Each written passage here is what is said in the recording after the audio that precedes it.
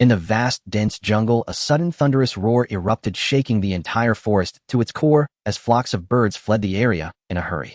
A towering elephant several dozen meters tall lifted its head high, its entire front body suspended in the air. Its pillar-like feet came crashing down with immense force as its body descended. Its target was the tiny provocateur before it. The ground within a radius of dozens of meters quaked as if struck by an earthquake, the earth cracking and shattering under the terrifying force with debris flying everywhere. The violent impact even stirred up a gust of shockwaves. Under the heavy stomp, the ground sank slightly, and the spreading cracks spread like a spiderweb. The giant elephant raised its trunk and roared to the sky. It was the overlord of this territory, and countless enemies had died under its legs. What's going on? Sensing something amiss, it looked down and noticed one of its legs was slightly raised. Under the shadow, an arm was supporting its elephant foot, even its entire body preventing it from pushing down any further. Your strength is not enough, huh? A calm voice sounded from below. Before it could react, an irresistible force surged upwards. Sky and earth seemed to flip in that instant. When it came to its senses, it realized it had been overturned. Its massive body crashed heavily onto the ground.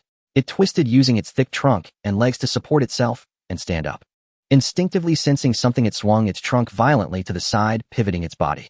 Its heavy frame displayed unprecedented agility. The minuscule figure was struck directly by the trunk, sent flying backward with violent force, crashing through several trees before finally stopping. The body slowly descended, landing steadily on the ground. It looked somewhat battered, but showed no signs of injury. On a clearing hundreds of meters away, a 1,000-strong army was observing the battle from afar, each soldier clad in elite armor and fully armed. Don't worry, Zoro. Such destructive power can't harm His Highness at all. You know that, don't you? A sturdy fat man, munching on a roasted leg, chuckled at the restless Zoro. I don't need you to remind me, Titan. A young commander named Zoro, wearing leather armor and a long sword at his waist, glanced at Titan before turning his gaze back to the front.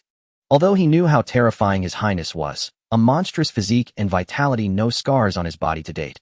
Only Titan, who had eaten the devil fruit, could surpass him a little. Of course, for this was the prince, heir to the bloodline of the king, the successor of the Tartarus family. But in his eyes, it was a disgrace for His Highness to act personally. Any enemy should be dealt with by subjects like them, sweeping away all obstacles. Right or wrong mattered not, only loyalty. Yet this was the prince's own decision, which he had no right to interfere with. It was also an instinct. Long ago, he had decided to devote everything to the prince, even his own life. He was the future of the Kronos kingdom. A bit careless, huh? Touching his chest, which ached slightly, Hades looked at the giant elephant not far away. In his previous life, it would have been a creature that shocked the world, absolutely worthy of being enshrined in a zoo. Now he was long accustomed to this. It was just the norm of this world. He straightened his disheveled purple hair, brushed the dust off his clothes, and ignored the giant elephant snorting angrily in the distance, enraged by his disregard. Boom! The giant elephant let out a long roar, and then charged quickly, aiming directly at Hades. With each step, the ground trembled. Its thick skin was like a wall of forged steel. Who do you think I am? Come on. This sight triggered another image in his mind. But the outcome was the same. It had run straight into his trap. How foolish. Still haven't realized who you're dealing with. Hades' purple pupils flashed with cold light. An invisible pressure burst forth, abruptly mixed with a surge of anger, spreading rapidly like a wave and engulfing the giant elephant. The giant elephant's body stiffened, enveloped by an invisible oppression. Its running motion suddenly halted, but its massive frame continued to slide forward due to its powerful inertia. The tiny figure before it had inexplicably become so terrifying. The aura it exuded made its body tremble instinctively. Sweat visibly broke out beneath its small eyes, dripping down continuously. What stood before it seemed like a monster far more ferocious than itself. Behind it, a terrifying shadow that blotted out the sky seemed to appear, causing its very bones to bend. Even the Beast King who dominated this land felt instinctive fear. It wanted to flee, but it was too late. Time seemed frozen. Under this pressure, it couldn't even regain control of its own body. Hades' figure vanished in an instant. A sharp whoosh sounded, and he reappeared right in front of the elephant. Then his fist, wreathed in a ferocious aura, struck the elephant's head with terrifying force. Crack! The sound of bones cracking was clearly audible. The elephant's left eye bulged unnaturally, as if about to pop out. With a boom, dust scattered, and the giant elephant lay on the ground, its eyes rolled back, unconscious. Admittedly, Hades had been in a terrible mood lately, displeased and wanting to vent. The giant elephant had simply been an innocent victim of his bad temper. But who cared anyway? Besides, it wasn't the only one that had suffered. Few in this mountain forest had managed to escape unscathed. Let's go. We're heading back. Hades made no effort to hide his foul mood, his entire demeanor exuding an aura that said, "Don't mess with me." Something must have happened, but they didn't know what. At this moment, no one dared to cross Hades. Yes, Your Highness. In the ancient and ornate hall, traces of time were reflected. Any one of the decorations on the walls would be a treasure coveted by many nobles on the sea. Normally such items would be carefully preserved and collected, but here they were displayed casually like a palace-style museum. At this moment, the king of the Kronos kingdom, Tartarus Bane, wearing a casual robe, looked at the young man beside him.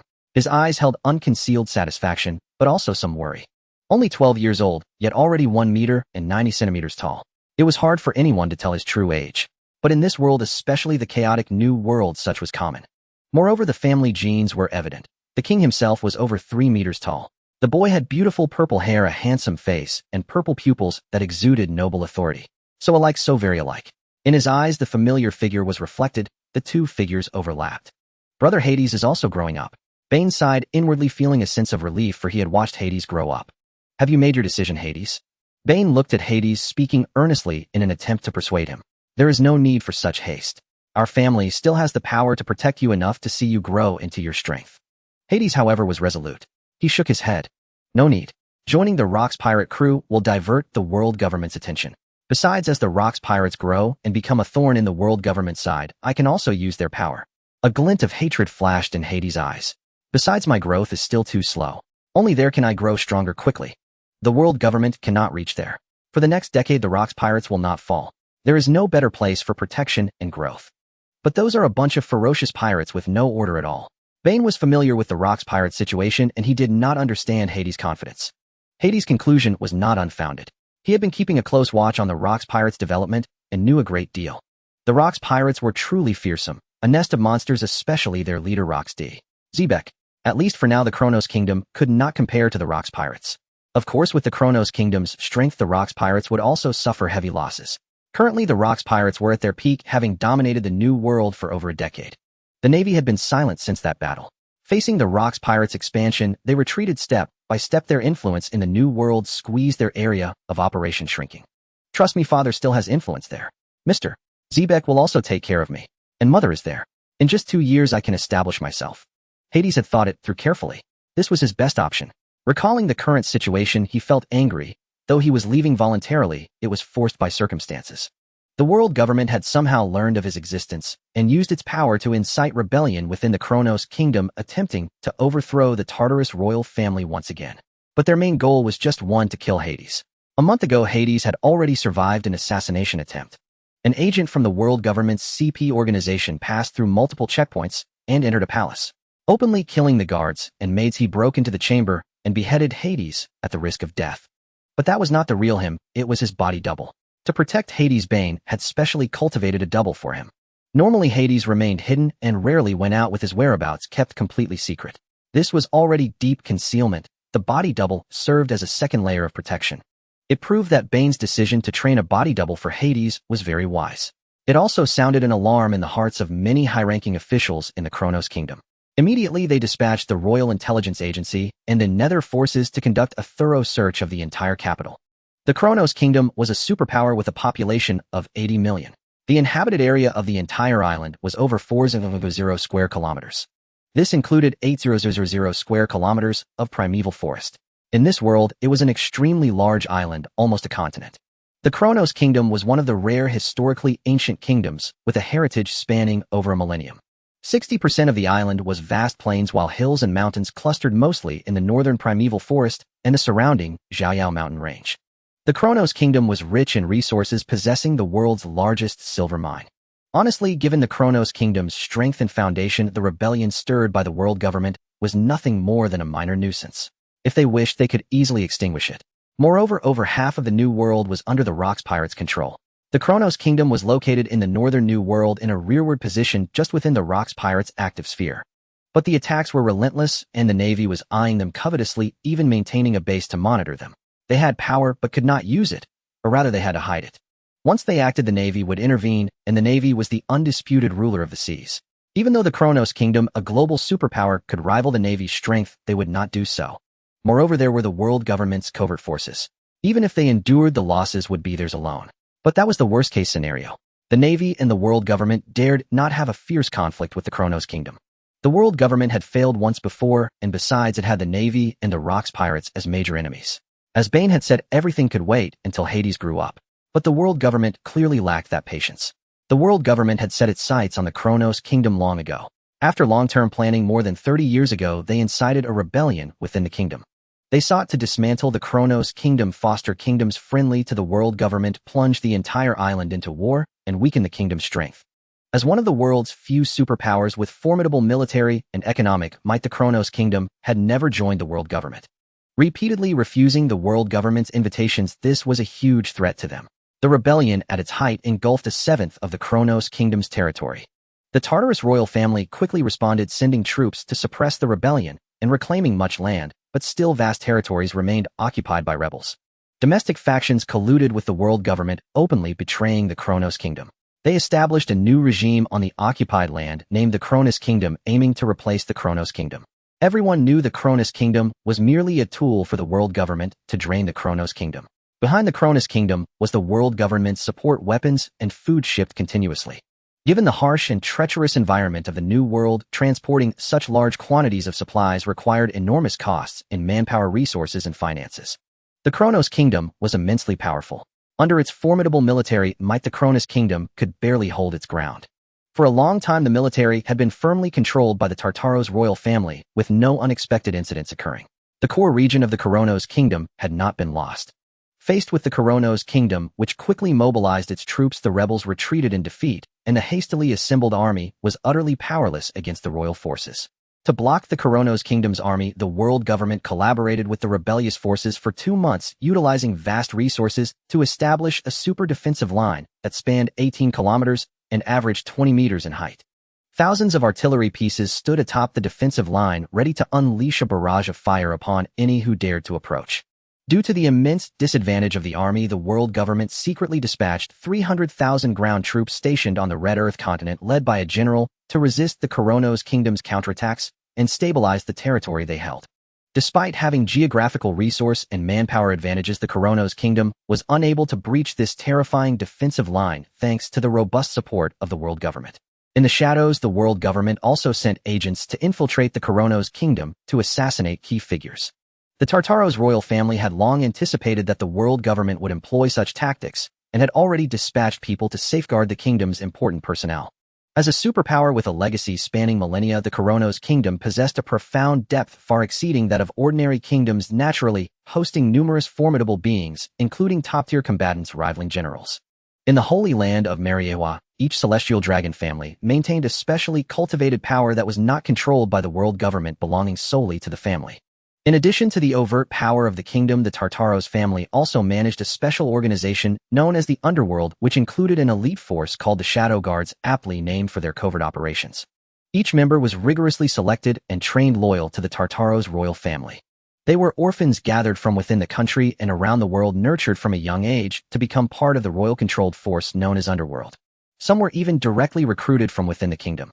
The elite among the Shadow Guards were known as the Shadow Knights, totaling 24 in number.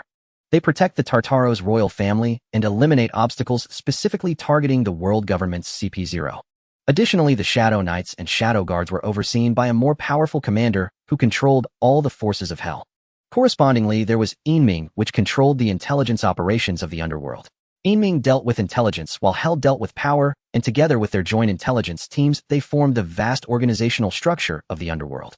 Apart from developing intelligence and agents, those unsuitable to remain in the underworld joined the military, entered various industries, and worked within the kingdom's institutions, contributing to the Tartaros royal family's control over the Kronos kingdom. After all, not everyone possesses such talents. Even so, those trained could become elite warriors within the army, having a better future. Thus, the Tartaros royal family's regime remained very stable. Even if issues arose, they would soon be suppressed, with most threats detected before they could escalate. The world government could not deploy all its forces against the Kronos kingdom.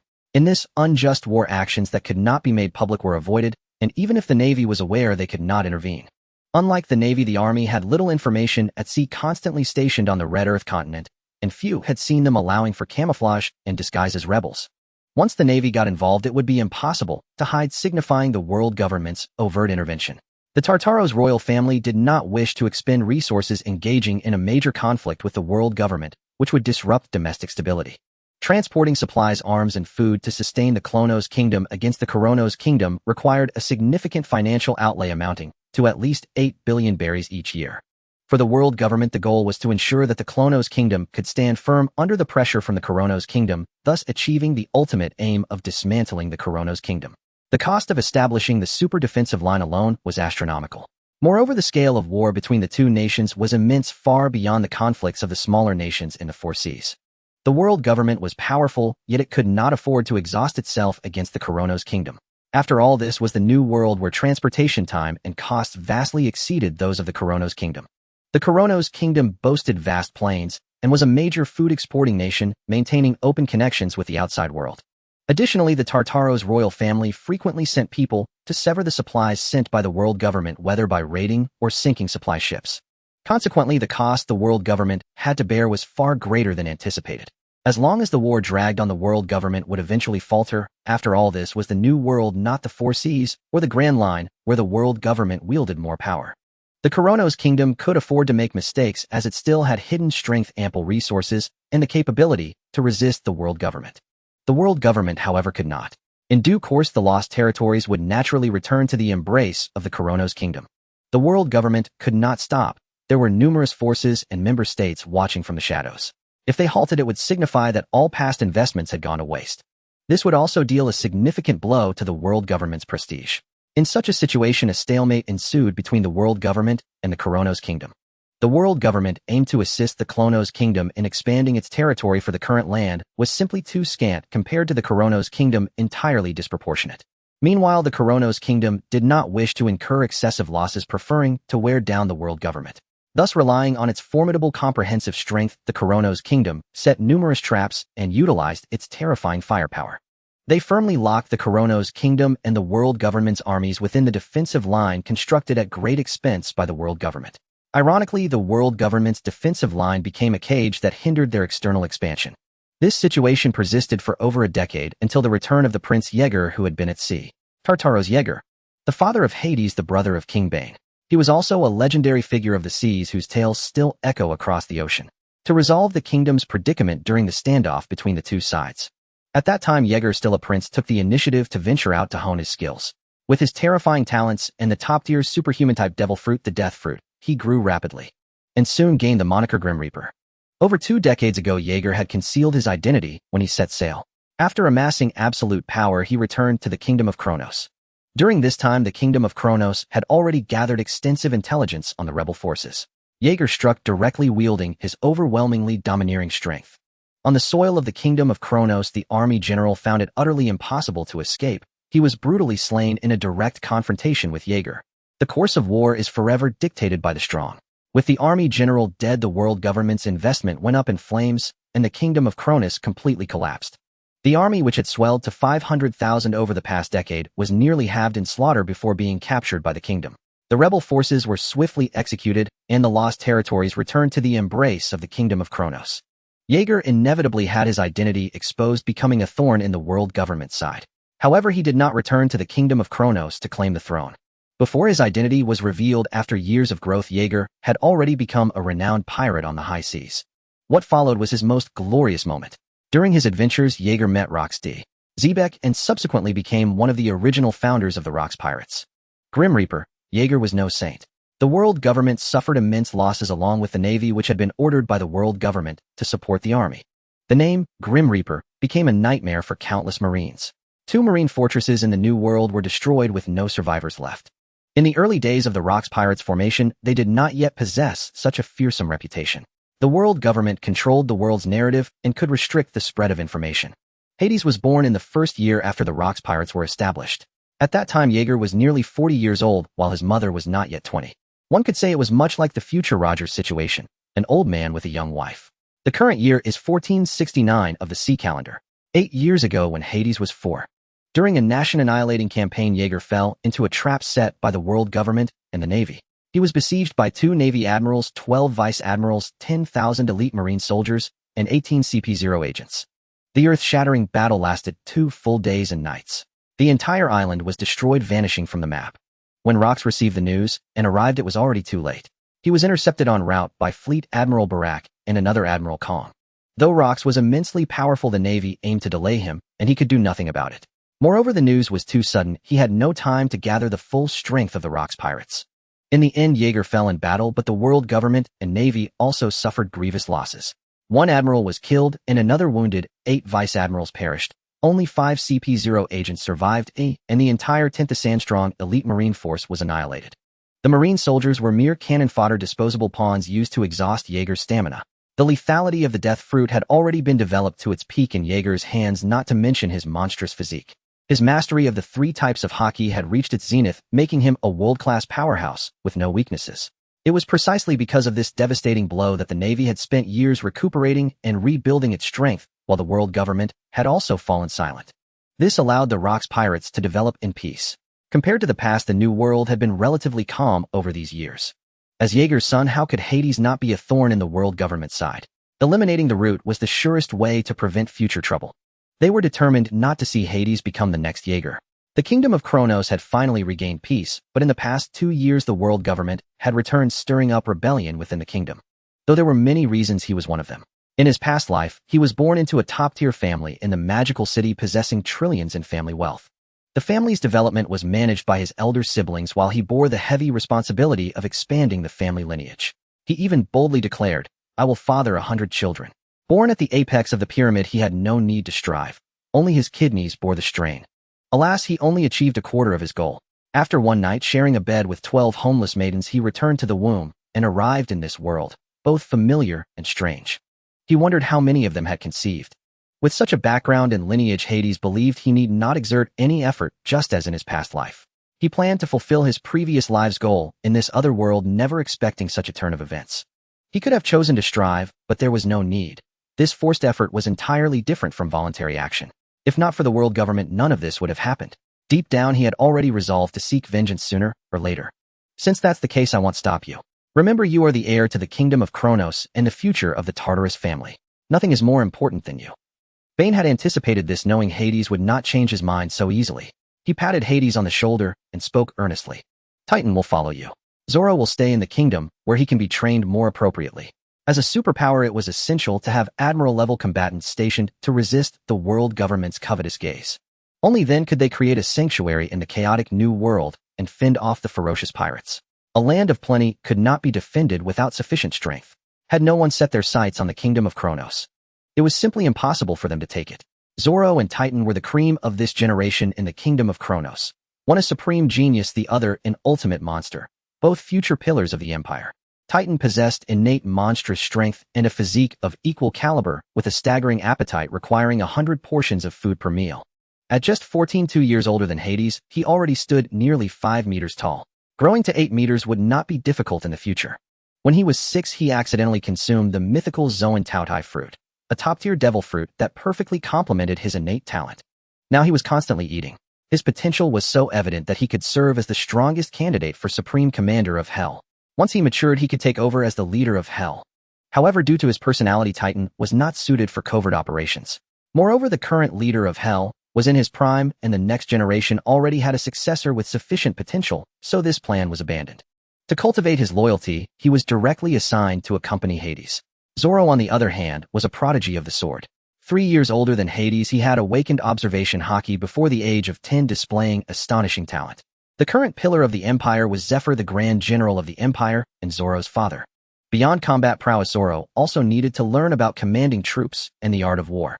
Barring unforeseen circumstances, he would inherit his father's position in the future. Already, he was a minor commander capable of leading 1,000 troops. Originally, the Empire had 2 pillars, but the other fell alongside Jaeger in the siege by the world government and navy. This was much like Titan's own story. He too had once set sail with Jaeger, Hades' father, and gradually grew stronger.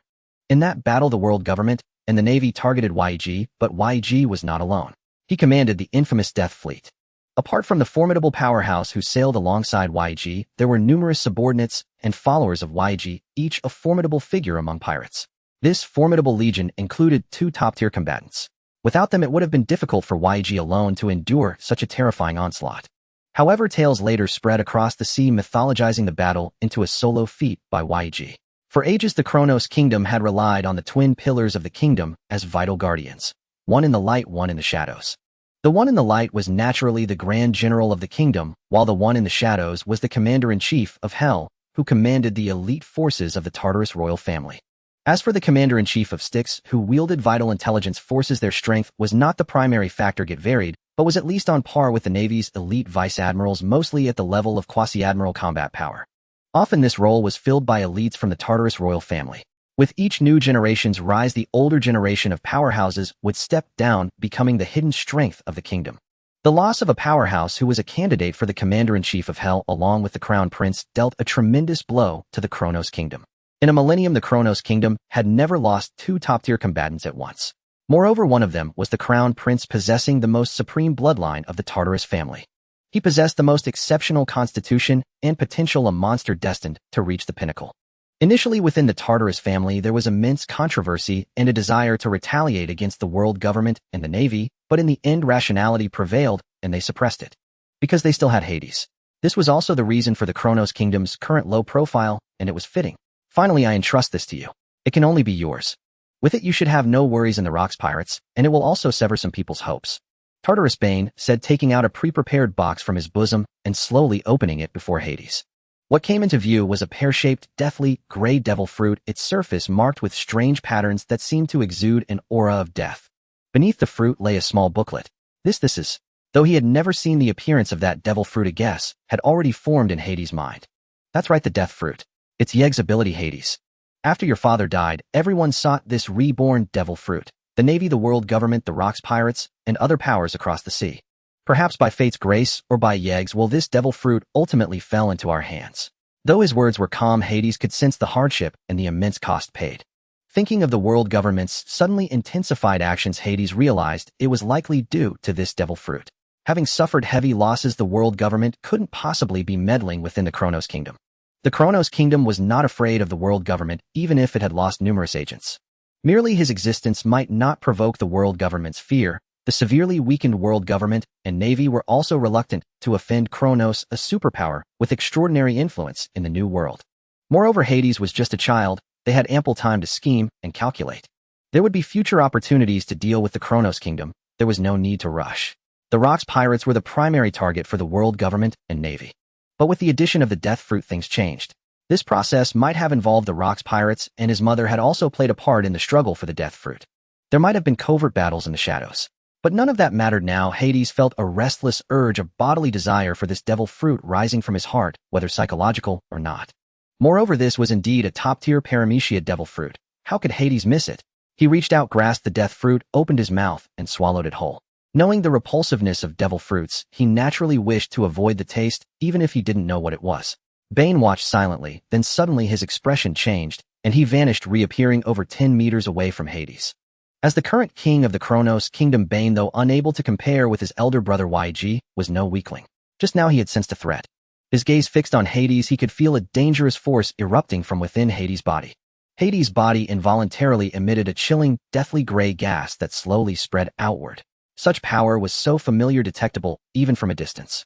At a military base outside the capital, Grand General Zophi suddenly looked up, sensing this power. He turned his gaze toward the royal palace, his hands trembling with excitement, tears glistening in his eyes. Your Highness. Hades only felt an endless surge of power within him. This eerie force, he could manipulate at will without harming himself. Without other forces to counteract it or hockey to block it, this eerie death force could not be withstood by mere flesh. Life would wither and decay effortlessly. Even the mightiest physique would crumble like paper against the death force. Later, by using hockey's internal destruction techniques combined with the fruit's ability, one could directly inject the death force into an enemy's body. Though the death force would be weakened by hockey in the process, its effect remained potent. The interior of the human body is very fragile, vastly inferior to the exterior. The death fruit would constantly erode their bodies, or little by little the advantage would grow. For the weak, it meant losing their lives. Organ failure and the draining of life were the effects brought by the death force. After that battle, despite one general and several mid-ranking officers along with a few CP0 agents surviving, those who lived could be said to be rendered useless, suffering severe losses to their lifespan. Weaker individuals have a diminished resistance to the power of death due to their feeble will, while the stronger ones are precisely the targets that Yiga focuses on. The Admiral is said to have aged significantly after that battle, with his bodily functions deteriorating rapidly, unable to maintain his condition, retiring within 2 years. In another 2 years, he will succumb to heart failure, a concept almost unimaginable for a top-tier powerhouse, as even in old age they possess a terrifying vitality, far beyond ordinary beings. Other parts of the body can distribute the damage sustained through life restoration, but the heart is much more difficult, and even more fatal is the brain. Moreover, life restoration is not a panacea. Under the relentless erosion of death's power, the body's decline is irreversible. The most severe aspect is that potential is depleted, let alone recovery. This illustrates the terrifying capability of the death fruit. The erosion from the death fruit, the plundering of life, signifies ultimate death. Everything is in constant motion, not just the living. Even the inanimate possesses its own lifespan. Matter is composed of molecules which are in constant motion. This was Hades' perspective in his past life. In this world, the counterpoint is listening to the breath of all things. All things have their own breath. The exquisite tiles beneath him are continuously corroded under the power of death, their functionality waning. Hard materials soften, brittle ones shatter, and the resilient become rigid, while those strong in life are corroded. Once they reach a certain degree, they are all decomposed into dust and ashes, subsequently obliterated by the power of death. However, soon the power of death ceases to spread, maintaining a certain range, then gradually retracts, starting to be controlled by Hades, allowing it to return to his body. Clenching his fist tightly, he felt the immense power. Hades understood the abilities of the death fruit very well, as it was his father's power, and he had witnessed his father use the devil fruit's ability on multiple occasions. Naturally, he would not be like those fortunate individuals who consumed the devil fruit and were initially bewildered by their abilities. Within a short time, Hades could utilize his powers with ease. The power of death flowed within him, slowly radiating and enveloping his form. Hades found it quite novel to possess such a force within him. Merely one fruit granted him a new ability. Having truly arrived in this world and experiencing it firsthand still felt incredibly wondrous. The flow of death's power did not impact his clothing, which he found remarkable, as he could control the ability of the death fruit within a small radius around him. In Hades' eyes, this was already a form of domain, albeit a very small one. The gray mist vanished, the tiles beneath Hades' feet dulled, shattering into powder at a single step. If left for a while longer, even the powder would cease to exist, directly annihilated by the power of death. Here are the notes left by your father, which contain experience on developing the death fruit, as well as insights on hockey and physical techniques. They should be of some help to you. Bane stepped forward with a box presenting a small booklet to Hades. This was left by Ye, and he did not expect it to contain exactly what Hades needed, nor did he anticipate that his child would inherit his abilities. Perhaps this is the choice of fate. Hades ultimately embarked on the same path as him. In the past, Hades did not need this, but it would soon become crucial for him. Aside from the experience of developing the death fruit, Hades had not yet awakened his armed color hockey. As for the observation color hockey, it awakened at the moment of his birth, granting him the ability to sense emotions and a vast range of observation. As he grew stronger, his observation range would continue to expand, with the areas covered appearing in his mind, almost as if he possessed God's perspective. The Conqueror's hockey, on the other hand, erupted after the stimulation of his father's death, when he was 4, and now he could control it skillfully.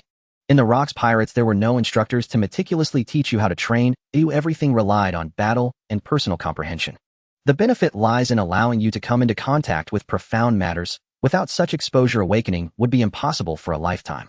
The Rocks Pirates serve as that kind of platform, providing countless wild talents an upward path. Thus, the top pirates of the future mostly emerge from the Rocks Pirates. Rocks is proud and immensely confident. He never hides anything and doesn't worry about others surpassing him after learning. He is just that kind of person, and it's precisely because of this that he established the Rocks Pirates, which instills fear across the seas. Taking the manual, Hades looked outside the hall. "Uncle, please help me collect some more devil fruits." "What use will that serve?" Hades' Bane asked, somewhat puzzled. Hades had already consumed a devil fruit. Why would he need to collect so many more? "Are you looking to train subordinates?" The kingdom of Kronos certainly possesses that capability, both financially and in influence. They have also been involved in the dark dealings of the New World. Ultimately, I will return to expand my Tartaros family, as the number of our family members is still too small. Although I will establish my own force, I will only trust blood relatives and a few others. Hades spoke calmly. Whether in his past life or this one, the only ones he could trust were his own kin. He carried the grand ambitions of his previous life to expand his own bloodline. Titan and Zoro are also part of this. They are family retainers, thus also his family. But the most trustworthy ones remain his blood relatives. Experiences from 2 lives have made him particularly close to his family. The current era is still over 50 years away from the start of the plot, giving him ample time to expand his family. Bane was momentarily stunned, not fully understanding what Hades meant. It took him a while to react, and he couldn't help but applaud Hades for having such plans. How could such a request be refused? The expansion of the family is what their elders wish to see. If it is Hades' bloodline, it is sure to produce many exceptional descendants.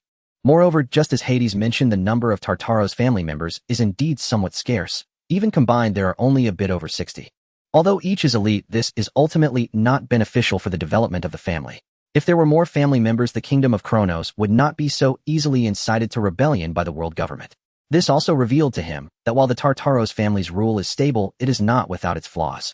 He began to contemplate whether he should urge the family members to reproduce a few more offspring. After all, he is currently the head of the Tartaros family before Hades returns.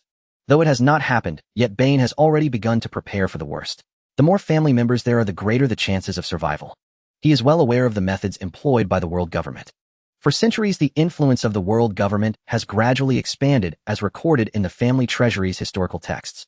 Before that, he must help Hades stabilize the situation and avoid any unforeseen events. No problem, leave it to me. I will pay attention to those particularly outstanding devil fruits, and there are some in the kingdom's treasury as well. The Royal Chamber of Commerce, the underworld, will also gather a large number of devil fruits. Although devil fruits are rare, they can always be collected at sea. As long as there is money and channels, especially from the underground world, every year a considerable number of devil fruits flow into the underground world. This is a threshold. Once crossed, it leads to an entirely new level. For many, devil fruits are legendary treasures, but for certain individuals they are not uncommon. The death fruit that Yigu consumed was once a devil fruit collected in the treasury of the Kronos kingdom. The kingdom periodically collects devil fruits, whether for its foundation or to train its subordinates. However, from now on, one must be more diligent. As a child of the Tartarus family, how could he consume those ordinary devil fruits? The kingdom is a colossal machine who, once it begins to operate, the energy produced is incredibly formidable, especially for a superpower like the Kronos kingdom. The internal rebellion within the kingdom is merely a minor disturbance. After the rebellion over 30 years ago, the Kronos kingdom has long had experience in handling such situations. They even anticipated that the initial failure to deal with it thoroughly would lead to the world government instigating further rebellions, so they prepared in advance.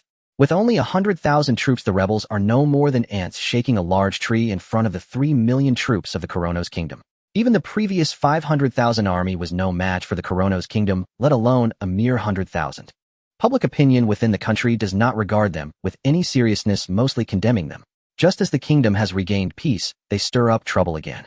Within the rebel forces, discontent brews. Many are close to the Tartarus royal family.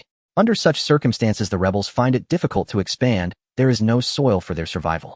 The advantages of geography and manpower lie with the Kronos kingdom.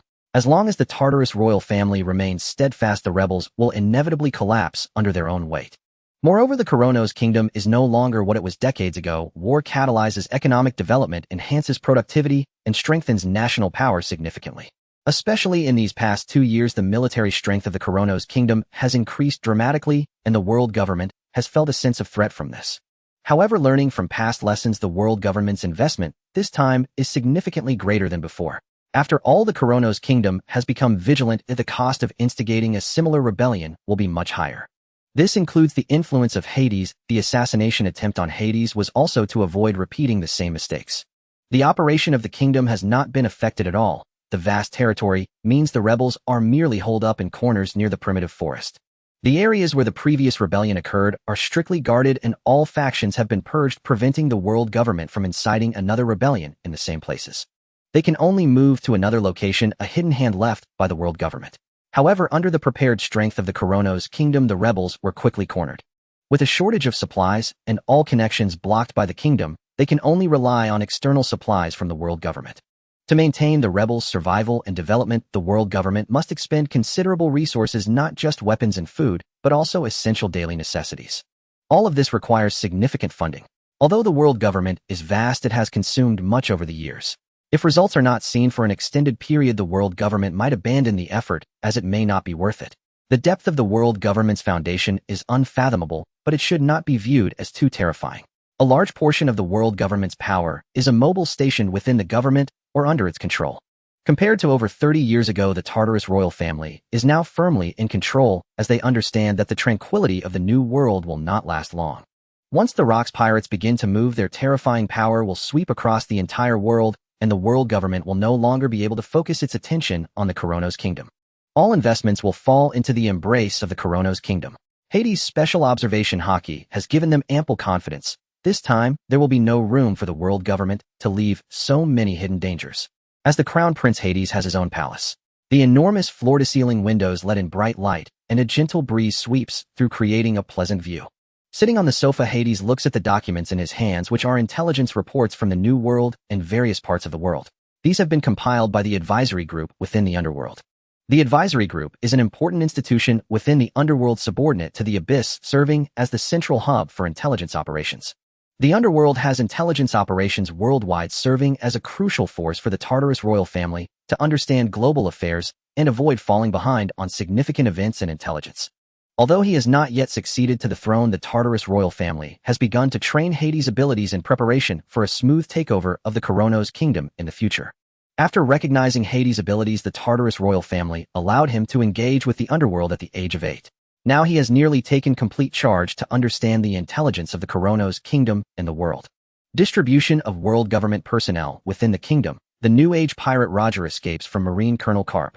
The mobilization of the Marines forces analysis of future layouts in the New World, the strength growth of the Rocks Pirates over the past 6 months, core figures of the Rocks Pirates in the future Shiki, the Golden Lion, Edward Newgate. The internal situation of the kingdom must be monitored at all times. The intelligence regarding the Marine and the Rocks Pirates has been a constant focus for the underworld, as they are the true forces capable of influencing the global order. Figures like Roger Carp Shiki and Edward Newgate, who will become famous in the future, are subjects of special attention requested by Hades. They have only just begun to emerge. Hades did not need to do anything, only to understand, for it was still far beyond his reach. What truly demanded his attention was the development of the kingdom, for that was the foundation of his future. Having lived 2 lives and unable to reform the kingdom's political system for the time being, Hades placed the utmost importance on commerce, political relations with other kingdoms, and the advancement of technology. Politically, Hades had no need to offer guidance. Through commerce alone, many kingdoms had grown close to the kingdom of Kronos. The kingdom of Kronos possessed immense economic strength and 10 adult island turtles, each exceeding 10,000 meters in size. In this era, before prices had soared exorbitantly, merely raising a single island turtle cost 2 billion wak annually, which converted to 4 billion berries. The wak was the native currency of the kingdom of Kronos, issued exclusively by the kingdom's royal bank. Thanks to the kingdom's vast silver mines, the wak was directly pegged to silver and circulated only within the kingdom and among a few closely allied nations. Externally, the berry remained the dominant currency. The world government did not interfere with this, as many powerful nations minted their own currencies to avoid economic constraints, so long as the berry remained the mainstream medium of exchange. These island turtles could traverse any sea, cross the calm belt, navigate through storms, and were unafraid of sea kings. Each voyage, they carried vast quantities of unique resources and goods from the New World to the 4 seas, conducting trade with the various kingdoms there. Every island turtle was a mobile trading post. Aside from trade relations with those kingdoms, upon arriving in the 4 seas, they attracted countless merchants to conduct business on their backs. Travelers from all corners of the sea also came to purchase goods from around the world. The turtles' shells bore a small town, and the rent from the town's shops alone yielded the kingdom of Kronos a substantial profit. Upon returning from the 4 seas, the turtles carried large quantities of goods back to the New World for sale. Across the entire world, only the kingdom of Kronos operated such a venture. It was not that other powers lacked the capability, but rather the necessity. The kingdom of Kronos, situated in the New World, had this specific need. For nations in the 4 seas, and the first half of the Grand Line merchant ships sufficed. In this era, the seas were relatively peaceful, unlike the turmoil of the future. Moreover, the cost of raising island turtles was prohibitive for ordinary powers. The annual upkeep for a single turtle could purchase an entire nation. This did not account for the investment required before the turtles reached adulthood. Furthermore, there was the risk of plunder, demanding that the kingdom possess formidable military strength. Yet it was not as perilous as imagined. The turtles' migration routes were relatively safe, staying close to kingdoms with which Kronos had trade relations. They also hired the 4 seas Marines for protection. The exorbitant hiring fees were not something the 4 seas Admirals would refuse. Thus, the enemy of the Marines was the pirate Grim Reaper Jaeger, never the kingdom of Kronos. After all, the kingdom of Kronos was effectively the benefactor of the 4 seas Marines. Few knew Jaeger's true identity, and the kingdom had never disclosed it. At the very least, the vast majority would never suspect that Grim Reaper Jaeger was a kingdom's crown prince, at most believing Kronos to be his birthplace. Thus, in the eyes of outsiders, the Marines had no reason to move against the kingdom of Kronos. The kingdom of Kronos possessed unique techniques to tame island turtles, enabling them to submerge and create sealed spaces within the turtles' bodies impervious to seawater and cargo damage. Massive glass domes could encase the entire town, shielding it from seawater erosion. The world's most advanced glass products originated from the Kingdom of Kronos, boasting top-tier technology and materials so resilient that even cannonballs struggled to break them. In times of danger, they provided protection, allowing the turtles to submerge and escape. Many had coveted the island turtles, but none had succeeded. Such technology was the bedrock of the Kingdom of Kronos trade across the four seas. Trading partner kingdoms formed the first line of defense, and the four seas marines the second. This second line alone was formidable. The strength of the four seas marines in this era was incomparable to the future. The admirals of each sea were regional commanders with the rank of vice admiral, wielding power and status akin to a marine admiral. The four seas factions held significant influence within marine headquarters. The marines were the undisputed rulers of this sea, perhaps contested in the New World, but undeniably so in the four seas. The third layer of protection consisted of the elite forces stationed by the Kingdom of Kronos to guard the turtles. Each unit had 3 commanders, each possessing strength comparable to a marine rear admiral. Just as the four seas were the marines' foundation, their vast population provided a continuous supply of recruits. The fact that most of the marines' high-ranking strongmen hailed from the four seas was testament to this. The Kingdom of Kronos was a populous nation capable of more efficiently and specifically cultivating talent compared to the marines. Among the Kingdom of Kronos' 3 million-strong army, there were only 6 generals ranking below Grand General Zophi, yet there were fully 32 commanders. The war with the world government did not affect the Kingdom of Kronos' trade with the four seas and only had a minor impact on the New World, though not significantly. On the contrary, war spurred the overall enhancement of the kingdom's military strength. Thanks to the conflict, the kingdom's investment in military expenditure and the purgatory increased greatly. Pressure was the mother of motivation. Over the years, aside from top-tier combat power, the Kingdom of Kronos' overall strength had only grown. The kingdom possessed 5 royal merchant guilds, all belonging to the Tartarus royal family. Most industries within the kingdom were also affiliated with these 5 guilds, as only they possessed the requisite capability. Furthermore, many powers in the New World collaborated with the 5 royal guilds of Kronos, needing to borrow the kingdom's unique channels for transporting goods. Although the world government's red port was also an option, the risk was far too high in the pirate-infested New World, where roving pirates often acted without restraint. Moreover, the route passed through the first half of the Grand Line. The world government's tolls were also far higher than the Kingdom of Kronos' transport fees. Rather than being bled dry by the world government, it was better to rely on the long-established trust of the Kingdom of Kronos. Furthermore, going directly to the four seas via the Kingdom of Kronos route saved an immeasurable amount of time and was many times safer. The Kingdom of Kronos could be considered the link between many New World powers and the four seas, a nexus of immense profit. If the world government were to take serious action, they could not afford to sit idly by, for the Kingdom of Kronos was the core of this interest group. However, as the impact on the Kingdom of Kronos was minimal with its foundation and rule unshaken, they chose not to intervene. Yet in the shadows, many were creating obstacles for the world government, causing numerous accidental losses. There were many who dared to act against the world government. On this sea, there were always ways to distance oneself and prevent information leakage. It was easiest to simply pin the blame on the Kingdom of Kronos, as they were engaged in similar activities. Among the 5 guilds, the first royal guild managed trade with the New World, while the other 4 oversaw trade in the four seas. After deducting costs, the annual profits were immense. Besides amassing vast quantities of berries, they also procured countless resources scarce in the Kingdom of Kronos, fueling its development. Simultaneously, the first royal guild traded the goods obtained from the four seas with other powers in the New World, channeling them into the black market and the underworld. Consequently, the Kingdom of Kronos wielded enormous influence worldwide. Every trading partner was a potential ally. The kingdom frequently dispatched officials to visit and exchange with these nations, strengthening their bonds. Technology is the primary productive force. For the kingdom to grow stronger, what needs to be developed is naturally science and technology. This is also something Hades places great importance on. The Kronos kingdom has not been affected by the world government's suppression of maritime technology. For these superpowers, the influence of the world government is extremely limited. The Kronos kingdom possesses a strong technological foundation with powerful artillery and firearms that are more precise and have longer ranges. All of this is an important foundation for the Kronos kingdom to stand firm against pirates and suppress rebellious forces. To this, the Kronos kingdom already has dedicated research bases. Within the kingdom, there are many scientists who are highly capable in various fields. Some have even developed wireless communication technology that can operate independently of the unique magnetic field of the Kronos kingdom's entire island without needing to rely on telebugs for communication. This top scientist, named Nikola Tesla, is undeniably a giant in the field of electromagnetic machinery, not just in the Kronos kingdom, but in the entire world. He is even praised by Hades as a godlike man, having reached a divine level of research in the electromagnetic field. The so-called wireless communication technology is merely a small technology that Tesla had researched long ago. However, although this communication technology opened up new fields, it was not given much attention at the time. After all, there were already telebugs that could serve as alternatives in communication. There were also those who attempted to research communication technology, but ultimately got stuck due to the chaotic magnetic fields of this world. Only the biological magnetic field of the telebug could establish independent connections. Wireless communication technology is a highly complex top-tier technology, with the core challenge being to establish independent connections within chaotic magnetic fields, essentially battling against nature itself.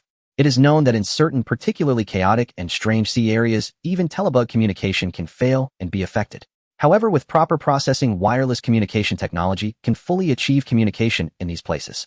Hades is aware of the vast prospects that this technology can unleash. If an independent communication network can be established, it would envelop the entire Kronos kingdom. Creating a product similar to a telephone could completely replace the function of telebugs, followed by blocking their signals. This would render the Kronos kingdom as impenetrable as a steel barrel, with no information leaking out from within, as the telebug signals would be blocked and unusable. Internal communication within the kingdom could be replaced with specially designed products. The unique environment of this sea indicates that the information network can only cover the Kronos kingdom and some surrounding sea areas. In more distant seas and islands, the magnetic fields will change again, and unless a communication network is re-established according to the local magnetic fields, it won't be necessary. This is Hades' vision. However, in his view, the current development situation of the kingdom is far from sufficient. After coming into contact with the underworld and understanding the domestic situation of the Kronos kingdom, Hades promptly applied to establish the Royal Academy of Sciences. Naturally, the royal family would provide full support for this. The existing research bases would be directly incorporated into the newly established Royal Academy of Sciences. With the material and financial support provided by the Kronos kingdom, projects related to weapons, missiles, submarines, communication networks, and telephones compatible with the communication network were successively initiated. In addition, there are more advanced projects such as laser cannons, electromagnetic cannons, body enhancements, and nutritional pods. Although the emergence of the Bijapunk is the true beginning of the technological explosion in this sea, continuously raising the level of technology, it does not deny that this sea has a sufficient technological foundation. Technologies like laser cannons are not only foreseeable, but entirely feasible today, especially in the Kronos kingdom, which possesses a solid technological foundation and top scientists. Under Hades' leadership, the Tartaros royal family extended invitations to many renowned scientists within the country, as well as scientists from around the world who have demonstrated unique talents in various fields. With sufficient financial support, most would not refuse the invitation, and to eliminate future troubles, the Kronos kingdom could also bring their families to the kingdom and provide generous treatment.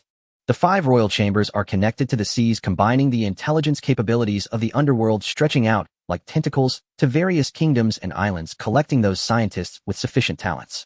To avoid alarming the world government, all of this is conducted in secrecy. Especially the future nation with strong technological capabilities, due to the world government's restrictions on maritime technology, it has built a naval fortress on a nearby island. It has been closely monitored, making entry and exit somewhat troublesome. In the field of technology, the future nation is undoubtedly leading the world and has even developed simple artificial intelligence technology. Higher-level artificial intelligence has even been researched in the past, though few people are aware of it. Numerous scientists gather to study the fields and things that Hades hopes they will explore. Various prospects and concepts, especially the proposed concept of satellites, have sparked the interest of many scientists in research. With 2 lifetimes of experience, Hades possesses sufficient insight to know how to develop the nation. He understands which directions and industries to develop. It's just that few have thought about this aspect.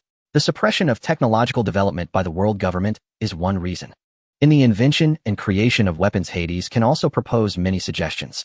He is a weapon enthusiast, not exactly a military fanatic, but he has some understanding of various types of weapons. This is also one of the first projects that the Royal Academy of Sciences began to study after its establishment. As long as concepts are proposed for those genius scientists, many things can be researched just by understanding their functions. For instance, automatic rifles. The Kronos kingdom has sufficient technological support to produce weapons similar to Gatling that have already appeared in this world. The only drawback is the high cost due to a lack of sufficient technological support.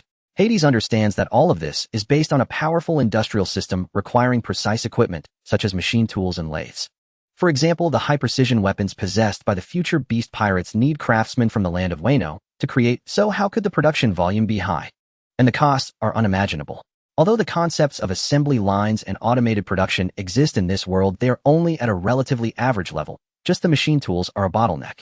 However, with a sufficient industrial foundation, establishing a complete production line would greatly enhance production efficiency and decrease costs exponentially. Most importantly is precision. Being able to mass-produce artillery does not mean one can mass-produce firearms. The smaller the device, the higher the precision requirements. With this sufficient industrial foundation, it can also reciprocate to other industries, driving the economic development of the kingdom. The flow of arms into the underworld inevitably fell into the hands of pirates, especially the Rocks pirates. The quality of a firearm could be discerned after use. Thus, Vulcan Company's weaponry was also highly popular among pirates. The growing strength of pirates and lawless forces posed a significant threat to the world government's rule. The world government found it difficult to enforce a blockade. This was because Vulcan Company's arms were primarily sold to nations in the Four Seas that had trade relations with the Kingdom of Kronos. The mere rule prohibiting the world government from interfering in the internal affairs of member states forced them to watch helplessly. Moreover, according to world government regulations, like slaves' arms had never been classified as contraband. Under these circumstances, the only option was to target Vulcan Company, the source of the arms sales. However, Vulcan Company's headquarters were located in the Kingdom of Kronos, backed by the same kingdom, bringing the issue full circle. The Navy was not included. Other factions could only purchase through underworld channels. Consequently, the Navy inevitably fell into a disadvantage regarding weaponry and equipment.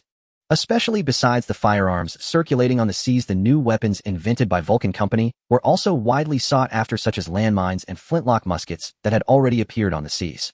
However, the craftsmanship for flintlock muskets was more difficult. They were often custom-made and exclusive to nobles. Now Vulcan Company was capable of mass production. The latest release, a revolving pistol, named the Revolver, undoubtedly became the new favorite among many nobles. Compared to flintlock muskets, it boasted higher stability and advantages in various aspects. To emphasize the revolver's rarity, Vulcan Company sold it in limited quantities and accepted custom orders, making them as ornate as possible, with gold and silver trims being essential. Currently in the black market, an ordinary revolver could fetch a high price of 1,000 berries. For noble custom orders, the price could easily multiply 10 or 20 times. The purchasing power of the berry was still very strong at the time. For nobles, compared to famous swords meant only for display, new-style pistols like the revolver were undoubtedly more favored. As for counterfeiting, the world government had naturally considered it, but the cost was too high and production could not match that of the Kingdom of Kronos, making it more cost-effective to simply purchase from Vulcan Company. Once they opened this door, it would be tantamount to conceding to the Kingdom of Kronos, forcing the world government to abandon its investments there. They found it difficult to take such a step. They could only purchase through the underworld at higher prices or borrow the names of other factions or member states. The world government also had its considerations. Updating the entire Navy's weaponry was certainly not a good thing, requiring enormous funds. The world government's investments over the years had been substantial. For the orderly development of Vulcan Company, Hades also had a dedicated weapon update plan formulated, ensuring that Vulcan Company's arms were optimized at appropriate times with performance gradually enhanced.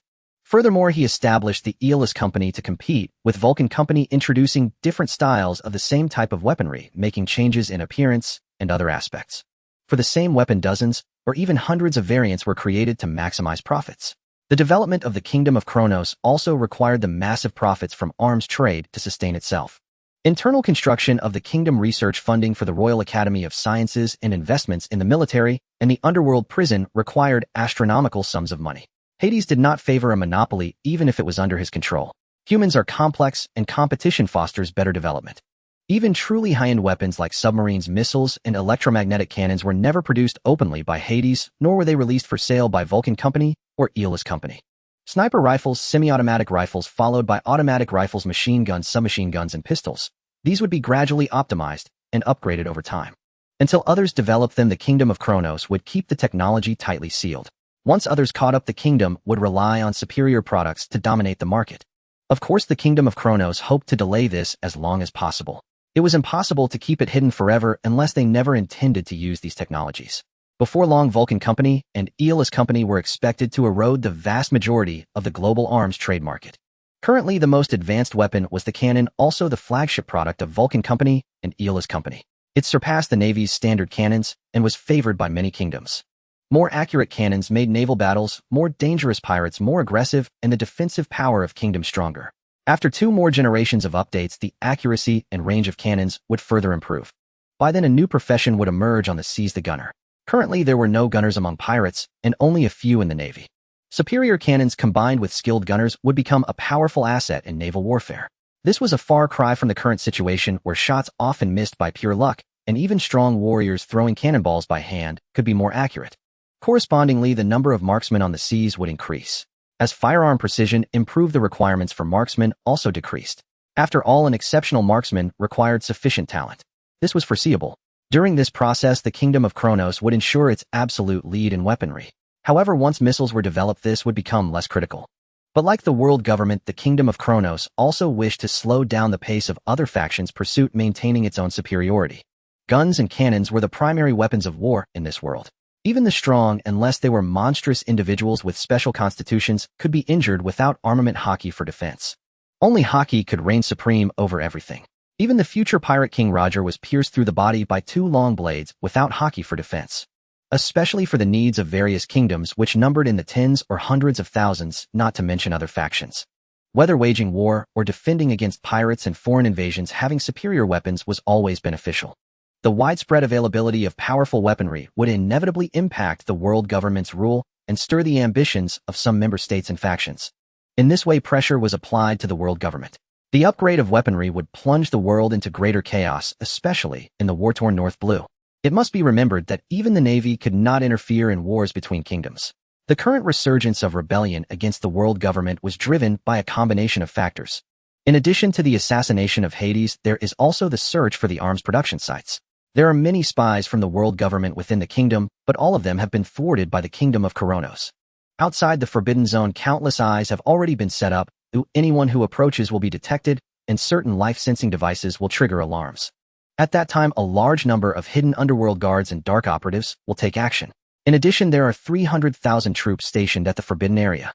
It has only been 3 years since arms began to flow into the world, and their influence is mostly limited to the 4 seas, and the New World not that significant. Although the automated production efficiency of the production lines is high, it has not yet met Hades' requirements. In terms of firearms, whether flintlocks or rifles, the total production over the past 3 years has only reached 6 million units. The impact on the world is not significant, as most of the arms are armed by those kingdom armies, with only about 1 million actually flowing into the sea. Such a quantity cannot cause significant waves in the sea. The West Sea and North Sea, known for rampant crime and gangs, are major consumers of arms. It is important to note that these are very simple weapons, easy to produce, yet they have not even reached 1/10 of Hades' expectations. The production line's automation efficiency and machine operation efficiency all need constant improvement. This is the foundation of industry and a necessary technological accumulation for the Kingdom of Kronos to create better machines. These production lines were established early on in the Kingdom of Kronos and are not perfect. They are now all set for an overhaul, having gained experience. Currently, the Kingdom of Kronos is focusing on heavy industry, particularly steelmaking, metallurgy, machinery, energy, and especially the development of electricity. Hades initially focused on military industry, using it as a core to expand into broader fields. In this sea, nothing is more important than mastering power, everything else comes second. With the technological foundation of heavy industry, the next step will be to gradually move towards light industry, exporting goods worldwide. The steps cannot be too big, but the prospects are extremely broad. Technologies like laser cannons and electromagnetic cannons are not particularly difficult. Top scientists like Tesla already have solutions. Human enhancement and nutrient chambers already have a certain foundation, as the Kingdom of Kronos has conducted research in fields related to super soldiers and longevity. However, the Kingdom of Kronos still requires more knowledge about human biology and medical science. In this regard, the medical power of the Kingdom of Magdrum holds greater authority. They have already sent people to make inquiries. Surely there will be those who cannot resist the temptation of money. As long as the price is right, someone will be willing to come to the Kingdom of Kronos. The environment of the Kingdom of Kronos is much better than that of the Kingdom of Magdrum. Having a profound medical heritage does not mean that the residents of the Kingdom of Magdrum live well. Hades does not even mind resorting to some unlawful means. There are plenty of pirates and human traffickers, and there are always ways. Many things can be produced within a few months as long as Hades proposes a concept. In the Royal Academy of Sciences, there are also some powerful theoretical weapons, such as the oxygen bomb, which possesses devastating explosive power and will absorb oxygen over a large area during the explosion, creating a death zone. This is essentially a dual bomb, one for oxygen absorption and the other for explosion. After all, combining two effects is quite difficult and unnecessary. Wrath of the Sea King can release special sound waves that resonate with Sea Kings, attracting them, while also inciting their fury, causing terrifying effects of indiscriminate destruction on the sea. Named after the legendary ancient weapon Sea King, it clearly indicates their ambition. This weapon targets large fleets, similar to the Pirate Alliance and the Navy's demon-slaying orders. These two types of weapons pursue widespread destruction and can be manufactured given enough time. However, the current focus of the Royal Academy of Sciences remains on missiles.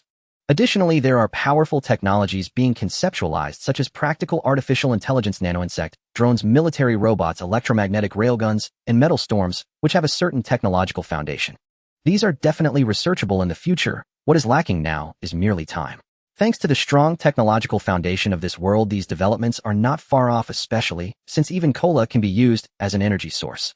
For Hades, the manifestation of black technology that originally existed in fantasy is indeed quite exciting. The Royal Academy of Sciences has only been established for 4 years, but has already gathered a large team of scientists and researchers. Many achievements have emerged from it, injecting new vitality into the development of various industries in the kingdom. The kingdom is currently training talents with research capabilities and strongly supporting this aspect of development. At the same time, it continues to collect talents from all over the world and the sea. For now, these are just small movements to avoid attracting the attention of the world government. Once the world becomes more chaotic, the underworld will accelerate its actions. Hades has even set his sights on Vegapunk, who is known as the wisdom that surpasses the world by 500 years. He does not know where Vegapunk is now, only that he was born in the Future Nation. The Future Nation is not simple. It is located in an extremely cold region, has a harsh environment, and its residents live in difficulty, yet it possesses strong technological prowess. Many advanced technological products at sea come from the Future Nation, and its economic strength is not weak, which explains why it can be a member of the world government. The Kingdom of Koronos must secretly send people there in a learning manner, ensuring they are not discovered by the Navy, otherwise they will attract the attention of the world government. With the size of the Mechanism Island, it is also quite difficult to find where Vegapunk is. As long as he gains fame, he will inevitably catch the attention of the world government. However, if they can obtain the design blueprints left by Vegapunk in his youth, it would be a significant gain. Furthermore, Hades will also send people to board the large ship named MEDS, which gathers the world's top scientists. Hades will not miss the genetic factor known as the blueprint of life. Whether it is cloning, biological modification, or even artificial life forms using the devil fruit on inanimate objects, or creating artificial devil fruits, all require the application of genetic factor technology. As the name suggests, mastering genetic factors can even lead to the creation of life. This is the future. It may even allow them to recruit some of the world's top scientists from this organization. With numerous top scientists from around the world gathered together, it is certain that there are more than just Vegapunk, Queen Judge, and Stussy from the original work. Others are either hiding under aliases in fear of being hunted by the world government, or have been captured or killed. If they can save a few, it would mean that the Kingdom of Koronos has grasped the technology of genetic factors. Hades examined the progress of various projects within the Royal Academy of Sciences. The communication technology, led by Dr. Tesla, had been further refined, even producing a prototype telephone. It bore a resemblance to the tablet computers of his past life, similar in size to an iPad, not only possessing calling capabilities, but also enabling video chats, though further refinement was still needed. Both photography and live streaming were achievable, merely requiring the replication of certain functions of the Den Den Mushi. Moreover, it could be folded for portability. What remained was the signal-boosting base station, with only the final steps left. Once completed, the first priority would be to establish a communication network covering the entire kingdom, distributing mobile phones to its citizens, and replacing the Den Den Mushi. Of course, for external communications and intelligence gathering, the Den Den Mushi would still be relied upon. The kingdom would establish specialized zones where Den Den Mushi signals could not be isolated. In such circumstances, even if citizens wished to transmit messages via Den Den Mushi, it would only be possible under the kingdom's surveillance. Simultaneously, tablets usable across the 4 seas had been developed. Only the 4 seas where magnetic fields were relatively stable, requiring dedicated base stations. Once features like music, games, forums, and live streaming were integrated, these tablets would rapidly sweep through the entire 4 seas. These functionalities were far more advanced than those of the Den Den Mushi. Should Hades be willing, popularizing these tablets could to some extent replace the Den Den Mushi, with their diverse functions being their greatest advantage. However, the Kronos Kingdom could not establish base stations in every kingdom and island. Moreover, the signal range of base stations was limited, requiring a period of technological accumulation. Due to the existence of the Grand Line, the Com Belt, and of course the Red Line, as well as special magnetic field zones in the 4 seas, only the Den Den Mushi could facilitate communication. The Den Den Mushi had its uniqueness, differing from telephones that shared a single signal network. Each Den Den Mushi possessed its own unique signal. Moreover, aside from certain special din mushy, ordinary ones were not expensive. With their strong survivability, they were essential for pirates in extreme situations. To avoid competition, it was simple: remove the calling function from tablets outside the Chronos Kingdom. The advent of tablets would greatly impact the world, especially the lower classes and information dissemination. For the Grand Line, it would inevitably cause a massive shock. With the Four Seas having them and the Grand Line lacking, people would surely turn their gaze upon the Chronos Kingdom. In response, they had already devised a solution, creating independent base stations linked to the Four Seas communication network. However, connection required being within a certain range of the base station. Beyond that range, connection was impossible. Base stations could be categorized by range into small, medium, large, and even supersized. As for the price, it was uncertain. If in the future every pirate ship carried a base station, becoming as essential as an eternal pose, the thought was intriguing. But this was merely a concept, or rather a plan, as the base stations had not yet been built. Regardless, the Chronos Kingdom would establish an independent information network. In this era, it was best for the Chronos Kingdom not to be too ostentatious. For now, Hades had no such intention, as the technology was still incomplete. Moreover, the kingdom's development required substantial funds in the coming period. Although the funds were sufficient, the immense profits from trade tariffs on goods passing through the Chronos Kingdom, freight fees circulating across the Four Seas, and the New World internal taxes and arms trade profits. The economic strength of the Chronos Kingdom was undoubtedly among the top in the entire world. However, the kingdom had far too many tasks ahead. For the Chronos Kingdom, it was enough to be adequate. There was no need to rush to publicize it. Steps must be taken gradually, not too hastily. The nutrient solution had been developed into an intermediate version. The basic version could supplement nutrition, quickly restore energy, and heal physical strength and injuries, significantly effective for ordinary warriors, but less so for those stronger. The intermediate nutrient solution was far more potent. When combined with a medical pod, it allowed rapid absorption by the body, replenishing vitality, nourishing the body, and offering some effect in treating internal injuries. At the advanced level, it was envisioned to replenish life force, slow aging, optimize the body, and heal internal injuries. Even the top-tier nutrient solution, an enhanced version of all advanced functions, could enable a rebirth-like transformation and extend lifespan. In terms of weaponry, the classified submarines had long been completed. Some nations on this sea already possessed submarine technology. However, the Chronos Kingdom's submarines were no ordinary vessels. They resembled the nuclear submarines of his past life, with a propulsion system entirely replaced by local powerful energy sources, leaving no need for concern. Now only missiles remained. Missile technology was highly complex. Achieving precise guidance and long-range targeting was the challenge Hades posed to his many scientists. Otherwise, simply launching them like rockets would be too straightforward. Long-range precision guidance was what Hades truly desired. The most critical guidance systems, even auto-tracking systems, required full utilization of intelligent technology. Once completed, the Chronos Kingdom and its coastal areas would be very secure. Otherwise, if anyone dared to invade, they would witness what it meant to have a missile barrage. A series of weapon research projects perfectly reflected Hades' firepower deficiency phobia. If the guidance range could be further expanded, even some islands in the seas surrounding the kingdom could be brought under Chronos Kingdom's rule. In the New World, there were many resource-rich islands. Hades looked at the internal intelligence of the kingdom, pen in hand, beginning to write. This was a plan. He would leave the kingdom, and before that he needed to outline the next steps for development, proceeding step by step. Especially agricultural reform, which could commence now. Agriculture was vital for any nation, particularly the Chronos Kingdom, which possessed vast plains and was also a major agricultural power. However, the focus had not been on agriculture before, and the Chronos Kingdom had no food shortages, so it was deferred.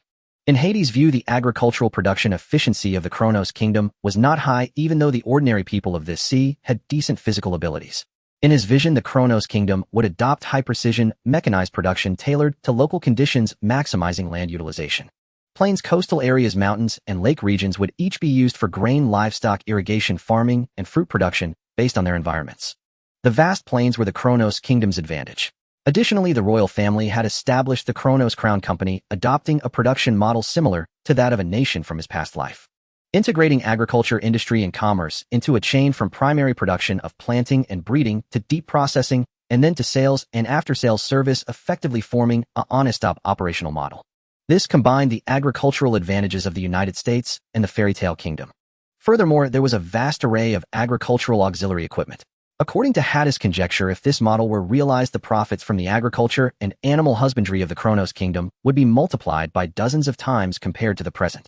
He clearly understood the immense benefits such an advanced production model could bring both for the people and the nation. The number of farmers would decrease, freeing up more labor for the construction of the country. Due to time constraints, this reform had yet to be implemented. Such a change was a monumental affair requiring meticulous planning and gradual execution to minimize its impact. Currently, the small test plots specially approved by the kingdom had yielded results. After his departure, the reform would begin from the core regions and, according to the plan, gradually spread throughout the entire nation. The entire process might take several years. The Kronos kingdom was vast, yet it was not particularly large, at least in Hades' view. As for the rest, it would be left to others within the kingdom to coordinate. The kingdom had enough talent and sufficient executive power. The Tartarus royal family was the ruler of the kingdom. The Kronos kingdom had only one noble house, and that was the Tartarus royal family. Those other nobles had long been eliminated or had declined over the ages. Even if some still existed, they kept a low profile and dared not cause trouble. Only the Tartarus royal family remained eternal. Those with dissenting hearts had also been mostly purged following the resolution of the last war provoked by the world government. Hades felt fortunate to live in such a kingdom. The absolute rule of the royal family, the kingdom's complete monopoly. It was like a blank canvas, allowing him to splash ink freely and alter it as he pleased. It was precisely this concentration of power that made the world government wary and rendered their attempts to dismantle the Kronos kingdom exceedingly difficult. Even when Hades was away from the kingdom, the underworld prison and the Royal Academy of Sciences would report intelligence and progress to him. From the moment he officially took charge of the underworld prison, he had become half the ruler of the kingdom. The Kronos kingdom was immensely powerful, but it could not completely avoid assassinations by the world government. The agent who had assassinated his double was a top-tier operative with formidable stealth capabilities and was also a user of the presence fruit. Moreover, he had developed the fruit's power to a profound level capable of minimizing his own presence to the point where people subconsciously ignored his existence. Thus, he managed to penetrate numerous defenses and infiltrate the palace. In the end, the assassination succeeded, yet it also failed, for the target was merely a decoy. The agent himself perished under a concentrated assault. What if the assassination target had been Hades himself? Who knew what other bizarre ability users the world government might possess? This was also the reason Hades had to leave the kingdom. Although his observation hockey could sense emotions, his personal strength remained his greatest weakness. The kingdom was powerful, but not absolutely safe. More than anything, it was his thirst for power that drove him. This assassination attempt had instilled a sense of crisis within him, compelling him to seek greater pressure to grow quickly and attain true strength. Orcus, the capital of the Kronos kingdom. In the northeastern part of the capital lay a research base. On this day, Hades came here wishing to see the state of the research before he left the Kronos kingdom. The intelligence relayed by the underworld prison was incomplete, as it was a different organization from the Royal Academy of Sciences and not under the same jurisdiction. Your Highness, you have arrived. A young researcher in a white coat greeted him respectfully upon seeing Hades. The news of Hades' visit had been relayed to the research base in advance, and someone had been arranged to wait outside. Let's go inside and take a look. Hades nodded slightly. Without any manual operation, the sealed door opened automatically. The surveillance cameras at the entrance had already scanned Hades' figure. They had even read Hades' iris pattern from the image. For the entire research base, Hades undoubtedly possessed the highest authority. Inside, it was an entirely different scene. Everywhere exuded a sense of advanced technology. Long corridors connected one laboratory to another. The design, manufacturing, and performance testing of firearms. Most of the latest weaponry researched by the Kronos kingdom originated from this research base. This research base had existed in the Kronos kingdom for a long time. However, with Hades' establishment of the Royal Academy of Sciences, the base's scale could no longer meet the demands of research. Therefore, in another location, the Kronos kingdom had constructed a larger research base. This original base was not abandoned. It continued to be used for the research, updates, and manufacturing of conventional firearms and weapons. The truly critical confidential research, those high-end weapons technology studies, were all arranged at the newly built research base. Compared to those technologies, sniper rifles and automatic rifles were hardly classified as secrets. The difference in importance was as vast as a chasm. This did not mean the research base beneath the capital was neglected. It simply did not require the brilliant scientists to waste their time here. Once inside the research base, no one continued to follow him. Every scientist and researcher inside was extremely busy, each with projects to complete. Most of these projects were related to the important undertakings at the new research base. Compared to those high-end technologies, the weaponry here was undoubtedly much more basic. If one's research received recognition, they could take a further step into that more advanced base named Deva. For that place gathered the most elite scientists from the entire kingdom and even the world. This research base was named Spark, and just hearing the name conveyed the disparity. They also understood that Hades' status was noble, and his goal naturally would not be the Spark research base. Hades proceeded to the deepest part of the base where a special room was located. A facial scan granted passage, and the door opened. What came into view were rows upon rows of weapons, a vast arsenal displayed on the walls like an exhibition. Semi-automatic rifles, sniper rifles, automatic pistols, automatic rifles, machine guns, submachine guns, light machine guns, assault rifles, sniper rifles, rocket launchers, and so on, along with various portable short blades, grenades, and flashbangs. In both his past and present life, Hadis' greatest desire was to own a personal arsenal.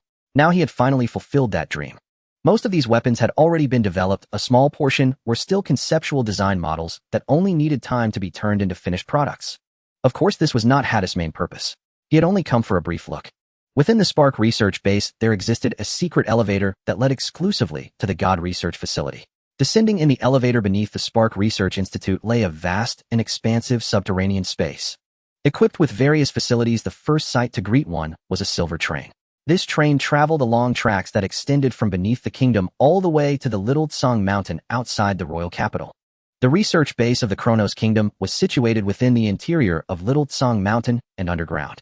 To construct the God Research base, the Kronos Kingdom had completely hollowed out the entire mountain, an undoubtedly monumental undertaking. The primary function of this train was to transport personnel and supplies. Now Hades was to use this train to journey to the God Research Institute. Boarding the train under the operator's command, it began to glide forward smoothly and swiftly. The vast underground cavern was brightly illuminated. The God Research base, a colossal facility shaped like a pyramid, housed a total of 8,000 scientists and researchers. Compared to the sheer scale of the entire research base, this number was relatively small. It was common for each researcher to have their own laboratory. The Kronos Kingdom had originally designed the God Research base to accommodate a standard of 100,000 people. The funds expended were astronomical, and the periodic consumption of funds for experiments was like water flowing ceaselessly, never enough. Like a pyramid, the laboratories on the higher floors housed more critical research projects. However, many projects were closely interconnected, such as nutrient fluids and human body enhancement serums. One of the core technologies of the medical pods used in conjunction with the nutrient fluids was the generation of a special magnetic field. This field enhanced the body's vitality, aiding in the perfect absorption of the nutrients. It could even have beneficial effects on the human body. Research into electronic communications was related to technologies like radar and missiles. Of course, all projects within the God Research base were those with limited destructive potential. Projects posing significant threats were transferred to another testing ground for experimentation and research. This was a barren mountain range near the Fuyao Mountains within the Kronos Kingdom's territory. Otherwise, a single loss of control could annihilate the entire research base and its numerous researchers, a loss they were unwilling to bear. Certain special projects warranted the construction of dedicated small-scale research bases.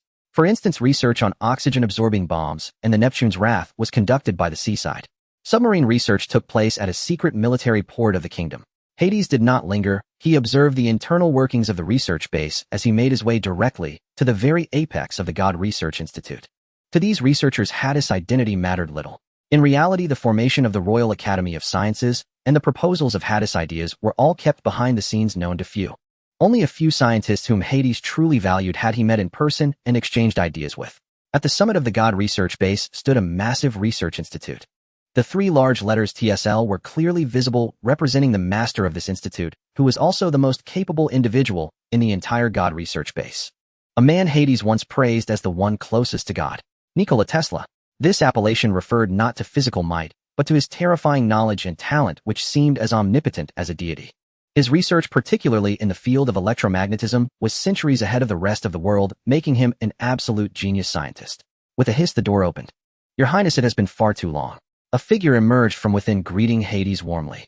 This sight would have astonished the other researchers within the institute. For Tesla was an eccentric.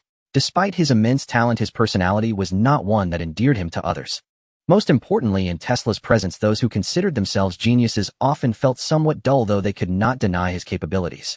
Many were humbled by Tesla's prowess. Within the God Research base, he was known as the man with wisdom 300 years ahead of his time. "I will be leaving the Kronos Kingdom soon. I may not return for a decade, so I came to see how things are." Hades did not conceal his intentions. He thought highly of Tesla, and possessing the observation hockey to sense emotions, he knew how to interact with a talent like Tesla. Becoming friends was undoubtedly the best approach. To Tesla, Hades was his patron, the one who understood him best. His research on electromagnetism was a force capable of changing the world, and all of it was made possible by Hadis' unwavering support. Look at each project Tesla undertook. Were they not all at the absolute core of the Kronos Kingdom's interests? An electromagnetic field capable of generating lightning, its intensity adjustable for the purpose of lightning body tempering. control over magnetic fields to create a zone with special gravitational properties forming artificial gravity. A destructive electromagnetic coil that could unleash terrifying arcs of lightning useful for both trapping enemies and defense. The electromagnetic cannon needed no introduction. The electromagnetic field within medical pods generating beneficial electromagnetic waves for the human body. The Tower of Death capable of delivering pinpoint ultra-powerful electric shocks. Magnetic storm bombs possessing the devastating power of a magnetic storm. Beyond these, there was research into high-end projects like missile systems, artificial intelligence, and robotics. Most crucial of all was a classified research project within the God Research Base codenamed X. It was named after the base itself, the God System. The function of the God System was to briefly control magnetic fields through special means based on the study of magnetic fields associated with extreme weather events worldwide. By artificially altering a location's magnetic field, one could manipulate the weather, trigger natural disasters, and even directly induce magnetic storms. This entire project was an absolute taboo within the Kronos Kingdom, known only to three people: Hades, Tesla, and King Bane. Although not officially launched as a project, research had already begun. The current projects and technologies being developed were in reality accumulating the technical foundation for the creation of the God System. Some projects were even directly related to the God System, yet the researchers involved remained unaware of this connection. Leaving for so long. Upon hearing Hades' words, Tesla couldn't help but frown. He knew nothing of the outside affairs, and had no desire to inquire about the reasons, yet with his wisdom, he could sense this was no auspicious matter.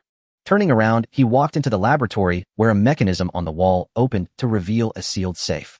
Carrying the safe, he came before Hades. I had planned to give this to you when the technology was perfected, but since you're leaving, I'll hand it over early. Tesla spoke, his expression turning serious as he slowly entered the password and opened the safe, revealing the item stored within. A metallic sphere the size of a fist with a device resembling a timer resting on its surface. This is an electromagnetic bomb, but the technology is not yet complete. Its volume cannot be further reduced, and its explosive power is only 1/3 of the original design. Remember to use it with caution. Closing the safe again, Tesla handed it to Hades. Hades was somewhat surprised that Tesla had already developed the electromagnetic bomb, but he was not greatly shocked. For Tesla, the constraints on his research abilities were always time and funding. Well then, farewell. A single meeting was enough for Hades. The electromagnetic bomb was a complete windfall. A talent like Tesla must be firmly controlled. He already had an idea of how to acquire the magnet fruit, and the rumble fruit, believing that either of these devil fruits in Tesla's hands would be developed to their utmost, perhaps even beyond limits. But that was not what he wanted to see. Who knew what consequences it might bring? It would be better to give them to his future child, who combined with Tesla's teachings could surely develop both devil fruits to an unimaginable degree. Hades left the research base and returned to the palace. For Hades, daily training was indispensable. Whether strength or stamina, a powerful physique is the most fundamental asset for a strong individual, requiring long-term accumulation. Combat is merely a way to unleash potential. Each of his limbs was fitted with 2 black rings, each forged from special dark iron whose only characteristic was their weight. Each ring weighed a ton. This meant Hades bore a total load of 8 tons. Such pressure was entirely bearable for Hades. In the specially constructed training ground, the earth was level, and after each session someone would repair the damaged area. Explosive step. The ground beneath him shattered in an instant and Hades' figure vanished, reappearing tens of meters away. He did not stop, repeatedly unleashing his speed across the entire arena. Dozens of afterimages of Hades appeared across the field, created by his sheer velocity. The airflow generated by his incredible speed inside the enclosed training ground actually formed a hurricane. The guards stationed outside, sensing the commotion in the training ground, had grown accustomed to it. This was only the beginning, merely a warm-up for His Highness. Everyone knew that His Highness was a true monster. Even some old guards who had worked in the palace for decades remembered what Jaeger's training looked like. It was similarly earth-shattering, but at the same age far inferior to Hades. After all, the crises they faced were different, leading to variations in training duration and intensity. After an unknown period, Hades' figure came to an abrupt halt. He pressed a button on the wall, and pillars crafted from ironwood rose from the surrounding ground. Sheath breaker. Hades continuously swung his arms, extending his fingers like unsheathed swords to perform straight thrusts. His targets were the hard and tough ironwood pillars.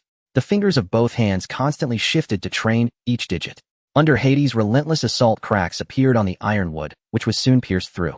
After adapting for a while, Hades combined explosive step with movement across the field, this time using it simultaneously, with sword flash targeting each ironwood pillar. From different directions, and with varied movements, his targets shifted constantly. Sword flash. Hades spread his arms, and his extended index and middle fingers acted like the 2 edges of a sword, generating immense cutting power through rapid vibration.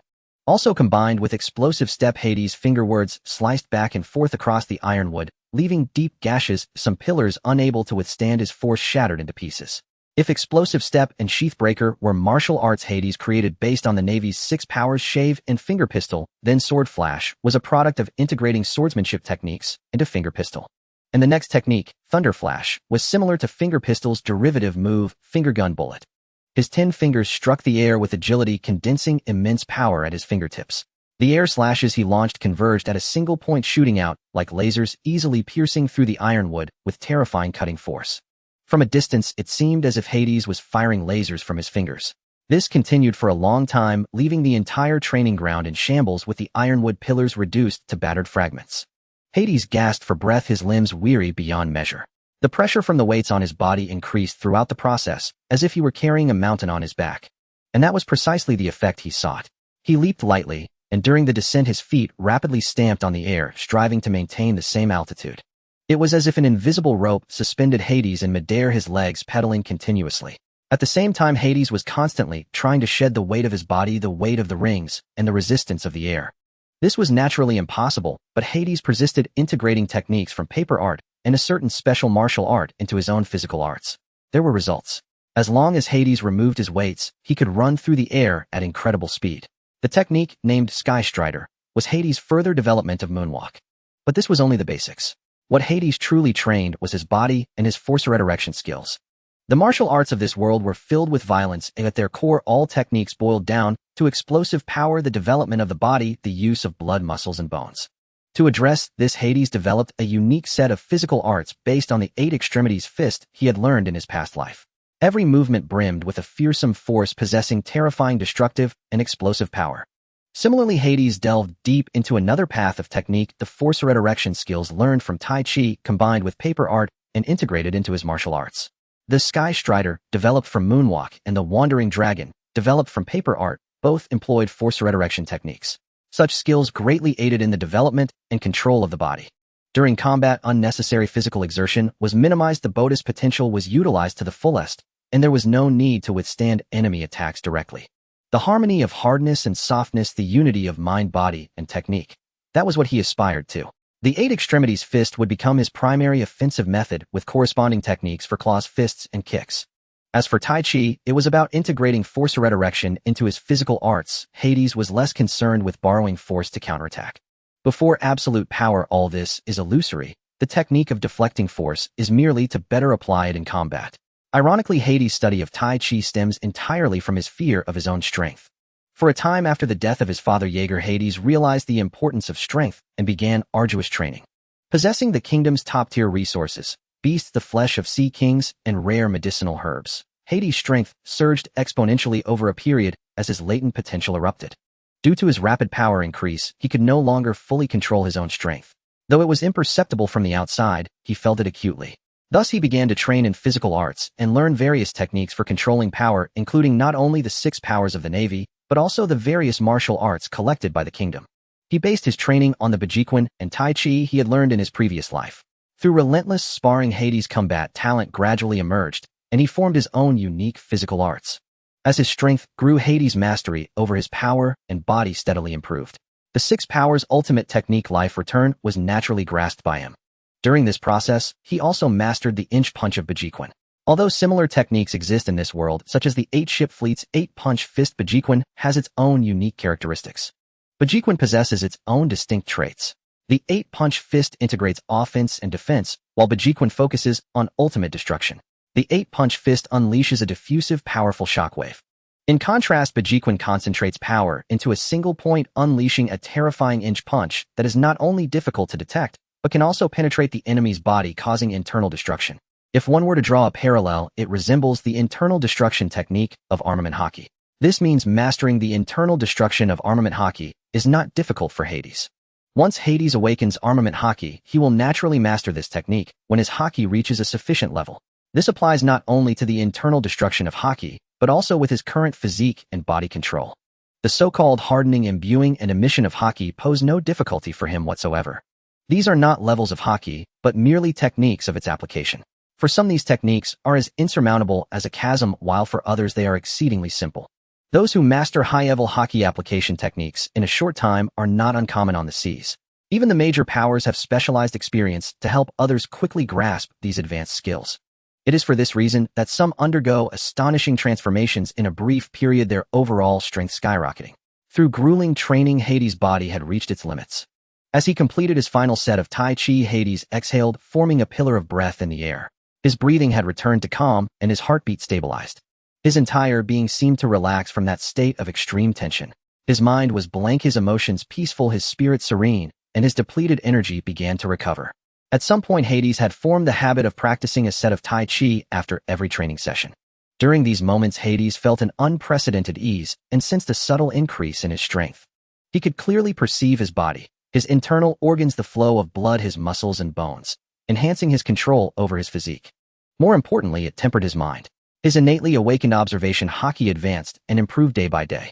His mastery over the special abilities of observation hockey deepened. His god's eye grew clearer and broader in range. He even became proficient in Conqueror's hockey through this process.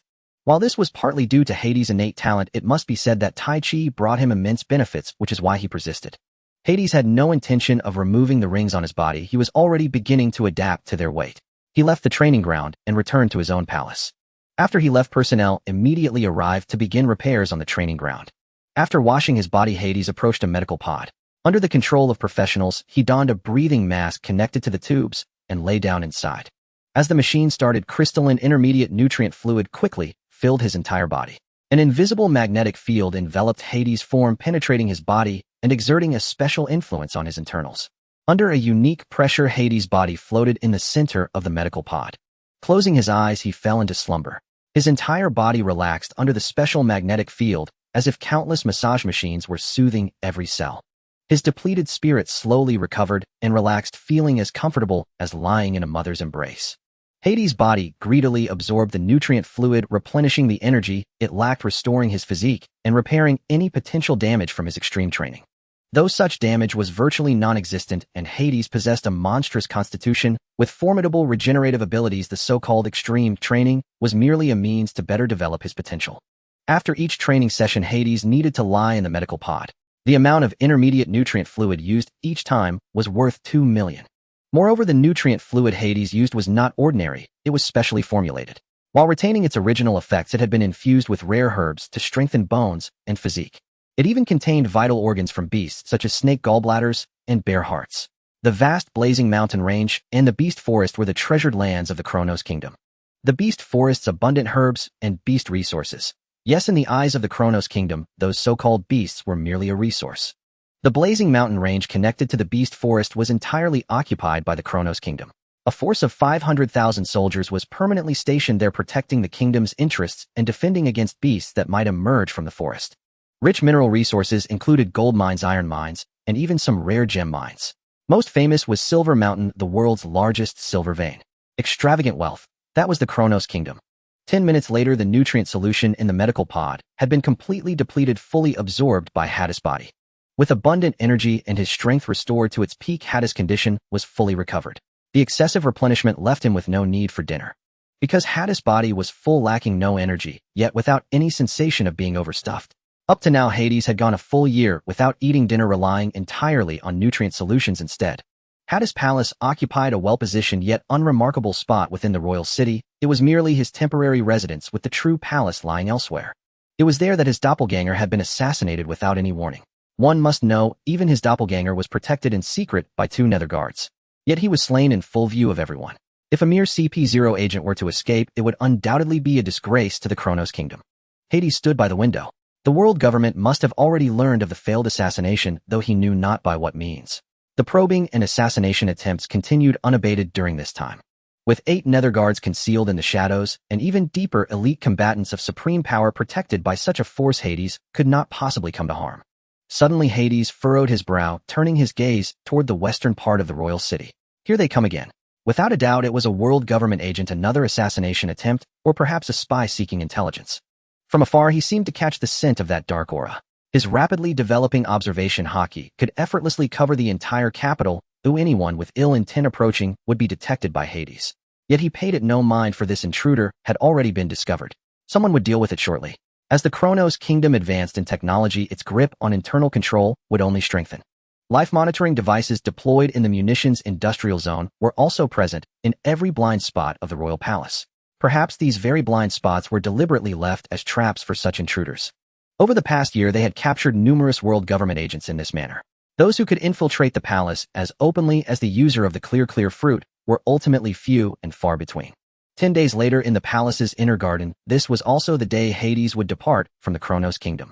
Few came to bid farewell. Hades and Bane wished to avoid any fanfare, having already given their regards days prior. Ananke, why are you following me? Hades looked at the golden-haired girl beside him, frowning, though his tone was uncharacteristically gentle. To set sail with you, of course, Hades. The beautiful girl, named Ananke, said earnestly, her arms tightly wrapped around Hades' right arm, her fully developed bosom pressing against him. With her radiant golden hair, delicate features, and a sweet fragrance emanating from her, Hades refused without hesitation. No, this is no game. Stay in the capital and wait for my return. No, I want to go with you, Ananke said reluctantly, tears welling in her eyes, causing Hades a headache. Those around them tactfully averted their gazes into the distance, not intruding on the pair. Ananke, a member of the Tartarus family, was 3 years older than Hades, making her his cousin, though their blood relation was distant, belonging to separate branches far apart. They had lived together since childhood, sharing a very close bond. Of course, she also held another identity, Hades' fiancé, a relationship established long ago, personally decided by his mother and acknowledged even by his father. Upon seeing Ananke, his mother Nyx had taken an immediate liking to her and made the decision on the spot. Hades accepted this matter with equanimity. In both his past and present life, his existence could never be confined to a single woman, especially with such a captivating maiden. The bloodline connection also brought Hades a certain thrill.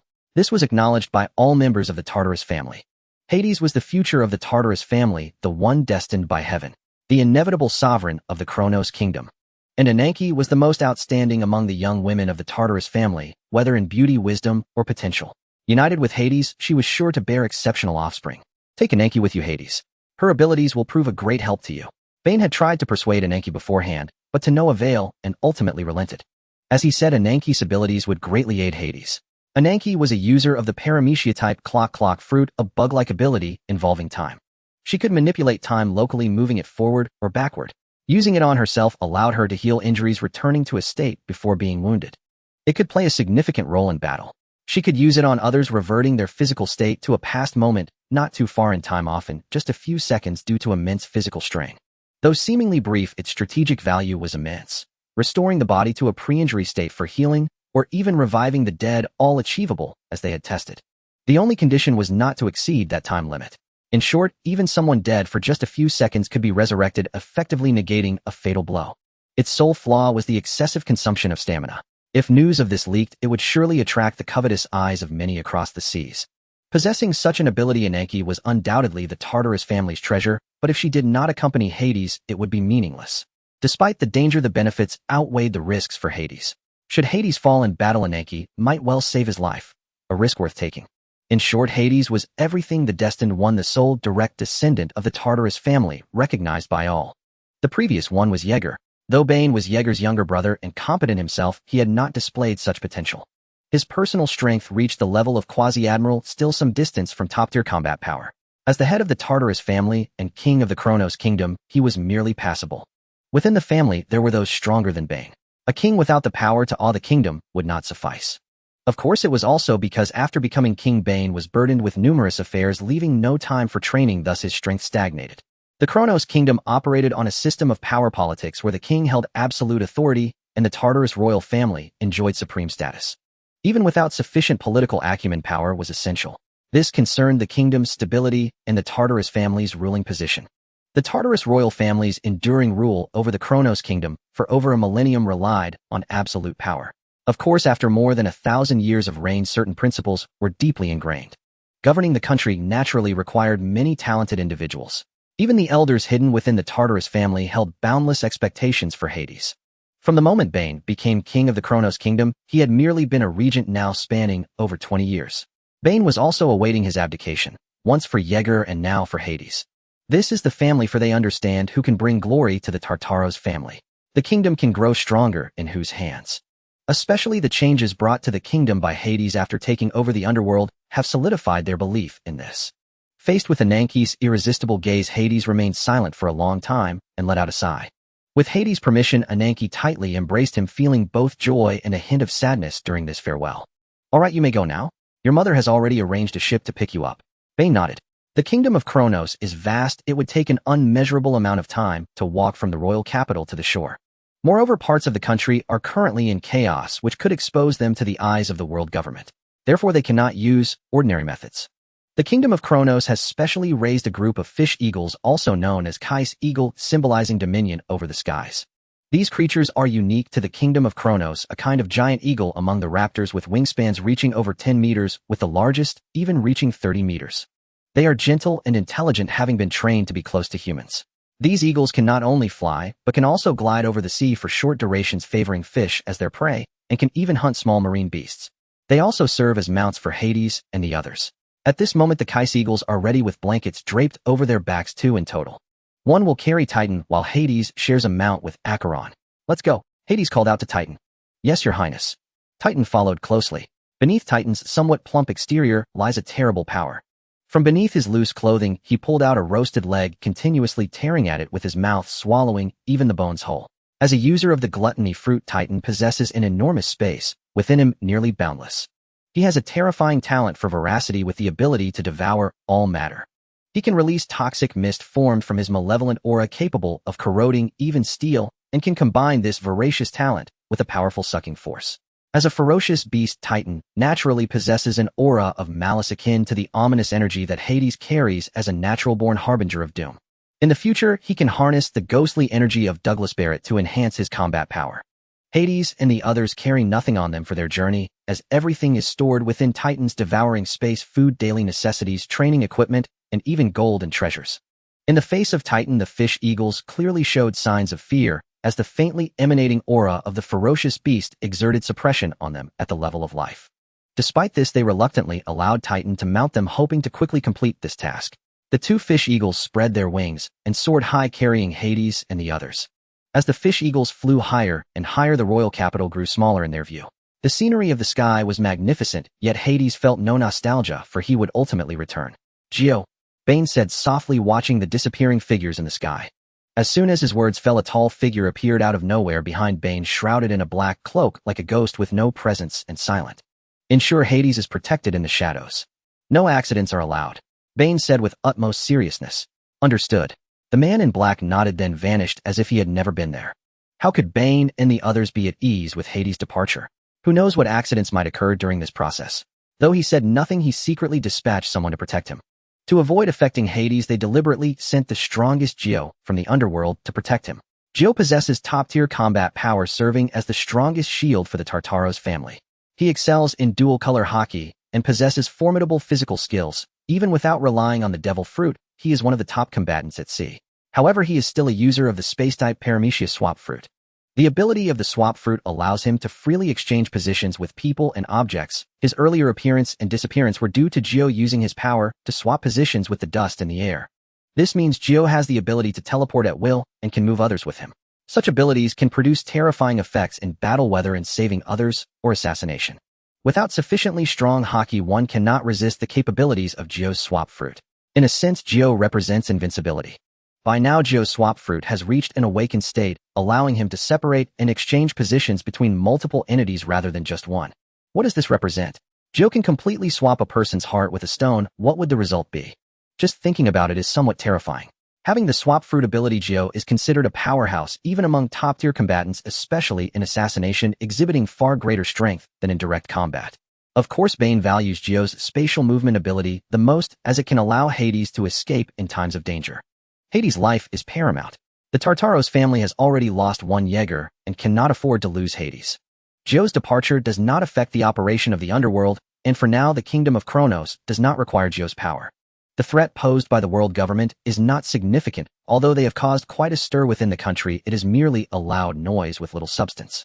General Zophi alone can handle it. Even during the last war incited by the world government, the kingdom of Kronos did not deploy Geo, nor will they this time. To the world government, Geo remains a hidden, unknown force. Under the pressure from the world government, the Tartaros family has increased its investment in the underworld. It is evident that the number of members has significantly grown, with even more talents emerging.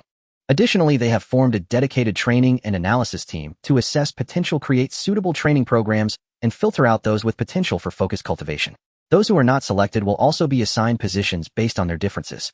This system has gradually improved in recent years, becoming even more efficient than the Navy before the establishment of the Navy's elite training camp. Bane and Hades also plan to increase the number of the 24 underworld guards to 36. They even intend to add 3 underworld generals between the guards and the commander of Helgeo. Besides the special training camp of the underworld, the Kingdom of Kronos has also established an elite military academy within its forces representing the elite secretly controlled and cultivated by the Tartaros royal family. One represents the elite openly cultivated by the Kingdom of Kronos. Even for many in the kingdom, the underworld remains a mysterious institution that is only heard of. The Tartaros royal family will also arrange for some geniuses unsuitable for staying in the underworld to join the elite military academy. The sea ahead was far from calm. Though the pressure from the world government on the Kronos kingdom would lessen, the kingdom still needed to strive relentlessly to bolster its strength. Fortunately, the immense profits from arms trade provided support, and the trade shares of the 5 royal chambers of commerce in the 4 seas and the New World were increasing year by year. The accumulated foundation of the Kronos kingdom was sufficient to sustain its internal development.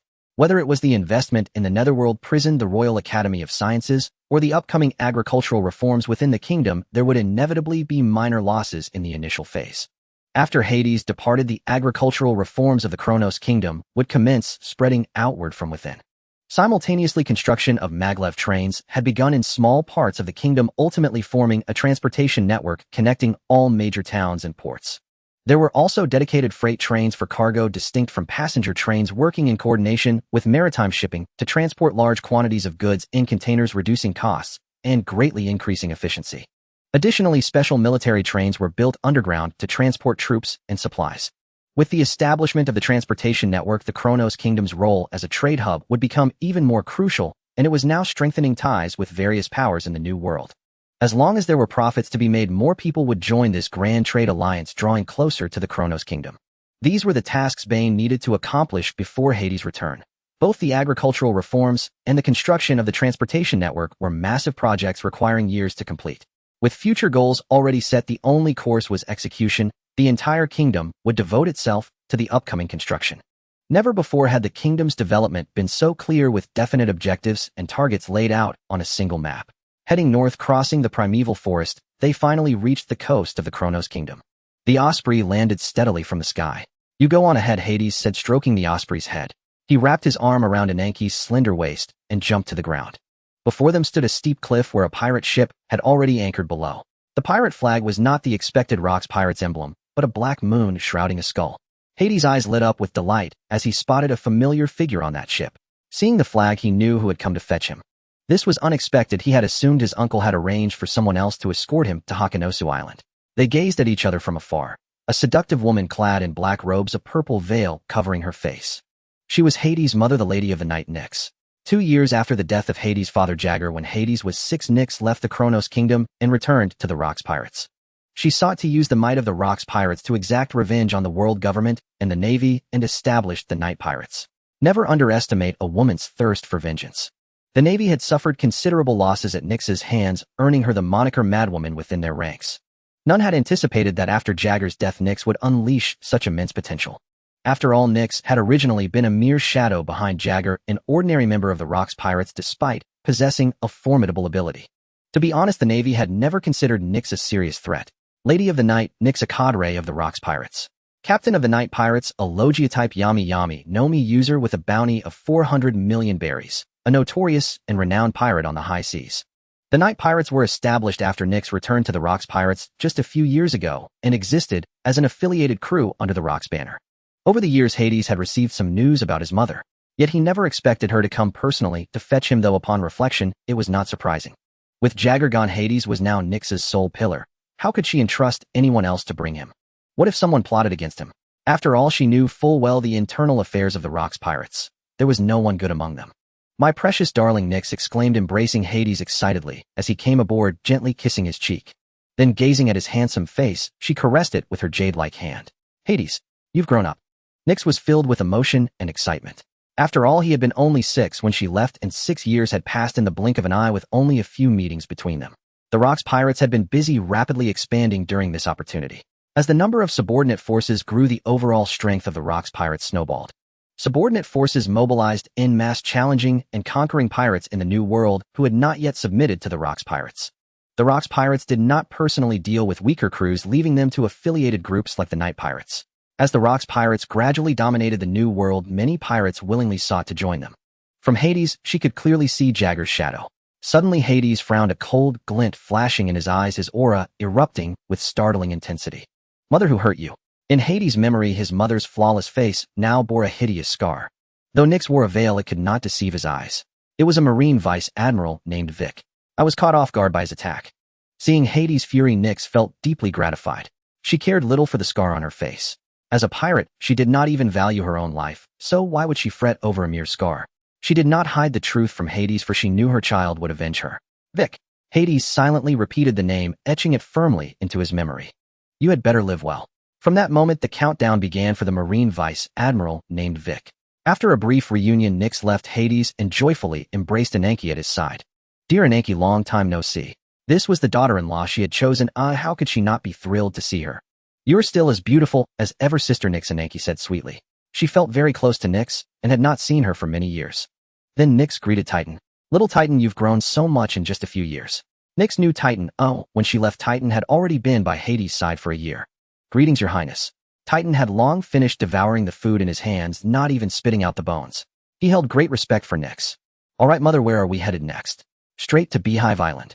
Hades asked, calming his emotions as he looked at Nyx. He sensed that her personal visit meant she must have some plans for them. No, do not underestimate that place. Nyx shook her head. She did not wish for Hades to venture there too soon. With Hades' strength and the power of the Death Fruit, he could barely secure a foothold as a full-fledged member of the Rocks Pirates. But becoming an executive was far beyond his reach. Hades was still too young, and Nyx did not want him to attract too much attention. He needed ample time to grow. Leaping too high would invite trouble, and even Nyx would find it difficult to protect Hades. That place was a gathering ground for monsters. Even among the executives, there were two tiers of strength, and she was merely an ordinary one. In truth, the Rocks Pirates had only three classifications: cannon fodder, full-fledged members, and executives. However, the cannon fodder all fancied themselves as official members. Each full-fledged member was a great pirate on the seas, much like herself. But compared to the true monsters, there existed a chasm-like gap. Without a solid foundation, one might be devoured entirely there. If Hades were an unknown nobody, he could simply keep a low profile for a while. But Hades' identity made it impossible for him to remain inconspicuous, and he was likely to be targeted. I plan to take you somewhere to train for 2 years. Your devil fruit ability needs development, and your haki requires honing. After 2 years, I will take you both to Beehive Island. Nyx revealed her plan, having arranged it in advance. She had faith in Hades. 2 years would be enough for him to undergo a remarkable transformation. The Tartarus family bloodline was formidable, and Jaeger was the cream of the crop, a natural monster with a terrifying constitution known within the family as the Fierce God. With an iron body, innate monstrous strength, a beast-like vitality, and a malevolent aura akin to a demon lord, Jaeger was a top-tier monster on the seas, even without the Death Fruit. Compared to the title of the Grim Reaper, it was less that the Death Fruit made Jaeger, and more that Jaeger elevated this devil fruit. As Jaeger's child, Hades had perfectly inherited this constitution, and his naturally awakened observation, haki, hinted at potential surpassing even Jaeger. Hades nodded. His mother would certainly know more about the Rocks Pirates. His own impressions of the Rocks Pirates mostly came from his past life, where many future sea emperors originated from that crew. During this era, the Rocks Pirates had not yet reached their true peak. Legendary monsters like Whitebeard, Golden Lion, and Big Mom. Some had not even joined the crew yet. Even those who had joined were only full-fledged members. They were just emerging and had not become core members, but their potential would soon allow them to rise. Among the familiar names, the most prominent were John Silver Axe and Wang Ji. Being older, they had already become core executives of the Rocks Pirates. Even so, there were many powerful figures Hades had never heard of. Some might have fallen in future battles or been imprisoned and impelled down, lost to history. The Violent King, Kosa, a Paramecia-type muscle fruit user. The Death Gun, Leon, a Paramecia-type penetration fruit user. The Golden King, Donovan, a Paramecia-type gold fruit user. The Werewolf, Quillo, a mythical Zoan-type human fruit model werewolf user, and also a member of the rare Wolfman race. They were all strong individuals who joined the Rocks Pirates in its early days, contemporaries of Rox D. Zebek, with some even older than him. Originally, they were renowned overlords of the New World, but all fell to Rox, their crews absorbed into his own. They were the true core executives of the Rocks Pirates at present. Rising figures like John Silver Axe and Wang Ji, as well as future legends like Golden Lion and Whitebeard, were merely newcomers. Yet it was precisely these individuals who would shape the Rocks Pirates' true peak. There were many other monsters unknown in the future. In the future, information about the Rocks pirates would be sealed by the world government, and with the passage of time, many would be forgotten by the era. Thus, Hades was in a very early period, granting him ample time to develop. Having someone to protect him was ideal. That was his main reason for leaving the Kronos kingdom. What he needed now was time to grow. Even the greatest potential requires pressure to activate and time to transform into power. Even after joining the Rocks pirates, he would need a few years to develop. He needed harsher training. The beasts of the Kronos kingdom could no longer pressure him. Hades was somewhat curious about where his mother would take him. But he could roughly guess. Similar paths led to the same destination, harsher environments and fiercer beasts. Many such islands existed in the New World, but they needed to be safe and undisturbed. As you say, mother, Hades said, his eyes narrowing as a dense, malevolent aura erupted from him. But before that, there are a few rats to deal with. Hades' gaze swept around. The ship carried nearly 200 pirates, all subordinates of his mother and members of the Night Pirates. His eyes slowly settled on a few individuals, locking onto them with a malicious intent. Sensing his gaze, their bodies stiffened and their expressions changed. Behind Hades, Titan erupted with a terrifying aura, his eyes fixed on the surroundings. A strange devouring force manifested around him, exuding a captivating pull. On Titan's right palm, a ferocious, greedy maw had grown. Ananke also looked around, warily ready to use her abilities. Who is it? Nyx gritted her teeth, her body radiating a chilling aura, as if the air itself had crystallized into frost. Nyx was well aware of Hades' ability, a naturally awakened observation haki that could perceive emotions, which after development allowed him to discern whether others harbored malice toward him. Even without malice, certain peculiar emotions could betray their disloyalty. To some extent, Hades could guess what they were thinking. Even if they hid it deeply, he could still detect subtle clues. Coincidentally, Hades had studied psychology for a time in his past life.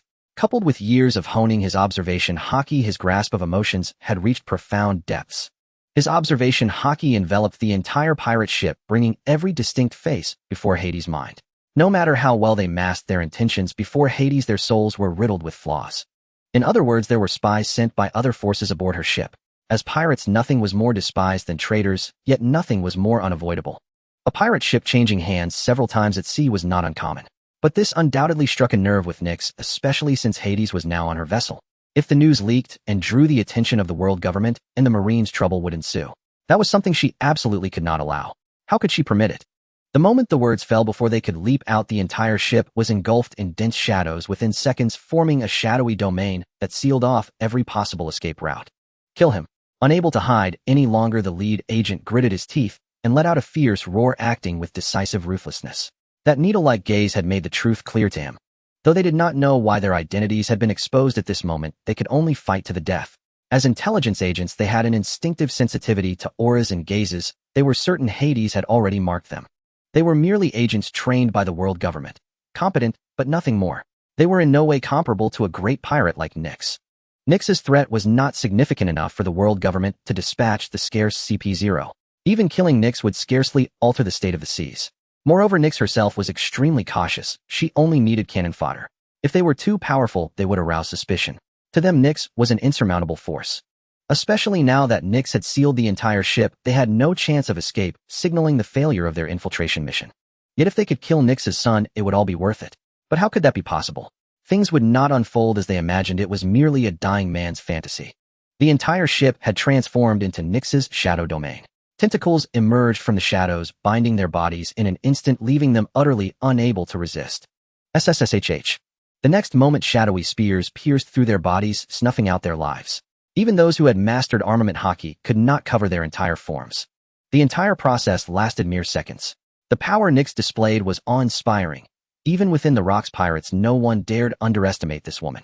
The power of the Yami Yami no Mi allowed her to manipulate shadows at will, and its effects were magnified to their fullest at night.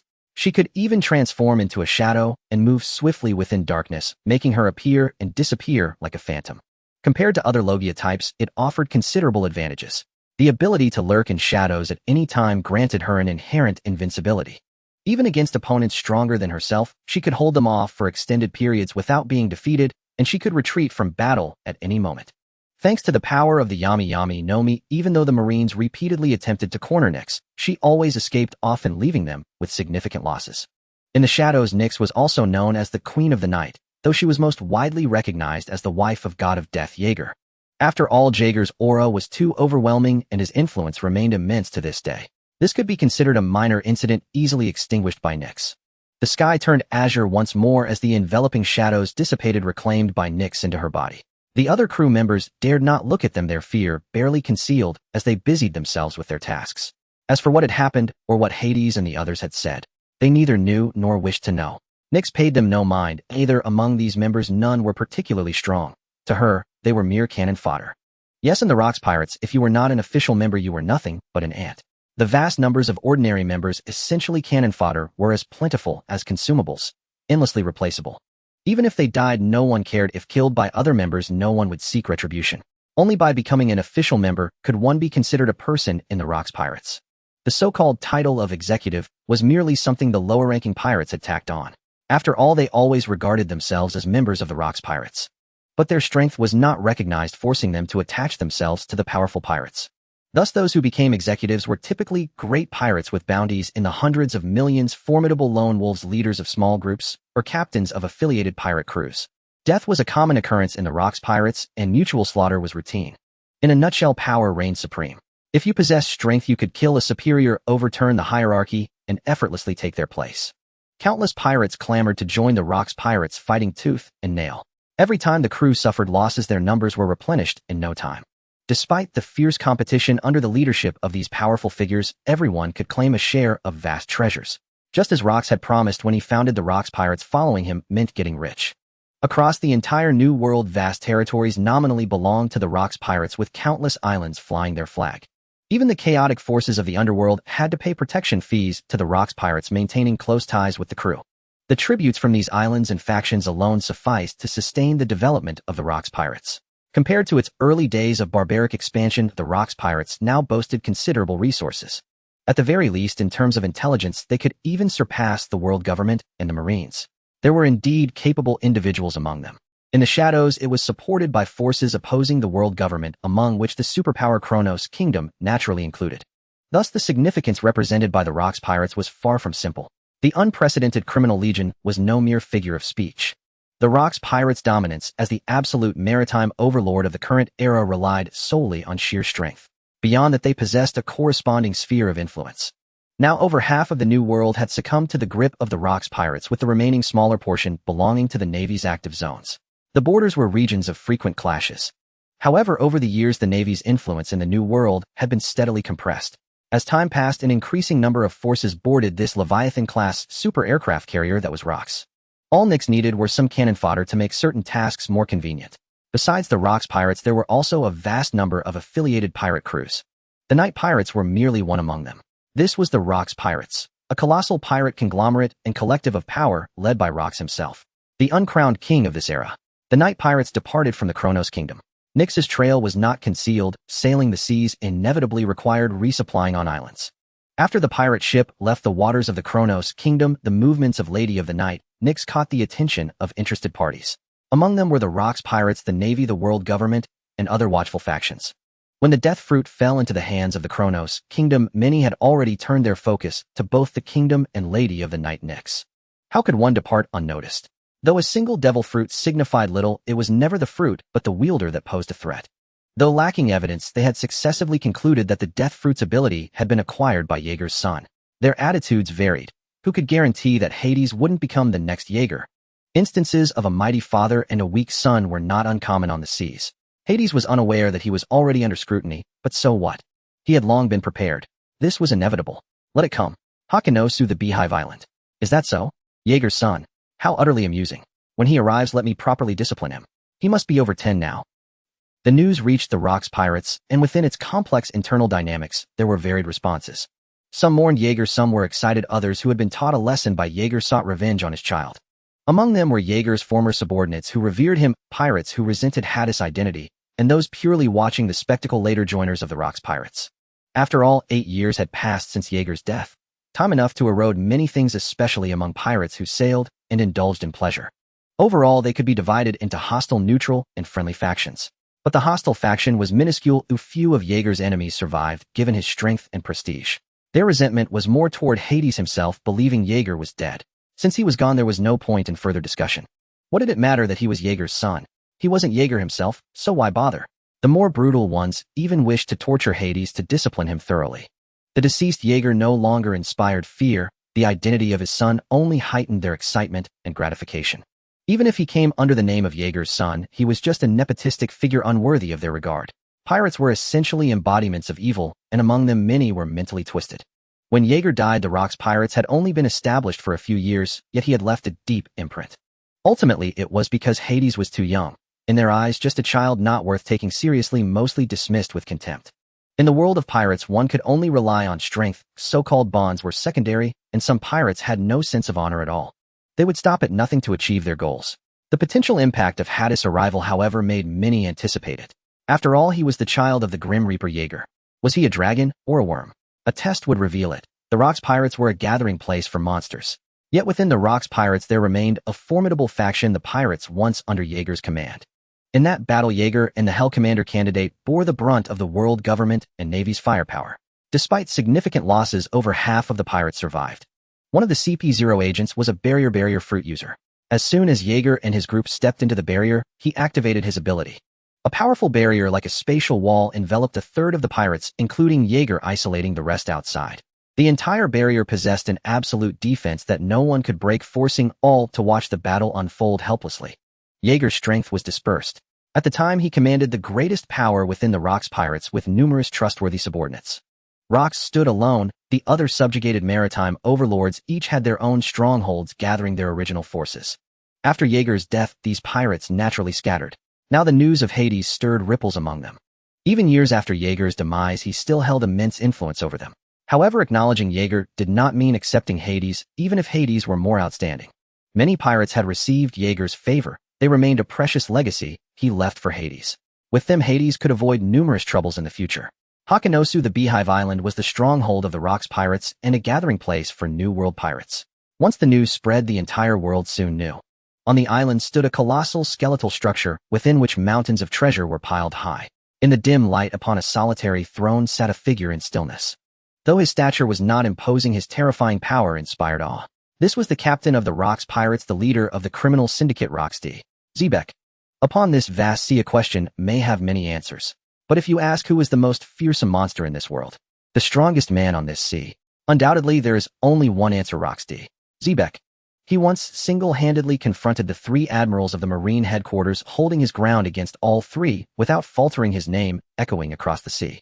This was the most terrifying monster of the ocean. The Marine admirals represent the Marines' highest combat power and the world government's prestige. Yet united, they could not subdue a single pirate.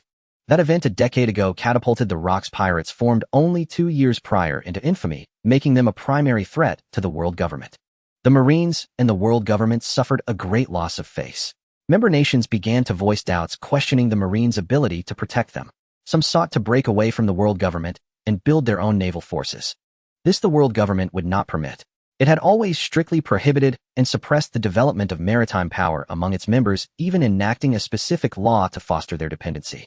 This law's foundation was the world government and Marines' ability to safeguard member nations' interests. If they failed and losses became severe, the law would naturally be abolished.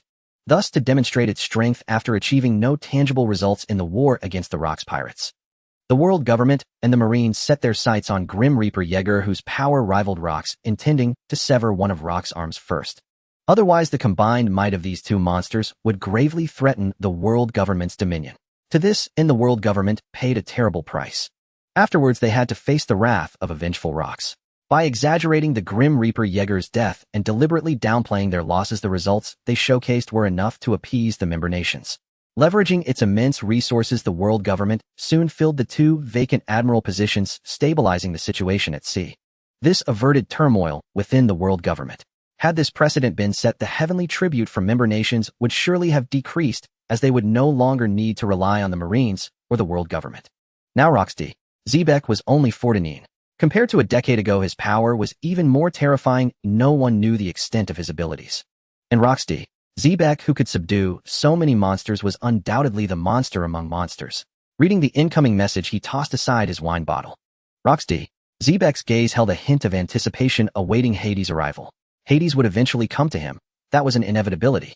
He knew this, and the Marines and world government knew it too. It was a predictable outcome. But that was all. Hades was, after all, merely Jaeger's son, a young, inexperienced lad. Given his bond with Jaeger, he might offer some protection. a favor for a friend's child. Pirates, too, have their code of honor. But if Hades proved to be incorrigible, a worthless waste, he would not hesitate to be ruthless. Pirates have their own laws of survival. To join the Rocks Pirates was to abide by its rules. If he failed to demonstrate his potential, he would not be worth supporting. Even if he were Jaeger's son, know then he would be unworthy of being Jaeger's son. His existence would only bring shame upon Jaeger. But there was no rush. He knew Nyx well. He knew that the doting mother would not send Hades to his ship so soon. After all, Hades was still too young, merely 12 years old. To join the Rocks Pirates without sufficient strength to back him up could lead to a crushing blow that would leave him broken. The sea was filled with such pirates, those who set sail with high self-regard only to be defeated. They joined the Rocks Pirates only to suffer one devastating blow after another.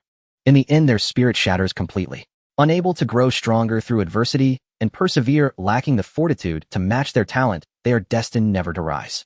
Beneath the vast number of monsters in the Rocks Pirates lay a mountain of corpses. Pirates who had lost their dreams and succumbed to despair were countless. Marine Headquarters, Marineford.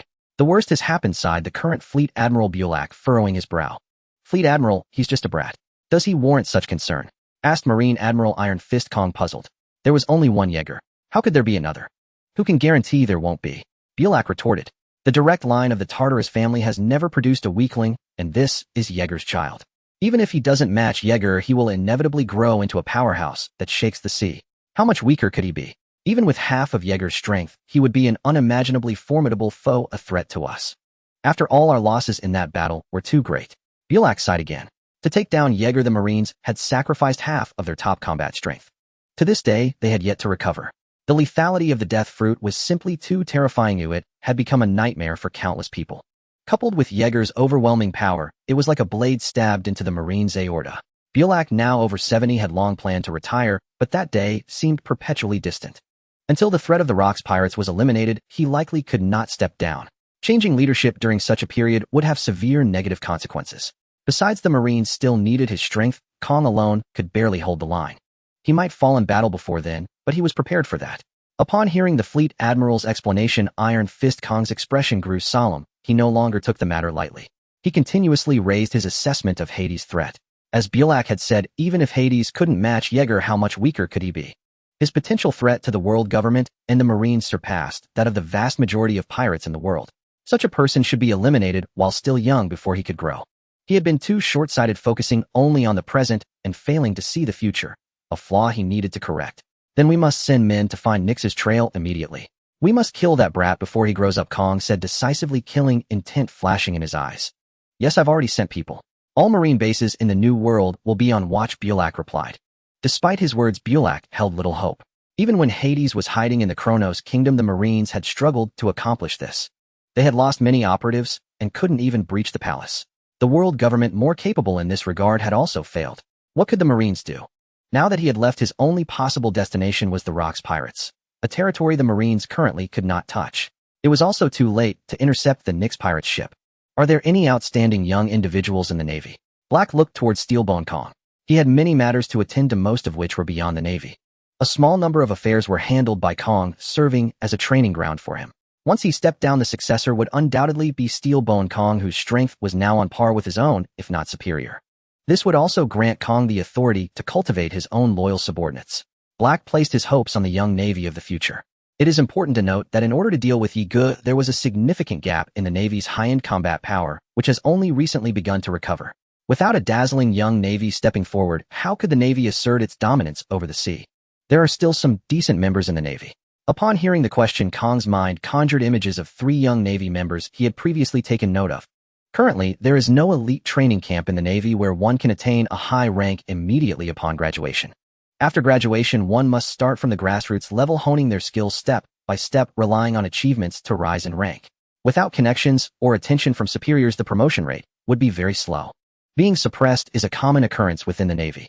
Everyone starts from the same point, and often exceptional talents suddenly emerge. The promotion speed of those 3 young Navy members was rapid. They consistently accomplished their tasks and had already caught Kong's attention. In contrast, another individual, ZFA, remained obscure, honing his skills at the grassroots level, waiting until he turned 28 to be promoted to private and officially rise after mastering the 6 styles of the Navy. You can take a closer look, Kong. As the Rocks Pirates grow stronger, the pressure on our Navy has also become more severe. Black Marshal said seriously. Yes, I understand. Kong grasped Black's intention, The Navy's secret vault contained many valuable items. Precious devil fruits, rare Logia types, and mythical Zoan types were all present. Black hoped to utilize these to cultivate talented young Navy members and help them grow quickly. To exchange for such precious devil fruits, one needed an enormous amount of achievements. Currently, only Steelbone Kong and Black could make such a trade. Black was willing to offer his accomplishments in exchange for treasures from the secret vault for Kong, as he was already in his 70s and had dedicated his life to the Navy. These achievements were of no use to him now. The internal situation of the Navy was not favorable. Factional struggles were intensely fierce. Especially with the two newly appointed admirals, they were constantly expanding their influence and promoting their confidence. This was not a good thing for the Navy, as many talented young Navy members could not be promoted as a result. The formal rise of the Four Seas faction in recent years had left Black in a bit of a dilemma. The Four Seas faction was deeply rooted in the Navy, having always been an independent power. They not only wielded extensive influence in the Four Seas, but also had many members within the Navy headquarters. The Four Seas was the foundation of the Navy and the world government, possessing the most extensive maritime territory and population, thus continually providing talents for the Navy. And those who joined first were often from the Four Seas faction. The Navy of the Four Seas during this era is certainly not as weak as it will be in the future.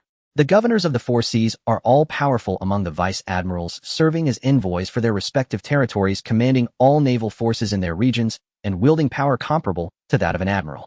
The governor's office itself is very luxurious, each being a fortress-level structure with a permanent force of 10,000 Navy personnel. Each region of the Four Seas has a naval fortress guarded by a vice admiral with a constant force of 5,000 sailors. Indeed, the strength of the Four Seas Navy today is unimaginable for the future. Each region possesses 5 vice admirals, and the governor's power rivals that of the admirals, even holding the authority to commission vice admirals. This is essentially the Navy Marshal of a region dividing his power with the Navy Marshal's authority. However, it is a fact that the Four Seas is weaker than the Grand Line. A governor comparable to an admiral does not possess the strength of an admiral. Vice admirals from the Four Seas naturally do not possess the strength of a true vice admiral. At best, they barely reach the vice admiral level or are just ordinary individuals. They are more than capable of suppressing an entire region. Although Black is dissatisfied with this, he has no strange thoughts. To be precise, he also hails from the Four Seas. However, he represents himself, having climbed step by step to become the leader of the Dove faction.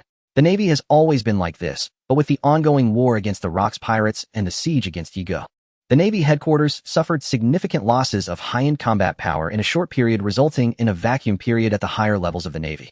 At this time, the previously suppressed and resourceful Four Seas faction suddenly rose within the Navy headquarters, securing a place for themselves.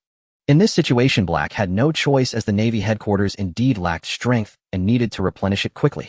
Even with insufficient strength, the strong members of the Four Seas faction could enhance their power through devil fruits. The two newly appointed admirals, one named Puyol, represented the West Sea faction and was a neutral party. The other, named Davis, represented the South Sea faction and was a hawkish person. Together with Steelbone Kong, who belongs to the hawkish faction, they form the current 3 admirals. It appears unbalanced, with the neutral faction being strongly suppressed, while the 2 hawkish admirals clearly indicate the current Navy headquarters' hardline stance against pirates. However, the imprint of the Four Seas is too heavy in the current Navy headquarters. The newly appointed admirals are closely connected with the governors from their respective sea regions, pulling in members from the same sea and faction to expand their influence. Such practices completely affect the unity within the Navy and may even disrupt the original 3-way balance of the Navy headquarters.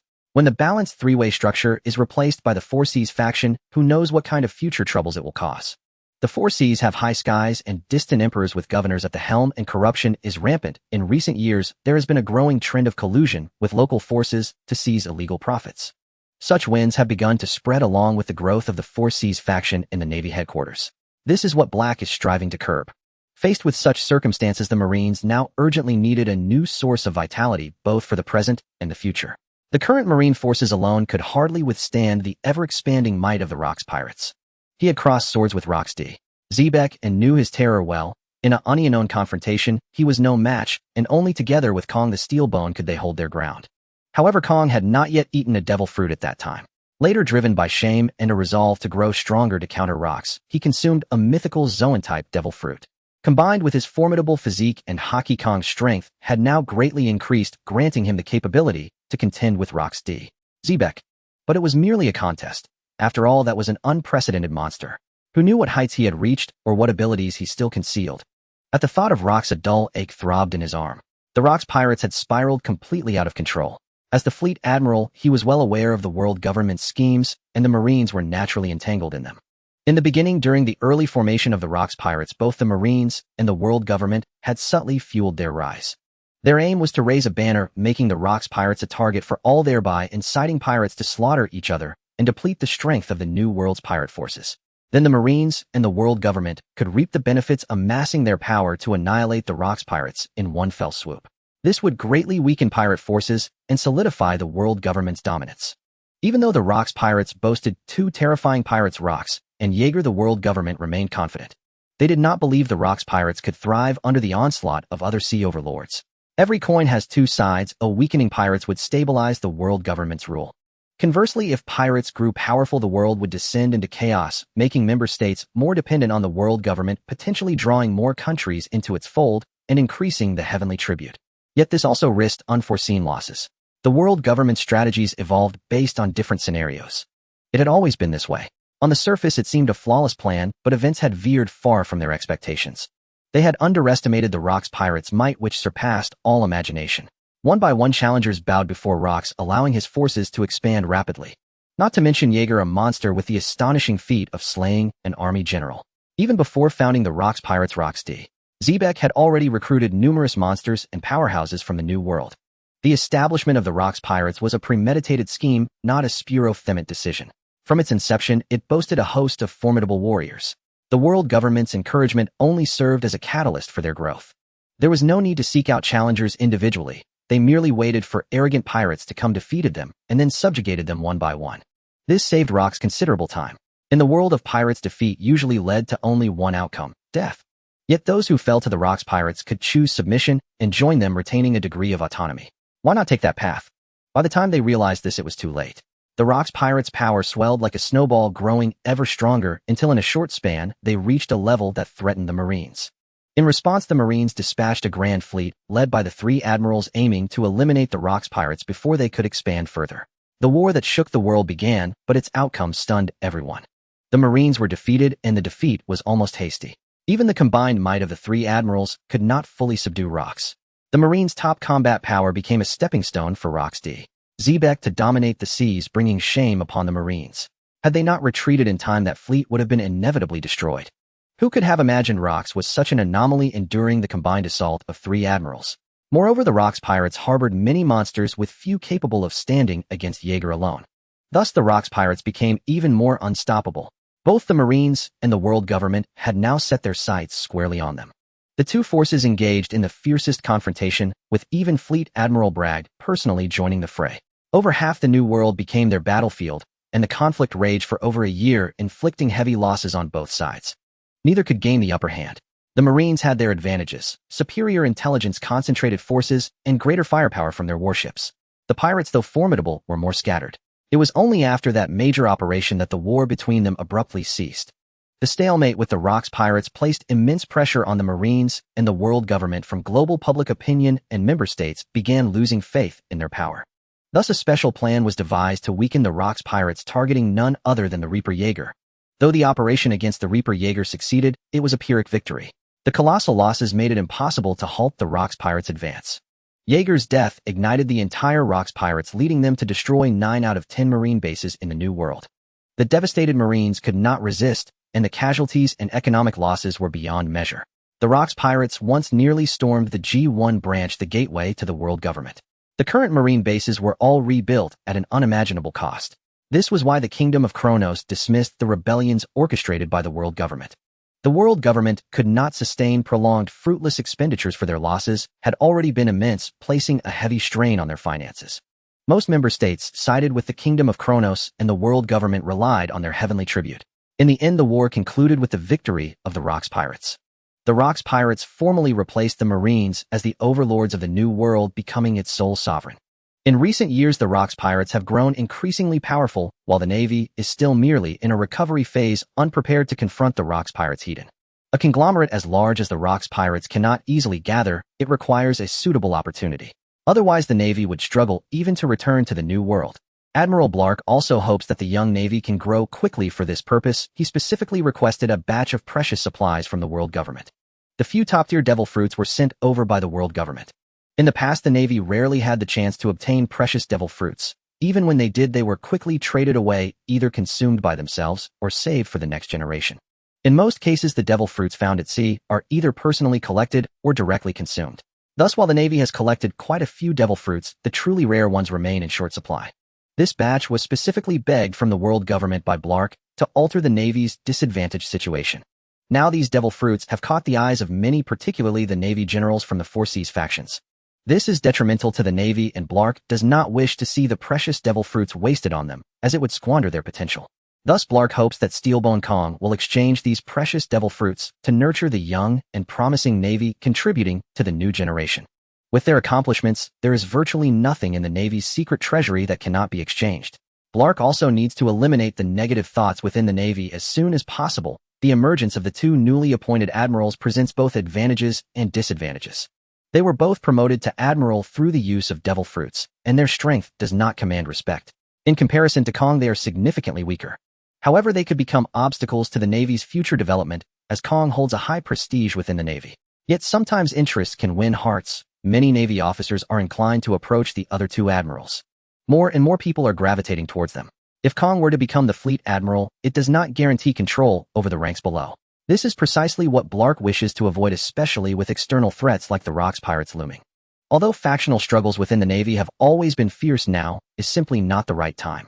He needs to assist Kong in quickly gaining dominion within the Navy, focusing on nurturing the new generation of the Navy to foster relationships with Kong.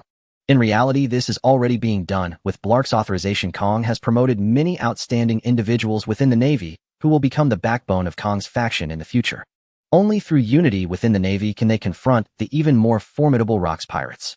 Blark has chosen Kong as his successor. He represents the Dove faction, while Kong embodies the Hawk faction. Though they belong to different factions, Blark is ultimately a Navy man. Against a malevolent force like the Rocks pirates, the Navy can only triumph under the strong leadership of Kong, who possesses formidable power. As for the Four Seas factions, Blark has already decided to suppress them. He believes that once Kong ascends to power, he will not miss the opportunity to crack down on the Four Seas factions. He is merely assisting Kong in some initial tasks. He will send the other two Navy admirals to guard the New World to prevent any disruptions. At the same time, he must gather the Navy officers and elite forces from the Four Seas back to the Navy headquarters.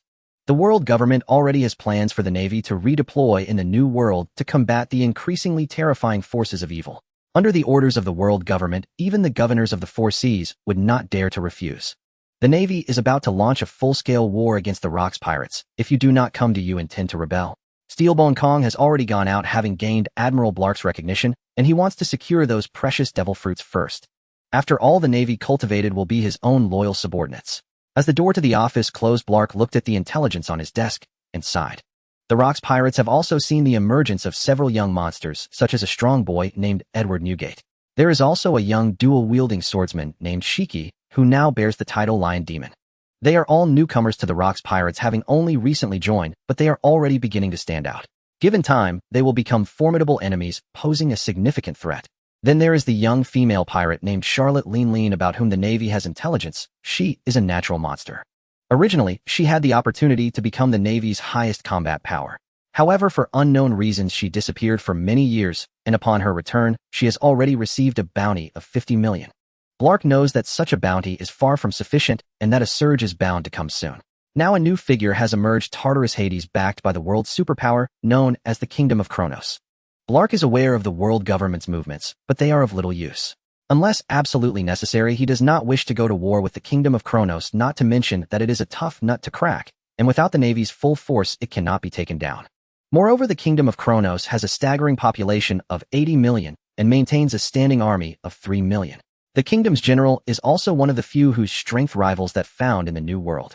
If they truly engage, the negative public opinion surrounding the world would be enough for the Navy and the world government to face considerable backlash. Although many kingdoms have perished due to the celestial dragons or pirate invasions, the world government's influence is behind all of them. However, these are merely small countries with minimal influence, barely able to hold their ground.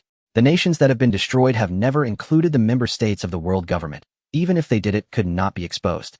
What the member states fear most is the world government interfering in their internal politics, regardless of whether they are member states or not. Those small nations can ignore this, but the Kingdom of Kronos is different. It wields immense influence in the world. Situated in the New World, its influence stretches across the globe. With 10 massive island turtles capable of traversing the doldrums to reach the four seas, each transport carries vast amounts of goods, maintaining close trade relations with numerous kingdoms in the New World and the four seas. Possessing such capabilities, many factions in the New World engage in trade with the Kingdom of Kronos. Through these relationships, the benefits that the Kingdom of Kronos can gain far surpass those of underground factions. Especially in the realms of political and economic interests, the Kingdom of Kronos holds a unique position. As a superpower, its formidable military strength enables the Kingdom of Kronos to remain unshakable amidst the chaos of the New World. This pales in comparison to the future Joker who seeks to become the ruler of the Dark World solely through arms trading. The disparity, in essence, is immense. Kingdoms of equally unique standing are few and far between in the New World. Situated in treacherous waters inaccessible to ordinary vessels lies Elbaf, the land of giants, home to the Atom Treasure Tree. Possessing the terrifying might of the giant race, the branches of the Atom Tree that flow out each year represent a staggering fortune.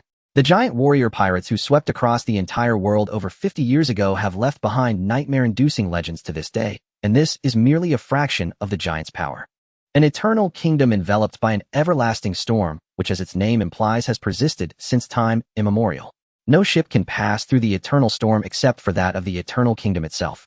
The Eternal Kingdom possesses a unique eternal metal boasting superior hardness and stability, even capable of absorbing impact. Weapons forged from it are extraordinarily formidable. The Eternal Warship even traverses the storm unyielding, possessing terrifying military might. Like the Kronos Kingdom, it is a superpower with a heritage spanning over a millennium. Beyond these, there is the Holy Light Empire in the South Blue, a theocratic nation centered around the Church of Holy Light, wielding extraordinary influence across the South Blue, with members scattered throughout. The ancient Daxia Kingdom in the East Blue near the Calm Belt is said to have close ties with the Dragonfolk, a race of heteromorphs that is a rare, almost mythical entity on the seas. The Randy's Kingdom in the West Blue, located on St. Wallando Island, occupies over 80% of the island's land. The remaining territory has been divided into dozens of kingdoms, most of which are vassal states of the Randy's Kingdom. 200 years ago, there was only one kingdom on St. Wallando Island, and that was the Randy's Kingdom. The Randy's Kingdom was the world government's previous victim. Its conflict with the world government drew widespread attention, lasting for nearly 100 years. In the end, the world government succeeded in partitioning the Randy's Kingdom on the surface, but most of the partitioned kingdoms still harbored loyalty to Randy's or were indirectly ruled by it. The Randy's Kingdom's strategy of retreating in order to advance was executed with great subtlety, effectively ruling St. Wallando Island through a different method. The Golden Kingdom of the North Blue, the Hilton Kingdom, lives up to its name. Hilton is rich in gold, possessing terrifying economic power. Leveraging its vast capital, the Hilton Kingdom has developed powerfully in all aspects, maintaining a standing army of 2 million. It maintains ties with the world government and is a member state. No one can ignore the power of immense gold, not even the world government. The heavenly tribute quota is insignificant to the Hilton Kingdom, allowing it to secure many privileges and develop in the shadows. However, like the Kronos Kingdom, these kingdoms are very low profile. Without reaching a certain level, some may never have heard their names, and those who know better dare not provoke them. Under the suppression of the world government, they have not surfaced, quietly observing the sea's developments.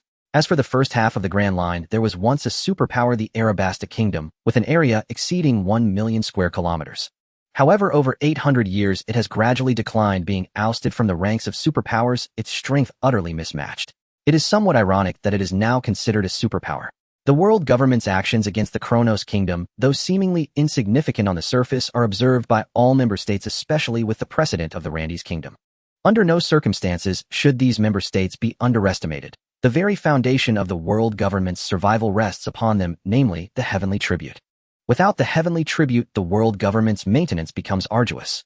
There was once an incident where the world government's actions incurred the member states' displeasure, leading them to unite in protest and voluntarily reduce their heavenly tribute by 70%. The impact on the world government was immense. They had not anticipated such a situation and were powerless to address it. Had they dared to take coercive measures, a large number of kingdoms would have seceded from the world government's membership, and the consequences would have been predictable. The world government nearly disintegrated, was forced to downsize, and the Navy for the first time dismissed a vast number of personnel due to insufficient military funding. Only by paying a considerable price did the world government manage to stabilize the situation, which served as a profound lesson. Besides these superpowers, there are many powerful nations with deep foundations, such as the Flower Country in the West Blue. Therefore, certain actions can only be taken in secret with no evidence exposed in the open. As for the appearance of Hades, the world government has also intensified its efforts to send spies into the Kronos kingdom, seeking to uncover Hades' whereabouts, searching for intelligence on the Lady of the Night across the seas. Those at the very top did not place much importance on it. After all, it was just a child of 10 or so. Rather than focusing on a child who has yet to grow, it is better to target the more threatening rocks pirates. One is a future threat, the other a present one. Undoubtedly Rocks D. Zebek is of greater importance. The Rocks pirates have been developing steadily for several years, and based on their understanding of that man, he surely will not continue this peaceful course. The current calm is merely a prelude to a greater eruption. Action will come soon, and when it does, the Navy will also have to mobilize. In recent years, the world government has consciously increased the Navy's budget, pouring in substantial resources. The current conflicts in the New World are nothing but minor skirmishes. After sailing across the sea for several days, the night pirates arrived at Night Island. Night Island was the territory of the night pirates. Due to its unique geographical environment and special magnetic field, the sky was perpetually shrouded in dark clouds with sunlight piercing through only 1 month out of the year. Thus, the light on Night Island was dim, which maximized the effectiveness of the Night Lady Nyx's abilities. Moreover, Night Island was merely an ordinary island lacking in abundant resources. With the night pirates stationed there, few pirates dared to plunder it. Even if the night pirates departed Night Island flying, their flag would remain undisturbed. As a renowned and formidable pirate in the New World, few would recklessly provoke the Night Lady Nyx. It was just an ordinary island. Those with great power saw no value in it, while those weaker dared not offend it. From afar across the sea beneath the dim sky, a brilliant light shone on the island. As they drew closer, the island was ablaze with lights. For the residents of Night Island, nightlife was eternal. Consequently, commerce flourished, attracting many pirates, especially in the human body art industry, for which a dedicated street had been established. It was evident that under his mother's protection, the island had developed quite well. Nyx was unconcerned with territorial expansion, as everything belonged to the Rocks pirates, including Night Island. The Night Lady has returned. The pirates patrolling the harbor immediately spotted the night pirates' ship. The news spread swiftly across the island, and all vessels along the way made way. A designated spot in the harbor awaited the night pirates. Hades was also curious. He had never witnessed such a scene, neither in his past life nor this one. After all, he had been confined to the Kronos kingdom since birth with no chance to venture out. Hades, this is just a transit point. Don't disembark. They'll take you away tonight. There are many eyes on us. As the pirate ship slowly docked, Nyx scanned the harbor, certain that agents from other factions were lurking. Understood, Mother. Hades paid no heed, focusing on honing his abilities. He manipulated the power of death, letting it coil around his body, compressing and concentrating it at his fingertips. The devastating destructive force could easily corrode flesh and blood, draining all vitality under the influence of death. With his father's manual, he made swift progress in developing the death fruit, charting a clear course. The manual provided detailed guidance, allowing him to avoid detours. However, Hades harbored some different ideas about developing this powerful paramecia devil fruit. Clearly, with his current level of mastery, he could not achieve them. The extreme lethality came at the cost of immense stamina. Had his father Jaeger possessed greater endurance, he might not have been defeated. After all, with his monstrous physique and 3 hockey colors, Jaeger remained one of the strongest on the seas, even without relying on the death fruit's abilities. His father was eventually worn down like a frog slowly boiled alive, whittled away by the Marines one after another, much like the future capture of the demon-air Douglas Bullet. But Jaeger never yielded. He refused to be captured by the world government and the Marines, knowing that imprisonment in Impel Down meant losing his freedom. It would also put the Kronos kingdom under the world government's threat, leading to unforeseen and undesirable outcomes. In that case, the Kronos kingdom would soon disintegrate. They were well aware of the world government's intentions. What is death? The ebbing of life loss. But for Hades, death was plunder, the seizing of others' lives. Jaeger's death hunt could unleash terrifying death energy, annihilating all life within a certain range. Death plunder, as Hades envisioned, might not match death hunt in sheer power, but it could steal others' life force to nourish oneself. This life force could then be converted into stamina, restoring his condition. In essence, it was the same, but added a layer of self-replenishment. If he could achieve this, replenishing his stamina and state, he could fight endlessly like a perpetual motion machine. Facing a numerical disadvantage would actually become an advantage. Even against a single foe, death energy could continuously siphon life force from the surroundings. Hades' experience told him that having consumed the death fruit, he was the master of death, wielding control over it, including life and soul. This was something his father Jaeger had never touched upon or considered. For now, Hades only had an idea, or whether he could achieve such heights depended on his own development. The devil fruit's potential still held much to uncover. Jaeger's path was correct, but imperfect, as it was extreme, focusing solely on maximizing lethality. This saved Hades time, allowing him to focus on other aspects of the Death Fruit's development. Many expected him to become the second Jaeger, but that was not what Hades wanted to hear. He had his own pride. He was Tartarus Hades, unique. He would surpass his father the Grim Reaper Jaeger in every aspect. This would begin with the development of the Death Fruit. No one wished to live in another shadow, but Hades had absolute confidence in himself. Not only he but also his mother, his uncle Bane, and even his father Jaeger believed that Hades could surpass Jaeger. Beyond the Devil Fruit, he trained his physique wearing weights during daily and grueling physical drills, which naturally strengthened his body. Hades had firmly memorized the key to awakening armament Haki, but he needed intense battles to stimulate that power within him. He could already sense the Haki within him, and his physique was more than sufficient. Once he awakened Haki, Hades' strength would undoubtedly skyrocket. What kind of power was Haki? It naturally existed within all beings. As Hades understood it, the stronger one's physique, the mightier their Haki. Many monsters possessed inherently powerful Haki. Upon awakening, its quality surpassed that of those who had honed Haki for years. Strengthening the physique enhanced Haki's quality. Similarly, once Haki was awakened, it passively and slowly tempered the body, increasing physical strength across the board. Thus, some people saw a massive boost in combat power upon awakening Haki. As Haki was trained and its intensity grew, its effect on tempering the body further intensified, pushing one's physique toward monstrous levels. In this world, Haki was paramount. That statement had never been wrong. At a certain level, Haki could even be used to actively temper the body, yielding faster and greater improvements than passive tempering. Powerful Haki in turn promoted physical growth, making one more perfect, narrowing the gap between those with naturally weak physiques and innate monsters.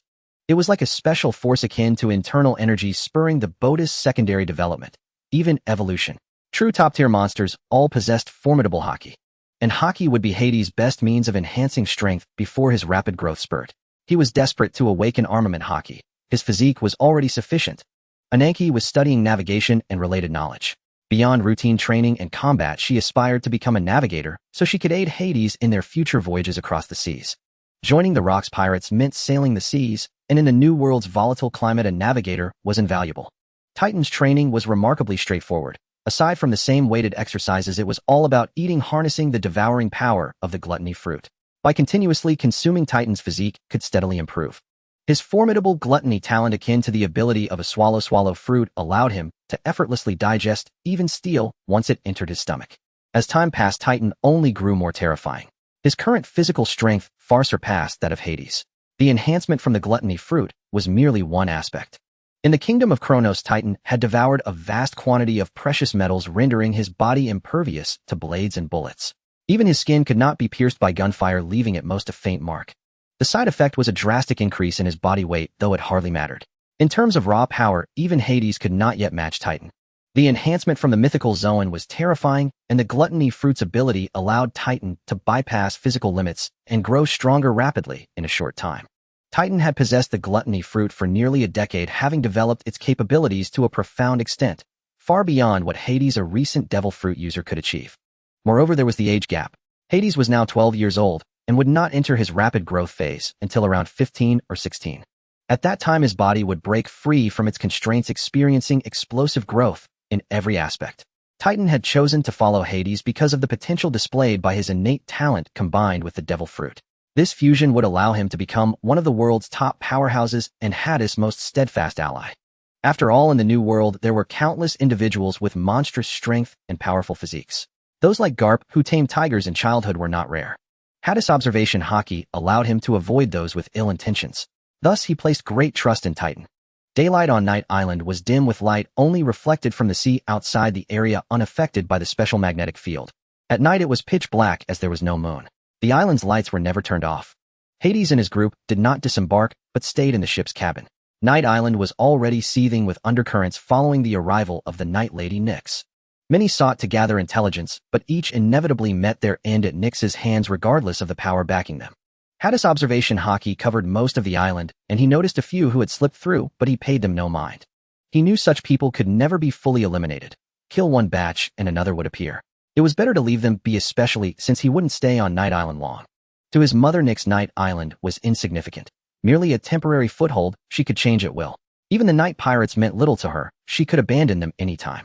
The unique environment made the sea beyond Night Island exceptionally dark, though it improved once one left this small area. His mother arrived, and a veil of night shrouded their bodies. Following her, they boarded a small boat and quietly departed the harbor. As for the watchers at the port, his mother had deliberately cleared them. Wrapped in the night, no one noticed the boat slipping away in the darkness. They remained unaware that the Night Lady, Nyx, had left. Hades understood that his mother had abandoned the night pirates. She had arrived laden with treasure, indicating she had no intention of returning. After her departure, whatever happened on the island, internal strife attacks from other pirates, no longer concerned her. These burdens had lost their value. Wasn't that obvious? How could she bring ordinary pirates to a secret training ground? Still, Hades was curious about their destination. The small boat sailed in one direction, and in his mother's hand a vivre card shifted slowly in her palm, as if drawn by something. Finally, a pirate ship appeared ahead. Hades squinted, feeling a sense of familiarity. The Jolly Roger was like a sun with 9 serpents coiled around a skull. 2 massive sea snakes pulled the ship forward. Its design had changed significantly. Years had passed, and the ship had likely been renovated or rebuilt. Besides, each captain of this crew had different tastes and preferences. Is this the Kuja pirates? Hades couldn't help asking. Yes, our destination is the Calm Belt. There we can avoid interference from the Marines and the world government, and they won't find us. The environment there will also provide you with ample training. Nyx patted Hadis' head. Mother, do you know the captain of the Kuja pirates? The Kuja pirates are an affiliate of the Rocks pirates, having joined just 2 years ago. Their captain is also the Queen of Amazon Lily, only 19 years old, but not to be underestimated. Saying this, Nyx glanced at Hades with a smile, leaning in to whisper in his ear. You know, she's a close sister of mine and a stunning beauty. If you're interested, I can introduce you. She's a little monster. Combined with you, you'd surely produce exceptional offspring. He hadn't expected his mother to be so frivolous, saying this in front of Ananke. Though her voice was low, everyone on the ship could hear. And this was truly Nyx's intention. Ananke pouted in displeasure, wrapping her arms around Hades. She knew his future wouldn't be limited to her alone, but she was determined to be the first. Mom, what's the rush? It's too early. Hades felt helpless. He was only 12. Why hurry? Though physically, by his past life standards, he was overly developed. At 1.9 meters tall, he was nearly as tall as his mother. Still, Hades didn't refuse. He adhered to a principle of non-resistance and non-rejection in such matters. In his past life, he had been with countless women, all vying for his embrace, every type imaginable. He took no precautions, letting fate decide, earning him the notorious title, War Wolf of Modu, in his circles. Now he had gone 12 years without tasting flesh. Though he had all the essentials, it was still too early for Hades. He needed to wait a few more years. Just then the Kuja pirates seemed to notice them. The 2 sea snakes pulled the pirate ship closer. As the pirate ship drew nearer, Hades gradually discerned the figure standing at the prow. She had a cascade of lustrous long hair, a seductive leather outfit, wheat-toned long legs, and half of her bosom exposed to the elements. Hades felt a flicker of familiarity. Though her appearance and attire differed vastly from her future self, he still recognized her. Shihaku, the former empress of Amazon Lily and captain of the Kuja pirates. Chronologically, this was precisely the era when Shikiaku began to make her mark. My dear Nyx, you've kept me waiting so long. Stepping aboard the Kuja pirates' vessel, Shikiaku rushed over and tightly embraced Nyx, their abundant chests pressing together as if they might burst forth. As anticipated, she was open-minded, unsurprising given she hailed from the legendary land of men's paradise. The 12-year age gap did nothing to hinder the bond between them. In terms of appearance, the two indeed resembled sisters. Shikiaku had ventured out to sea at 17 and carved a considerable reputation for herself, holding the dual identities of Kuja pirates captain and empress of Amazon Lily. Amazon Lily was the name used by the outside world, located on the island of Amazon Lily in the Calm Belt. All its inhabitants were women with a fierce and rugged spirit, every one of them a warrior. For Amazon Lily to survive, it relied on the Kuja pirates to plunder from the outside. Certain supplies had to be replenished from beyond, otherwise the kingdom would gradually weaken. Without strength, annihilation was the only outcome. Thus, every generation of Kuja pirates captains rose to become formidable powers on the high seas. Though still young, Shikiaku had already demonstrated such potential. She caught the attention of the Rocks pirates, who sent someone to recruit the Kuja pirates, that someone being Nyx. Nyx held Shikiaku in high regard, offering substantial aid to her, and the Kuja pirates helping them integrate swiftly into the new world and advising on key precautions. The two naturally became close confidants. I'm here now, aren't I? Let me introduce you. Nyx tugged Shikiaku, gesturing toward Hades and his 2 companions. This is my son Hades. I hope you two can have a good exchange in the future. This is Ananke, and he is Titan. So you're Nyx's son. Shikiaku gazed at Hades' arms crossed, a spark of curiosity glinting in her eyes. I've heard your name from Nyx's lips many times. Greetings, Sister Shikiaku. Hades offered a salutation. He was studying her as well. She was vastly different from his past life memories, with healthy wheat-toned skin, an open leather jacket revealing 8-pack abs, and powerful sinewy arms and legs. Her physique was as lithe and agile as a panther, her eyes brimming with a wild, untamed spirit. Her long hair was tied in a ponytail, her posterior pert and firm, instantly reminding Hades of the fitness instructor he had once been intimately acquainted with in his past life, though she was taller and more symmetrically proportioned. Ho ho, little Hades. Though she noticed his gaze, Shikyaku paid it no mind. Hearing his address, she chuckled behind her hand. Find a room to rest. Next we head back to Amazon Lily. And don't go wandering around the ship. Shikyaku reminded Hades and the others with a smile, then turned to Nyx. Sister, you'll share a room with me. With that, she took Nyx's hand and led her toward the higher-level captain's quarters. Nyx did not refuse. She waved at Hades and his companions, then followed along. Hades found it somewhat exasperating. Was this really acceptable? Yet over the years he had come to embrace certain different perspectives. In fact, he adapted quite swiftly. Glancing around, the Kuja pirates were as uninhibited as he had imagined, most of them bearing their skin, covering only their most intimate areas. Women wearing only short skirts and bras were far from uncommon. Was this to be expected from the legendary Amazon Lily? Still, the stares from those around him made him somewhat uneasy. He did not let it show on the surface. The reproduction of the Amazon kingdom largely depended on these warriors of the Kuja pirates, and their plundering expeditions included capturing men. Once pregnant, they would return to Amazon Lily. If the child was male, he would be killed. If female, she would be raised. Men were merely tools for procreation. As for the hearsay about adopting girls from outside, it was unreliable. The inhabitants of Amazon Lily were also known as the Kuja, a tribe, a race with a very long history. Based on Hades' speculation, they carried the bloodline of the Serpentine race. This was evidenced not only by their pirate flag emblem, but also by their custom of keeping snakes on the island. The Serpentine race was a special heteromorphic tribe akin to the mermaid race, with human upper bodies and serpent tails, which could transform into human legs upon reaching a certain age. The Snake Neck tribe was said to be a variant born from interbreeding between the Serpentine race and humans. The Serpentine race was exceedingly rare. The Kronos kingdom had some intelligence on them. They had virtually vanished from the seas, reportedly retreating into the Calm Belt to evade greedy slave traders. Why were there records? Because the Kronos kingdom had once taken notice. Situated in the northern New World, it was from there that the Serpentine race had fled into the Calm Belt. Hades understood their unique customs and did not mind, as they had nothing to do with him. But the covetous gazes directed at him were nauseating, among them 2 heavily pregnant Kuja warriors. These Kuja pirates members were well-traveled and worldly. The warriors who had never left the island were a different matter entirely. Fortunately, this was only a portion of them. Some of the Kuja pirates members were relatively normal. A warrior carrying a bow on her back with a snake coiled around her waist and shoulder approached the trio. Follow me. She turned and walked away, though Hades sensed she had cast an extra glance his way. He paid it no mind, noticing Titan's awkwardness beside him, and patted his waist. Let's go. The real world was vastly different from the fantasies of the past. Hades realized this. His sole purpose was to find a place that could pressure him, a crucible for sharpening his skills. It was true that Amazon Lily was populated solely by women, but the rumor that all were beauties was pure nonsense. Moreover, among these Kuja warriors, while there were indeed many attractive women, some were oddly shaped, fierce-looking, or even deformed, far from meeting Hades' aesthetic standards. He would not even spare them a glance. In comparison, the Kuja warriors who had yet to leave Amazon Lily still held potential for further refinement. And truth be told, Hades preferred the women of Wano country over those of Amazon Lily. The Kuja pirates journeyed northward, inevitably engaging in slaughter and plunder along the way. This was their very means of survival. Though Hades and his companions did not participate, they witnessed the cruelty of the Kuja tribe.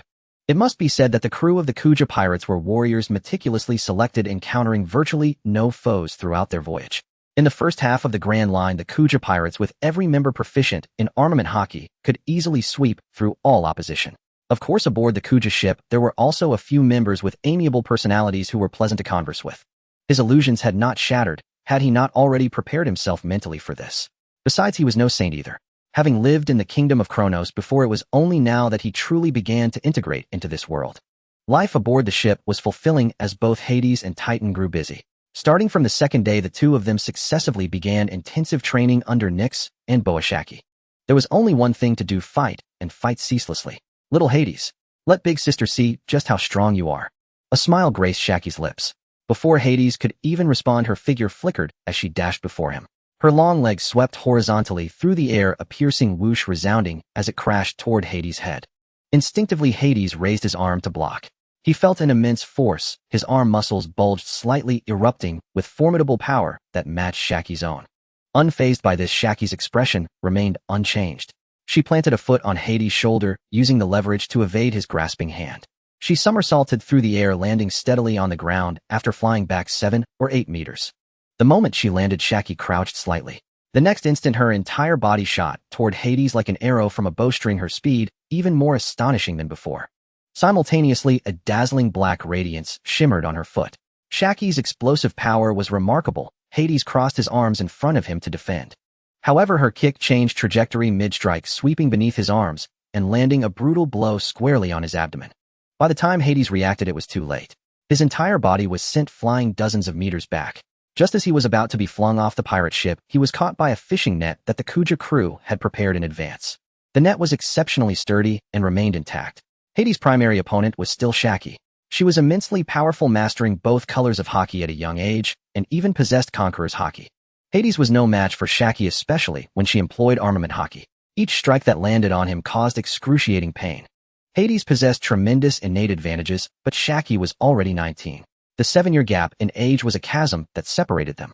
In terms of sheer combat experience, Hades was also inferior to Shaki, suffering no small disadvantage in their battles. His powerful physique granted him remarkable endurance and recovery. By consuming the flesh of sea beasts and sea kings, he could rapidly replenish his body.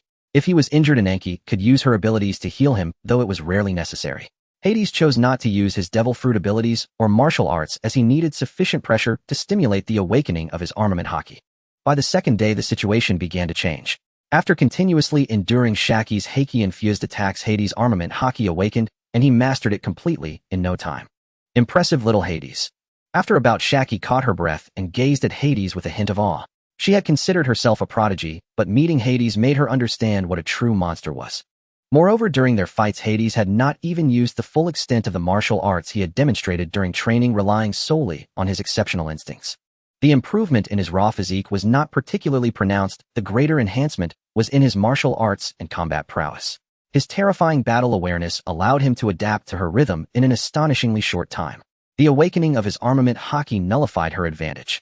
To possess such powerful observation hockey at such a young age, if Shaki knew that Hades' observation hockey was innately awakened, she would surely be even more astounded. He awakened armament hockey in a single day, mastered the technique of hardening by the second, and grasped the skill of hack infusion by the 10th day. Such learning ability was terrifying. Especially after awakening armament hockey, Hades' strength continuously escalated. In truth, Hades possessed an extraordinary degree of control over power, a result of his years of relentless training. Through constant combat, his control over hockey improved, and the quality of his hockey correspondingly rose. Shaki, as Hades' opponent, could feel his progress every single day. She came to realize just what kind of monster her sister's child truly was. Having only heard rumors before, she now hastily researched the intelligence on the Grim Reaper, Jaeger, and could not help but feel a chill of fear. Hades' progress also imposed a pressure on Shaki. She had no desire to be so easily surpassed by him. It seemed she had grown somewhat complacent these days. The awakening of armament hockey caused Hades' combat prowess to surge, his strength drawing closer to Shaki's. With a formidable foundation and an innately powerful physique, the quality of Hades' newly awakened armament hockey was far from ordinary. Relying on his robust physique and stamina, his battles appeared evenly matched on the surface. Yet this was but a temporary burst of power. Further rapid improvement would become difficult, demanding slow and steady accumulation. The accumulation of physical strength, martial techniques, and combat instincts, unless he could achieve a breakthrough in observation hockey or armament hockey. But that was impossible. The application techniques of armament hockey across the sea were divided into 4 forms: hardening, imbuing, emission, and internal destruction. The first 2 were foundational and simplest, while the latter 2 were profound. However, they required a certain level of hockey intensity. With talent, one could master them easily. With cultivation manuals and prolonged training, mastering advanced techniques was not difficult. Techniques were merely techniques. For Hades, who had already grasped the inch force of hockey, they posed little challenge. But both emission and internal destruction demanded powerful armament hockey as a foundation. The quality of hockey was the essence. Without sufficient quality, even mastering internal destruction could not breach an enemy's hockey defense. Hades was not impatient. His talent was evident, and all paths led to the same destination. The manual left by his father also explained this. Through his own training, bodily growth, and relentless battles, the quality of his hockey would naturally improve. By then, both emission and internal destruction would be within his grasp. Such techniques posed no difficulty for one who commanded the inch force of Bejiquin. Hades did not crave over ambition. He knew what truly mattered. After recovering from his battles with Shaki, he would once again face his mother Nyx. Nyx, a user of the Night fruit, was akin to a shadow mage and assassin, yet her close combat skills were formidable. In the beginning, under the protection of his father YG, his growth had been slow. But over these 6 years, as Nyx exacted vengeance on the Marines through ceaseless combat, her strength had skyrocketed, especially in her mastery of devil fruit abilities. It could be said that during the stable development of the Rocks pirates, Nyx was the most active pirate, clashing with the Marines more than any other.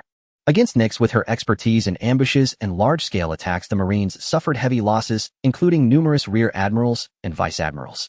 However, at the level of Marine Vice Admiral, most had attained a certain proficiency in both colors of hockey.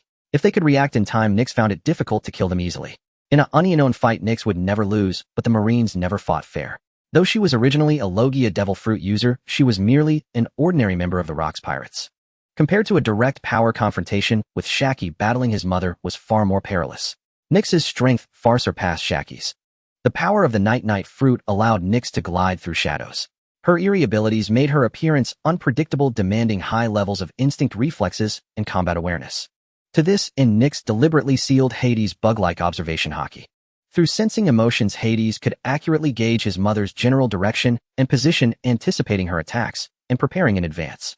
Since awakening, armament hockey battles with Shaki rarely left him injured, but fights with his mother drew blood. Though she held back lethal strikes, she continuously pressured and threatened him. Without using observation hockey, Hades was truly flustered, his movements even stiffening. Nyx, with her ample experience, saw his problem instantly. He relied too heavily on observation hockey. After all, how could the woman favored by the god of death, YG, be ordinary? Her strength was not solely due to her Logia devil fruit. Before becoming a pirate, Nyx was a cultured, intelligent noblewoman. She was merely drawn to YG and thus embarked on a path of rebellion, becoming a pirate. In essence, YG was also a noble. Without observation hockey, Hades had to adapt. His wounds gradually increased. Severe ones required Ananke's healing, while minor ones healed with his Bodis vitality. Though it seemed harsh, the results were remarkably effective. Nyx needed to instill a strong sense of crisis in Hades to drive his rapid progress. She carefully balanced the intensity, ensuring no threat to his life. Though Hades' strength grew swiftly, his path had been smooth sailing. Nyx wished for him to mature quickly, not just in power but in will. This was the only way she could show her love as a mother. Nyx had absolute faith in her son. But what Hades faced in the future was not merely establishing himself within the Rocks pirates. He had to go further, eventually confronting the world's most terrifying monsters. All she could do was lay a solid foundation for him in these 2 years. The rest would be up to him, as she could offer little more. Ananke's training was simpler, learning martial arts from the warriors of the Kuja pirates, sparring, mastering observation and armament hockey, and daily development of her devil fruit. Her battles were far less intense than Hades or Titans. She lacked their terrifying physiques and regenerative abilities to withstand constant torment. Different people required different training methods. Individuals like Hades and Titan were exceedingly rare across the vast sea. Titan, 2 years older than Hades, was equally a true monster, especially after consuming the gluttony fruit. Facing Shaki, he similarly could not use his devil fruit abilities, otherwise Shaki might not have truly been a match for Titan. For now, Shaki could still rely on her combat experience to contend with Titan. His steel-like body seemed clad in armor, and his immense monstrous strength could easily shatter air barriers. The bursting air accompanied each punch. He had not yet awakened observation hockey, but armament hockey had been awakened a year ago. Every attack Shaki combined with armament hockey felt as if she were striking a wall. Her more agile physique continuously caused trouble for Titan. Compared to Titan, who had yet to awaken observation hockey, even with his astonishing explosive power, he still appeared somewhat clumsy before Shaki. Titan gasped heavily, his obese body having shrunk a circle drenched in sweat, as if a layer of oil had been shed. Compared to the stalemate in his fight with Shaki, facing Nyx was perilous beyond measure. The earth spikes formed from shadows appeared unpredictably. He had to dodge constantly, and a single step too slow could result in severe injury. Unlike an anomaly like Hades, who was born with awakened observation hockey, awakening observation hockey was far more difficult than armament hockey. For training observation hockey, Titan did not start from scratch, nor did he need to blindfold himself. Instead, he had a certain foundation of training, yet he had never been able to awaken it. He lacked a catalyst. On the vast sea, the awakening of observation hockey often occurs at the brink of life and death. Nyx aimed to achieve this effect, further stimulating Titan to awaken his observation hockey. The formidable vitality of a mythical Zoan, coupled with the gluttony fruit's insatiable nature, meant that even fatal wounds could be rapidly healed through eating in a short time, as long as a breath of life remained. Under such pressure, combined with Titan's beast-like instincts, he successfully awakened observation hockey, though it was still intermittent. After a period of honing, he would be able to master it proficiently. His overall combat power had also seen considerable improvement. With Shaki and his mother Nyx as sparring partners, Hades' formidable bloodline erupted with terrifying potential. The pleasure of continuously increasing strength intoxicated Hades. Ignoring the covert flirtations and temptations from the Kuja warriors, he devoted himself wholeheartedly. A month later, the Kuja pirates returned to Amazon Lily. Before that, the ship anchored off the coast of a beast island, leaving Hades' Titan and the others ashore. "You will stay on this island to train. We'll regularly deliver supplies and food." Shaki said to Hades, and the others left a batch of supplies, then boarded the Perfume Yuda and sailed away from Beast Island. Ruskana was the name of this beast island. It was also the island where Monkey D. Luffy would later undergo special training with Rayleigh. In ancient times, a kingdom existed on this island, but humanity ultimately succumbed to the fearsome nature, either perishing or leaving the island. Only the enormous and terrifying beasts remained. Consequently, the island's beasts and its unique 48-season cycle made it the ultimate training ground. The beasts of the Kronos Kingdom were utterly incomparable to those on this island. Especially since these beasts had autonomously awakened armament haki, their physical strength further enhanced by the tempering of haki. From afar, Hades could hear the roars of giant beasts. In the distant sky, pterosaurs spread their wings, their sharp claws dripping with blood. Even in the shadows, beasts had already set their sights on them. The harsh environment excited Hades. One always needed to push oneself, though too much comfort would never lead to growth. "Let's go. For the next 2 years we'll live on this island. First we conquer it." Hades strode forward, his fists clenched tightly. He was very satisfied with this island. Even though he had already formed a systematic martial arts style, it was still somewhat rough. So on this beast island, he would perfect his martial arts completely. In the distant sky, a pterosaur's sharp eyes had already locked onto him, seeing him as a delicious prey. Soaring through the air, the pterosaur dove down like a cannonball, charging at Hades and the others. Hades slightly raised his head, staring intently at the pterosaur. Now he no longer used observation haki at all times. Following his mother's guidance, he decided to break free from his reliance on observation haki. In truth, he understood the principle, but using observation haki had long become his instinct. He had been using it constantly, leading him to overlook this point. Even during training, his observation haki allowed him to see the internal state of his body, similar to internal vision, enabling him to identify deficiencies and make fine adjustments. Thus, Hades' martial arts were considered very profound, even on the vast sea. He raised his hands, his wrists slightly bent backward, and his fingers struck the air nimbly like playing a piano. With astonishing control and explosive power, he concentrated his strength into a single point. Beams like lasers appeared, shooting at extreme speed toward the descending pterosaur. From a distance, it seemed as if Hades could fire lasers from his hands. Such skill amazed even Nyx. Her son at such a young age had already reached this level of martial arts, something she could not match. In terms of control over power alone, Hades had already surpassed the vast majority of pirates on the rocks. Pirates, after all, for many pirates, martial arts meant using certain techniques to unleash their explosive power in powerful moves. It seemed Hades had truly grown up. In the years she was away, he had achieved astonishing development, far from being as simple as he appeared on the surface. He had not even used his full strength in his fight with Shaki. In her view, Xiachi possessed even greater potential than herself and would grow to become a core figure of the Rocks pirates in the future. Though she might not rival those true monsters, she was not far behind the 2 newest admirals of the Navy. The strength of those 2 admirals was somewhat inflated. Most who became Navy admirals were among the elite of top-tier fighters, the cream of admiral-level combat power.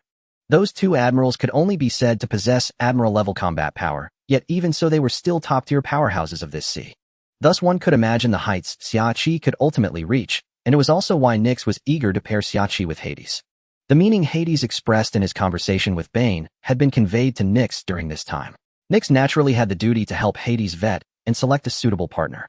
Now the only ones she cared about were Hades and Hades' descendants. Jagger was already dead, and Hades was her only remaining kin, as she could hardly wait to hold a grandchild. Hiss!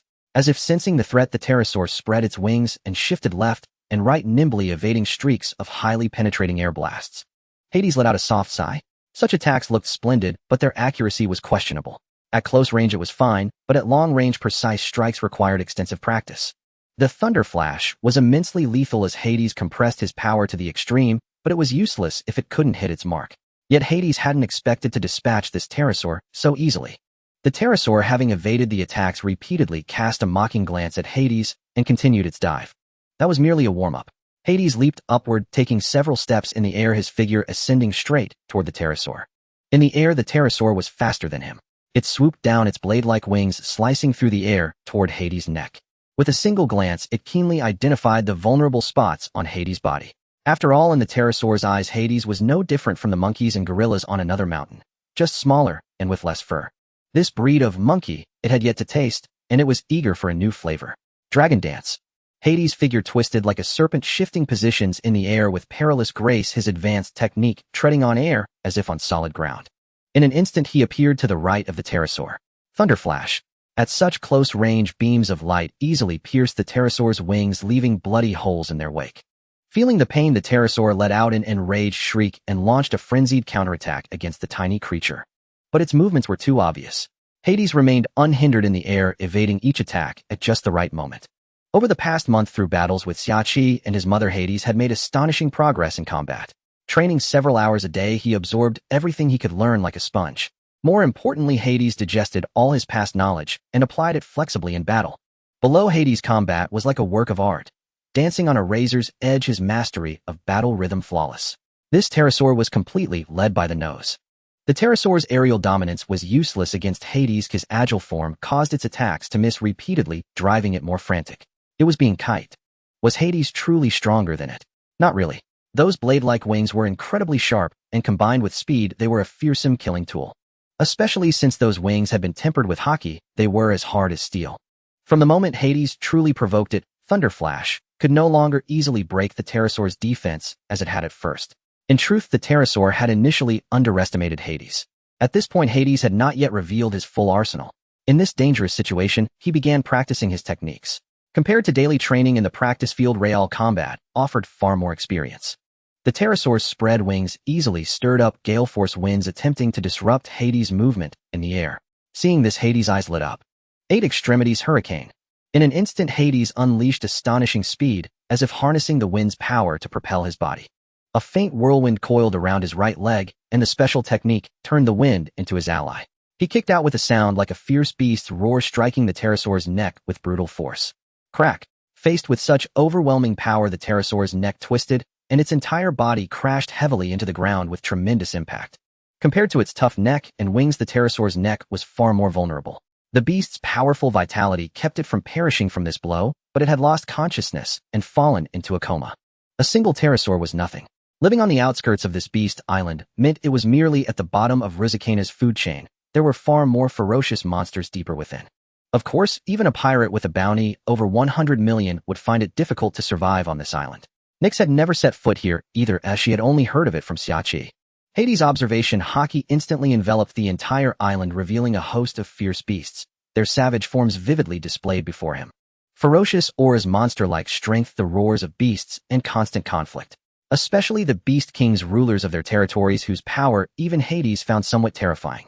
This island preserved a primeval landscape, and the beasts within all carried the bloodline of ancient monsters and giants. A giant ape over 20 meters tall had black substance coalescing within its fur, forming armor-like protection. A sneaking leopard, its claws wreathed in armament hockey, could not even leave a scratch on the giant ape's body. The gap in hockey quality between them was too vast. The giant ape pounded its chest with both fists and let out a roar, its imposing might overwhelming its powerful aura, cowing the leopard. With a surge of surging armament hockey, it twisted and punched down. The earth trembled violently, and the leopard, unable to resist, was crushed into pulp. Then a giant saber-toothed tiger was torn in two by the ape's bare hands. Such was the fate of those who challenged the Beast King.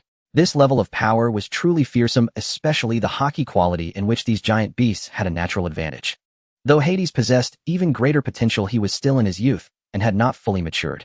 But this only excited Hades more. On this island, his 3 types of hockey physical techniques, physique, and ferocious aura would all be thoroughly tempered. He could hardly wait to grow stronger. Without sufficient strength, there was no sense of security. Therefore, he had no choice but to become even more powerful.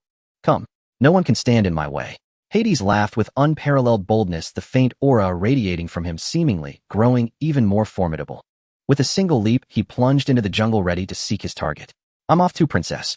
Titan followed closely, though his direction deviated slightly. In these past days, Hades' astonishing growth rate had both amazed and pressured him. Hades was his everything, protecting him was his duty, and Hades' commands were absolute. Now Hades' strength had already caught up to his own. As the destined sovereign, it was only right that Hades surpassed him in power. But if he fell too far behind, unable to keep pace with Hades' growth, how could he continue to stand by his side? Rizikana, the island of beasts, had now been intruded upon by several uninvited guests. Though they had yet to draw the attention of the colossal monsters, they were destined to stir up a storm on this island. First step. 8 Extremities Falcon. Hades erupted with astonishing speed, his hands forming claws as he viciously struck at his target, a massive python. Sensing the danger, the python flicked its tongue and twisted its body slightly to evade the attack. Its cold, bloodthirsty gaze locked onto Hades before it swiftly coiled, attempting to constrict him to death. Dragon Dance. Hades effortlessly slipped through the python's incomplete encirclement, though the danger was palpable. The moment he escaped, the python's gaping maw lunged at him. Man and python engaged in a fierce confrontation. The beasts of the Kronos kingdom were on an entirely different level from those on this island. Any random beast encountered was incredibly tenacious. Hades had used his aerial speed to defeat the pterosaur, but against the python's exceptional reflexes, he lacked such overwhelming dominance. The battle between man and python was exceedingly intense, especially in the grappling exchanges. Hades' Dragon Dance against the python's instinctive bursts and coils. Unlike Hades, who consciously honed his combat skills, drawing essence from the beast's movements to perfect his martial system, Titan could only fight, endlessly fight. Titan bore a similar burden to Hades, even heavier. He challenged one beast after another to strengthen himself, then devoured them. Titan's gaze was utterly voracious, driven by the gluttonous instinct of the gluttony fruit. These beasts were merely delicacies in his eyes. Consuming them would make him stronger. The bones of these beasts contained substances that could be absorbed into his body, reinforcing his own skeleton. Even their aura could enhance his malevolent energy. With such purpose, Titan embarked on his own conquest. His battles were straightforward, seemingly less perilous than Hades. Relying on his monstrous defense forged from countless rare metals, he would charge directly at any beast. Even with armament hockey, many beasts could not breach his defense. Their strength and the quality of their armament hockey were insufficient. Even if they managed to wound him, it was merely a scratch, quickly healed by the gluttony fruit's regenerative power. By devouring the carcasses of a few beasts, Titan could rapidly convert them into energy and vitality to replenish his consumption. Hades had drawn inspiration for developing the death fruit's life-draining ability from Titan's power. With such an ability, Titan could boast infinite stamina capable of exhausting any opponent. And indeed, that was the case. One beast after another fell to Titan, bolstering his confidence. Ignorant of the island's true depths, he believed the beasts of Rizikana, though fearsome, were ultimately unremarkable. Overflowing with confidence, Titan ventured deeper into Rizikana, only to be abruptly swept into a battlefield where 2 beast kings clashed. The sudden intruder caught the attention of both beast kings, who were astonished that anyone dared remain after they had cleared the area.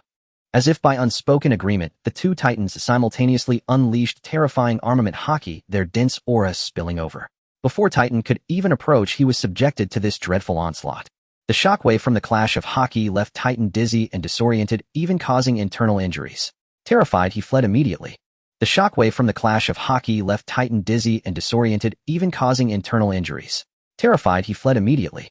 Nyx truly recognized the terror of this island, as it was her first time here. In this vast new world, it was also her first encounter with an island where all the beasts possessed armed hockey. Some ferocious beasts even mastered observation hockey. There were certain beasts that were challenging even for her to deal with.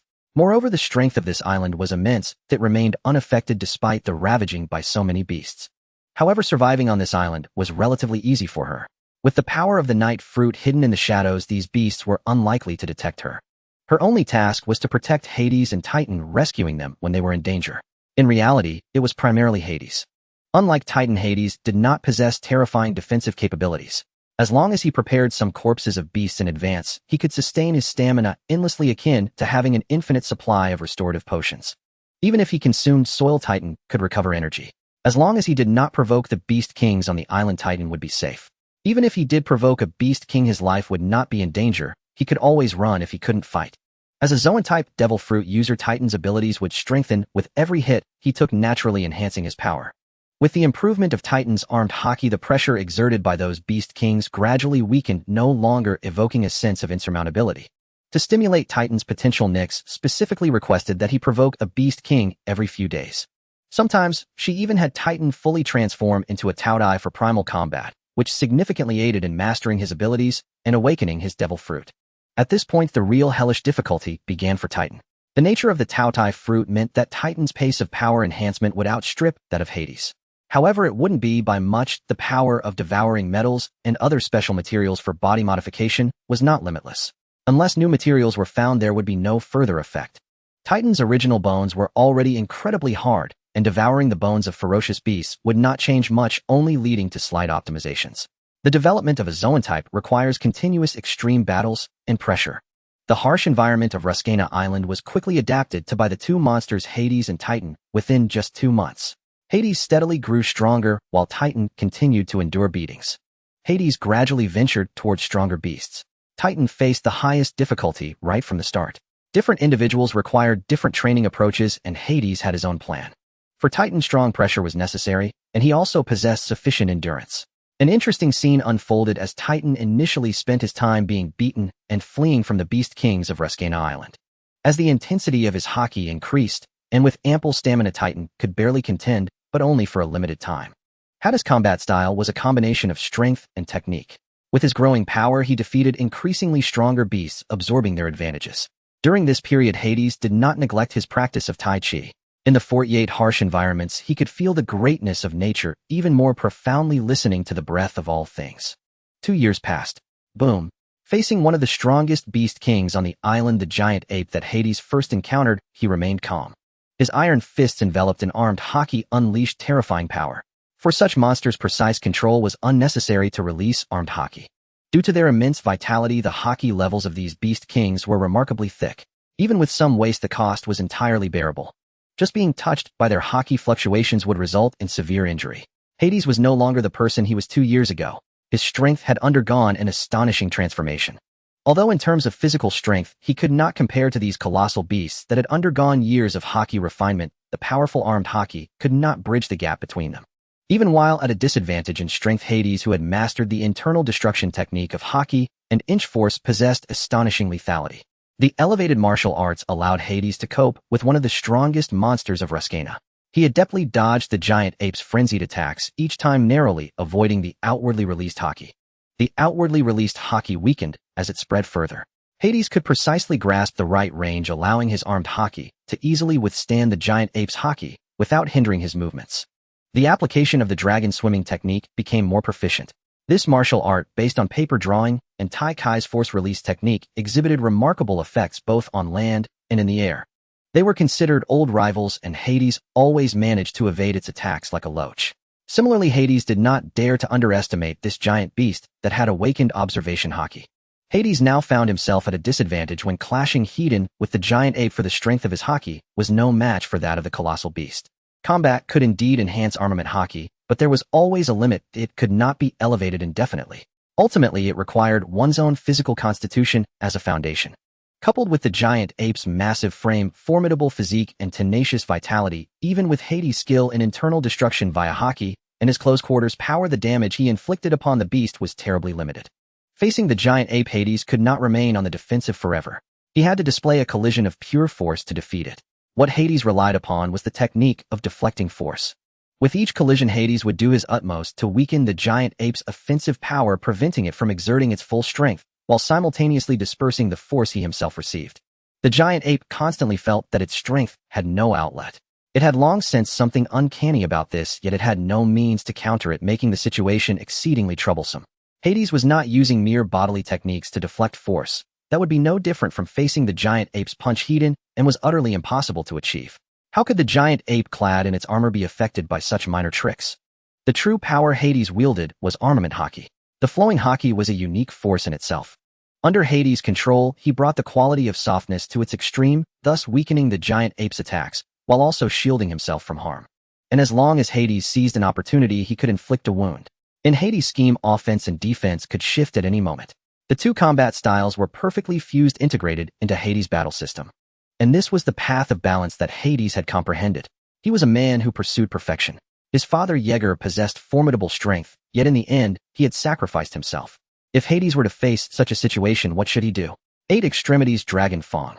Dodging the giant ape's fist, seizing the moment before it could react, 5 blood-red flashes streaked through the air as Hades' claws tore open the beast's robust back. Ever since he comprehended the breadth of all things, Hades could in a sense be considered a swordsman. Hades had also dabbled in swordsmanship. The technique Sword Flash incorporated the skills of the blade, and now he had integrated it into his claw techniques. Roar. Feeling the pain, the giant ape twisted its body, while its right arm swept towards Hades like a steel pillar. Hades took a slight step in the air, lightly tapped the arm that swept past with his finger, and deftly avoided the blow. Twirling in midair, flash step.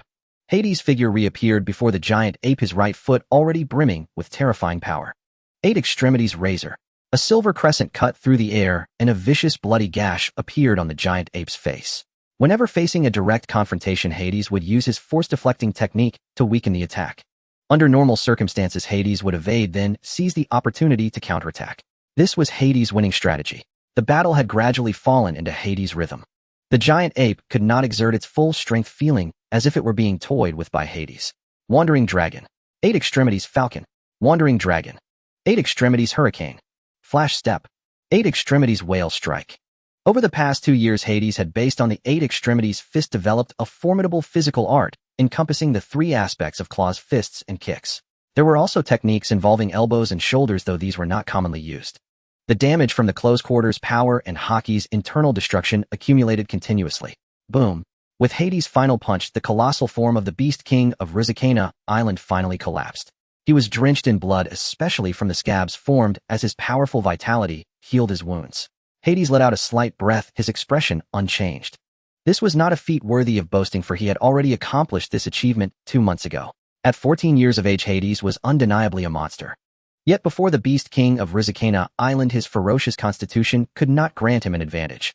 Due to the constraints of his age, his physical potential had not yet fully erupted. The giant ape itself was a monster possessing advantages that Hades currently lacked. If Hades were a dragon, then their current disparity was akin to that between a juvenile dragon and an adult giant. Even though Hades' potential was greater, he had not yet reached his peak. Potential was potential and strength was strength. The two could not be conflated. He could only defeat the giant ape in this manner, inflicting damage bit by bit, wearing it down until it died. This was inconsistent with the absolute power he aspired to. And this was also the common fighting style of many powerhouses on the sea. However, he had no choice but to use this method. The disparity in Haki quality meant the giant ape was superior to Hades in both offense and defense. As an ape, the giant ape possessed astonishing intelligence and learning ability. During this period, it had also grown accustomed to Hades' combat rhythm, and even its observation Haki had improved considerably, along with a slight enhancement in its usage of armament Haki. Facing such a monster which constantly pressured Hades spurred the advancement of his own strength. In Hades' view, the giant ape's combat power had reached the quasi-admiral level, and in terms of vitality and physique, it had fully attained the admiral level. Yet before him, the strength it could exert was not that formidable. As Hades integrated the force-deflecting technique into his combat, both his defensive and evasive capabilities saw remarkable improvement. By sensing the flow of air and using the force-deflecting technique to nullify the friction of the air, Hades delved deeper into the development of his observation Haki from this perspective. Having ended the battle, Hades sat on a massive boulder, a faint smile on his face. He turned his head slightly, gazing at the battle unfolding in another arena. That battle was taking place several kilometers away, and its 2 protagonists were Titan and a colossal lion. This lion is one of the beast kings of the island, surrounded by flames, resembling a ruler of fire, and its fur remains unharmed. This is a rare species on the island, possessing the ability to generate flames. Its sharp forepaws can easily pierce through steel. On the other side is the Titan, transformed into a ferocious beast with a massive and robust body exuding a menacing aura. Its fierce head is adorned with deep black hole-like pupils, along with 2 additional eyes located under its armpits. A pair of horns resembling those of a bull and a sheep curve backward. Its enormous mouth gapes wide, revealing serrated fangs that emit a terrifying, devouring force akin to a bottomless pit. With tiger claws and a bone tail, it has a pair of fleshy wings that resemble ears adorned with strange patterns. Compared to the giant lion, the Titan's physique is even more massive, like a small mountain. In the brutal combat, it is completely immune to the giant lion's flames and holds an absolute advantage. With a larger body, stronger physique, and greater power, the Titan's mastery of Haki is not inferior to that of the giant lion. It is also more powerful in terms of technique. Such an outcome was destined from the very beginning. The Titan's strength is rapidly increasing, aided by the development of the Devil Fruit, the immense pressure, and continuous battles leading to an all-around enhancement. At first, the Titan endured countless beatings, continuously being taught a lesson, then retaliating, challenging, being defeated, and fleeing. This cycle repeated endlessly. During this process, with the assistance of the gluttonous fruit, the Titan's physical potential erupted even more as he aged, with the enhancement of his physical strength and Haki surpassing the speed of Hades' progress. His formidable recovery ability made the Titan seem indestructible. In his complete beast form, he was being brutally beaten in battles against the Beast Kings from the start. However, he rarely faced life-threatening danger, which allowed the Titan to act more recklessly. After being defeated, he often lay still while the Beast Kings pounded on him. Yet these Beast Kings could not kill the Titan, as his defense and recovery abilities were too terrifying. The usual outcome was that they exhausted themselves and left cursing. The next day, the Titan returned fully healed to challenge them again. Thus, the Titan challenged nearly all the Beast Kings on the island. Eventually, they all recognized him and sometimes banded together against him.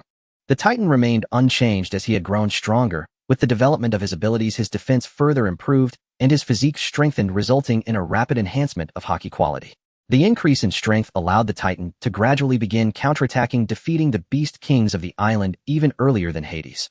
Throughout this process, the Titan did not utilize the toxic mist of the gluttonous fruit or the malevolent aura he had already mastered.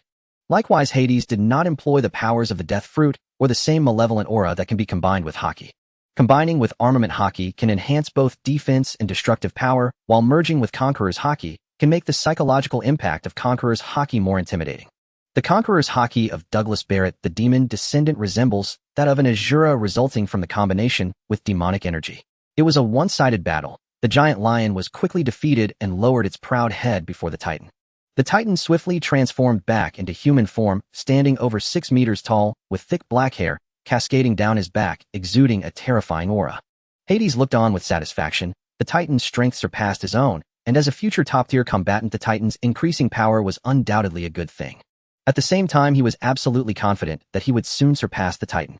After all, in a real fight, who would win or lose was still uncertain. 2 years was enough for Hades to develop the Death Fruit's abilities to a profound level. Unlike others' explorations, Hades knew exactly how to develop it and which direction to take, never feeling lost. Although he did not use his abilities during battles, countless ferocious beasts perished at his hands during the development of the fruit. In a corner of the island, there was a desolate land where no grass grew, a forbidden zone devoid of life. Hades looked at the information in his hands. It was sent by the Kingdom of Kronos. It contained updates on the internal developments of the kingdom, the situation with the world government rebels, and various information from the seas, all related to the Rocks pirates and the Navy. These documents would periodically appear in the small cabin where Hades often rested. Hades had a target in mind for who could have sent them. Only one person in the Kingdom of Kronos could accomplish such a task. The development of the kingdom was progressing very smoothly, with initial successes in agricultural reforms and the construction of transportation networks. The automation of agricultural production was going very well. Originating from the beautiful country's agricultural production methods, the creation of those machines was not difficult for the Kingdom of Kronos. In fact, a batch had already been produced even before Hades left. The small land of the Fairy Kingdom could produce a significant share of the world's pork. This unique cooperative management system, integrating production, processing, and marketing, was operating efficiently. This was the method Hades truly desired. However, it required sufficient knowledge accumulation. Just the knowledge of pig farming alone could fill thousands of books. Cultivating the most advanced pig breeds and achieving fully automated production needed ample technical support. Although it seemed promising now, it had not yet met Hades' expectations. The complete establishment of the technical system would take at least a decade. If it could reach even a tenth of the Fairy Kingdom standards, he would be very satisfied. About 3 months after he left, the rebels within the Kingdom of Kronos launched a counterattack. Unsurprisingly, this rebellion was easily suppressed, barely making it past the prison walls. Even with sufficient strength, the Kingdom of Kronos still had no plans to directly eliminate them, akin to boiling a frog in warm water, gradually exhausting the world government's forces. This was a strategy the kingdom had adhered to for years, also to avoid direct conflict with the world government. Between nations, there has never been eternal hatred, only interests. As they had speculated, the world government was close to collapsing. It was not due to a lack of strength, but rather the pressure from all sides. Whether internal or external, there were even dissenters within the celestial dragons.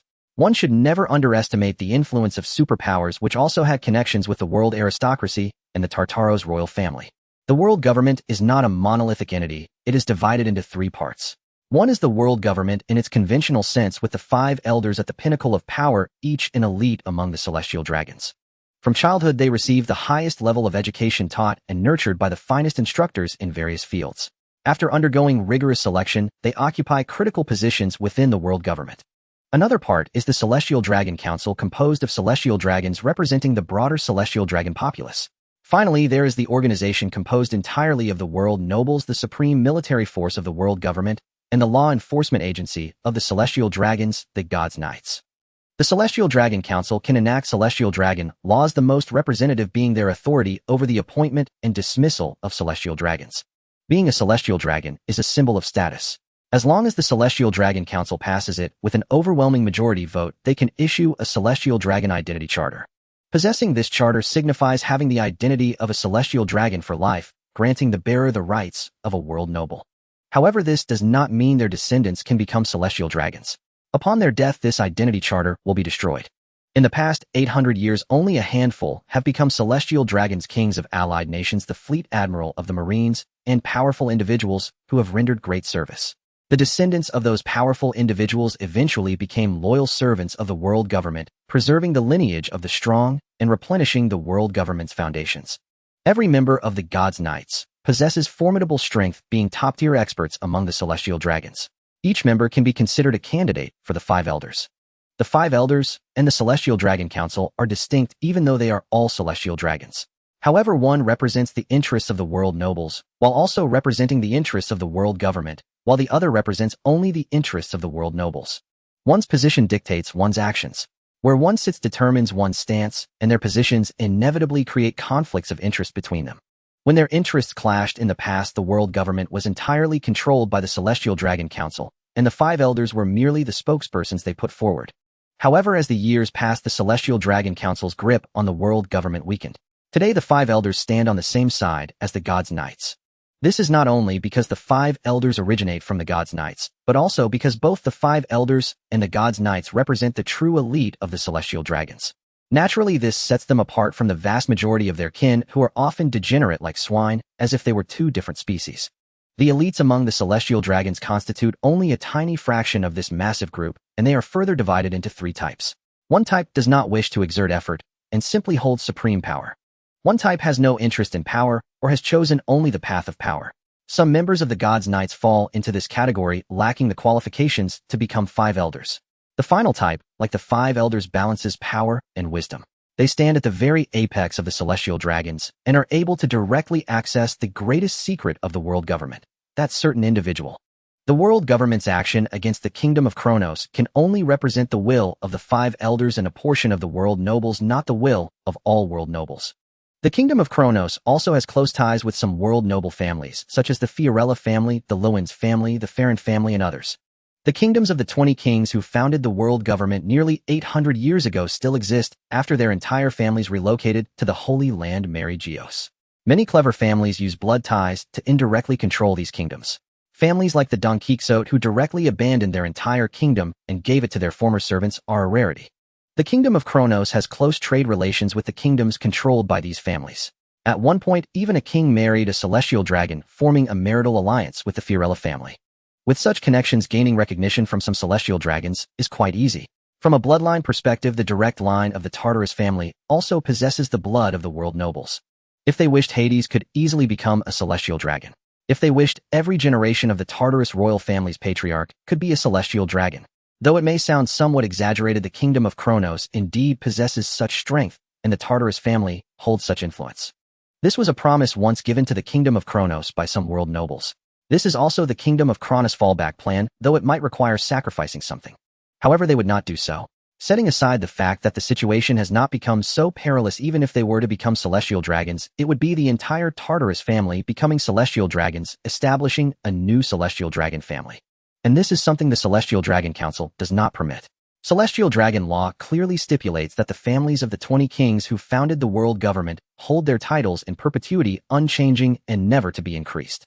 Because of this, the kingdom of Kronos has never feared provocation from the world government, as superpower possesses such confidence. Moreover, the world nobles of the Tartarus family are only a part of the whole, and many others oppose them. Over 800 years, the various celestial dragon families have inevitably diverged in their development. Some remain strong, or have even grown stronger. Others have declined, falling to the lowest ranks of the world nobles. Towards the Tartarus family, whose power rivals that of the world noble families, they feel intense rejection and fear. The many terrifying superpowers on the seas are objects the world government both desires to court and deeply fears. And the contradiction is, the world government wants to obtain the strength and support of the superpowers to eliminate a huge threat, yet it cannot give them what they truly desire. It is important to note that nearly 800 years ago, among the 20 kingdoms that founded the world government, most were fundamentally weaker than the Kingdom of Kronos. Many were merely powerful states. However, while the Kingdom of Kronos remained uninvolved and watchful, they were decisive enough to become the most glorious members of that era, establishing an immortal legacy. Upon learning this news, Hades was utterly astonished. He never imagined that one could become a celestial dragon later in life, and that it was so easily within his reach. However, he would not do so. It was unnecessary. For the Tartarus family, this is merely a fallback plan and nothing more. On the rocks, pirates Shiki and Edward Newgate truly rose to prominence, beginning to make their names known across the New World. A year prior, at just 15 years old, Charlotte Leanley, known as the Steel Balloon, with a bounty of 500 million berries, had joined the rocks pirates. With her naturally terrifying physique and domineering strength, she rose alongside Shiki and Edward Newgate as the rising stars of the rocks pirates. The Marines were not to be outdone, showcasing their own young faces: Fist, Garp, Buddha, Sengoku, who had consumed a mythical Zoan devil fruit bestowed by Kong, and Tsuru, all began to make their names in the New World. These were all young Marine commanders, each displaying remarkable strength and wisdom. This also signaled that conflict between the Marines and the rocks pirates seemed poised to reignite. The war that had raged years ago was still hard for many to forget. The perfumed snake docked at the shores of Rizikana Island. As the ship approached, Hades and Titan were already waiting. Mother Nyx had left half a year ago after realizing that Titan and Hades were no longer in danger on this island, and that powerful protectors were watching over them in secret. Without the worry for Hades' safety, she had matters to attend to. She set out to pave the way for Hades in advance, and to find him a suitable woman. The latter seemed somewhat frivolous, but it was the truth. As Hades grew with Titan by his side, and top-tier protectors in the shadows, his mother could offer little more help. As a mother, the assistance she could provide Hades was limited. She could only contribute in small ways, seeking out devil fruits and finding a daughter-in-law who would meet her standards. Hades' father, Death Yeager, before the formation of the Rocks Pirates, had established an organization that combined intelligence and assassination during his adventures on the sea. Yeager had kept his identity hidden, secretly controlling this organization, known as Night. Even after his death, the organization did not disband. Instead, it continued to persist and develop with the covert support of the Tartarus family. Now the reins of this organization were in Nyx's hands. After nearly 20 years of development, Night could only be considered a small-time assassin organization in the New World. The assassin strength was not exceptional. Their highest-profile assassination had been a pirate with a bounty close to 40 million berries.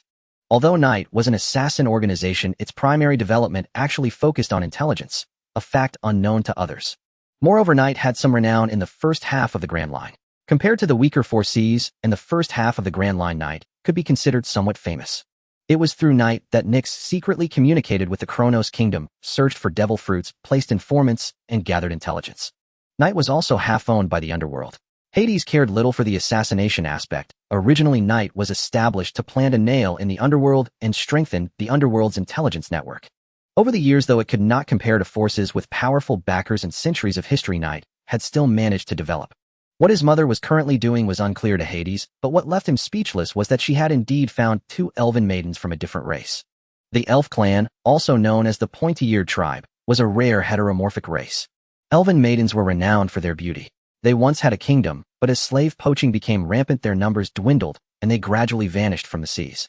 The entire Elf clan now hid on a mysterious island known as Emerald Forest.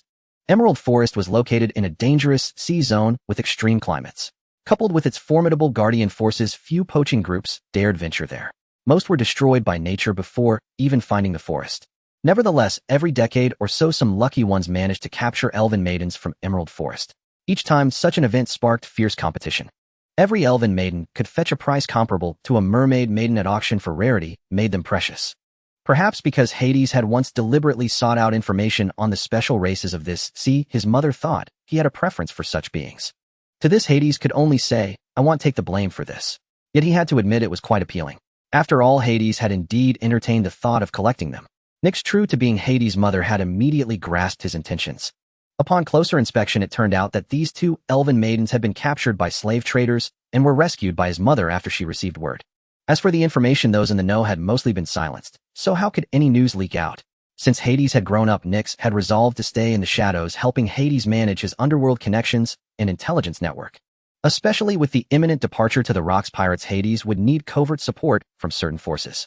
As she left, his mother also took Ananke with her. For Ananke's strength was not essential.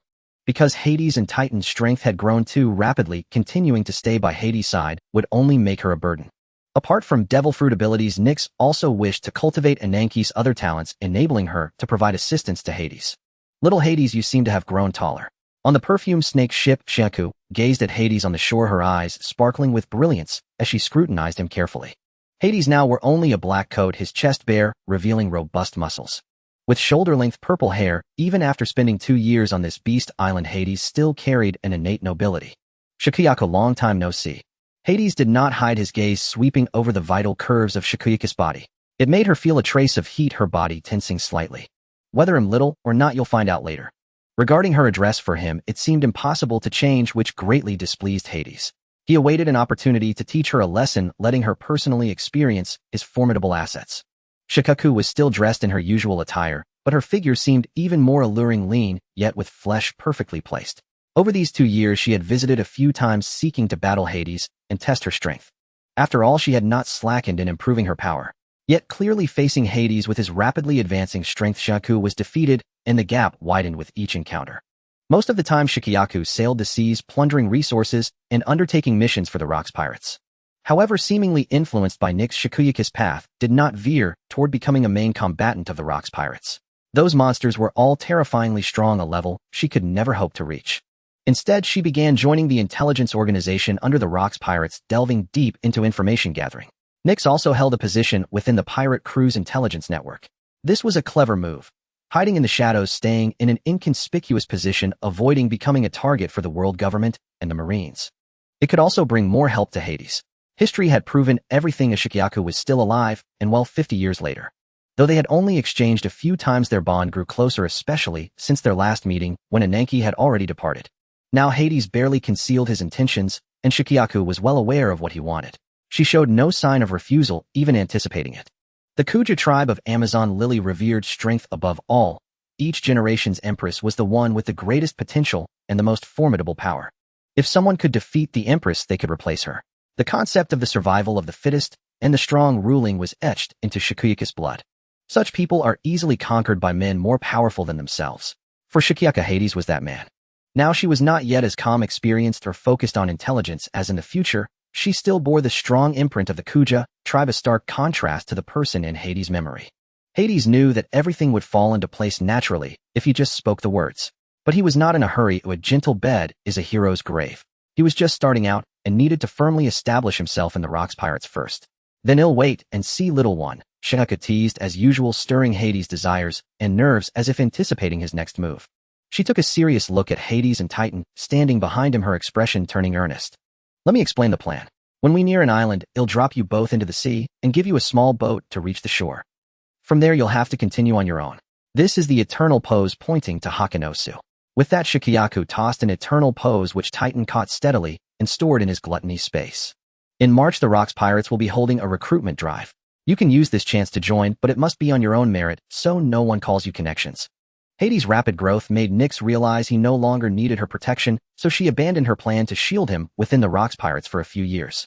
With his strength, it was no longer difficult for Hades to stand among the Rocks Pirates. Shikuyaku also wanted to avoid any connection between the Kuja Pirates and Hades being noticed, so she would release them at sea. But I must warn you, you'll inevitably attract the attention of the world government and the Marines. They've never stopped searching for you, little Hades. As an intelligence officer of the Rocks Pirates, Shikuyaku had noticed hidden eyes of the Marines and world government on some islands, likely watching for Hades. They were waiting for his appearance. There will be actions then, you must be mentally prepared.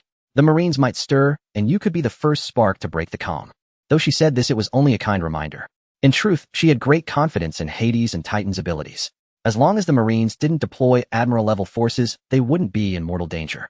Most likely they would send a Vice Admiral stationed at a nearby Marine base. If so, the Marines would suffer a great loss. She knew well how monstrous these two were. Now the friction between the Rocks Pirates and the Marines was escalating. A single trigger could ignite the powder keg. If that's the case, so much the better. It'll serve as a perfect stepping stone, Hades said confidently. Nothing was more convincing than battle achievements, which would also spare him some trouble in joining the Rocks Pirates.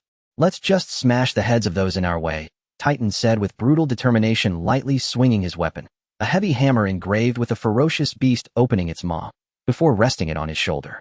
Titan and Hades finally departed from the Beast Island, where they had spent 2 years. The perfume snake sailed out of the calm belt and entered the new world. During this journey, Shaki deliberately shared intelligence about the New World with Hades, particularly regarding the Rocks pirates, including key individuals, their names, and photographs. She even described their personalities and past deeds, ensuring Hades was not entirely in the dark. Much of this intelligence was unknown even to him. Under the cover of night, they set Hades and Titan ashore, providing them with eternal poses and maps for the corresponding islands, charting their course. All they had to do was follow the path. She had no concerns about whether such a small vessel could survive the harsh conditions of the New World. With one capable of flight and the other able to run through the air, neither Titan nor Hades would encounter any issues. Perhaps Titan even had several warships stored within his Tautai space. A vast stockpile of supplies was stored within Titan's space, and after 2 years, only a fraction had been consumed. It was early February of the sea calendar 1471. Kind Island, a trading island in the New World. It was rife with underground black market dealings, and pirates and criminal forces were its frequent visitors. Backed by numerous dark kings, few dared to cause trouble on this island. Walking along the street, Hades and Titan moved one after the other toward a tall, magnificent building in the distance. He had learned that an auction was to be held on the island featuring devil fruits and renowned swords. This piqued Hades' interest, as the berries and treasures within Titan's space had been gathering dust hardly ever used. When Hades left the Kronos kingdom, he had taken 3 billion berries with him. He walked forward, ignoring the veiled, covetous gazes around him. Hades was clad in splendid attire, a noble purple robe with gold trim. Titan followed closely behind his towering frame, a clear sign that he was not to be trifled with. On this island, one could start a fight at any time as long as it did not affect the businesses of the dark forces. Routine skirmishes were the norm and hardly considered a disturbance. No one cared who died, though afterward a street cleaner would inevitably wash the blood from the roads. Conflicts between the underworld and pirates were common on the island. On his way, Hades witnessed 2 pirates clashing outside a tavern over a dispute. The outcome was that one was pierced through the heart by a long blade. The victorious pirate, like a triumphant conqueror, held his opponent's head in one hand and the blood-dripping sword in the other. Amid the cheers of the pirates inside the tavern, he returned to the bar. Such scenes were utterly commonplace. Hades observed it all, but never gave it a second thought. Whether in his past life or this one, they were not of the same ilk. If there were truly no other way, he would not hesitate to become a celestial dragon and stand at the very apex. With his abilities, he believed he could attain everything he desired. Everyone detests the celestial dragons, yet everyone wishes to become one. As they walked, Hades and Titan halted. A group of pirates had set their sights on them, gradually encircling them. At the forefront, a pirate in a captain's hat fixed a greedy gaze on the bulging pouch at Titan's waist. Finally, someone had taken an interest in them. He was not surprised by this turn of events. In fact, it was precisely what he had hoped for. The pouch on Titan was something he had specifically requested to be worn, otherwise it could have been stored in the space. The faintly exposed gold gleamed with an irresistible brilliance, tugging at the heartstrings of onlookers. Hades was waiting for this very moment, to attract attention by showcasing his power and announce his arrival. Nothing draws pirates faster than visible wealth. Few knew of them, and even fewer knew what Hades looked like. The Marines and the world government had no idea of Hades' appearance. His existence had always been an absolute secret. As for the Rocks pirates, it went without saying. Aside from his mother Nyx and the members of the Kuja pirates, those familiar with Jaeger might deduce Hades' identity after seeing him. It is said that one peaks upon debut. Even before his emergence, Hades had already become a focal point. As Shaki had said, achieving an impressive track record before arriving at Beehive Island could save him a great deal of trouble. He had no desire to face constant challenges upon arrival. The Marines would naturally become his target. Could there be a more suitable stepping stone than a Marine Vice Admiral? Perhaps the Marines and the world government did not know what Hades looked like, but the emblem of the Tartarus family was unmistakable. Passed down for over a millennium, the emblem of the Tartarus family depicted 9 dragons encircling a solitary throne with the sun and moon shining behind it. A family crest is a symbol of lineage, and no one dared to forge it, and its discovery would invite a purge by the Tartarus family. The shoulders of Hades' ornate robe were embroidered with the Tartarus family emblem. The sea might be unfamiliar with it, and pirates might pay it no mind. However, those who bore a crest were often nobles, and the Tartarus family stood at the pinnacle of nobility. In the world, they were second only to the world nobles, the celestial dragons. The world government and the Marines would immediately deduce Hades' identity. Then, as they had anticipated, they would dispatch a Marine Vice Admiral to arrest them. As for a Marine Admiral, that was not considered. At that time, the New World had 2 Marine Admirals. Puyol was stationed at the G1 fortress, the closest to the Red Line. Davis was stationed at the G5 fortress. According to intelligence, one of them had set his sights on a notorious pirate with a bounty close to 400 million berries, who was a dozen sea zones away from Hades' location. It would take at least 3 days to reach him. By then, Hades would have long since departed. The Taodai fruit also granted the ability to fly, albeit not at great speed. Thus, the Marines would have to dispatch personnel from a marine fortress located a few sea zones away from the island Hades was on. It must be admitted that the Navy's efficiency was remarkable once they decided to act backed by the world government. During the 2 years Hades immersed himself on Rizikana Island, the Navy expanded its sphere of influence in the New World, becoming active once more. The Navy's current structure was immense. Aside from its headquarters, there were a total of 46 naval fortresses across the world. In the New World, the existing G1 to G5 branches were either rebuilt or newly constructed into 13 naval fortresses numbered from G34 to G46. The G1 and G5 fortresses garrisoned by an admiral each boasted 10,000 sailors, while the other 16 fortresses each housed 5,000. Furthermore, each naval fortress was flanked by 4 naval branches designed to strengthen control over the sea and provide timely support. Each fortress was commanded by a vice admiral, while each branch was overseen by a rear admiral or major general. The total number of sailors in these fortresses alone reached 100,000, and with the New World branches that supported them, roughly 4 times as many. Each branch had 1,000 sailors stationed. Adding in all other personnel, it appeared the Navy had deployed nearly 200,000 sailors in the New World. In recent years, beyond conscription, Fleet Admiral Barak had also transferred a significant number of elites from the relatively peaceful Four Seas backed by the world government. This included 20 officers with the rank of Vice Admiral, including the governors of the Four Seas, along with a large number of rear admirals and major generals, essentially sweeping the Four Seas factions clean of their commanders and packing them off to Navy headquarters and the New World. They had no room for refusal. Within the organization, they belonged to different factions with their own interests, but externally, they all shared a common identity: the Navy. Many had joined the Navy for the cause of justice. The Navy had concentrated the vast majority of its strength in the New World, signaling its readiness to confront the Rocks pirates. However, not all of them were elites. The so-called elite forces accounted for only a quarter of the total. The rest were largely conscripts, essentially cannon fodder recruits, trained as quickly as possible through a veteran-led system to form a fighting force. A large portion of these sailors were either newly enlisted during the expansion or directly transferred from the Four Seas. The vastness of the Four Seas ensured a massive pool of naval personnel. In the coming war, those who survived would undoubtedly become elites. This was a reluctant necessity in face of the pressure from the Rocks pirates. In terms of sheer numbers, the New World's naval forces now accounted for nearly a third of the entire Navy. In this era, the Navy's numbers had not yet swelled to the millions seen in response to the Great Pirate Era. They couldn't even compare to the Army. The Army, responsible for guarding the Grand Line, boasted a staggering 3 million soldiers stationed at various checkpoints along the Red Line connecting the Four Seas. Even so, such numbers were insignificant against the vastness of the Red Line. Although the Army outnumbered the Navy, its overall strength, both in average capability and high in power, could not match that of the Navy. In the first half of the Grand Line, the Navy's area of operation was much larger than in the New World, with only 8 fortress-style naval bases established. These were the G6 to G9 and G14 to G17 branches. A naval fortress was essentially standard issue for a vice admiral. Each fortress housed 5,000 sailors with naval branches in all 4 directions providing remote support. The branches here were slightly smaller than those in the New World, each with 800 sailors. Including the remaining 100,000 sailors at Navy headquarters, the Navy had over 160,000 troops in the first half of the Grand Line. The largest concentration of naval forces was in the Four Seas, and the largest faction within the Navy was the Four Seas faction. Compared to the future, the naval strength of the Four Seas in this era was many times greater. Each sea had a naval governor holding the rank of vice admiral, who was the undisputed commander of all naval forces in that sea. While their individual strength might not match that of an admiral, in terms of status the naval governors were on par with the admirals. Each sea boasted 5 naval fortresses, 1 governor's headquarters, and 4 others positioned at the 4 cardinal points of the sea. The Four Seas navies were currently very powerful, with each sea having more than 1 vice admiral beyond the governor. Nevertheless, it was a fact that the navies of the Four Seas were weaker than Navy headquarters, a truth that would persist into the future, though the gap was not as pronounced in this era.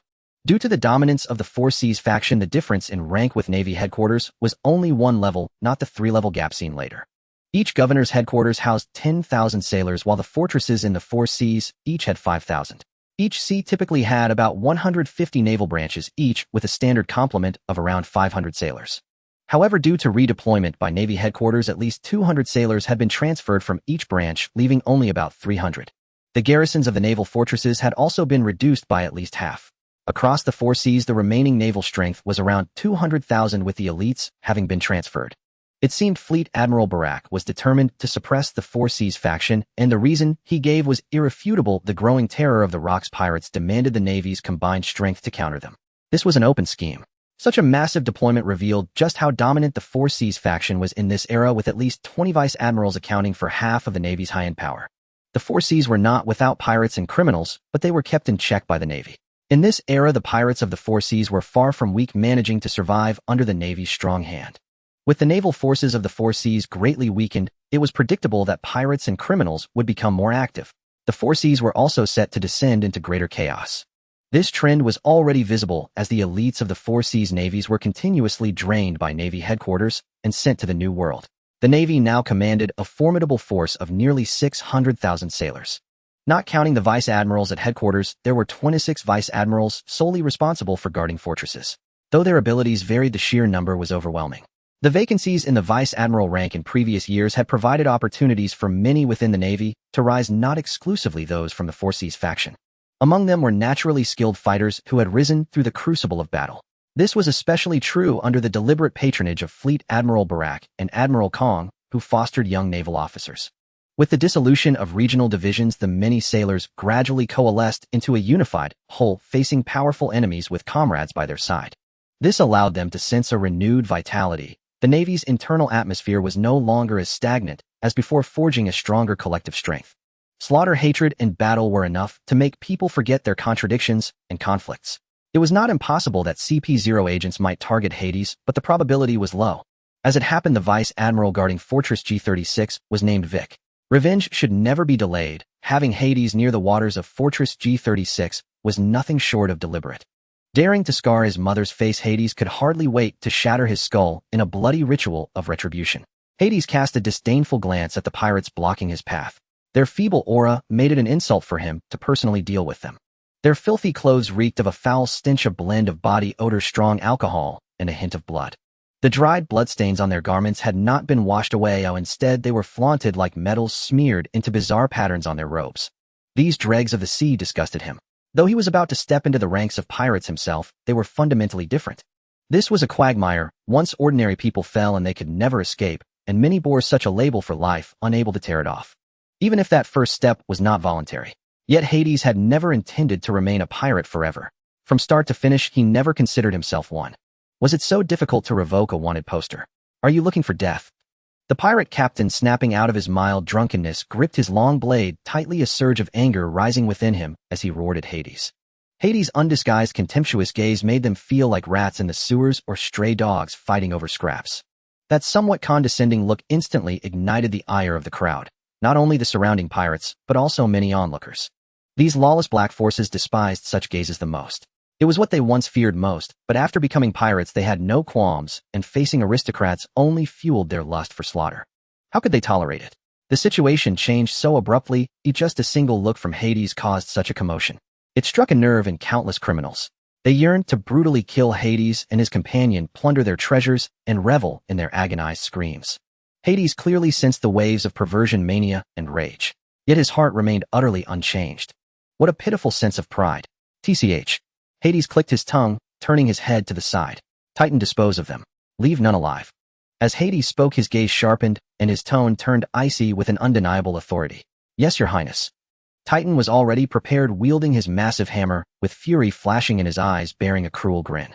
From the moment this operation was decided, their fate was death. Now another reason for their execution had been added, offending the king's dignity. Hades was a born king. How could these arrogant fools provoke him? When the weak challenge the strong, is it not sheer hubris? At that moment, Titan began to grasp the meaning of those words. If Zoro were here, he would have already drawn his sword and charged. The mere offense of disrespecting his highness was enough to warrant their dismemberment. Now he only wanted to kill them all, leaving no one alive. Attack. Kill them. Take their treasure. They'll cut off his head. Gouge out his eyes. Chop him into mincemeat for the rats.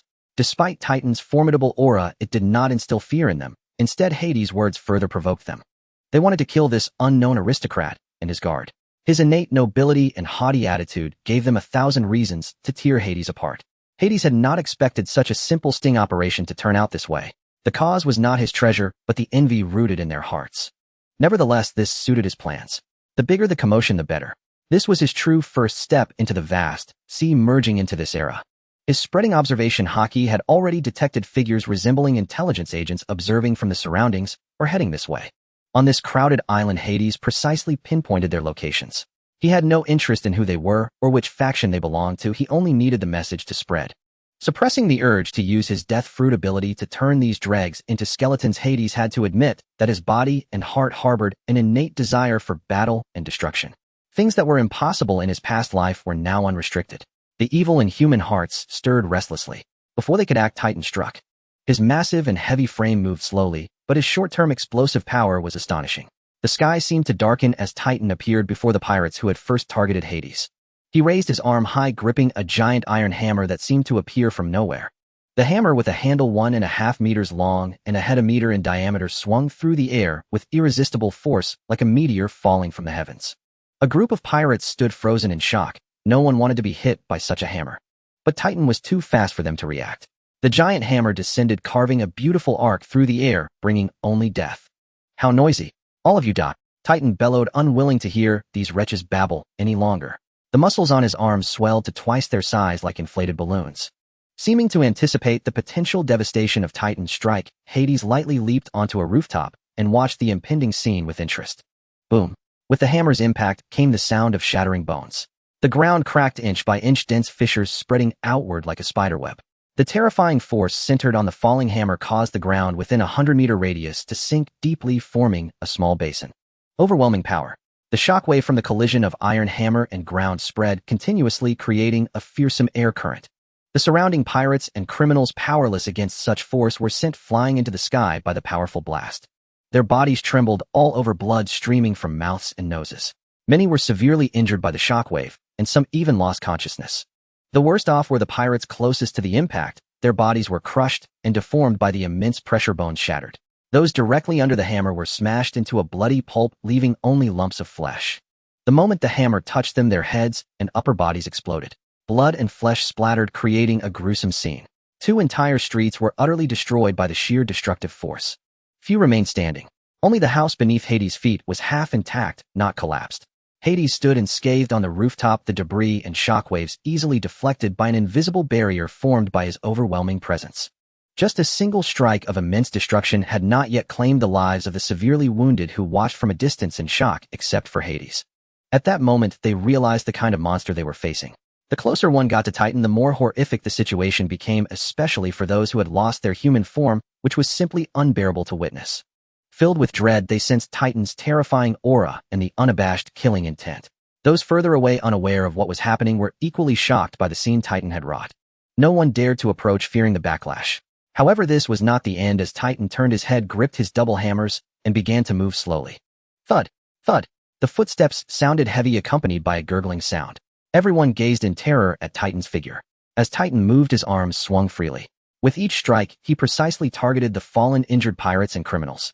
To be precise, it was their heads. With each step he took, it foreshadowed the crushing of 1 or 2 skulls beneath his hammer.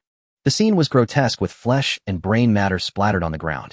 Even those self-proclaimed ferocious pirates felt a wave of nausea at this sight. It was simply too disgusting. Devil! Devil! To them, Titan appeared as a merciless devil, harvesting lives in this brutal manner. Titan felt no disgust, rather he experienced a thrill. On Ruskana Island, Titan and Hades were generally separated except at night. Disliking the hassle of preparing food, when his appetite struck, Titan often resorted to consuming beasts raw. Like a wild man, he merely needed to sprinkle some seasoning. Thanks to the powers of the gluttony fruit, with its formidable digestive capability, Titan felt no discomfort in his body. What he relished was the satisfaction of a full meal. Ordinarily, he would not directly refine it into energy, using his devouring ability. Eating was a human instinct, and for Titan, a natural passion further amplified by the gluttony fruit, which enhanced his innate urge to consume. It could not merely be replaced by his devouring force. Having consumed a large number of beasts raw, Titan was hardly affected by such sights. Run quickly. As Titan's killing spree continued, the number of survivors in the area dwindled rapidly. Soon it would be their turn. Moved, they were gravely injured, feeling as though their strength had been drained. They desperately sought to escape from Titan's clutches. On the outskirts, a few who were still in good condition found themselves unable to move. An invisible sense of oppression rendered their bodies immobile. Since the order was to kill everyone, Hades would not allow anyone to escape. With his mastery over conquerors' haki, Hades exerted a powerful pressure that affected their movements. Seizing the opportunity, Titan accelerated his actions, shifting his focus from the injured and immobile to the pirates attempting to flee. Together with Hades' conquerors' hockey, they eliminated them one by one, ensuring no one could escape. This was a massacre with no capacity for resistance. Soon only Hades and Titan remained standing in this area, and the distant onlookers dared not approach. No one had the courage to come near. Hades quietly observed the hellish scene before him, feeling no discomfort within. "Let's go," Hades stated calmly. With their objective achieved, there was no need to linger. Upon hearing Hades' voice, Titan crushed the last person, dragging his bloody double hammers from which blood continuously dripped. He followed Hades' footsteps, walking away into the distance. Even after their departure, the area remained eerily silent, with no one daring to approach. Even the scavengers accustomed to corpses hesitated to come forward, their arms trembling slightly. The scene was simply too revolting. This was a senseless massacre, with many innocents caught in the crossfire, having had no part in the conflict. When Hades secretly unleashed his conquerors' hockey, the scope of the massacre had already been defined. But were there any innocents among them? Kin Island was a hub for black market trade rife with underground forces and pirates. There were hardly any good people on this island. Even if there were civilians, they were either killed or had fled to other places long before. Even the hostesses in the red light district might have killed before bearing the identity of pirates. In Hades' eyes, there was no one on this island who was not worthy of death. Even the Navy, if they were to act against this island, would not easily spare anyone. In this world, aside from himself, there essentially existed no rules that could restrain him. Truly innocent civilians would not be harmed by Hades. Moreover, the reasons for killing were simply too numerous. After a long while, someone finally dared to approach this piece of hell on earth. "Aren't those two guys afraid of retribution? They've caused such a huge commotion." As he gazed at the disappearing figures, his voice trembled. Nearly 2 entire streets had been destroyed, many of which were properties of the underground forces, even with the Dark King of the New World standing behind them. The remaining buildings that operated on the island had to pay taxes to the rulers of this island. Such immense losses would surely require someone to bear the cost. It seemed someone had already noticed, eagerly anticipating how to deal with these two unknown individuals. However, Titan's displayed terrifying combat power left many without hope. Such a monster might even deter those underground forces. It was uncertain whether there was any power on the island capable of confronting them. In the New World, those who are aware of the times are the true heroes. If they truly could not offend these individuals, then they would have to accept these losses. In the New World, status is always determined by strength, not by business dealings. Like 4 or 5 years ago, the underground world of the New World experienced a great earthquake. The Dark King, controlling the largest supply of arms in the New World, was assassinated. The entire arms trade chain of the New World fell into chaos, with countless forces competing for more benefits and market share. Some even aspired to become the new arms king, to reign over the underground world. Yet within just a month, a figure named Victor rapidly expanded his influence, easily occupying 2/3 of the former arms king's territory. In the following month, leveraging superior weaponry, Victor established trade connections with various factions in the New World, including the Rocks Pirates. This was not the end. Within another month, several factions that had competitive arms trade in the New World were successively destroyed or subdued. Some factions had existed for years, holding their own territory, which even the former arms king could not interfere with. Thus, Victor assimilated them, officially becoming the Dark King of the New World, the crownless king of arms trade. The once renowned Dark King was thus supplanted. In fact, Victor's share of the arms trade in the New World surpassed that of the previous generation's arms king. Such a shift triggered no small chain reaction. The greater the power, the more it craves stability, dreading situations beyond its control. Now that the New World was under the dominion of the Rocks Pirates, even if the Navy returned with such a formidable array and force, to many the Rocks Pirates still held an overwhelming advantage. Even the underworld factions had openly or covertly submitted to them. The heart of the New World now lay at Hakanosu, the Beehive Island.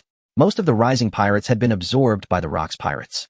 Since the Rocks Pirates were recruiting, if those two intended to join, their chances of being accepted were extremely high.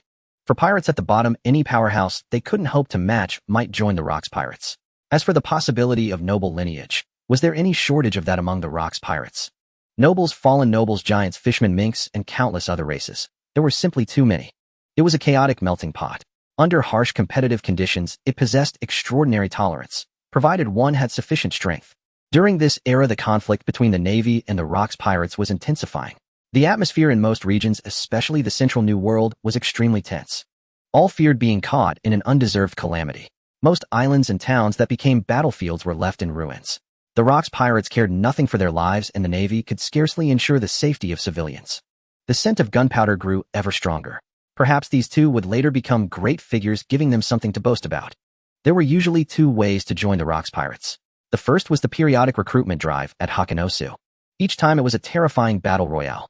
Tens of thousands of aspiring pirates fought amongst themselves with only 1 in 10 surviving. Those who survived were the elite among them. After all, the Rocks Pirates were recruiting cannon fodder and didn't demand much. Those who performed exceptionally could become full-fledged members of the Rocks Pirates or even officers directly. The shining new stars of the Rocks Pirates, Lion Shiki and Edward Newgate, had emerged as standouts from these very trials. Before they had truly grown, they were only moderately famous. The Rocks Pirates were the stage where they truly made their names known across the seas. The second way was for those who had already made a name for themselves, possessing immense potential. The Rocks Pirates would take notice and send someone to invite them directly. Shikiaku, for instance, was already famous when Nyx was sent to invite her on behalf of the Rocks Pirates. The most representative example was natural destroyer Charlotte Lean, whose second bounty reached an astronomical 500 million berries. Consider that over 20 years later, Chinjo had a bounty of only 500 million. Her terrifying, overflowing potential combined with the power she had already manifested was enough for Charlotte Lin to secure her place in the Rocks Pirates. Moreover, Charlotte Lin was personally invited by the captain of the Rocks Pirates, Rox D. Zebek himself, a clear sign of the high regard in which she was held. Though she was only 15 at the time, she was already a formidable combatant. When she first joined, Charlotte Linland's status on the ship was far higher than that of Shiki and Edward Newgate. News of this incident spread rapidly across the entire island. Soon everyone knew that 2 absolute terrors had arrived on the island, and they were not to be crossed. In the shadows, someone secretly took photographs and relayed the information to their superiors. Others watched eagerly, curious to see what the island's underworld factions would do next. To their disappointment, the island's factions remained completely still, as if nothing had happened. A day before Hades' arrival, the powers behind them had been warned and dared not offend him. For behind Hades stood the Rocks Pirates. Hades' mother Nyx had returned to the Rocks Pirates some time ago. She now controlled their intelligence network and to a certain extent could represent their will. A single phone call had sent them scrambling in terror. This saved Hades a great deal of trouble. Otherwise, he would have had to expend some effort to deal with them. With his strength, he could have slaughtered everyone on the entire island without consequence. From this point on, his mother began to quietly watch over him. Furthermore, the Kronos Kingdom was also monitoring Hades' every move and would surely have received the information in advance. With its trade partnerships spanning the seas, it controlled the trade routes to all 4 blues. Once they had put in a word, no reckless faction would dare cause trouble for Hades. And that was exactly what happened. Those who died were merely the dregs of the sea. Oh, what did they matter? At most, it was a minor economic loss, hardly significant. The Kent Auction House, named after Kent Island, was a joint venture of numerous underworld factions. It was held roughly every 3 months, and opportunities to acquire a devil fruit were rare. In most cases, anyone who obtained one would have it eaten by their own people. It was uncommon to see a devil fruit with such excellent abilities as the mantis fruit, which was considered top tier among ordinary Zoan types. Thanks to the allure of this devil fruit, a considerable number of factions and pirates had gathered on this island. This indirectly boosted the island's economic prosperity. One had to admit the faction governing this island knew how to do business using devil fruits and rare treasures as a draw. This was standard practice for auction houses. Entering the auction house, the venue was still relatively empty, with half an hour remaining before the auction officially commenced. Hades walked directly to the front row, folded his arms, and closed his eyes to rest, waiting in silence. Titan stood behind Hades, silent, exuding an aura that warned others to keep their distance. The lingering scent of blood still clung to him, and the hammer resting on his shoulder was an imposing deterrent. As time passed, the auction house grew crowded. Covert and overt glances fell upon them. Some wary, some fearful, some intrigued. The major powers of the island would converge in this auction hall: notorious pirates, leaders of underworld organizations, bounty hunters, and lone wolves. Though those killed by Titan were not particularly powerful, the sheer destructive force he displayed was undeniable. Most had gathered intelligence before arriving. A single hammer blow that destroyed 2 streets. Such strength was possessed by only a handful on this island. Some even doubted a second person could match it. With such a display, no one dared provoke them recklessly, or challenging them would be sheer folly. A pirate who once thought Charlotte Lin was beautiful and easy prey had been swatted to death, his bones crushed to dust. After all, the young Charlotte Lin was truly stunning. She must still be in her girlhood now. When Charlotte Lin was invited to join the Rocks Pirates and became an officer, such tales began to circulate. Even Shiki and Edward Newgate had multiple versions of their stories. Meanwhile, events on the island began to reach other powers. In these critical times, the world government and the Marines had deployed numerous intelligence agents throughout the New World. To maintain an advantage, any notable incident would draw their attention. From the transmission to the reception and analysis of intelligence, within just 20 minutes, a comprehensive report was placed before Fleet Admiral Burek. After 2 years of silence, he finally appears. Burek stared at the printed photograph. Though taken from a distance, it clearly captured Hades' face. Gazing at the familiar features and unique aura, Burek needed no report to confirm the identity of this mysterious noble. The son of death, Jaeger. Hades. Burek murmured the name, both familiar and strange. After losing so many personnel in the Kronos Kingdom, the Marines and world government had at least learned the name of Jaeger's child. Nearby lay Jaeger's wanted poster, a staggering bounty of 1.2 billion berries from a decade ago. If Jaeger had survived that battle, his bounty would have risen by several hundred million. On this sea, only rocks Zebek surpassed him. The sole overlord of the seas now carried a bounty of 1.8 billion berries, also unchanged for 10 years. Hades bore a striking resemblance to Jaeger, exuding the same domineering will from within. Burek carefully read the report to understand the full story. Setting down the report, Burek's expression grew grim. How similar. Back then, a monster had also stood by Jaeger's side. In his eyes, Hades' face seemed to merge with Jaeger's. What must come will come. Staring at the indifferent eyes in the photograph and the horrific massacre Titan had wrought, Burek could barely suppress the murderous intent surging in his heart. Hades, son of Jaeger, was a monumental threat. He must be eliminated before he could grow. This would undoubtedly be the Marines' next major enemy. Since you've shown yourself, don't think you can escape. The Marines and world government had slain Hades' father, and many familiar faces had fallen to Jaeger. An irreconcilable hatred existed between them. When Hades was in hiding, the Marines had no means to find him. Now that he had exposed himself, they would not let the opportunity slip. Bring me the troop deployment map. A rough map of the new world was pinned to the board, depicting the current Marine deployments and the various islands. He needed to assess how many forces to dispatch against these two who had yet to truly mature. However, Burek's expression quickly soured. In the waters near Kent Island, only Vice Admiral Victor's G-36 Marine fortress could reach it within a short time. Other Marine fortresses would require at least half a day at full speed to arrive. This was premeditated. Burek seemed to discern Hades' purpose. He knew full well what Vice Admiral Victor had done in the past. The incident Hades had caused was bait, luring the Marines to send Vice Admiral Victor. His target was Victor himself. Kent Island's location was also ideal. Only a limited Marine force could arrive quickly. Situated in the central New World, the Rocks Pirates' influence grew stronger further in. The Marines had no bases there, as the Rocks Pirates would not tolerate them. Fleet Admiral Burek pondered deeply, sensing a problem. Vice Admiral Victor might not be a match for the duo. This conclusion was drawn from the enemy's perspective. Burek always took his adversaries seriously.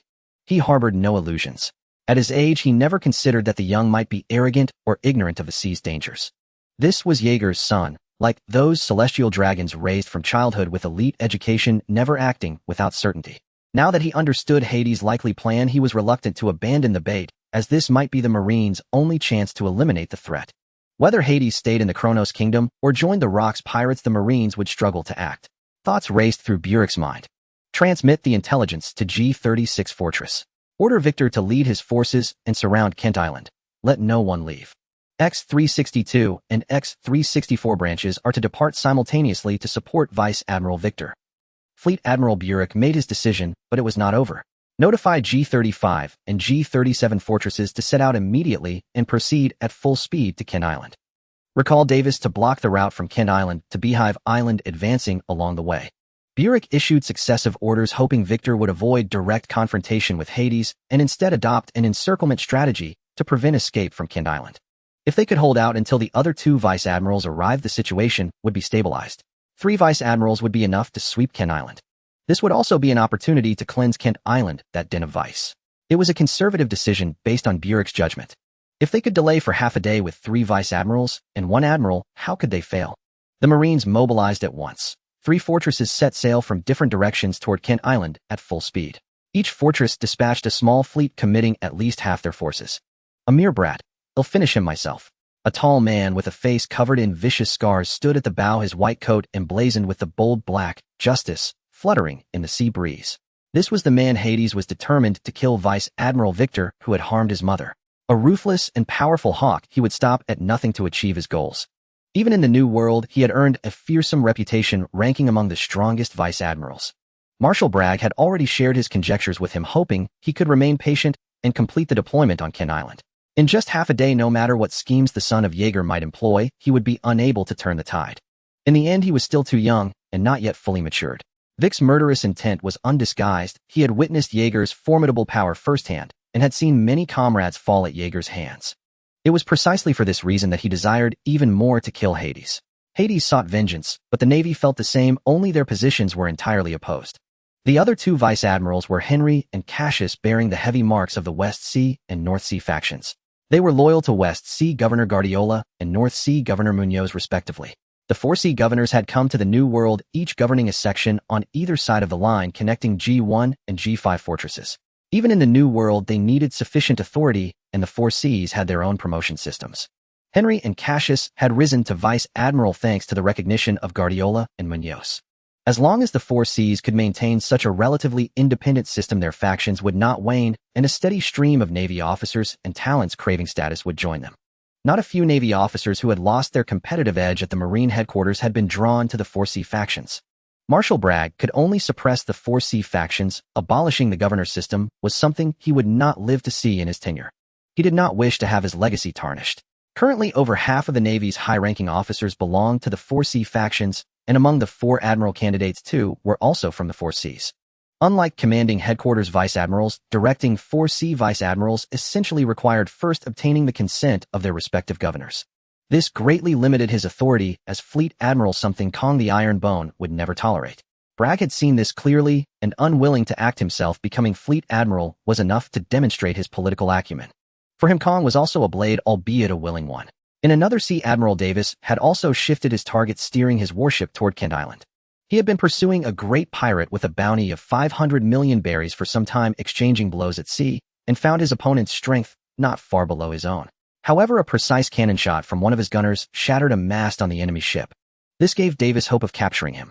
But upon receiving orders from headquarters, Davis had no choice but to change course, as he had pursued too deep into enemy territory. Now he was near the rear of the central New World. A single misstep could alert the Rocks pirates, and being surrounded would be disastrous. The Rocks pirates would never let such a fat prize slip away. Though regrettable, the son of Jaeger was undoubtedly more important.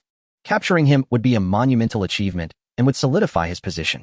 White Tiger, Davis had become a Marine admiral thanks to the power of the ancient Zoan saber-toothed tiger fruit. Seizing the opportunity during a power vacuum in the Navy with backing from influential forces, he obtained this rare ancient Zoan devil fruit.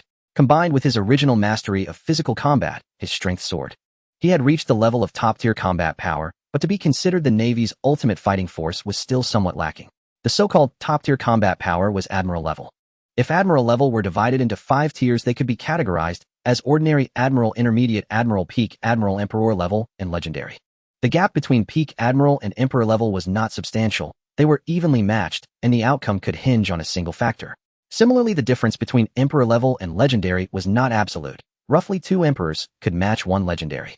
Originally, to become a Marine Admiral, one generally needed to reach the Peak Admiral level. Davis and Puyol, however, were rushed into their positions during a special period, gaining an advantage.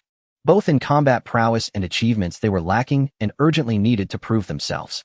His desire to capture that pirate with a 500 million berry bounty was precisely for this reason.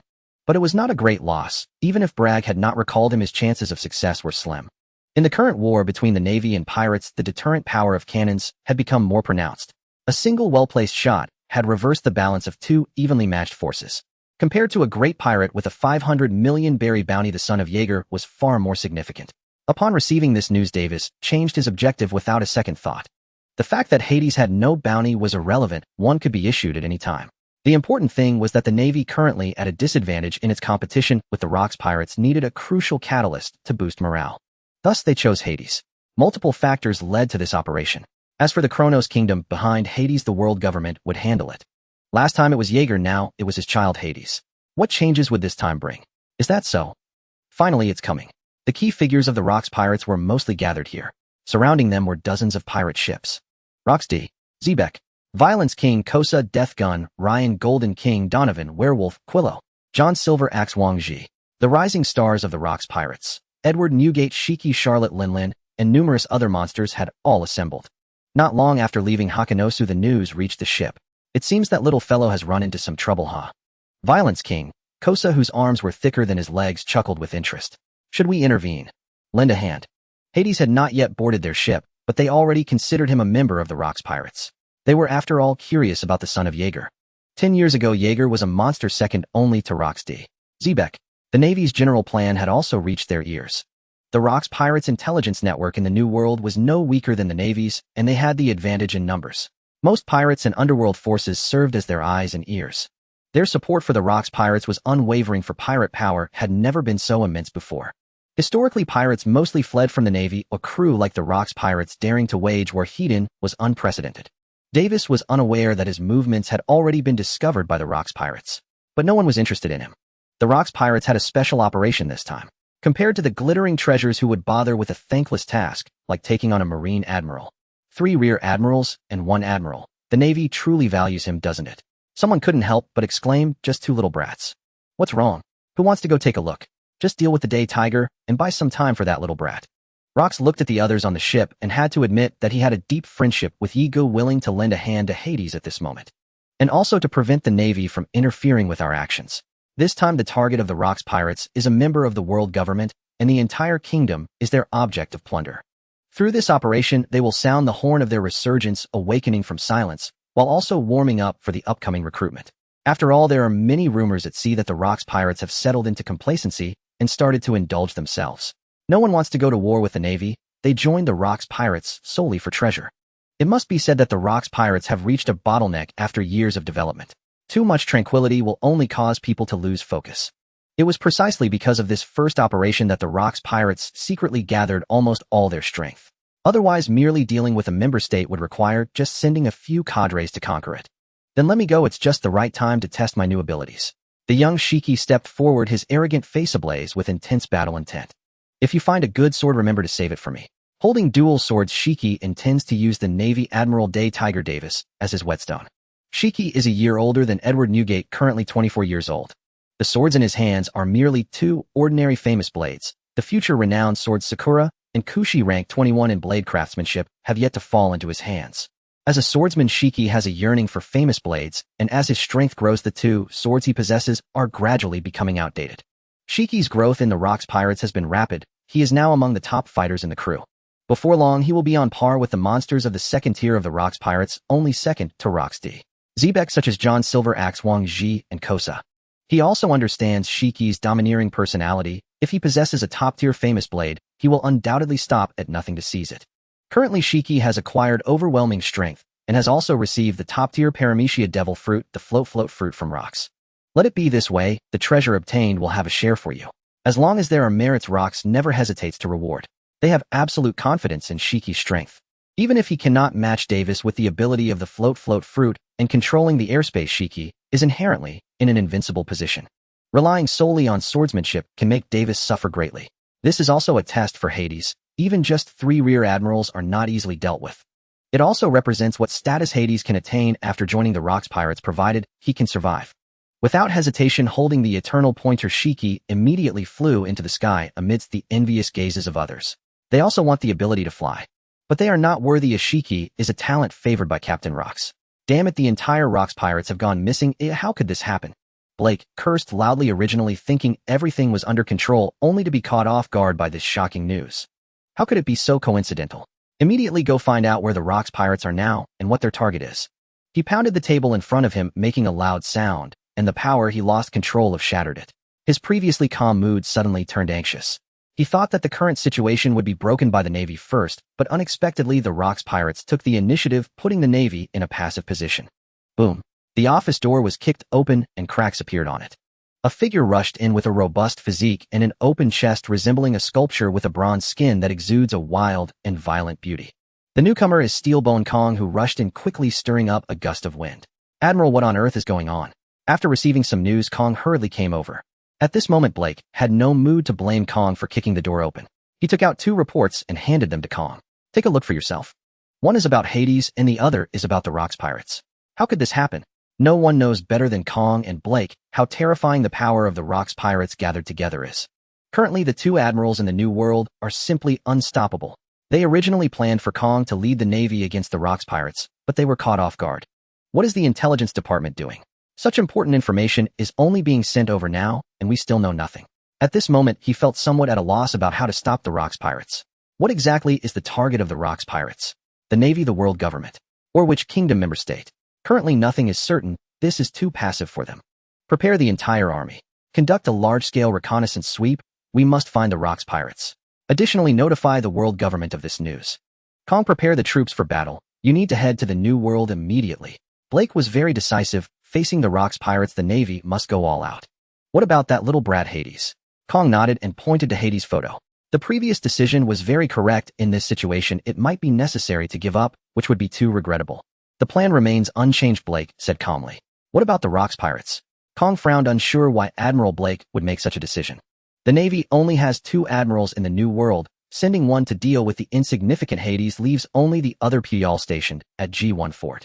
Though there are several admiral candidates, only the highest combat power possesses enough strength and deterrence. Do you realize we are already late? Calm. Blake looked deeply at Kong, speaking earnestly. One step slow, every step slow. What we need to do is not chase after the enemy, but rather adjust ourselves as quickly as possible. Only by accumulating enough strength can we confront this terrifying enemy.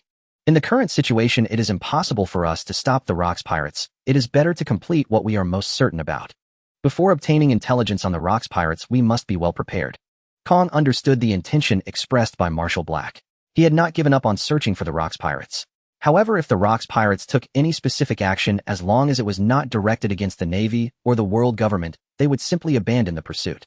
In other words, if the Rocks pirates targeted any allied nations or kingdoms, the Navy would merely put on a show and would not confront the Rocks pirates head-on. If the target were the Navy or the world government, the Navy would certainly detect it. The Navy has a vast surveillance network in the front part of the New World, and if the Rocks pirates approached, they would be discovered at the first opportunity. At that point, the Navy would proactively retreat, waiting for the main forces to gather before confronting the Rocks pirates. As for everything else, they could only say sorry. The current Navy needs time to gather strength. Steelbone Kong would head to the New World to oversee the situation and conveniently capture or kill the son of Jaeger. For the greater good, sacrifices must be made. Acting hastily would only lead to greater losses, further diminishing the Navy's strength. As long as they capture or kill Hades, they can provide an explanation to the world government and the allied nations. As long as there is an explanation, it suffices. As for the allied nations, since they have already been destroyed, who would care? If they are to blame, they can only blame their bad luck for being targeted by the Rocks pirates.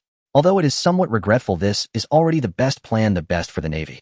Depart now, mobilize 30,000 troops and 5 vice admirals to the New World. The Navy's strength must be unified.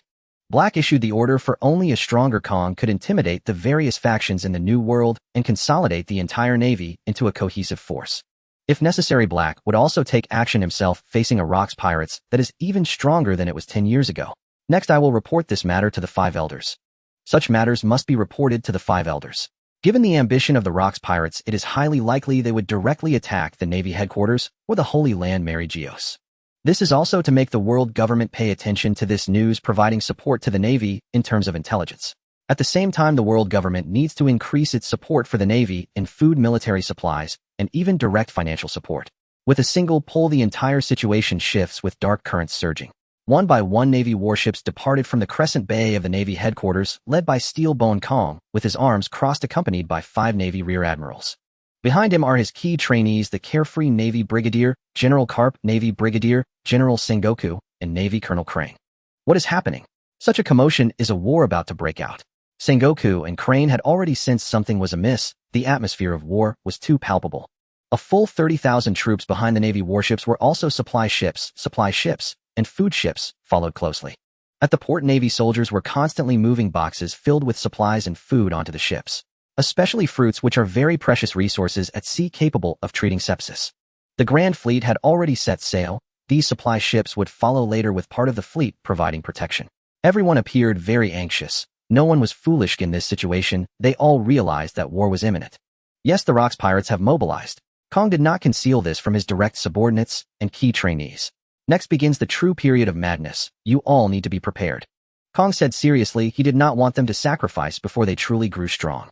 In his eyes, Karp and Sengoku's strengths and ranks were completely mismatched. Most Navy rear admirals were no match for them. Their growth rate was astonishing. Karp relied solely on his iron fists. Sengoku, after consuming the Buddha fruit, had become a perfect embodiment of the unity of mind and body. Crane's strength was also formidable, relying more on her wisdom. No matter who the opponent is, I will give them a profound lesson with these fists. Karp was absolutely confident in his strength, waving his fists in the air. His robust physique contained astonishing strength. Hurry up and get ready. We are at a disadvantage in high-end combat power, so you two need to grow quickly. A calm, mature woman with dark blue hair, loose bangs, and a ponytail spoke. Crane had already joined the Navy staff and had access to a wealth of intelligence, clearly understanding the current disparity in overall strength between the Navy and the Rocks pirates. To be honest, aside from numbers, the Navy has no advantages at all. And in terms of manpower, as long as the Rocks pirates want, they can easily muster more. The only advantage is that the Navy has the support of the world government. The Rocks pirates, on the other hand, are merely a group assembled by the lure of profit and cannot truly unite. However, this era is truly a dark period for the Navy. In confronting the pirates, they have never gained the upper hand since 10 years ago. All the Navy personnel are under tremendous pressure, with various factions uniting to confront this great enemy. In Crane's view, the Navy has many internal issues, but they are all solvable, and she has already noted the strategies of the Marshal and Kong. However, many will die due to this, as it seems that the burden has been placed on the younger Navy members. It is precisely for this reason that young Navy members like Carp are constantly being discovered, valued, and promoted. The chronic issues are far too many, and a firm hand is necessary. Sacrificing for justice is also part of the power struggle, and it is an open strategy. Both Crane and Sengoku have recognized this. Carp and Sengoku undoubtedly possess the potential to become top-tier combatants, especially Carp, who has astonishing talent in both physical skills and hockey, leaving Kong in awe. Under Kong's deliberate training, these 2 years have been their period of explosive growth. With the Navy's publicity over the past 2 years, Carp and Sengoku have now become the Navy's leading new stars, having already defeated a large number of Navy rear admirals. The two of them are like the protagonists in a comic book. With the support of Kong and Black, their rise is unstoppable. The only thing lacking is merit, which is nothing for these two strong individuals. Although Kong has not yet assumed the position of Admiral of the Navy, it seems he has already decided the candidates for the future admirals. Representing the North Sea faction and the neutral faction is Clovey. Representing the East Sea faction and the Dove faction is Ferdinand. Representing the Hawk faction is Dehia. Representing the Dove faction is Noir. 2 rear admirals from the Four Seas faction and 2 from the headquarters. Now looking at the 3 current admirals, the Hawk factions Kong, the West Sea and neutral factions Puyol, and the South Sea and Hawk factions Davis. From this, it can be seen that the Navy is currently absolutely dominated by the Hawk faction. There are 2 Navy admirals and 1 from the neutral faction, with none from the Dove faction. However, Admiral Black belongs to the Dove faction, so the Dove faction has not weakened. Among the 4 candidates for Admiral, 2 seats were given to the Dove faction as compensation, while the other 2 are 1 neutral and 1 Hawk faction. At the same time, in the positions of Admiral and Admiral candidates, each faction of the Four Seas occupies 1 seat, which is enough to demonstrate the current strength of the Four Seas faction. Through the determination of these positions, the principle of balance is fully displayed, and the Hawk faction's strength has not become overwhelmingly dominant. However, the strong addition of the Four Seas faction has made it even more complex. It was indeed a headache. However, the situation was clear, and the Marines' strength ultimately dictated one standing. Suru and Kong had absolute confidence that Garp and Sengoku had no rivals among the current Admiral candidates. When it came to the Rocks pirates, Garp might have been fearless like a newborn calf, but Suru and Sengoku were extremely cautious. The more they understood, the clearer they saw the terrifying strength of the Rocks pirates. Yet they still needed time to grow to mature as swiftly as possible. After Kong, there were few who could shoulder the burden. It was not until the emergence of Garp and Sengoku that Kong and Burek finally breathed a sigh of relief. After all, although Puyol and Davis could not be said to be incapable of bearing the weight, they were unqualified to be considered competent top-tier combatants. As for the Purple Lion Messi from the West Blue and the White Rat Ronaldo from the North Blue, they were also exceptionally talented and had already attained the rank of Vice Admiral. But Kong and Burek did not wish for the factions of the Four Blues to wield too much influence within Marine headquarters. Individuals like Garp with clean backgrounds and free from the entanglements of interests and bias were exactly what they wanted to see. Moreover, Garp and Sengoku possessed greater potential and superior strength. Though their ranks were slightly lower for now, it was only temporary. Unless Garp and Sengoku died, they were destined to be the ones chosen by Fleet Admiral Burek and Admiral Kong to succeed and take the place of others. The Four Blue superintendents could only rise to the rank of Vice Admiral. At most, any higher position required the recognition of the Fleet Admiral. No one wished to be rendered a figurehead. Once the Marines overcame their manpower shortage and the younger generation at headquarters matured, the expansion of the Four Blue factions would naturally be curbed. As for Hades, unknown changes were transpiring in the shadows, and the turbulent currents of the sea had yet to affect him. At this moment, the auction had already commenced. The flamboyantly dressed auctioneer pulled back the red cloth covering the display stand. The first item, a golden revolver custom-made by Vulcan Company for the nobility. Starting bid 100,000 berries. The auctioneer cheered loudly, and the entire venue burst into excitement. The golden revolver was a symbol of status, having now completely supplanted the flintlock in people's esteem. Moreover, revolvers were sold in limited quantities, and each custom-made piece was even more precious. Owning a revolver was enough to draw attention and flaunt one's status. Furthermore, it was a high-quality firearm with exceptional accuracy and range. For a gunslinger, it was a treasure. Hades was somewhat surprised that the first auction item was a product from his own company. He couldn't help but activate his observation hockey, sweeping his godlike perception across the entire venue. Indeed, there were numerous firearms, ammunition, and cannons sold by Vulcan Company or Aeolus Company. These items were so popular in the underworld that they had become hard currency. In reality, despite having fixed trading partners, even with the increased production of the Kronos Kingdom, only a small portion ever flowed into the underworld. That portion was mostly taken by more powerful forces. Although the Arms King Victor was backed by the Kronos pirates, the quality of his weapons, while decent, still fell short compared to those of Aeolus Company and Vulcan Company. Even the designs differed considerably, all to avoid linking Victor to the Kronos Kingdom. In the end, this golden revolver was bought by an underworld leader for the high price of 450,000. Payment and transfer were made on the spot. Upon receiving the golden revolver, he caressed it with excitement, testing its feel under the envious gazes of others. At that moment, a slip of paper materialized in Hades' palm. He understood that someone in the shadows was conveying intelligence from the seas to him. In such a critical period, it must be something of great importance. Regarding the person protecting him in the shadows, Hades had already deduced his ability, one who commanded the underworld prison and was intimately familiar with all its key figures. And the one with the space-type devil fruit ability was only a single individual. Opening the note, he read about the Marines' arrangements against him, the Rocks pirates' major moves, and that someone had been sent to intercept an admiral on his behalf. As for the rest, it had nothing to do with him. He never expected to cross paths with Shiki first. He wondered if the two of them would ever meet. But 3 vice-admirals. Fighting one was the same as fighting 3. Let them come. He would take them all on at once. Let this island become a battlefield. In this world, there was no absolute right or wrong. The Marines had their reasons to attack his mother Nyx. But so what? People were inherently hypocritical. In Hades' eyes, the Marines were the ones in the wrong. Unless he killed that Vice Admiral Vega, his thoughts would never be at peace. He clenched his fist, the terrifying force shredding the note into pieces. As he opened his palm, the fragments drifted down like grains of sand. Suppressing the surging murderous intent within him, he continued to observe the auction. Though he had only cast a fleeting glance, Hades had a general idea of the major items up for bid, as he had come for the mantis fruit and a special named blade. The auction proceeded, item after item appearing, each sparking lively cheers and fierce competition. The slaves Hades had anticipated did not appear. After all, this was an island of sin where the attendees were either pirates or underworld figures. They craved things that could enhance their power, such as devil fruits and weaponry. Slaves, rare treasures, and collectibles typically appeared in markets frequented by nobles, like the Sabaody archipelago, where they could fetch high prices. The next item for auction is... The auctioneer smiled mysteriously, then abruptly pulled back the cloth, revealing the item hidden beneath. It was a scythe. A dark purple death scythe with blood-red veins about 2 meters in length. Its blade gleamed with an eerie light, exuding an aura of bloodshed and slaughter, stunning many in the audience. This was undoubtedly a cursed blade, even though it was a scythe. This is the weapon of slaughter, unearthed from the ruins of the city of Slaughter, believed to have belonged to the Slaughter King of Ur.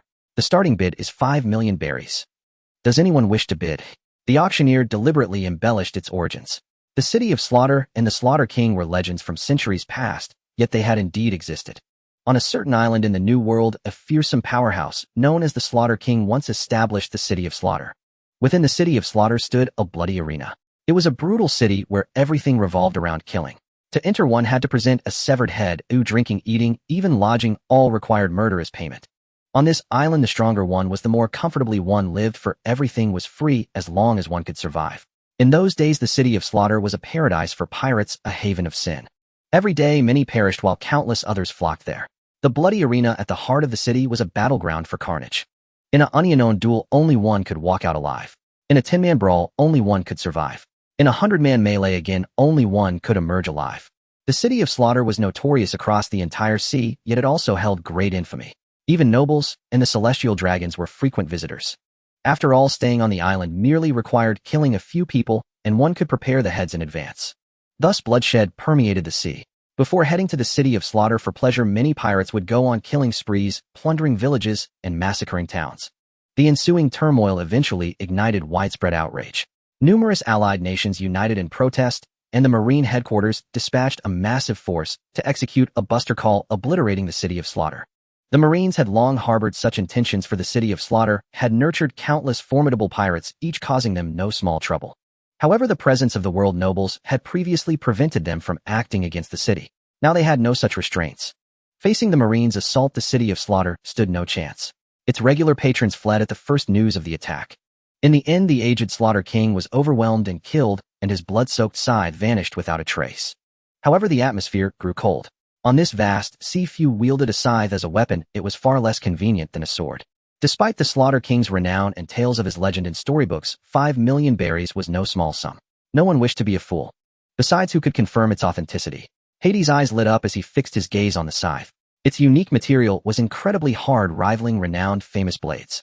A thick aura of bloodlust emanated from it. Hades felt as if the blade possessed a life of its own, like a blood dragon, every scale on its body entwined with agonized wails.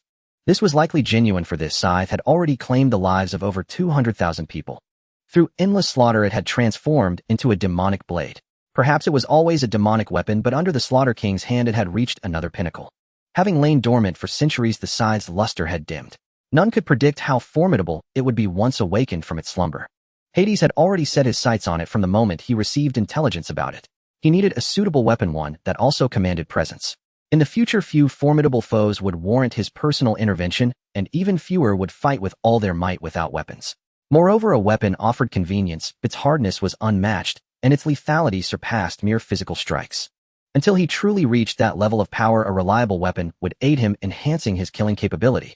The hall fell silent for several seconds, as if the item might go unsold. 6 million. A sudden voice drew everyone's attention to Hades and his companion.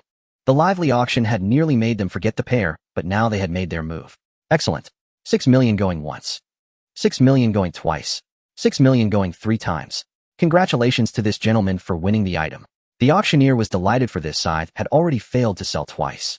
Had it failed again, its owner planned to send it to the 4 Blues or the first half of the Grand Line. Hades successfully secured the scythe. The item was delivered directly to him, enclosed in a large square box. Titan carried the box for Hades as they awaited the next lot. The entire auction would last at least half a day, especially with weapons appearing wave after wave, coveted by both pirates and underworld forces. Meanwhile, the Marine Vice Admiral Victor, whom Hades had been anticipating, had already arrived in the waters off Kent Island, though he kept his distance to avoid alerting anyone. He was simultaneously receiving intelligence from Marine informants on Kent Island. Victor grew increasingly impatient, turning to his side and asking, "Have Henry and Cassius arrived yet?" Reporting Vice Admiral. "They are expected to reach Kent Island in about half an hour." Rear Admiral Ollie dared not comment on Victor's hostile tone toward the other 2 Vice Admirals. This Vice Admiral was a staunch hardliner within the Marines, a trusted subordinate of Fleet Admiral Kong. Then, well, wait a little longer. In Victor's eyes, Fleet Admiral Bulak's approach was a sign of distrust in his abilities. If he alone couldn't handle the son of Jaeger and his escort, what use would Henry and Cassius be? Victor had absolute confidence in his own strength. After all, he was different from those 2 promoted by the governor. As for Hades, the son of Jaeger, whether to kill or capture Victor, intended to inflict brutal torture upon him first. The Lady of the Night. Nyx was no easy opponent. He had left a scar on her face. In turn, she had carved several scars onto his. His once handsome visage was now a terrifying sight. How could Victor not harbor resentment? They've arrived. With an exceptionally wide-range observation hockey, Hades enveloped the entire island and extended outward, detecting several warships lingering in those waters. They seemed to be waiting for something. The closer the moment came, the calmer Hades grew, as if it had nothing to do with him. The crowd in the auction hall, representatives of various factions, remained unaware that the island was already under Marine surveillance. Who would care about them? The Marines wouldn't, and neither would Hades. All they could do was pray fervently that Hades would emerge victorious. If Hades won, their losses would be minimal. If he failed, the entire island would be purged. Half the forces from Fort G36, along with half from branches X-362 and X-364, totaled 4,500 soldiers. Not to mention reinforcements from forts G-35 and G-37. Over a dozen warships were enough to surround the entire island. The scythe represented an auction slot in the middle tollate sequence, not a grand finale piece. The true highlight was the precious mantis fruit. It was hard to imagine that this auction was completely different from what Hades had anticipated. Instead of rare treasures, the vast majority of items were weaponry. They came from either the Vulcan Company, the Aeolus Company, or the Underworld's Arms King. It felt more like a wholesale arms fair. As the auction proceeded, another renowned blade appeared. Not the one Hades valued, but one of the 50 fine-grade swords. Compared to the scythe Hades had won the bidding for, this fine sword was far more intense, ultimately sold for a high price of 16 million. In terms of quality, Hades' scythe was superior, yet it couldn't match the allure of a famous blade. Finally, next up is the grand finale of today's auction, the top-tier Zoan-type devil fruit, the mantis fruit. The prolonged auction had left many weary, but the auctioneer's loud cheers strove to ignite the atmosphere. A verdant devil fruit with leaves jutting out like scythes on either side. This was the primary target for many present. Starting bid, 20 million. Hades found this amusing. In the future, devil fruits would start at a staggering 100 million berries, yet now it was only 20 million. Moreover, this was the mantis fruit, a pinnacle among zoan-type devil fruits renowned across the seas. Its users were generally formidable. Marine vice admirals, great pirates, regional powers. Its users were highly active. History had proven the fruit's might. One could easily write a book about its past wielders. If the seller hadn't been a powerful lone wanderer, the auction house's backers would have long since claimed this devil fruit for themselves.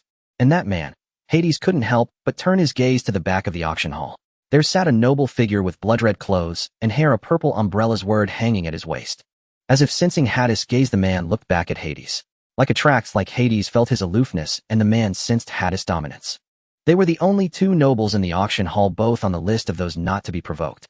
Each was curious, yet neither could see through the other. In silent accord they averted their gazes. Barorik Redfield. Hades murmured the name soundlessly. In the future, this legendary pirate would stand alongside Roger Sheikey and Edward Newgate in terms of sheer strength. The lone wanderer of the seas, the lone red, the Red Count, already beginning to make his mark on the ocean.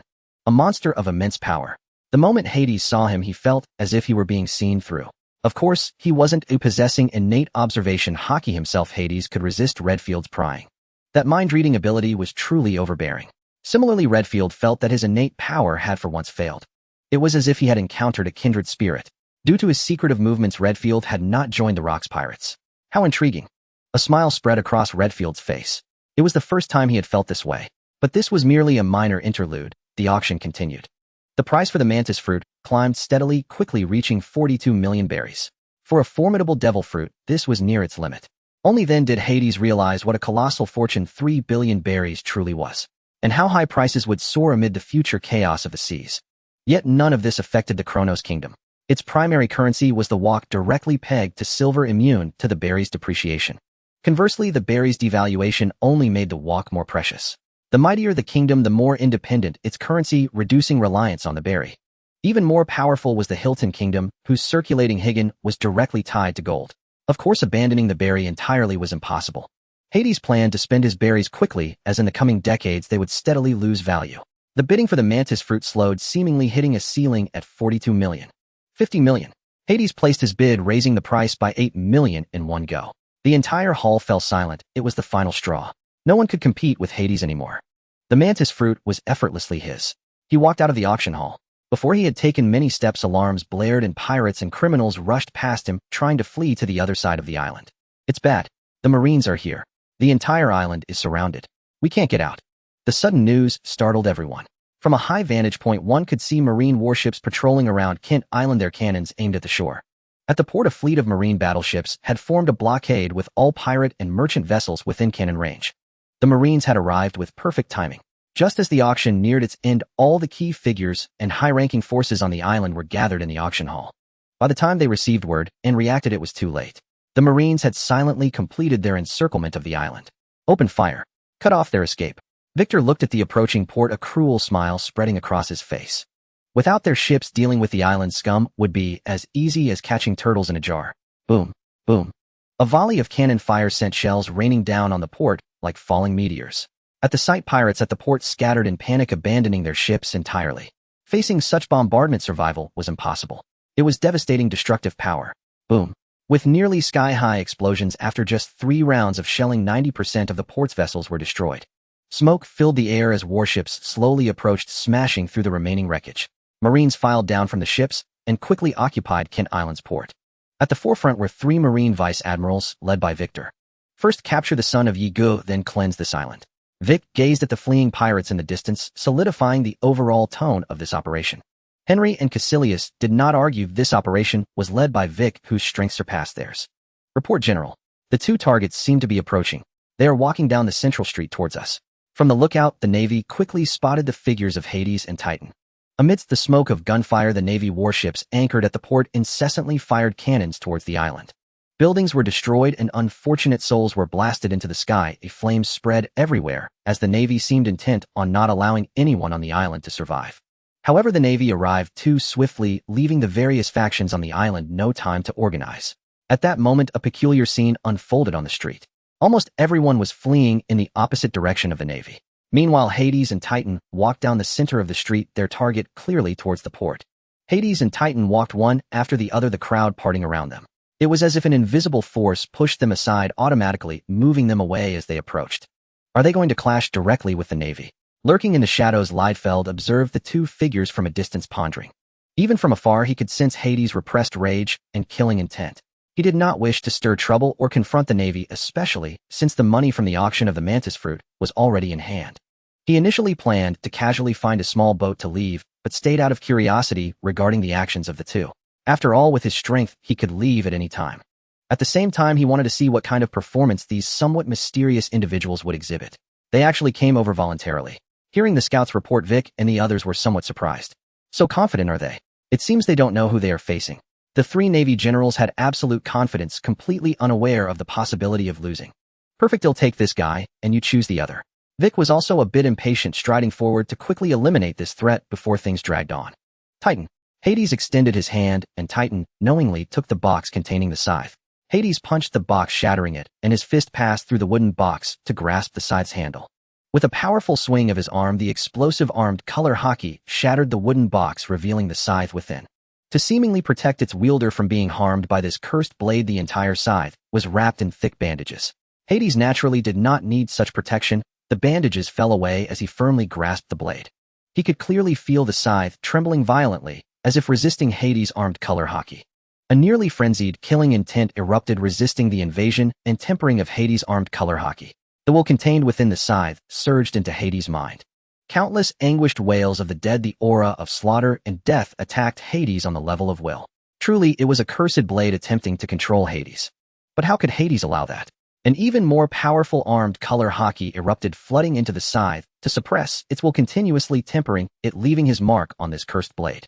This was a true weapon of slaughter. The terrifying will of killing even influenced its previous master, the King of Slaughter. Possessing its own will after centuries of silence, how could it easily submit? The more Hades suppressed it, the more violently it resisted. Behave yourself. Submit obediently. Its resistance only pleased Hades, but the ongoing struggle was beginning to irritate him. A terrifying aura erupted in an instant, targeting the scythe, combined with the armed color to suppress the will contained within. A grayish-white death force emerged from Hades' body, surrounding his arm, and continuously spreading to envelop the scythe. Under Hades' aura, the scythe's will was instantly suppressed, retracting back into the blade. It trembled in fear, sensing the terrifying power of the death force. At this moment, it truly submitted, recognizing that Hades was the one who could genuinely master it. It complied, no longer resisting the tempering of the armed color hockey. It was merely a simple consciousness, a cursed blade constantly evolving through slaughter. As long as someone was stronger than it, it would submit; if not, it would control and dominate them. The reason famous blades are powerful is that they can enhance their wielder's combat prowess. It is not just about the hardness of the material, but also about sharpness. Within them, the insights of all past owners and swordsmen regarding the sword path reside, allowing these sword intents to rapidly promote the swordsman's progress in swordsmanship. They can even assist some swordsmen in breaking through to become sword masters, or even great sword masters. After all, the higher the quality of a famous blade, the stronger the swordsman who wielded it, and the more experiences can be referenced and absorbed. Though it is not a famous blade, countless slaughters have endowed it with a killing aura similar to sword intent, greatly amplifying its lethality. Basically, all cursed blades possess similar powers. The grayish-white death force and blood-colored killing aura continuously intertwined around the scythe. The intertwining of gray and red light under the continuous tempering of hockey dispelled the dust that had settled on the surface of the scythe. This weapon of slaughter, which had been dormant for centuries, finally radiated its rightful brilliance. Squeak! As Hades swung at the blade, emitted a sharp cry as if in excitement. From now on, you shall be called Nightmare. I will make you taste blood shortly. Hades exclaimed, the hockey connecting him and the scythe forming a seemingly unified whole. He swung Nightmare, and a sharp flash of light sliced through, splitting the buildings on either side in half, which then collapsed into ruins. With Nightmare, Hades' combat style became more varied. Moreover, its quality was on par with the 21 Great Blades, even rivaling the Supreme Great Blades. Hades could see the approaching figure. The island was not large, and soon that person appeared before him. Coincidentally, Hades and Vic met in a circular plaza on Kent Island. Above the central fountain stood a statue of a saint. In such a setting, it seemed somewhat eerie. The existence of the statue of the saint was inherently unreasonable on this island of sin. Hades immediately confirmed Vic's identity at first glance. Similarly, Vic recognized Hades in an instant. Little brat, is this weapon what gave you confidence? This won't change your fate. Accept the punishment of justice. Vic fixed his gaze on Hades, revealing a murderous intent. Most people find it hard to comprehend his hostility. Wasn't he just injured on the face by Nyx? There are plenty of odd-looking individuals in the Navy. Who would have thought that Vic's most confident asset once was his own face despite being just a minor officer? As a promising rear admiral in the Navy, he once aspired to court a noble lady, and if successful, he could ascend to a higher social class. However, that was ruined by Nyx. He lost not only his love, but also his future. That was his future, as his potential had already reached its limit. Becoming a fleet admiral was nearly impossible unless a very powerful devil fruit capable of inducing a miraculous transformation appeared before him. The loss of love also turned him into a joke within the military, as there were many who once envied him. Such experiences directly transformed a hawkish figure into an absolute, and even extreme hawk. Though he did not understand why the rear admiral named Vic harbored such hatred towards him, that intense emotion was undeniable, and he had no obligation to concern himself with the thoughts of a dead man. Glancing at the other two rear admirals who were moderate and not very strong, he couldn't help but wonder if they truly came from the Four Seas. Titan, I'll leave the others to you. This guy wants me to deal with him personally, Hades said calmly, seemingly dismissive of the other Navy officers, which infuriated some of them. Titan said little, only allowing his actions to express his attitude. At that moment, a group of people rushed in behind Hades. Pirate crews, underground forces, lone wolves, individual pirates, and even island residents all came forward. Faced with the Navy's encirclement, they had no choice but to fight to the death. In a short time, they managed to gather their strength and calm their chaotic emotions. Seeing Hades confronting the Navy, this scene unexpectedly surprised them. Especially the many influential figures on the island who recognized the two. After all, they were the ones who bid $50 million to purchase the mantis fruit. Undoubtedly strong, the terrifying aura emitted by Hades and Titan could not be doubted, which instead made them feel more at ease. Sensing the commotion behind him, Hades turned his head slightly, his tone relaxed, yet undeniably domineering. You're just in time, I'll leave the minor goons to you. Upon hearing this, someone from the Navy couldn't hold back. Do you not understand the current situation? What do you take us the Navy for? The young Major Istain from the West Sea was precisely the aide of Rear Admiral Henry. He was a significant figure in the West Sea, but upon arriving at Navy headquarters, he felt a stark sense of inferiority, as the other Rear Admirals were stronger than him. Due to the suppression of the Four Seas by the headquarters, he had endured numerous humiliations. Most of the Navy from the Four Seas faced similar fates, but indeed lacked strength.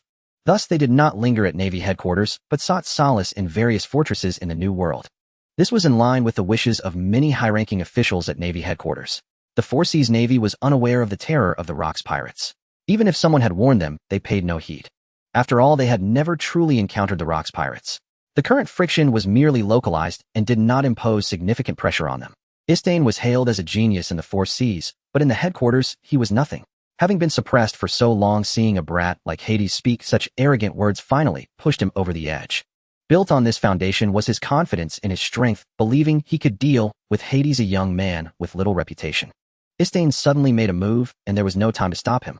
His figure vanished from the spot, his legs pounding the ground as he burst forward with incredible speed, charging straight at Hades. However, a tall figure suddenly appeared in front of Hades, blocking his path. Immediately after, a domineering hammer obscured his line of sight, crashing down on him. An unstoppable force. Crack! Crack! The terrifying impact struck him, shattering his bones inch by inch. His entire body was sent back from whence it came, directly knocked towards the Navy's formation. What a weak Rear Admiral. Is he really a Rear Admiral? Hades couldn't help but sneer, recognizing the Navy officer's rank from the insignia on his uniform. However, the rank did not match his power. Aren't you from the Four Seas? Should we have Marshal Black lower your ranks by one? Or should we just send you back to the Four Seas? Otherwise, it would be quite embarrassing here in the New World. His words startled everyone. The atmosphere, while not as tense as at the beginning, carried a more severe meaning, and it was harsh on the ears of the Navy. This was inciting discord within the Navy. On the surface, the internal conflicts seemed to ease in the face of a strong enemy. In reality, it intensified the conflict, as most of the Four Seas Rear Admirals were not stationed at Navy headquarters, but rather in the New World to avoid the discrimination from the headquarters. Currently, there was one Rear Admiral from headquarters and two from the Four Seas on the scene, with their respective troops coming from both headquarters and the Four Seas. Hades' remarks were akin to pouring gasoline on a fire, and it was scalding hot oil. Little brat, I hope your strength can match your sharp tongue. Vic stared intently at Hades, his words laced with chilling intent. However, the next moment Hades exploded into action, his figure almost imperceptibly appearing in front of Rear Admiral Vic. The newly acquired nightmarish weapon demonstrated astounding lethality, the armed color enveloping it transformed into a black blade, the essence of slaughter, merging with the force of death, resembling a scythe from hell. Hades unleashed a powerful slash, wielding the nightmarish weapon like a reaper of life. In that instant, Vic felt his life threatened, as this scythe contained extreme lethality. His heart raced, and his body instinctively crouched down, rolling to the side to evade this lethal strike at the critical moment. "I've had enough. Old man, prepare to die. I will rip your mouth apart." With every utterance, he couldn't help but refer to Hades as little brat, which only fueled Hades' extreme resentment. Those two words were simply too grating. Did he really think he was something?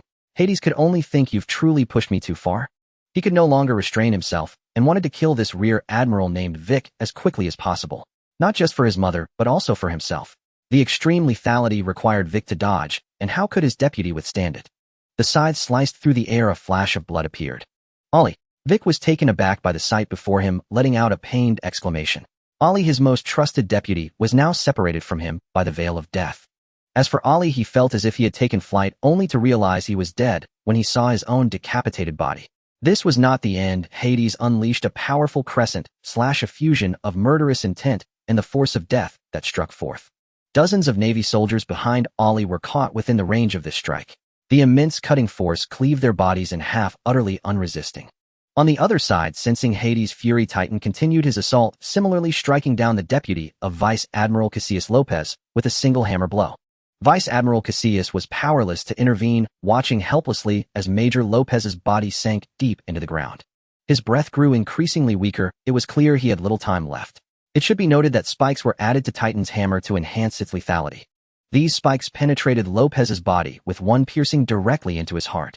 Titan's overwhelming power was unmistakable, locking onto Casillas and gaining a clear upper hand in battle.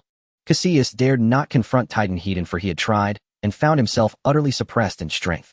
Even a single collision threatened to shatter his bones, forcing him to exert all his effort just to withstand. Only after General Henry joined could he feel somewhat at ease, but it was just a little.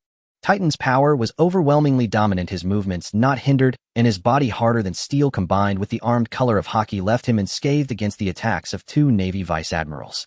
Refined on the island of Ruskina, Titan's strength was on a completely different level compared to these two Vice Admirals from across the seas. Henry and Casillas fully realized they had hit a brick wall. This was not a mere ungrown cub, but a young dragon already casting a shadow of future dominion over the world. The gusts produced by the swinging golden hammer seemed poised to tear everything apart, causing their faces to ache. Titan bore no resemblance to a 16-year-old. His massive form, impenetrable defense, and terrifying strength painted him as an all-encompassing monster akin to a demonic deity of the mortal realm. No matter how you hide, where can you go? Titan's thoughts were rather simple. Having followed Hades since he was 6, his education was very limited, with the Tartarus family intentionally constraining that aspect, yet his mind was entirely normal. He was simply cultivated as a super combat force akin to Chow Chow's tiger enthusiast or evil coming. There was no need for him to possess any rights or titles, merely to follow Hades, shielding him and annihilating all enemies in his path. However, the malice emanating now was terrifying. The two Navy Vice Admirals did not wish to confront Titan Hedon, for that would lead to their doom. In the face of Titan, Henry and Casillas could only barely resist. Two majors had already fallen before them, and the other Navy personnel were utterly outmatched. One hammer, two hammers, sent flying, smashed into the ground, their bodies grotesquely deformed, heads bursting open. In the blink of an eye, dozens of Navy personnel perished at Titan's hands. The undeniably displayed power instilled fear in the Navy and simultaneously invigorated the various factions on the island. Kill these Navy soldiers for daring to invade our Kent Island. Once you come, don't leave. Gunfire erupted continuously, and the Navy found themselves at a disadvantage in firepower. Criminals, pirates, and gang members surged forward, weapons in hand, clashing with the Navy. Your Highness commands you to die. Can't you just die quietly? Did you hear that? You are to die. Titan's relentless slaughter primarily targeted the two Navy Vice Admirals, Henry and Casillas.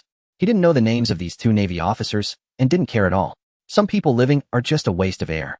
Let's deal with all the unsightly ones. Kill you all. Titan could distinctly feel Hades' rage and extreme fury and will to annihilate everything. Hades' will was his own will. He intended to destroy everything and kill every Navy soldier. In a terrifying burst, Titan's body shot forth like a cannonball, his feet propelling the air and creating visible ripples.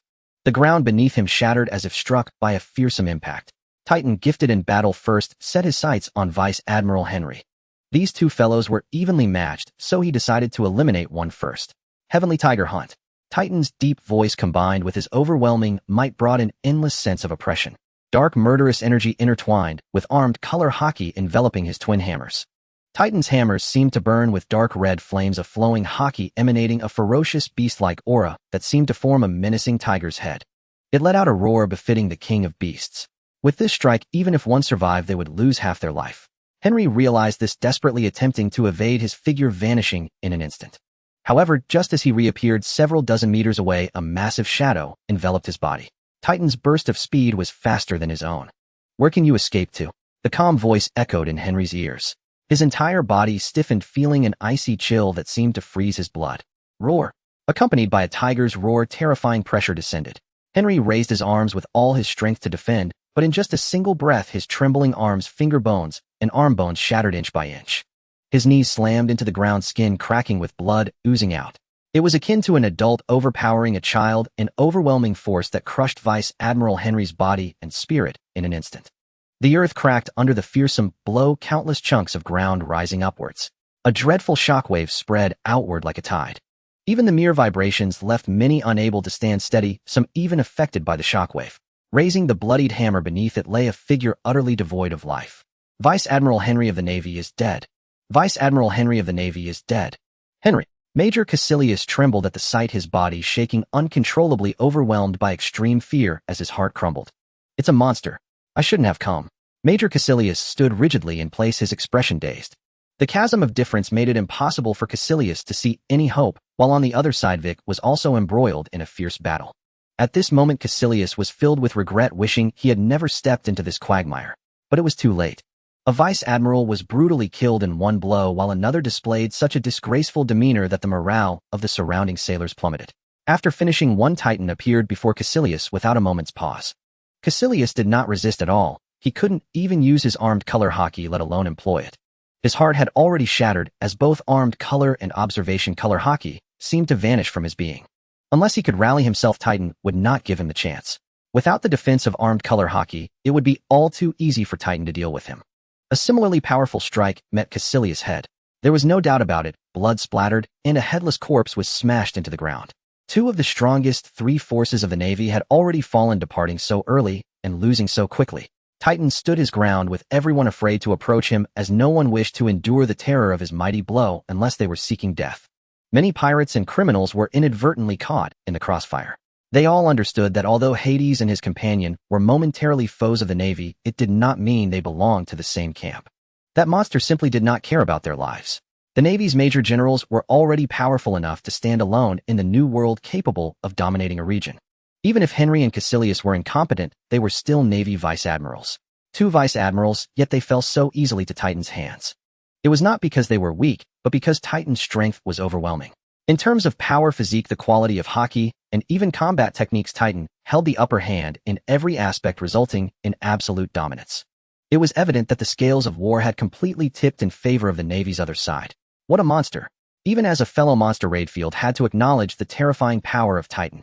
And that nearly impenetrable physical defense reminded him of the natural destroyer Charlotte Lean, who now shone brightly within the Rocks pirates. However, there was still a gap. That one was indeed the natural destroyer.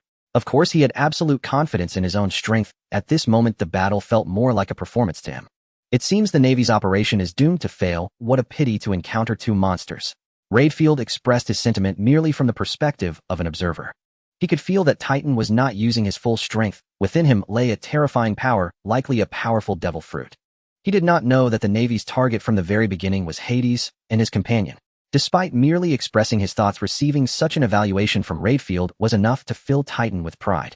The proud Radefield regarded very few individuals with any importance. Moreover, he merely acknowledged Titan's potential. The power Titan displayed did not compel him to take it too seriously. On the other side, the battle between Hades and Major Vic was extremely intense, with Hades clearly holding the upper hand.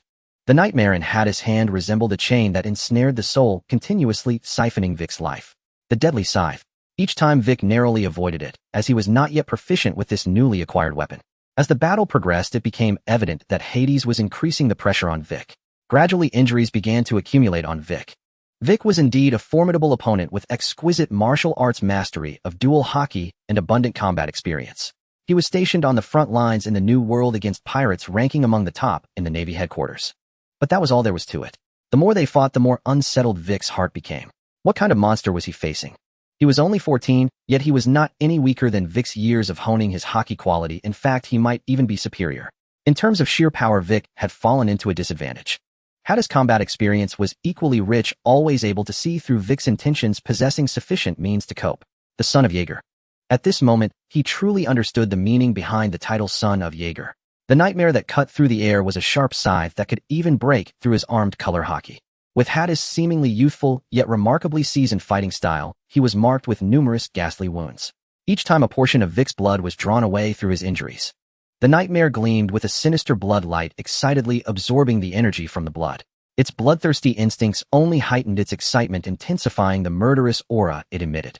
Vic felt a level of discomfort he had never experienced before. His intentions in battle were nearly completely seen through, leaving him no room to retaliate. He had once thought to strike back, yet no matter what actions he took, Hadis easily avoided them. Even when he did manage to hit Hadis once, the intangible force rendered him unable to consolidate his strength. His attacks were continually weakened, ultimately preventing him from even injuring Hadis. He did not understand what was happening. He only felt that he was fighting with great difficulty, as if trapped in a quagmire from which he could not escape. The collision of hockey was entirely normal. He never expected that there would be someone exhibiting the soft qualities of hockey rather than mere hardening. He knew he had to counterattack, otherwise he would truly fall to this guy. Flying finger gun. Vic used his fingernail as a medium, launching a powerful strike from an angle invisible to Hadis, attempting to reverse the advantage. At such a close distance, the air shot forth. Even Hadis felt a sense of threat to his life. At this proximity, evasion was impossible. Perhaps Major Vic thought so, but how could Hadis comply with his wishes? He was all too familiar with this move. He had already reacted before Vic made his move. Dragon Dance. Hadis' graceful figure easily dodged this attack, appearing instantaneously to Vic's right side, a delighted smile on his face as he swung the nightmare. Not good. Vic's heart sank, but it was already too late. Instinctively, he moved his body to avoid the deadly slash. However, the extreme blood light easily penetrated his body. An arm was sent flying into the sky by overwhelming force, crashing to the ground. Victor's entire right arm had vanished, leaving nothing but an empty void as blood gushed forth uncontrollably. Intense agony engulfed his whole being. The power of death invaded his body along the flesh and blood, the vitality at the wound gradually fading, being stripped away. The entire wound began to rot, exuding an ominous aura. This served as a catalyst, triggering the death force hidden within the minor wounds Victor had sustained earlier. Surges of deathly energy erupted, devouring his blood and life force, corroding his body. The control over the death force's quiescence and eruption was entirely within Hadis' manipulation.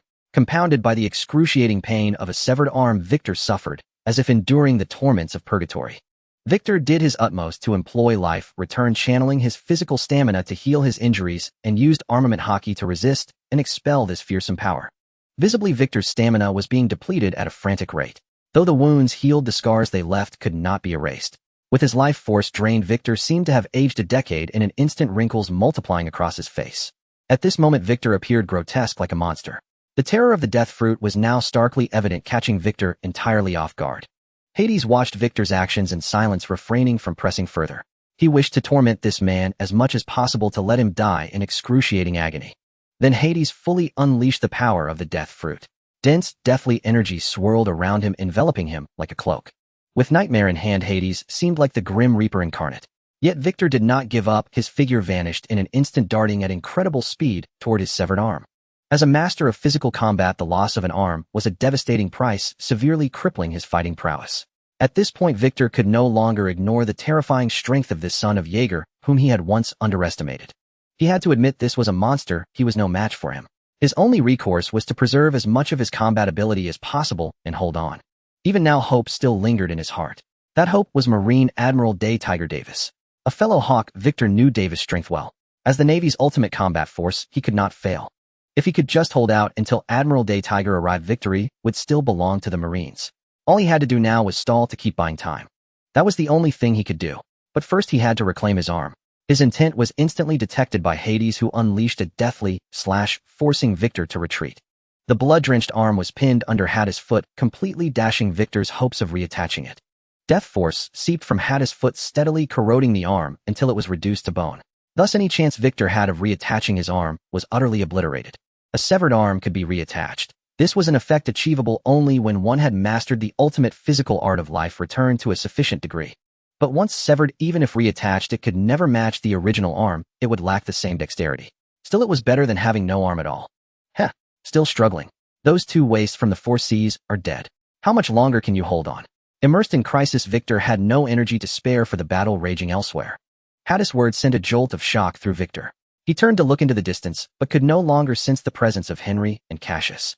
All he saw was Titan's demonic silhouette. This news was utterly staggering, causing Victor to lose focus for a split second.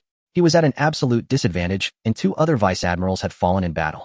How had the situation deteriorated to such a dire state in so short a time? The Marines on the island were completely overwhelmed, being mercilessly slaughtered, their cries of anguish incessantly reaching his ears. An opening. The verbal assault had proven highly effective. Hades naturally seized this opportunity, tightening his grip on the hilt and swinging Nightmare in a diagonal upward arc. The cold, sharp blade precisely severed Victor's other arm. Victor cried out in pain. The breath of death once again invaded his body. Now Victor had truly lost all ability to resist, like a lamb awaiting slaughter at Hadis' mercy. Fighting back the pain, Victor slowly raised his head, the very picture of a defeated man. His repulsive visage made Hades frown involuntarily. Why don't you kill me? Victor's voice was hoarse, even sounding aged. That last slash could have been aimed at his head, ending his life. But Hades had not done so. Why don't I kill you? No, of course I'm going to kill you. But your time hasn't come yet. In response to Victor's question, a gentle smile spread across Hadis' face, though to Victor it seemed terrifying. Just watch slowly. It'll allow you to live a little longer to be the last to die. Be grateful for my mercy. Hearing Hadis' words, Victor's emotions suddenly became intensely agitated. Just kill me already. You demon. He fully understood Hadis' malicious intent. This was no blessing but a torture, forcing him to watch all the Marines die. Such an act was tantamount to dealing him a devastating blow both physically and mentally, ensuring he could not rest in peace even in death. Agitated, Victor charged at Hades, eyes blazing with fury, teeth clenched. Even without arms, he would fight to bite Hades no matter the cost. Pointless struggle. Watching Victor approach, Hades shook his head disdainfully and swung Nightmare, severing Victor's legs in an instant. His body lost all support and collapsed to the ground. With all four limbs severed, the excruciating pain made Victor wish for instant death, but he could not achieve it. As a vice admiral, his formidable vitality kept him conscious. The cries of dying Marines continuously reached his ears. Each sound was like a needle piercing Victor's very soul. The Marines stationed at the harbor were all dead without exception. Titan released vast clouds of potent poison mist capable of corroding even steel easily, snuffing out their lives. The entire harbor had transformed into a forbidden zone, deterring anyone from daring to approach. This was not the end. Hades intended to leave no survivors, and the naval warships encircling the island were not to be spared either. Within the poisonous mist, a terrifying colossal shadow suddenly emerged. Titan spread his wings, entering his complete beast form and transforming into Taodai. Opening his massive maw, he directly swallowed the naval warships docked at the shore into his inner space. Simultaneously, the toxic mist rapidly spread, diffusing toward the ships one by one. Damn it! What is that thing? Fire the cannons. It seemed as though some monster lurked within the poison fog. As sharp howls echoed, and their very souls appeared to tremble. To preserve the mystery of his ability, Titan did not reveal his transformed appearance, using the poisonous mist as a veil. Cannonballs shot into the fog, yet they sank into it like stones dropped into the sea, eliciting no response. The toxic mist approached rapidly, even enveloping the warships, ensuring that they witnessed one of the most horrifying sights they had ever seen in their lives. What kind of creature was that? Then there was no then. The entire warship along with its crew was devoured by Titan. With all the naval warships consumed by Titan, the possibility of the island's Marines escaping was cut off, leaving them struggling in agonizing despair. Titan returned to Hadis' side, silently observing the final slaughter. Some had already ceased their actions, yet they dared not approach them even an inch. They had witnessed firsthand just how terrifying the strength of Titan and Hades truly was. The already deceased Vice Admiral Henry, Vice Admiral Cassius, and the still gasping Vice Admiral Victor. Each was a renowned powerhouse in the nearby seas, yet they had been so easily defeated. As the last Marine fell, Hades walked forward, slowly clapping and laughing as he went. His gaze fell upon Vice Admiral Victor, bestowing upon him an endless humiliation. Now powerless to do anything, he could only glare viciously at Hades, madly cursing that Hades would die a miserable death. Congratulations, the last survivor. However, allow me to see you off on your final journey. Hades approached Victor, bending slightly to look down at him. Also, let me tell you something. The day Tiger Admiral you so eagerly await is destined never to arrive. As for the reason, you can ponder it once you're down below. Hades said with a soft laugh as Victor's eyes widened in disbelief. His words utterly shattered the last glimmer of hope lingering in Victor's heart, tearing it into fragments. Straightening up, Hades placed his foot on Victor's head. He pressed down with force, causing the ground to crack and sink inch by inch. This continued for a long while, inflicting final torment upon Victor. At last, a crack sounded. Hades let out a breath, stepped over Victor's corpse, and walked toward the harbor. Titan silently followed behind Hades, and as he passed Victor's body. Facing this despicable man who had incessantly insulted and provoked his lord, Titan delivered a kick square on, sending the mutilated corpse flying hundreds of meters away. Victor was a strong man, but only by the standards of this sea. In the eyes of Hades and Titan, he did not even qualify for their respect. The great battle concluded, its outcome defying the expectations of the vast majority. As they watched Hades and Titan depart, the various factions, pirates, and residents on the island were filled with awe. They had prepared themselves for a desperate fight to the death against the Navy, never expecting the process to be so effortless. After all, the 3 vice admirals of the Navy, these relatively high-end combat forces, had been dealt with by Hades and Titan. How could the demoralized remaining Marines possibly stand against them? 2 more monsters are about to step onto the stage. Redfield, hidden in the shadows, remarked with a sigh, yet his heart remained exceptionally calm. He had no intention of conversing with Hades. There was nothing to discuss. Redfield was like this, proud and aloof at heart. In his eyes, this battle was merely a decent performance. With the matter concluded, he no longer lingered, turning and leaving to continue his wanderings across the sea. This marked their first intersection. Having slain Vice Admiral Victor, Hades felt as though he had expelled a pent-up resentment from his heart, his entire being becoming immensely relieved and exhilarated. Though Hades had never regarded him as a threat, this battle truly allowed him to verify his own strength and roughly ascertain the level he stood at. He also came to realize the terrifying potential latent within this body of his. Ordinary vice admirals of the Navy were far from being his match. On the island, photographs were snapped by reporters who had been in hiding, their bodies drenched in sweat from tension and excitement. They clutched their cameras tightly, as if protecting some precious treasure. Though they had narrowly escaped a life-and-death crisis, the final outcome was worth it. Big news, big news. The reporter's mind and body trembled with uncontrollable excitement, for him the chance to strike it rich overnight had arrived. He had initially thought the Navy's siege of Ken Island was decent news, never expecting such a huge surprise to emerge in the end. 2 immensely powerful monsters, 3 Navy vice admirals dead in battle, and the remaining Marines completely annihilated. What could be more shocking than this news? The Navy had undoubtedly been slapped in the face. 2 formidable young monsters had appeared, highly likely to become powerhouses rivaling the rising stars of the Rocks pirates, such as Shiki and Charlotte Linlin. Never underestimate the vast group of reporters. They are spread across nearly the entire world. In fact, the profession of reporter itself is a fairly common side job on the sea. At its core, it involves trading in intelligence. Some intelligence holds astonishing value, and the information he had obtained today was undoubtedly worthy of a newspaper's front page. For him, it was no less than a meteoric rise, potentially making him a hot celebrity in the journalism world. Human hearts are greedy, having already gained something they crave even more.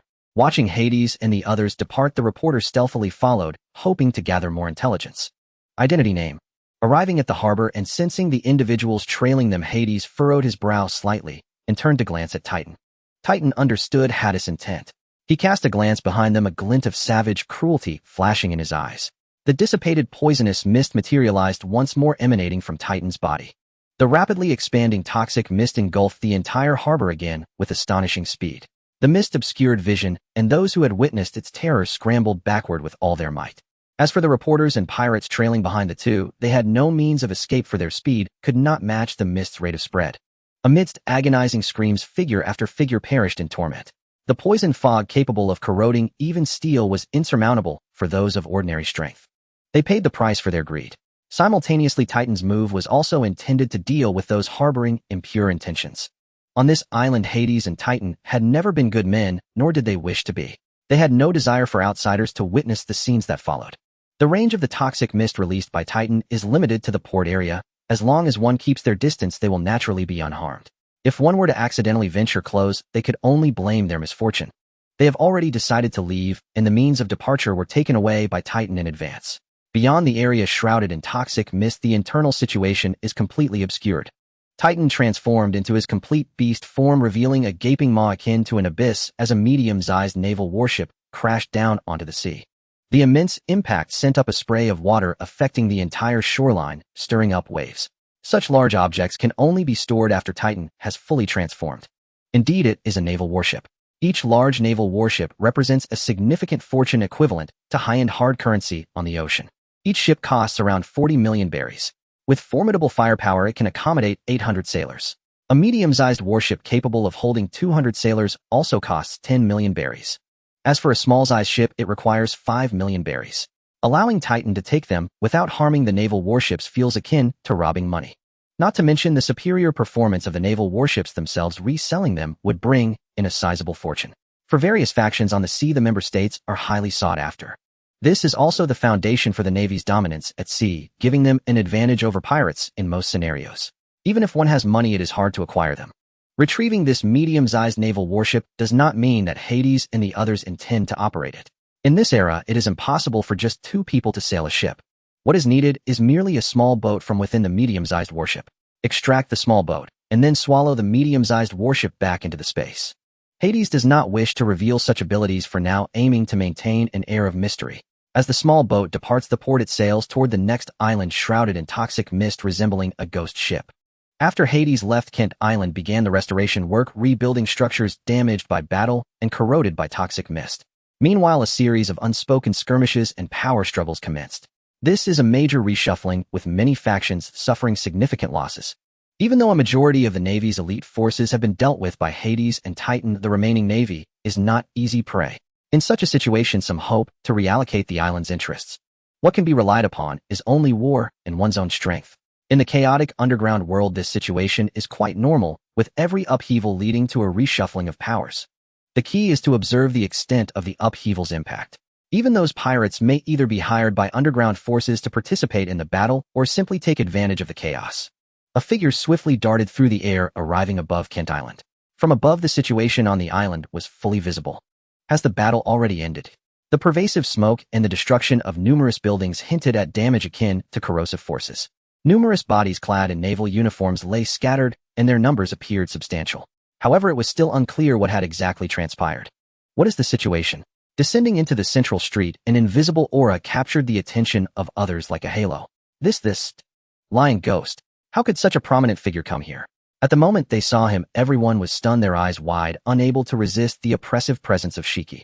Dressed in a yellow kimono with 2 swords at his waist, and sporting short golden hair, he lacked the thick, long mane resembling a lion that he would have in the future. Yet he already bore a shadow of the overwhelming aura he would possess. Indeed, the newcomer was Shiki. His appearance was not unscathed. He bore significant injuries, indicating that he had endured a fierce battle before arriving. Tell me what happened on this island.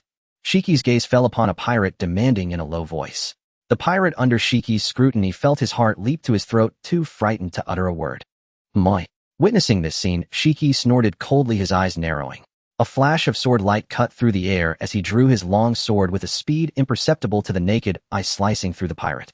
To others, before they could even comprehend Shiki's action, blood splattered as a gash appeared at the pirate's waist, followed shortly by his body being cleaved in 2. My patience is limited. Tell me quickly what happened earlier. The terrifying pressure rendered their bodies immobile.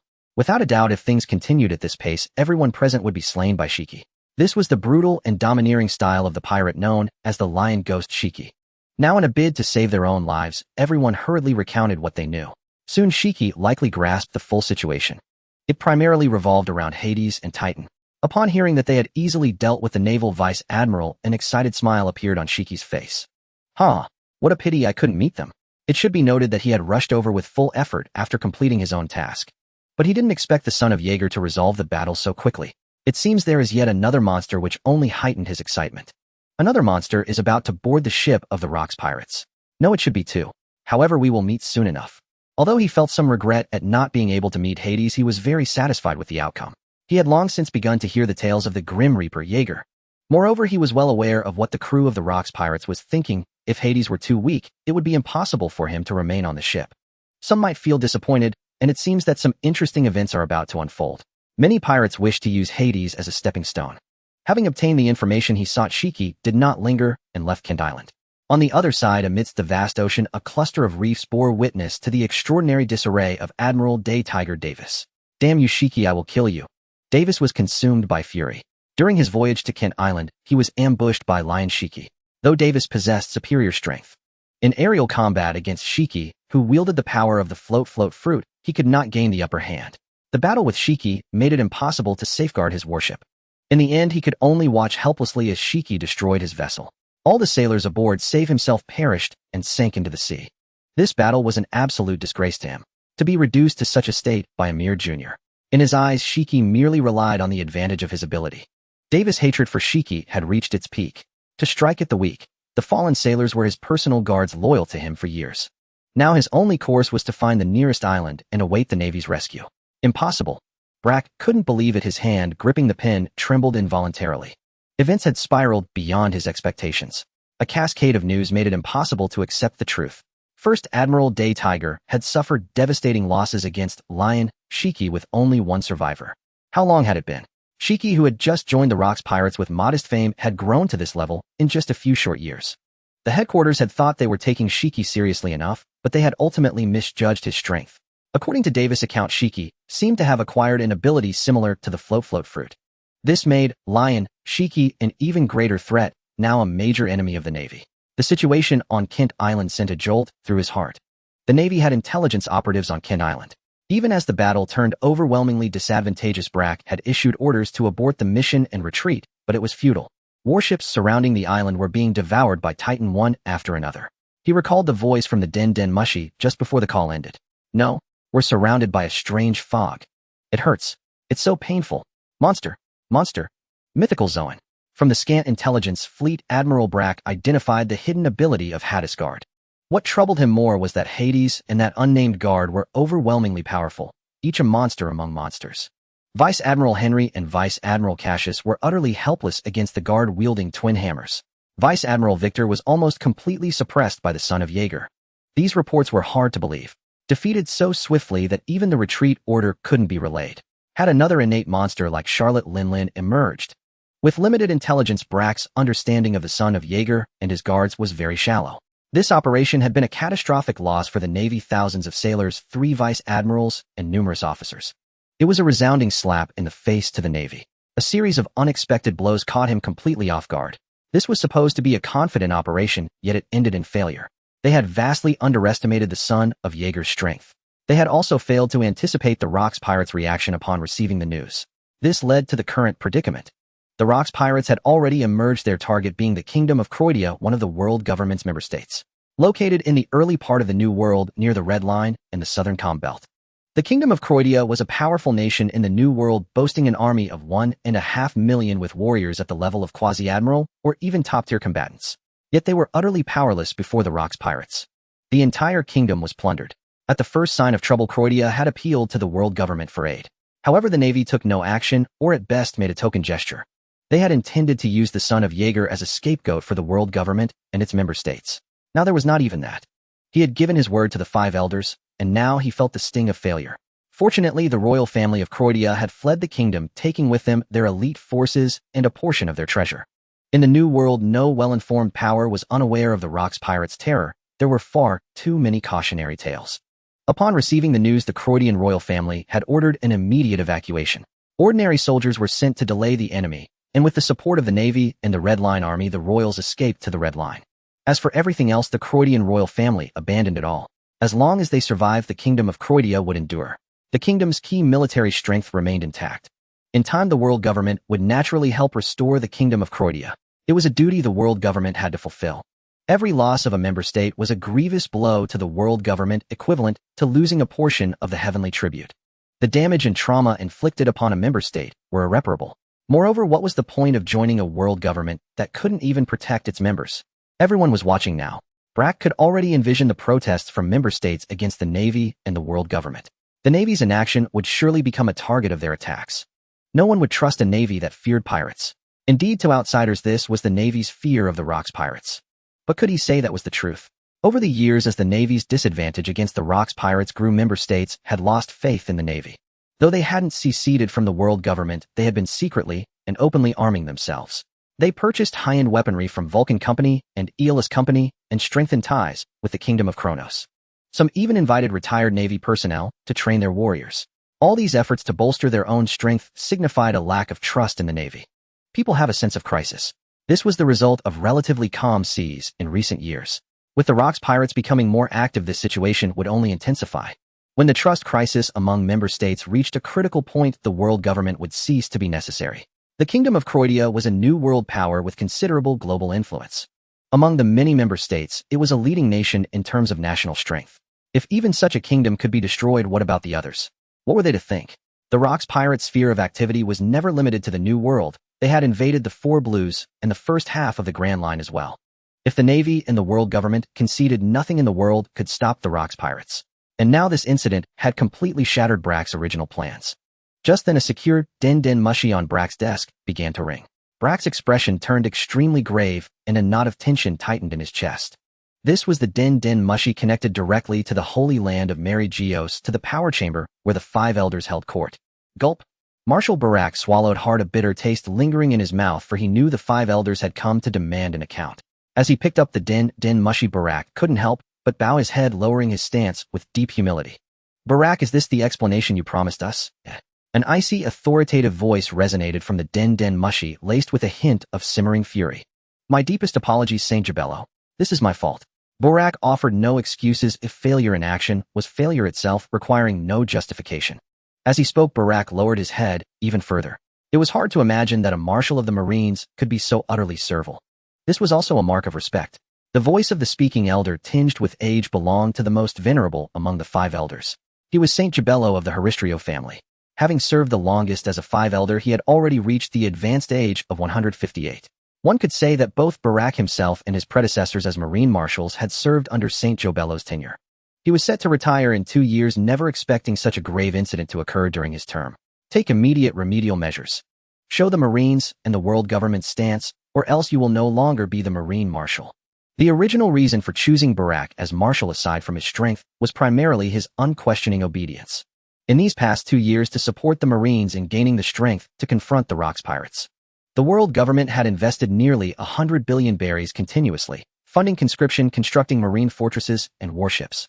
The annual salaries and pensions for the Marines were astronomical figures themselves. They had hoped the Marines would present a satisfactory report, never anticipating such a splendid piece of news right from the start. Regardless, the Marines needed to answer to the world government and the member nations. And the world government, in turn, had to answer to the member nations. Yes, Saint Jabello. At his age, Brack's skin had grown thick. Saint Jabello's threats did not weigh heavily on his mind. Given the current situation, the world government could not possibly remove him from this position. There were too many factors to consider.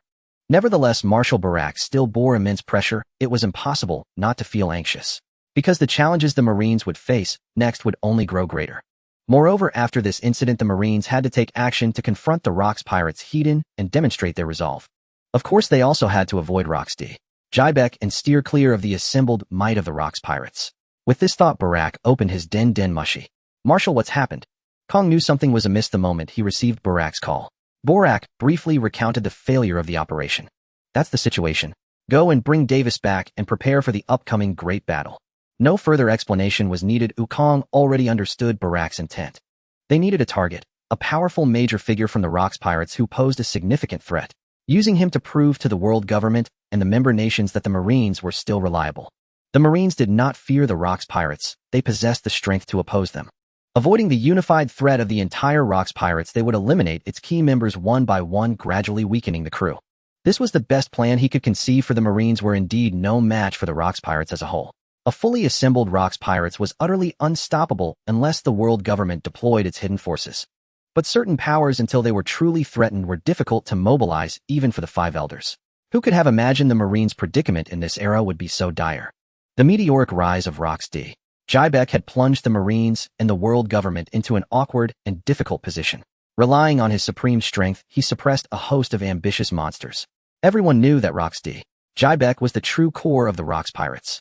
Everyone knew that the simplest way to dismantle the Rock's pirates was to eliminate Rock's Jaibeck. Once Rock's Jaibeck was dealt with, the entire Rock's pirates would fall apart. The various pirates within the crew were rife with contradictions and internal strife, making it impossible for them to unite again.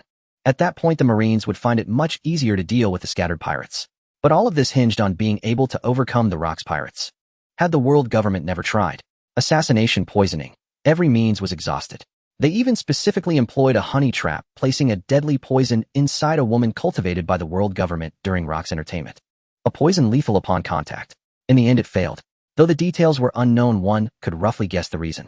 At such a level, Rock's Jaibeck's observation hockey had long reached its peak. With his precognitive ability to sense danger, he could perfectly avoid such pitfalls. The world government even deployed a user of the same life fruit. As the name implies, its sole ability was to link the life of the user with another person. Once the user died, the person locked by the same life fruit's power would also perish.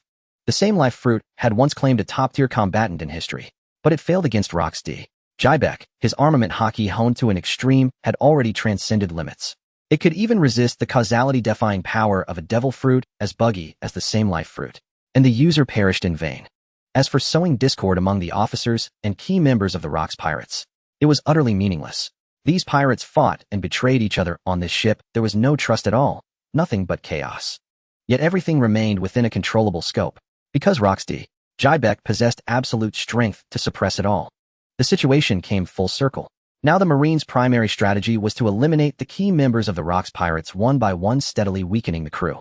At the same time, they would enhance the overall strength of the Marines. Truly, my son.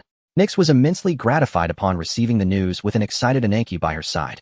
From beginning to end, they had absolute faith in Hades. Such a battle result was the perfect debut for him.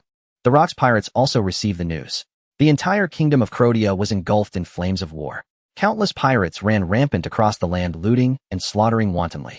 The royal palace, the wealthiest stronghold, along with the mansions and villas of various nobles, were all occupied by the Rock's pirates. They plundered treasures without cease. Relishing this grand operation long absent from their recent years, the pirates indulged in wild revelry on the island, holding lavish banquets. The venue for the celebration was the palace of the kingdom of Crotia. Dazzling treasures were piled into small mountains. Every pirate adorned themselves with jewels and ornaments crafted from gold, drinking fine wine and dancing joyfully. This was a pirate's carnival, reawakening the long-dormant, plundering instincts of the Rock's pirates. Even though the vast majority of the treasures were claimed by the stronger pirates, the spoils distributed to the ordinary members still amounted to a colossal fortune, enough for them to live comfortably for a long time. Wealth came far too easily for the members of the Rock's pirates. It was for this very reason that countless pirates sought to join the Rock's pirates every year, even if many would die in the attempt. But on this vast sea, there was never a shortage of those willing to risk life and limb, ready to sacrifice everything for a future. And that was the allure of the sea. Everyone must pay the price for their choices. Succeed and you have everything, you fail, and at worst you return to the sea. That kid really didn't disappoint me. Then come quickly. Rox felt a surge of delight receiving such news in this very setting. What did this signify? The Rox pirates would soon gain another formidable commander. Rox D. Zebek harbored an immensely vast ambition. Mere supremacy over the seas could no longer satisfy his desires. What he truly aspired to become was the king of the world. His ultimate target had always been the world government. Yet he was acutely aware of the world government's might. Even though the Rox pirates had reached a level where they could suppress the navy, they still needed to amass greater strength. Thus, he was more than willing to witness young pirates rising from within the Rox pirates. On this vessel, power reigned supreme. Naive individuals could scarcely survive.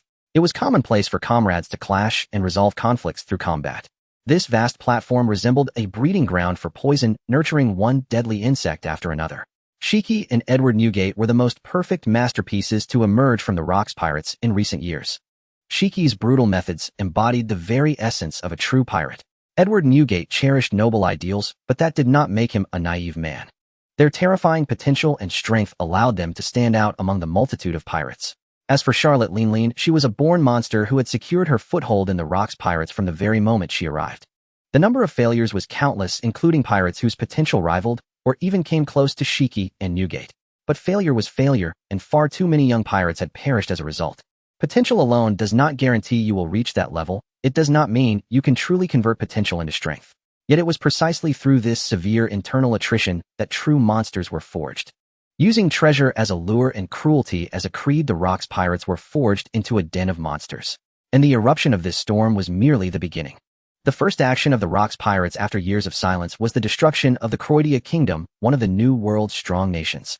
Naturally, this news dominated the front page. Newspapers spread across the entire world. Waves of terror continuously rippled throughout the globe, striking immense fear into even the less informed member nations. They relentlessly pressured the world government and the Navy. As Navy headquarters withdrew elite forces from the Four Blues, the strength of the navies across those seas was severely weakened. This situation directly led to greater chaos in the Four Blues, with pirate power expanding. Countless tragedies occurred amidst the continuous plundering. In this process, countless individuals were forced to take to the seas as pirates. Yet once they embarked on this path, it was nearly impossible to return to a peaceful life. This in turn led to more broken families, greater turmoil on the seas, and an ever-increasing number of pirates. Underworld forces grew stronger and expanded their reach. It was a trend unless someone could step forward to maintain order on the seas. The navies of the Four Blues alone were incapable of achieving this. The Navy's focus was now entirely on the New World, leaving them unable to dispatch forces to restore order in the Four Blues. Member nations purchased weapons to arm their royal forces precisely to deal with this situation. Faced with the Navy's incompetence, they could only rely on themselves. At the same time, member nations grew increasingly defiant towards the world government and the Navy, seeking to force the world government's hand by reducing the heavenly tribute. They demanded a swift resolution to the Rocks pirates to restore the seas to their former order. The world government, however, took this opportunity to demand a further increase in the heavenly tribute's share. Their justification was the need to combat the powerful Rocks pirates, claiming the Navy was at a disadvantage and requesting greater support from the member nations. This attitude from the world government deeply dissatisfied the member nations. The expansion and growth of the Rocks pirates were in essence the responsibility of the world government and the result of the Navy's incompetence. Yet under these circumstances, they dared to push their luck and use the Rocks pirates to threaten them. They would not succumb to threats, but neither would they abandon their support for the world government. After all, the only entities capable of dealing with the Rocks pirates were the world government and the Navy. Without them standing in the vanguard, no one could stop the Rocks pirates, unless they were willing to submit to the pirates. The lesson of the Croatia kingdom was still fresh. Many other kingdoms had been destroyed by the Rocks pirates in the past. Although they were later restored with the world government's help, was the rebuilt kingdom truly the same as before? It was common for their national strength to be several times weaker than before. Some were even forced to rebuild their nation on a completely different island, essentially starting from scratch. No one wished to face such a situation. Abandoning one's kingdom and fleeing was a matter of immense shame. Even if the kingdom was later restored, the ruling foundation was unstable and unrest was frequent. This was a tense negotiation, with matters concerning the Rocks pirates and the heavenly tribute set to be discussed at the World Conference. But the member nations would not easily yield to the world government by abandoning their own interests. Their united strength was formidable, backed by powerful nations like the Kronos Kingdom, opponents of the world government, and other superpowers providing covert support. They also seized this opportunity to expand their own influence. These nations possessed ample strength to defend against pirates, even capable of dispatching troops to aid other kingdoms. In terms of leverage, they were quite confident. Moreover, the heavenly tribute was in their hands, meaning they held the initiative. It was the world government that needed to be anxious, as they bore the brunt of the pressure from the Rocks pirates. This world needed order, and the existence of the world government did hold significant importance. Its existence greatly aids in maintaining world order. The Marines in particular tirelessly apprehend pirates and protect the trade routes of allied nations. In contrast, opposing the Rocks pirates was a common goal. A chaotic world was something no one wished to see. While supporting the world government, they also sought to seize this opportunity to weaken its power. The original vision of the world government at its founding was noble, playing a vital role in global peace and order. Now, however, the actions of the world government have grown increasingly brazen, and certain moves have stirred deep dissatisfaction among the allied nations. They needed to use this chance to suppress it, yet also exercise restraint. This discussion, which touched upon their own interests, was about to commence. There were many allied nations closely tied to the world government. Each allied nation harbored its own ulterior motives and demands regarding the world government. With the arrival of Fleet Admiral Kong, the Marines in the New World gained an absolute pillar of strength. However, aside from training troops, they took no other action. The Marines needed to wait to bide their time for the right moment, and also to avoid a clash with the assembled forces of Rocks. Although Hawk Kong understood the strengths and weaknesses of the Marines compared to the Rocks pirates. With Fleet Admiral Bullrack bearing pressure from all sides in the rear, Kong was free to act as he wished, training troops using the minor pirates of the New World to hone the young Marines. Through these military merits, he continuously promoted his own allies. Thus, he strengthened the Marines' power for a full half-month.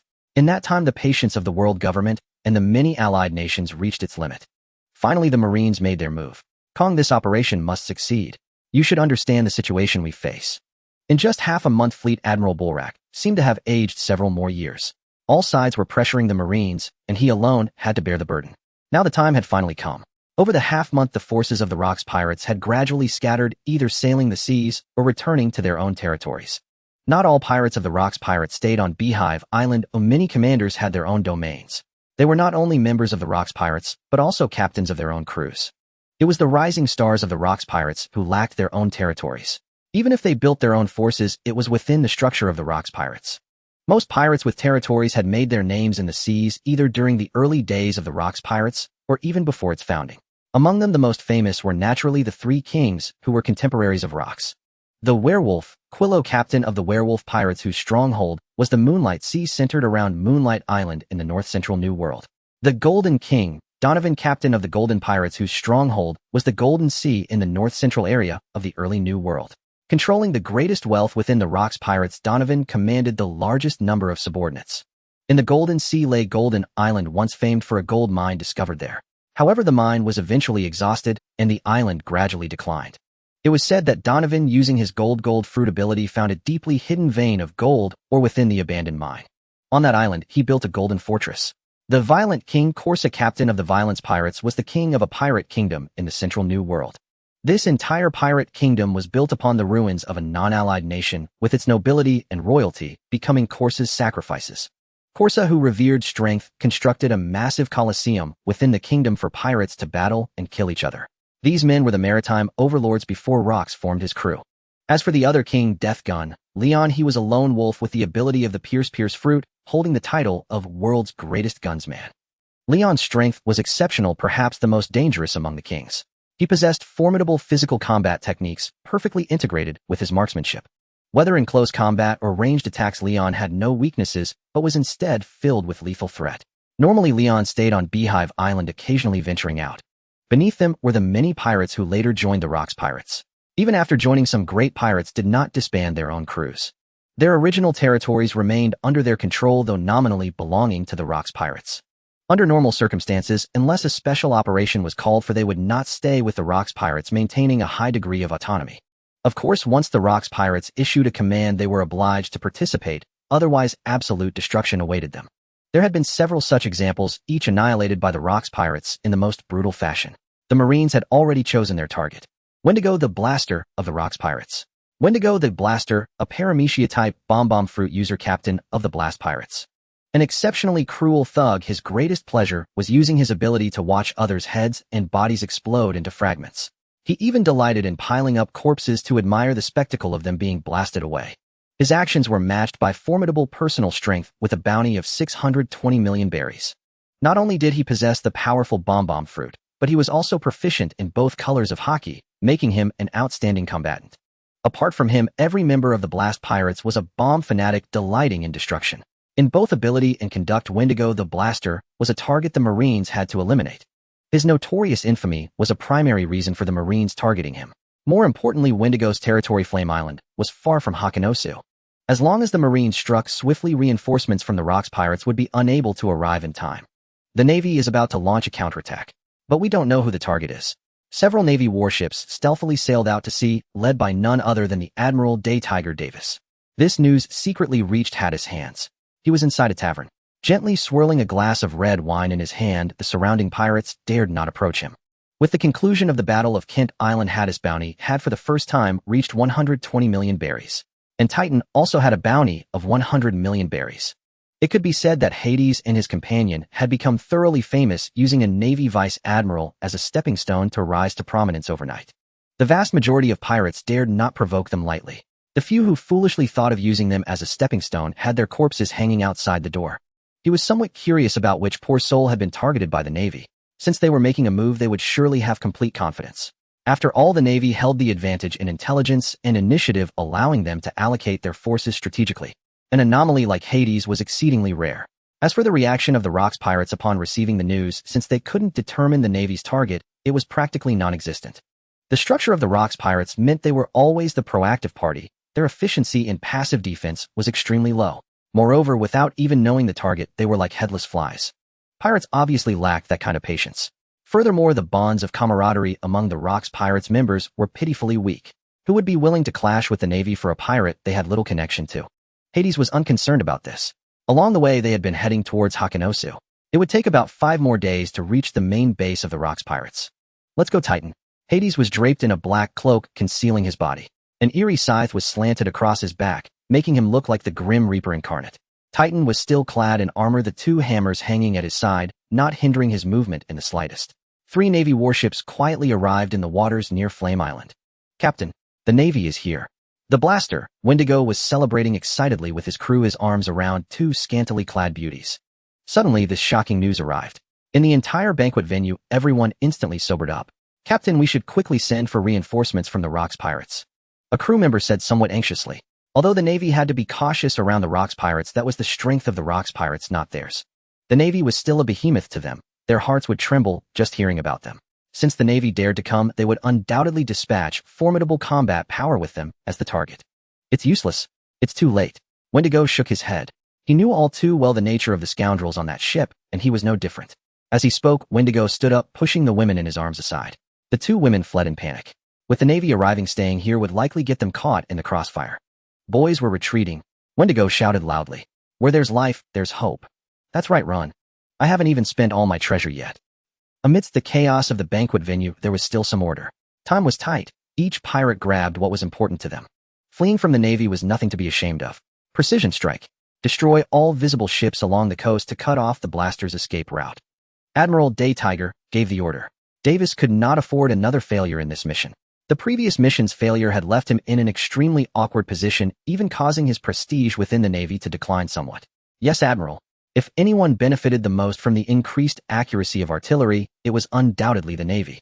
The Navy's systematic training was sufficient to cultivate a large number of excellent gunners. Moreover, some seemingly ordinary sailors gained promotions solely due to their outstanding skills with artillery. This greatly enhanced the Navy's firepower at sea, and the status of gunners began to gradually improve. The true battlefield for gunners, however, was the Four Blues and the first half of the Grand Line, where overall combat strength was lower. Boom, boom, boom. With just 3 volleys of cannon fire, all the ships at the Flame Island docks were destroyed. The blast pirates who had rushed over had grim expressions. "Send for help from the Rocks pirates," Wendigo ordered his men. He conveniently forgot what he had said before. He had already seen who the leading Navy officer was. Admiral Daytiger Davis. At this moment, he could only fight to the death, pinning his hopes on reinforcements from the Rocks pirates. If the Rocks pirates' support arrived, he would have a chance to survive. "Maintain your bombardment from here. Don't worry about me." Davis gave the order, then used moonwalk, shooting forward like a cannonball. He charged rapidly towards Flame Island, intending to deal with the blast pirates single-handedly. The Navy's firepower would continue to relentlessly bombard the blast pirates. By the time the ammunition ran out, the blast pirates and the other pirates on the island would be mostly dealt with. Then the Navy could land to clean up, minimizing their losses. And he had confidence in his own strength. He didn't need to worry about the cannonballs harming him. Having learned from his previous mistake, Davis was very strict with himself, demanding a flawless execution of this operation. The only one in the entire blast pirates that he needed to take seriously was the blaster, Wendigo. "Wendigo, you're not getting away. Just come quietly with me to Impel Down to live out the rest of your life. That is your final destination." Davis stared intently at Wendigo, his whole body emitting a terrifying aura like a wild beast. It placed immense pressure on the members of the blast pirates as if they were being targeted by something dreadful. Davis' body began to transform. He grew significantly taller, his body becoming more muscular and bulging. Golden fur sprouted on his skin, and a tail grew from behind. His hands turned into sharp claws, and 2 saber-like fangs seemed capable of tearing anything apart. From the very beginning, Davis had no intention of holding back. The reason he had suffered such a great loss at the hands of Shiki was partly due to underestimating him at the start. Now he only wanted to swiftly finish off the blaster, Wendigo. "Daytiger, the man humiliated by that brat Shiki, what right do you have to bluster before me?" Though losing face wasn't losing the fight, even at a disadvantage against Davis, Wendigo's tongue remained sharp. And what he said wasn't wrong. Within the Rocks pirates, he was also a senior to Shiki, having joined the Rocks pirates a few years earlier. However, Shiki had caught up within just a few years, reaching the same status as him. In the past, it was fine for him to say such things, but only here. If it were in the Rocks pirates and Shiki heard it, a good fight would inevitably break out.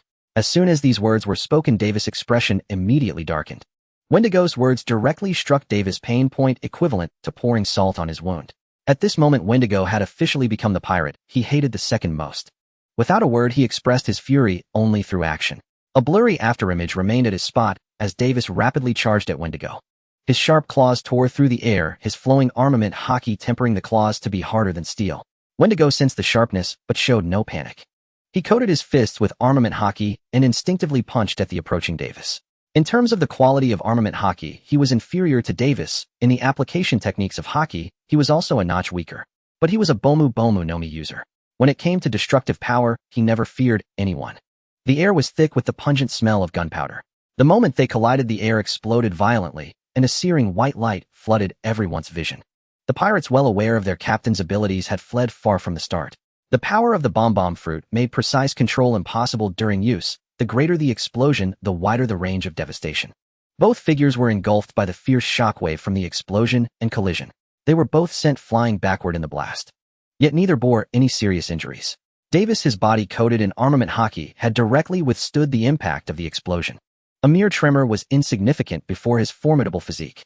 Wendigo, being a devil fruit user, was naturally unharmed by his own power, and Davis' powerful strike was also weakened by the explosive force. For Wendigo, the best defense was offense. In a direct confrontation, he was no less formidable than Davis. A great battle was imminent, and they engaged in fierce combat. One sought to buy time for reinforcements, the other to defeat and capture his opponent swiftly. The Rocks pirates had also received word from the bomb pirates. Wendigo the bomber could not be abandoned. In the eyes of Rocks D.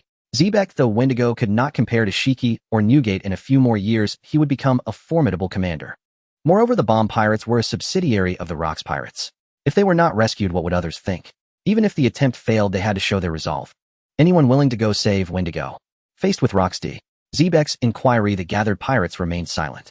No one wanted to clash with the Navy for another person, especially against a Marine Admiral. What if they ended up sacrificing themselves? Furthermore, many members who held grudges against Wendigo were secretly gloating over his misfortune. A Navy counterattack was expected. Some clever pirates had stayed on Hakanosu and its surrounding waters to avoid the Navy's assault. Then he'll handle it. It's a good chance to test my new swords and have another bout with Davis. Shiki stepped forward again, his new weapons at his waist. 2 supreme-grade swords found among the treasures of the Croatian kingdom's nobility. Ranked among the 21 great-grade swords Sakura and Kareju, they had been presented to him upon his return to Hakanosu. Shiki was immensely pleased with these 2 blades. However, many were aware of his true intentions. As his strength and status grew, so did his prestige within the Rocks pirates. He had long begun forming factions within the crew and had already amassed considerable influence. With his astonishing growth rate and unique charisma, many pirates valued Shiki's potential and gradually placed themselves under his protection. Standing up for a comrade and boldly challenging a Marine Admiral earned him great respect among pirates. His prestige within the Rocks pirates was now comparable to that of veterans like John Silver Axe and Wang Ji. Rocks D. Zebek was unconcerned, confident in his ability to control everything. Shiki was still developing.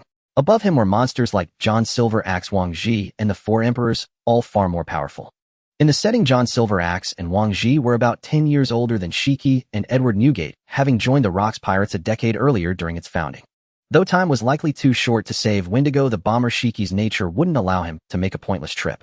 This was also Rocks D. Zebek's intention. Inform the others. The Navy won't only target Wendigo, there must be other objectives. The Navy had only dispatched 1 admiral, yet the New World now boasted 3 admirals, 20 vice admirals, and 4 admiral candidates. The New World's 18 fortresses corresponded to 18 vice admirals plus 5 from headquarters minus 3 who died in battle, making 20. The Navy had 46 fortresses, but that didn't mean 46 vice admirals. 13 were newly built in the New World, totaling 33 with 20 from the 4 seas. Additionally, Navy headquarters had 27 vice admirals, 9 from the 4 seas. To counter the influence of the 4 seas faction, they continuously promoted young officers from headquarters to maintain numerical superiority. In these chaotic times, promotions came faster, offering more opportunities, though many of these vice admirals were not exceptionally strong. Their numbers were more intimidating.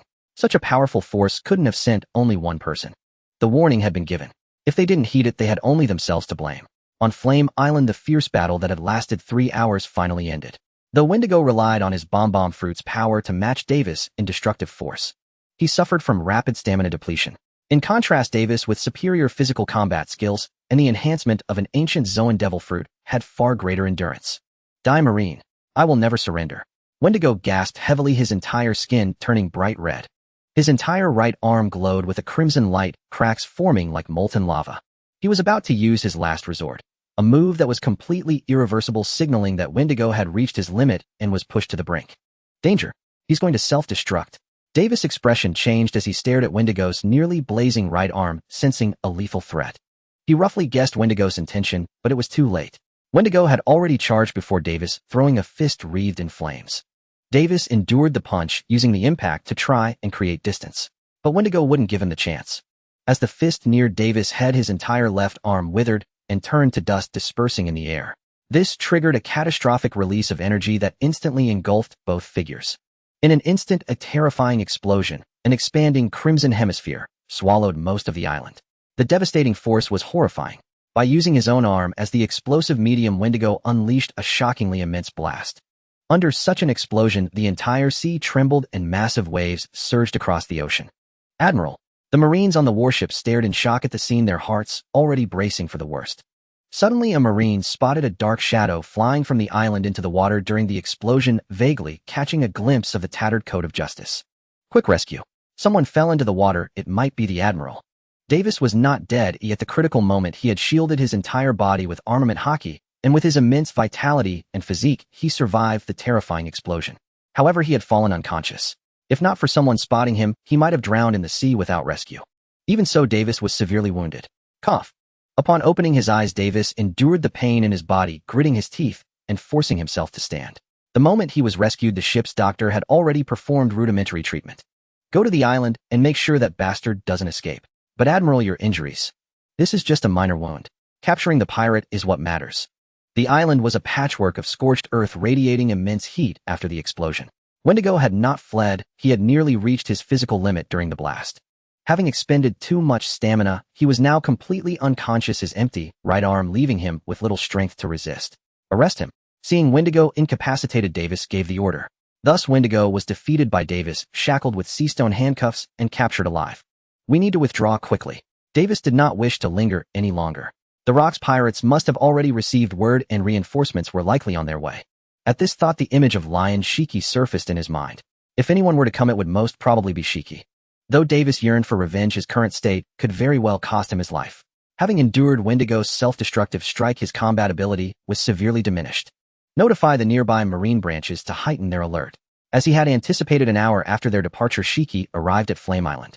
It's already over. Too late again. Shiki had sensed it beforehand. Seeing the half-destroyed island and the vast basin that had emerged, a hint of emotion stirred within him. The intensity of the battle seemed greater than he had imagined. Due to Davis' severe injuries, there was no time to eliminate the surviving pirates on the island. By questioning the surviving pirates on the island, he got a rough idea of the situation. Given Shiki's temperament, he would not make a trip for nothing. If he did nothing, he would truly become a post-war journalist. Then let's head to the nearest Marine fortress, G44 base. Despite Davis' warnings, the Marine bases in the surrounding waters followed suit. Against an overwhelming show of force, it was all for naught. The commander of G44 Fortress, Marine Vice Admiral Scholes, stood no chance against Lion Shiki. Even Admiral Day Tiger had suffered losses at his hands. How could this mere Vice Admiral from the East Blue, a paper tiger, possibly resist? Scholes was brutally slain by Shiki, his head severed by the famed blade Sakura.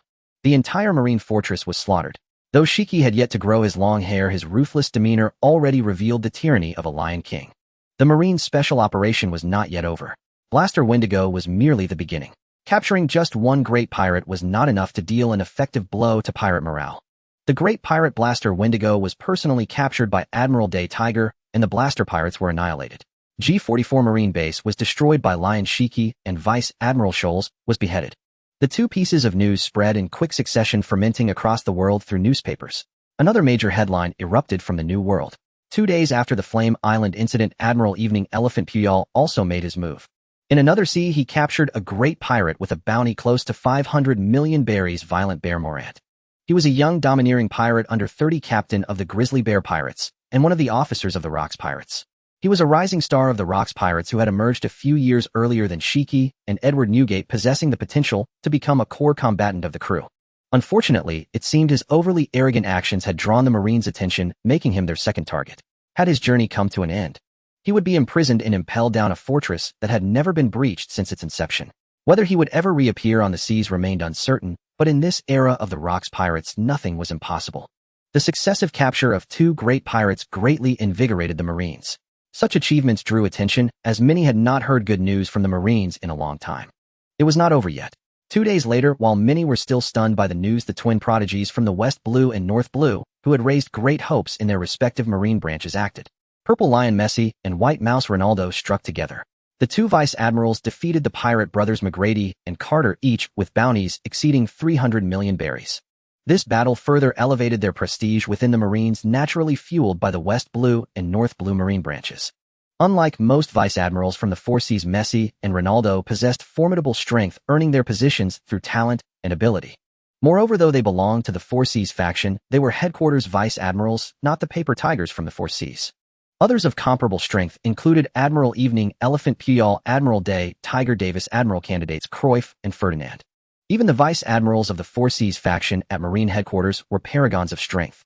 The Four Seas Marines had secured their foothold at headquarters and wielded immense influence through sheer power. In contrast, Fleet Admiral Bulak's excessive promotion of young vice admirals had left them somewhat lacking in both strength and internal influence. Fleet Admiral Bulak and Admiral Steelbone Kong aimed to promote Garp and Sengoku as the next admiral candidates. Though the Four Seas Marines had yielded somewhat, they were clearly unwilling to give up entirely. They continued to support the rise of Messi and Ronaldo, setting the stage for a confrontation with Garp and Sengoku, whom Kong and Bulak favored. They sought to become admiral candidates, first through merit. The number of admiral candidate positions was not unlimited, and there could not be too many. With 4 admiral candidates, already becoming a full admiral still required much more seasoning. Thus, they could only pin their hopes on the younger Marines. Previously, the most promising figures in the Navy were Messi and Ronaldo. Now they have been overshadowed by the formidable Captain Garp and Admiral Sengoku, who have risen to even greater heights. To enhance the competitiveness of both Messi and Ronaldo against Garp and Sengoku, the Navy of the Four Seas has deliberately provided 2 rare and powerful devil fruits for them to consume. It is known that the top-tier devil fruits in the Navy's secret treasury have all been taken by Aokiji. 1 natural hurricane fruit is unaccounted for, while the Buddha fruit has undoubtedly been consumed by Sengoku. Such actions have sparked dissatisfaction among many within the Navy, particularly from Messi and Ronaldo, who had long been eyeing these 2 devil fruits. Messi has set his sights on the Buddha fruit, while Ronaldo is interested in the hurricane fruit. Consequently, they can only seek other devil fruits: the Phantom Beast-type lightning mouse fruit and the Paramecia-type motion fruit. The support from the powerful nations of the Four Seas does not wish to see the decline of the Four Seas Navy, which is beneficial for maintaining their interests. They have even extended their reach to the Navy's headquarters. Now the power of the Four Seas Navy has caught their attention. They continuously support the Four Seas Navy, aiming to make it their own, forging alliances to challenge the Navy headquarters supported by the world government. Such actions have also incited the displeasure of the world government. If they are not careful, the Four Seas Navy may develop to such a degree that it becomes somewhat independent from the control of the world government and the Navy headquarters. The world government did not anticipate that while they were using the Navy to control the world, various kingdoms were eroding the power of the Navy and undermining the foundation of the world government. Behind the naval leaders of various factions in the Four Seas, there are connections with certain allied nations. This situation is extremely detrimental to the world government. It represents the erosion of the very foundation of the world government. If this continues, the world government is very likely to lose the Four Seas as its largest base. It would also shake the ruling status of the world government. After all, losing the Four Seas means losing its allied nations. The relationship between the world government and its allied nations has never been one of master and servant.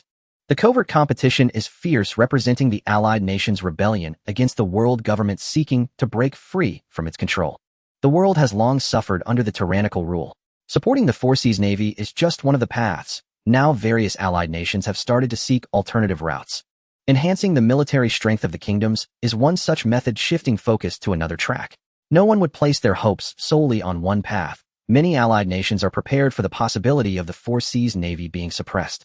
They even noticed this when the various naval leaders of the Four Seas were sent to the Grand Line. The Four Seas Navy might just be the pawns of the allied nations testing the waters with the world government. Deep political scheming is played on the world stage. The Navy headquarters' belief in suppressing the Four Seas Navy is unyielding, and it has received full support from the world government. Although it may cause unpredictable negative impacts, everything is worth it compared to the potential consequences. Compared to the prominent Messi and Ronaldo, figures like Garp and Sengoku seem to have their brilliance overshadowed. In reality, this is to maintain a low profile and protect them. Sengoku is honing his skills alongside Aokiji, while Garp is somewhat left to his own devices. He allows himself to deal with the newly risen pirate crew led by his lifelong rival Roger. At the same time, there is a subtle suppression of Garp and Sengoku's promotion speed. After all, their previous rate of advancement was rather conspicuous, and now it is necessary to keep a low profile. This way they can avoid attracting the attention of the Grand Sea while giving them enough time to grow. Otherwise, with Garp's personality, one cannot be sure what sort of trouble he might stir up. This is also what Aokiji has observed. The more famous Messi and Ronaldo become, the easier it is for them to become thorns in the side of the Rock's pirates. The higher they stand, the harder they fall. The Navy's counterattack was more intense than expected. The capture of 4 prominent pirates by the Navy marks an unprecedented achievement in recent years.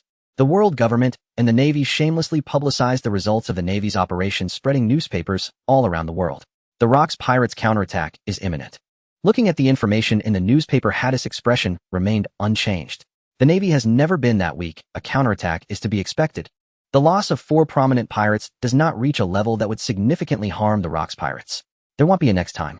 The Navy's actions merely caught the Rocks pirates off guard. They will soon respond. Pirates with a sense of crisis will not give the Navy another chance to capture them individually. In the upcoming days, the Navy will face a fierce counterattack from the Rocks pirates. Their actions herald the beginning of a new war. The Navy's counterattack signifies their readiness for battle. This war has already erupted. However, none of this concerns him. Their destination, Hakanosu, is not far away, only about 3 days' journey. Soon Hades will set foot on the land he has long yearned for. Titan remains silent, quietly following behind Hades. His gaze occasionally sweeps around. Throughout this journey, they have encountered numerous killings. At this point, they are entirely within the territory of the Rocks pirates. Almost every island, every pirate ship, and even taverns and shops display the flag of the Rocks pirates. Hades and Titan's intentions are clear. Their every move has caught the attention of many, with quite a few secretly instigating trouble and testing them. Of course, the ultimate outcome is always that they die under Titan's dual hammers. Boring tests merely add another batch of corpses to their hands. It seems the achievements at Kent Island have not convinced all the pirates. Kill them all. Hades' purple eyes flicker with a hint of murderous intent. It does not matter whether they are hostile, he simply wants to kill. He aims to instill fear and assert dominance by making everyone submit. He has never had any psychological burden about killing pirates.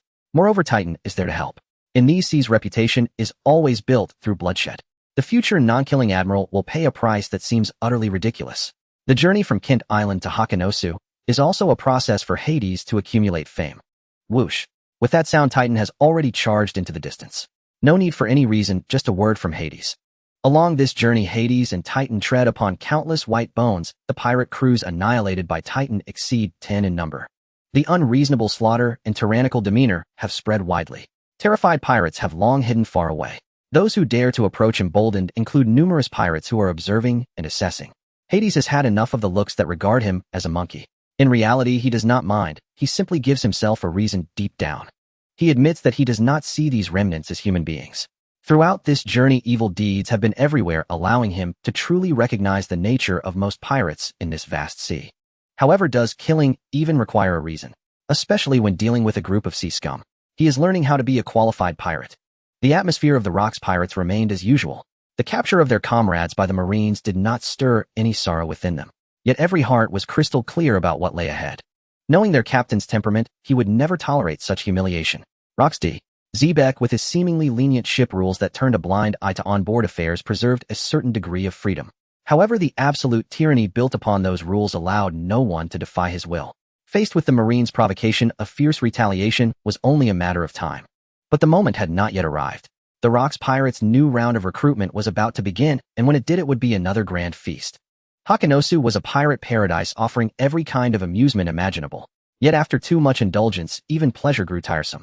Annual events like the recruitment with its fierce battles and clashes always rekindled their excitement. Pirates who had passed the Rocks Pirates selection the previous year also found themselves intrigued by the new arrivals. This period each year was a carnival for Hakanosu. Even some full-fledged members of the Rocks Pirates would join in raising the bar for the newcomers. Of course, there were plenty of cases where veterans were toppled by rookies. Facing the Marines' sudden assault, the Rocks Pirates members on Hakanosu remained unfazed, but their affiliated pirate crews outside the island were thrown into panic. Whether it was the Blast Pirates or the Grizzly Pirates, both were among the top-tier affiliates of the Rocks Pirates. If even they could be defeated, how could the others escape if the Marines set their sights on them? In such a situation, even if the Rocks Pirates received word and dispatched reinforcements, it would be futile, as rescue could not arrive in time. Even the Werewolf Pirates, the Gold Pirates, and the Violence Pirates, 3 crews led by the 3 kings of the Rocks Pirates, could not remain at ease. The strength lay with the Rocks Pirates themselves. If the Marines sought to take them down, it would not be difficult, especially now that the New World Marines possessed so many terrifying combatants.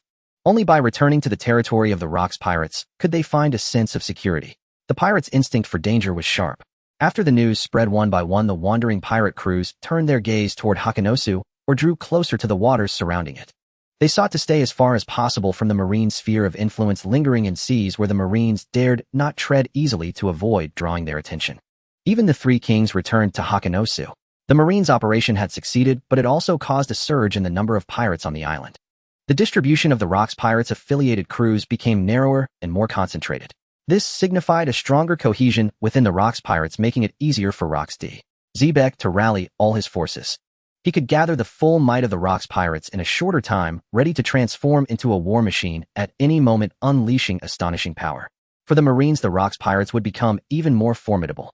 This island is rather dull, Hades remarked as he stepped onto the port of Hakanosu, forming his first impression of the place. Madness, slaughter, betrayal, and conspiracy coexisted.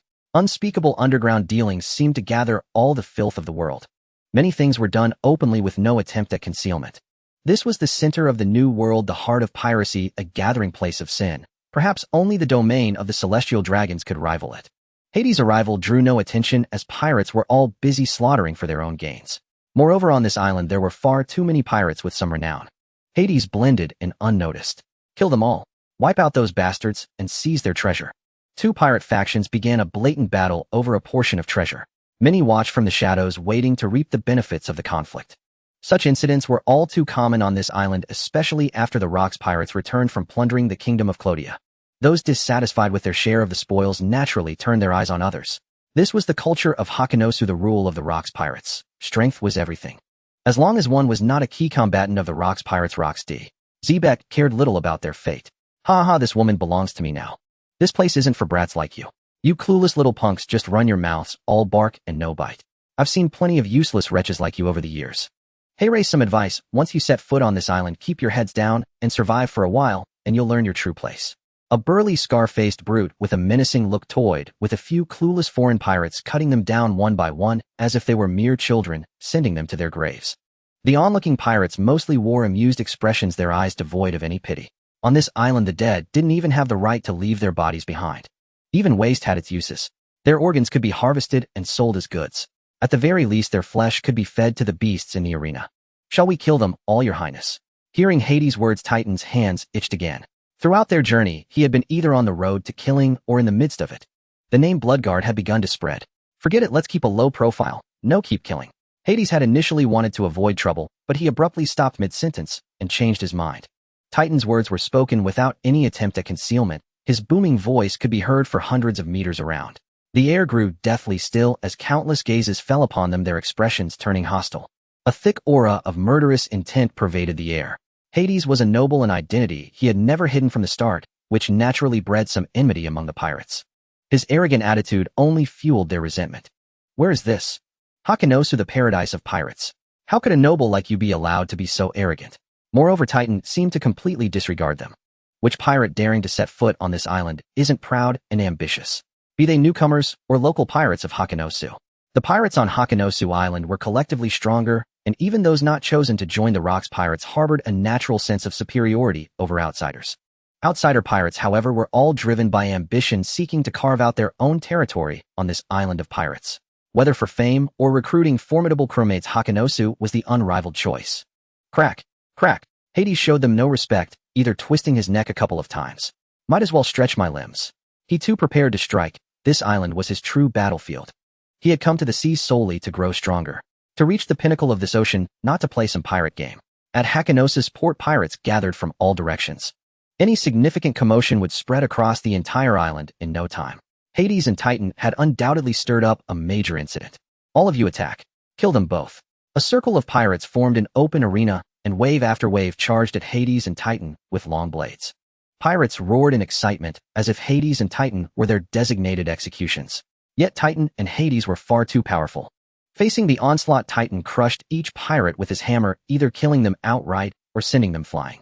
Hades danced through the wind, effortlessly evading every attack before delivering a fatal blow. The swinging nightmare reaped the wheat field.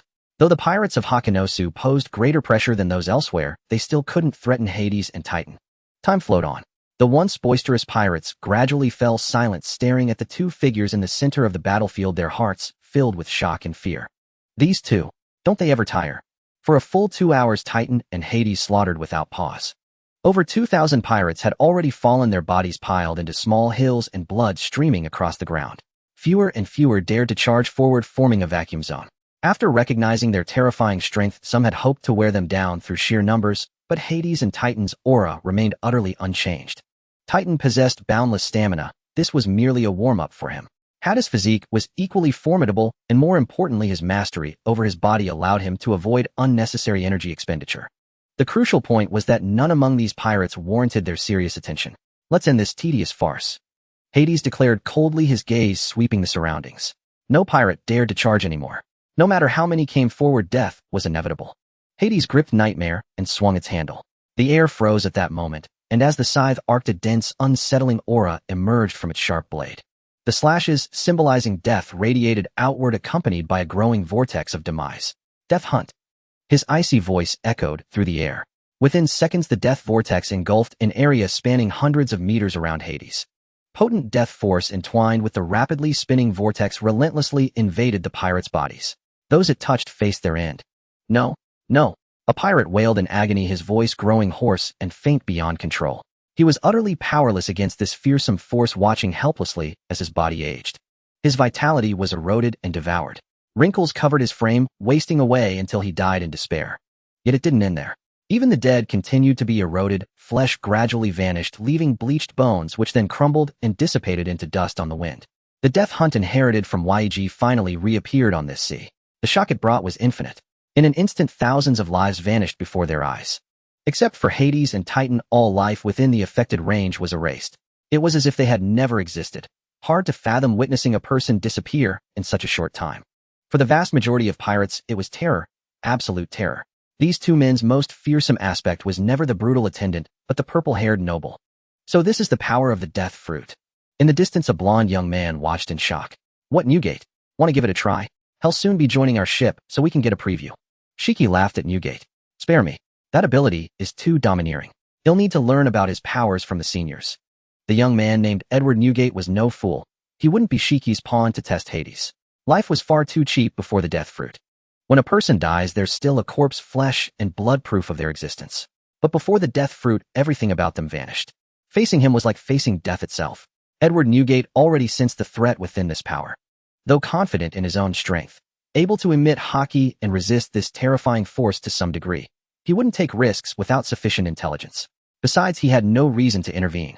Moreover, Hades, though young, was no weakling. Compared to Hades, Newgate and Shiki were merely self-taught. Initially, their fame on the sea relied mainly on their innate talent. It was only after joining the Rocks Pirates that their potential truly exploded. Beyond the pressure of the environment, various training manuals compensated for their foundational gaps and allowed them access to higher-level power. Though Roxy, Zebek didn't teach them personally, pirates with decent relationships often exchanged knowledge. Hades, however, had received elite education since childhood, guided by renowned masters, laying the most solid foundation. His growth rate surpassed that of Newgate and the others. Differences in upbringing could offset age gaps. At the same age, Hades would undoubtedly be stronger. A parallel example was the future Emperor of the Sea, red-haired, Shanks, and the three Marine Admirals. One had Rayleigh's guidance, building a firm foundation. The other had the renowned instructor Zephyr, allowing them to avoid many detours and quickly convert potential into strength. They all seemed to have come. Ski glanced into the distance where many familiar figures had appeared, watching from afar. In 2 hours, the matter had long since escalated. Every member of the Rocks Pirates knew that the son of Jaeger had arrived on the island. Curious crew members flocked to witness the spectacle. Their choice proved wise, otherwise they would have missed a magnificent show. A group of feeble pirates could hardly force the two to reveal their true strength. After 2 hours of continuous combat, their profound reserves became evident. The final unleashing of the Death Fruit's power injected a potent stimulant into their hearts. How nostalgic. Some veterans of the Rocks Pirates, such as John Silver Axe and Wang Ji, who had joined in the early days of the crew's formation, had witnessed just how terrifying Jaeger truly was. No one except Roxy, Zebek, could rival him. Judging by Hades' current displayed potential, he possessed the capability to grow into the next Jaeger. One could even clearly see the shadow of Jaeger in him. Such a dazzling performance made some realize that plotting against Hades in secret was no longer feasible. With his strength, Hades had already earned the qualification to become an executive. Though there was still a gap compared to the new generation monsters like Ski and Newgate, it was merely a disadvantage of age. In a few years, he would truly mature, standing shoulder to shoulder with Ski and the others, eventually becoming a core executive of the Rocks Pirates, second only to Captain Rocks. Barring accidents, Hades would not wither prematurely. Roxy, Zebek would always extend his protection to the young monsters he favored, allowing them to grow under his shelter. A monster only becomes truly formidable when it matures. Such was the case for John Silver Axe and Wang Ji, and for Ski, Edward Newgate, and Charlotte Linlin as well. The same applied to the other monsters of the Rocks Pirates. It was precisely for this reason that the crew's strength had been steadily increasing over the years, especially in terms of high-end combat power. Though it was unclear whether Roxy, Zebek cherished talent or had other motives. The Rocks Pirates were indeed a cradle for monsters, provided one reached a level that caught the crew's attention even to the point of being offered rare devil fruits for cultivation. How magnificent! The youthful Charlotte Linlin watched tighten with exhilaration. A body impervious to blades and bullets as towering as her own. It was like seeing another version of herself. They seemed perfectly matched, especially if they could bear offspring. Charlotte Linlin had long harbored the ambition to establish a Tato land, her own domain. Unlike Edward Newgate, who was still alone, she, like Ski, desired to gather other pirates under her protection. Unfortunately, she was a woman. Despite being a monster, few were willing to become her subordinates. Many pirates refused to be overshadowed by a woman. Realizing this, Charlotte Linlin changed her approach. Since no one would serve her, she would bear her own crew. By giving birth to many children and establishing the Charlotte family, once her offspring matured, she would naturally secure a place in the new world. Given her strength, her children would never be weak. Yet she hadn't acted on it. Not for lack of trying, but because she had been rejected too many times. John and Silver Axe had flatly refused her, as had her contemporaries Edward Newgate and Ski. Why would they want to become mere breeding tools for Charlotte Linlin? The children wouldn't belong to them, and countless hats would be placed upon their heads in the future. No one was a fool. Despite repeated rejections, Charlotte Linlin never abandoned her original ambitions, neither to build Tato land, nor to found the Charlotte family. However, she still needed greater strength and higher status. Since monsters like Ski were out of reach, she would seek lesser beings. If all else failed, she would simply take by force. Titan had clearly become Charlotte Linlin's target. Longbread, standing nearby, discerned her thoughts and sighed inwardly. The identity of Jaeger's son was not to be trifled with. He had always heard the legends of Jaeger. But since Charlotte Linlin desired it, he would do his best to assist. For the 40-year-old Longbread, whatever his original motives, having watched Charlotte Linlin grow up, she was now like a daughter to him. In the distance, Titan shuddered involuntarily.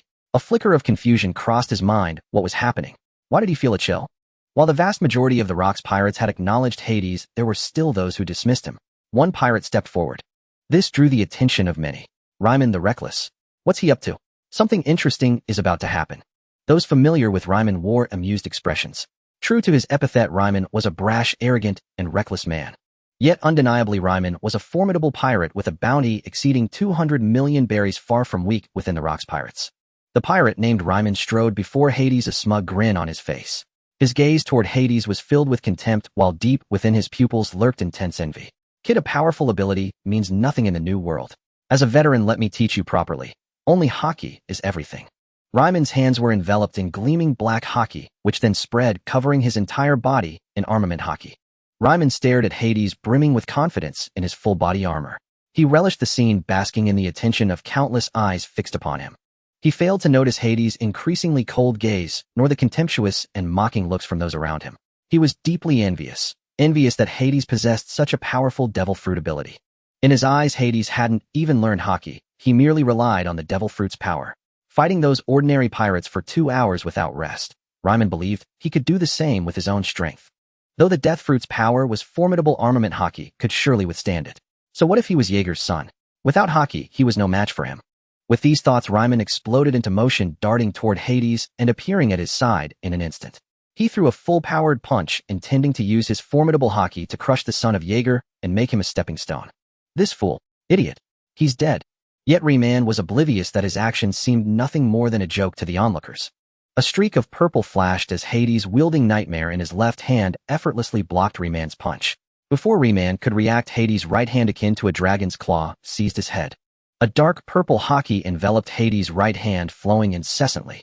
The terrifying force clamped down on Ryman's skull, leaving him no chance to resist. Excruciating pain made Ryman feel as if his head was splitting apart, a surge of fear of death overwhelming him. What gave you the illusion that I couldn't use hockey? A calm voice echoed in Ryman's ear. Skullcracker. Without hesitation, Hades exerted force, channeling the explosive power of Baji Quan and externalized armament hockey, which invaded Ryman's body. Boom. Ryman's head burst like a falling watermelon, blood and brain matter splattering everywhere. The splattered fluids were instantly nullified by the death force clinging to Hades, leaving not a trace of filth on him. Even Hades' hand was cleansed of all impurities by the death force. This spectacle once again astounded the crowd.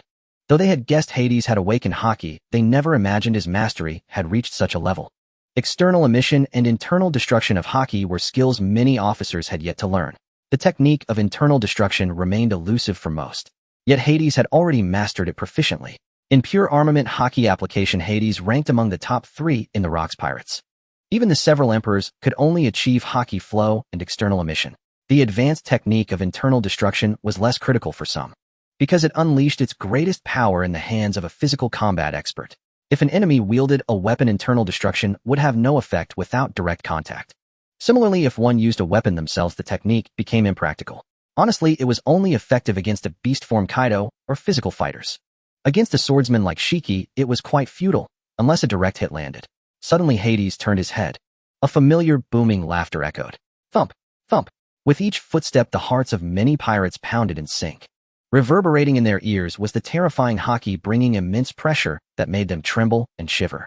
Boundless aura and haki erupted violently with the laughter. The bright noon turned dim and sinister as pitch-black clouds formed a funnel threatening to engulf the entire island. Roxy, Xebec, the strongest in this world, had arrived. Having been in this world for so long, Hades felt such terrifying pressure for the first time, one capable of inflicting tangible damage. The earth trembled and cracked as pirates fell to their knees, unable to rise. Rox, standing nearly 3 meters tall with octopus-like red hair, exuded unrestrained dominance. This single man suppressed the entire world with his might. He strode forward, arms crossed, surveying everyone with arrogance before fixing his gaze on Hades. Then a targeted Haushiku haki descended upon Hades, a fearsome spirit imbued with an absolute world-conquering will. Facing the onslaught of Haushiku haki, how could Hades show weakness? A matching spirit erupted from within him, a dreadful aura like the abyssal underworld carrying the will of a born king. Hades was a crowned prince, the future king of the Kronos kingdom, the destined heir of the Tartarus clan, shouldering the future of a nation and holding the power of life and death over countless people. How could he falter? In spirit and ambition, Hades never yielded to anyone. But his opponent was Roxy, Xebec, the current strongest in the world. Hades' spirit was utterly suppressed, dominated in every aspect. Yet astonishingly, he withstood the pressure of Roxy, Xebec's spirit. Though he could only defend his own small territory, he blocked Roxy, Xebec's further oppression, standing like an ancient castle in a storm, immovable as a mountain. Rox did not press further. Seeing Hades endure his spirit, a hint of satisfaction gleamed in his eyes as he withdrew his pressure. Hades, this is our first meeting. From now on, you're a crew member of the Rox Pirates. Rox declared this matter directly. It seems I have no reason to refuse. It took quite some effort to get here, Hades said with a soft laugh. Facing Rox, he appeared unburdened by pressure, a scene that struck others as peculiar.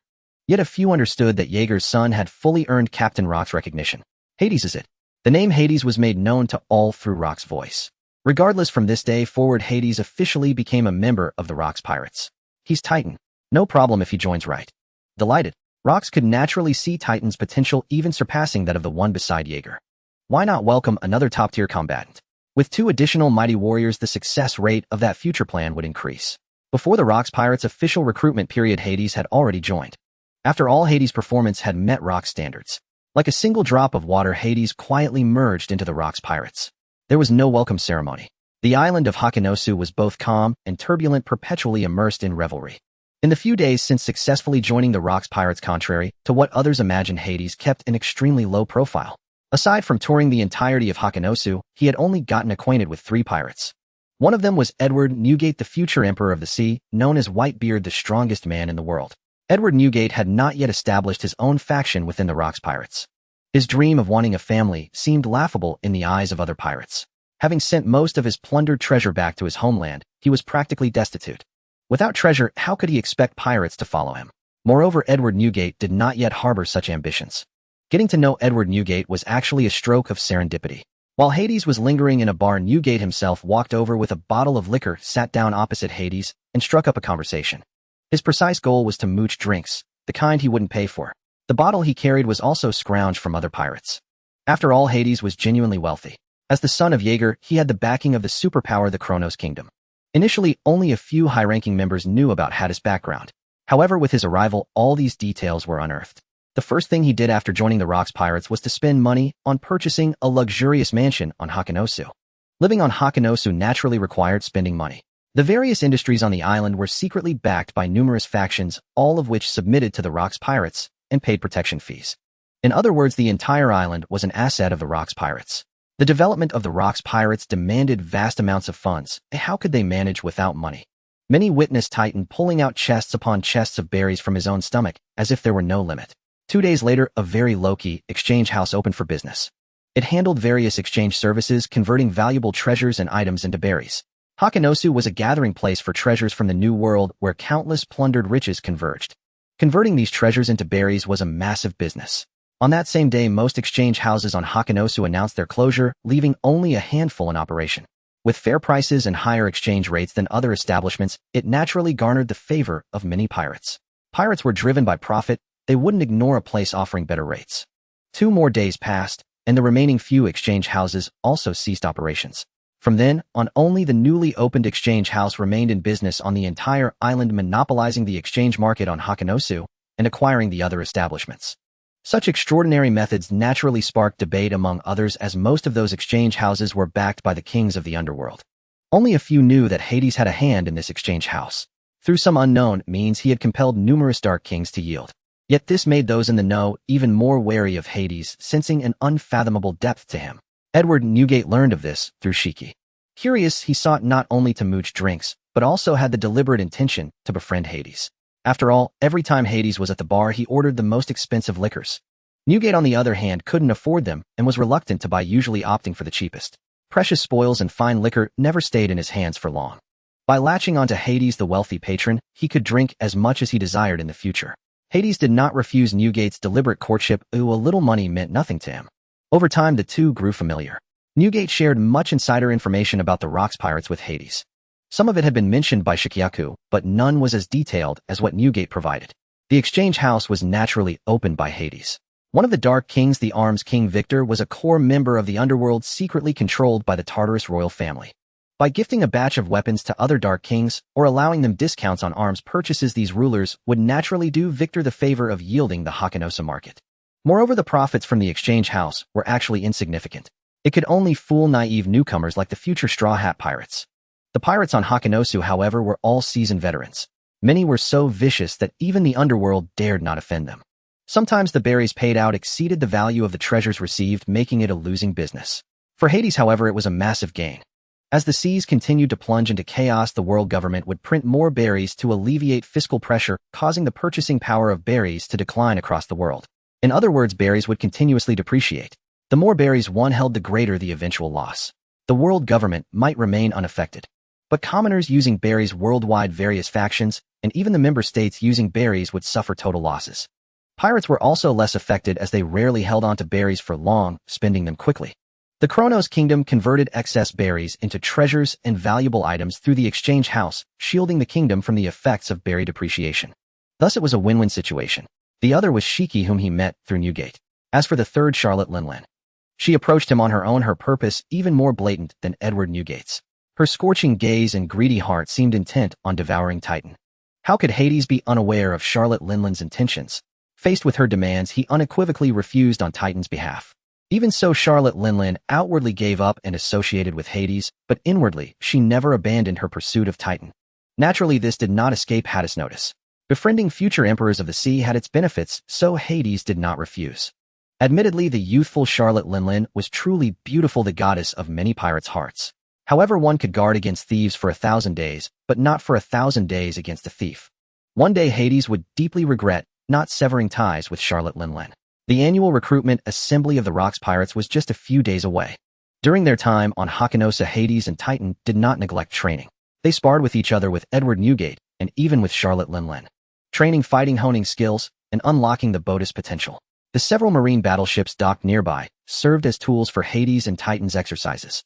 They simply used their own strength to drag the massive marine battleships, loading them with countless heavy objects to increase the resistance. Nevertheless, Hades always felt some gazes observing him from the shadows, bearing no hostility. In fact, Hades had already noticed them. They were the former subordinates of his father, the Grim Reaper Jaeger. This was the legacy his father left him. For a crown prince like Jaeger, the men he recruited were mostly groomed as retainers destined to become part of the Kronos Kingdom. Some would join the military, others the underworld, and some would serve as pirates safeguarding the Kronos Kingdom. Several of them had followed Jaeger even before the Rocks Pirates were founded, most joining under his protection at the crew's inception.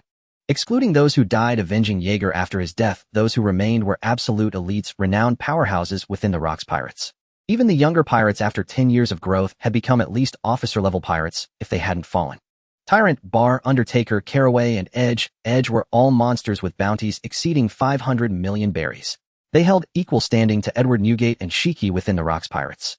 There was also Death Singer Karthus, a paramecia type, soundwave fruit ability user with a bounty of 460 million berries. Among the Rocks pirates, only these four who had followed Hades' father Yeager before the crew's formation were still alive. Most of Yeager's remaining old subordinates who hadn't joined other great pirates now rallied under these four. This was Yeager's enduring influence within the Rocks pirates, a fearsome power that still lingered. In the future, it could rival the might of a sea emperor. For Hades, the possibility of winning them over was entirely within reach. Thus, he could amass a vast force in one stroke. Bringing them back to the Kronos kingdom would undoubtedly bolster its military strength. Regardless on this sea, whether now or in the future, conquest was always the theme. Even if one chose not to vie for power, they could not afford to be without strength. Within the Rocks pirates, he too needed to command his own power. The first step to building his own faction was to win over his father's old subordinates. With his current prestige, he was far from matching other pirates in the Rocks pirates. Since Hades sensed no malice, it meant he had a chance to recruit them. His previous performance had earned him a degree of recognition. The only thing lacking now was perhaps his strength. The weak submit to the strong. Without the pressure of power, why would others willingly bow to him? Yet Hades was not impatient. He still needed a few years to grow. The Rocks pirates had over a decade of freedom left on the seas. It was now 1471 of the sea calendar, and the crew would likely fall around 1485. He had ample time to mature. The second phase of the clash between the Rocks pirates, the Marines, and the world government was just beginning. Before that, there was one person Hades was confident he could recruit. That was Death Singer Karthus, a half-baked yet self-proclaimed excellent bard. He was the most loyal servant and fervent follower of death god Yeager. While they observed Hades, Hades was secretly watching them in return. Karthus' inner excitement was almost trembling, his burning gaze impossible to conceal. That near-fanatical worship bordering on faith seemed to have completely transferred to Hades upon his appearance. Within Hades' perception of emotions, Karthus' wildly fluctuating feelings blazed like the sun. It made Hades suspect that if he simply appeared before Karthus without saying a word, Karthus would prostrate himself in submission. With the first one secured, the rest would come more easily. Karthus was the sole figure among Yeager's old subordinates, powerful and second only to Bar Caraway and Edge. Back then, he had been ready to die for Yeager, and his vengeance against the Marines was second only to Nyx, Hades' mother. In recent years, many pirates had joined Nyx's active retaliation against the Marines, and Karthus was among them. His mother had also told him that to win over Yeager's old subordinates, he should start with Karthus. With Karthus' influence as Hades' strength and standing within the Rocks pirates grew, these old subordinates would all return to his banner. In this regard, Hades had a much greater advantage than Shiki. Even with immense potential, Shiki was ultimately just a rising star in the Rocks pirates. Not to mention the many monsters at his level, even the seniors John Silveraxe and Wang Ji were stronger than him, and they were only in their 30s yet to reach their peak. If one were to back a promising prospect, these three would currently be the higher priority. Where was Karthus? A little inquiry would reveal it. At the foot of a mountain near a forest east of Hakanosu stood a small crude church. Against the glow of the setting sun as night fell, Hades arrived quietly. The church had no door. Hades stepped up to it, greeted by a damp, musty air. Inside, it was empty, the floor, chairs, and even the windows seemed meticulously cleaned. Hades knew Karthus was inside, and had even sensed a slightly agitated gaze. Entering the church, he followed the gaze and spotted Karthus' figure. Dressed in a black robe, holding a Bible in one hand, he stood by the lectern. The church interior was devoid of decoration or carvings, looking very austere and somewhat eerie. Looking at Karthus, Hades felt he resembled not a bard, but a priested devotee. At that moment, Karthus' inner turmoil seemed calmer than Hades had sensed before, his gaze toward Hades appearing gentle. This made Hades realize that Karthus had likely been looking not at him, but at his father Yeager. Tap, tap. With crisp footsteps, Hades walked down the central aisle, stepped onto the church's dais, and stood in the only patch of light cast through a high window. My soul waits in silence for God alone, from him comes my salvation. Karthus drew closer, allowing Hades to see his features, a tall, thin young man with long hair and a pale complexion, though he was nearly 40. I have long awaited the coming of the death god. Karthus' words made Hades frown slightly. He did not wish to be seen as a substitute for his father Yeager. Apologies, I am not the death god. Faced with Hades' rejection, Karthus was not angered, but instead smiled. As long as I have need, I have a reason to live. Satisfaction is death. The throne of death has descended, and I shall give my all to crown you. Karthus' submission was unmistakable, but whose will did it represent? His father Yeager's. What is mine shall be mine, new fate is in my own hands, and its quality shall be forged by me. Hades would not refuse the help his family offered. Yet at this moment he was dissatisfied, for he was the king, always had been, and had no need to rely on others. He had never intended to live in the shadow of the death god. An invisible, terrifying hockey erupted from Hades' body, unleashing boundless pressure in the air perfectly contained within the church. A dreadful aura like the abyssal hell merging the ferocious spirit within Hades revealed the unyielding will of a king. Upon hearing Hades' words, Karthus grinned in silent, exuberant laughter. After a long moment, Karthus slowly knelt before Hades, lowering his head. He took Hades' hand and placed the Bible upon his palm. "My prince, one day my life shall reach its end, and you will surely be crowned king." Though Hades spoke thus, it remained true that he was not yet a king, neither in strength nor in influence. He was still growing, and the expectations of his family and kingdom drove him endlessly onward. He needed time. Regardless, Hades had achieved his goal. Karthus had submitted, becoming the first subordinate Hades had recruited since arriving at Hakunosu. Hades' ranks now boasted a formidable general. At some point, three figures appeared outside the church: Bal, Caraway, and Agi. They had been monitoring Hades' movements, and upon learning he was heading toward the church, they understood his intent. They witnessed firsthand the scene of Karthus submitting to Hades. Their minds churned with countless thoughts, stirring calm hearts into turbulent waves and awakening long-dormant fervor. They departed quietly. If Karthus had submitted, how far off were they? Sensing their retreating figures, Hades revealed a confident smile, knowing victory was assured. The shifts in their emotions were impossible to conceal from him. Matters were proceeding even more smoothly than anticipated. "Congratulations, my prince. Shall I persuade them to join your ranks? There should be no mishaps." Karthus rose to his feet. Having known them for years, he was intimately familiar with the auras of Bal and the other two. As a user of the Soundwave fruit, he functioned like a human radar, detecting their presence the moment they approached. He was confident he could convince the three. "No need. It's too soon now. When I truly reach that level, I will defeat them with my own hands. For now, having you alone is enough. Let them help me recruit promising subordinates." Hades shook his head, declining Karthus' proposal. He preferred to rely on himself, to truly defeat them, and then win their allegiance. Expanding his influence too rapidly was not advantageous. He desired a few years of stable growth. With his current strength and influence, he was not yet fit to command such a formidable force, and it might invite opposition from others. Moreover, Bal and the others' expansion of power was tantamount to his own expansion. Ultimately, they would return to serve under him. The three were formidable generals under his father, Death, Jaeger, wielding extraordinary influence among Jaeger's former subordinates. If they wished, they could rally the vast majority of those old forces. Furthermore, as earlier members of the Rocks Pirates, their influence surpassed that of the newcomer Shiki. "Yes, my prince. This is what it means to be a king." Karthus mused inwardly, and he knew exactly what he needed to do next. Communicating with Bal and the others was a certainty. Since his prince wished to lie low, they would develop the forces. "Guard the exchange house for me temporarily." "Yes." Hades departed, returning to his villa. He looked up at the bright moon in the sky. Matters had unfolded far more smoothly than he had anticipated. He wondered whether he had underestimated his father's prestige or his own capabilities, perhaps both. The only thing that might have caught him off guard was that Karthus had transformed from a wandering bard into a priest. Regardless, he had now truly established a foothold in the Rocks Pirates, possessing a faction of his own. Even with only Karthus, he surpassed many ambitious pirates. Little did he know that the strongest subordinate under Lion King, Shiki, was a pirate with a bounty barely reaching 200 million berries. At this moment, Titan was training, wearing weights and gripping two chains connected to naval warships, dragging both vessels forward. He had thought leaving Rizikana Island would bring some relief, but instead it turned out to be an even more terrifying monster den. It placed immense pressure on Titan's mind, especially from Roxd. Zebek. In his presence, Titan felt like a small boat in a storm on the verge of being capsized at any moment. Hades joined in, as well, since they had captured enough naval warships. Grow stronger, ever stronger. News of Karthus taking over the exchange house spread subtly. Lower-tier pirates might not understand the implications, only speculating that the exchange house's backer possessed far-reaching influence. Some marveled that even a great pirate like Death Singer Karthus could be persuaded. This further solidified the exchange house's position in Hakunosu. Without such stability, constant disturbances would have made it impossible to operate on this island.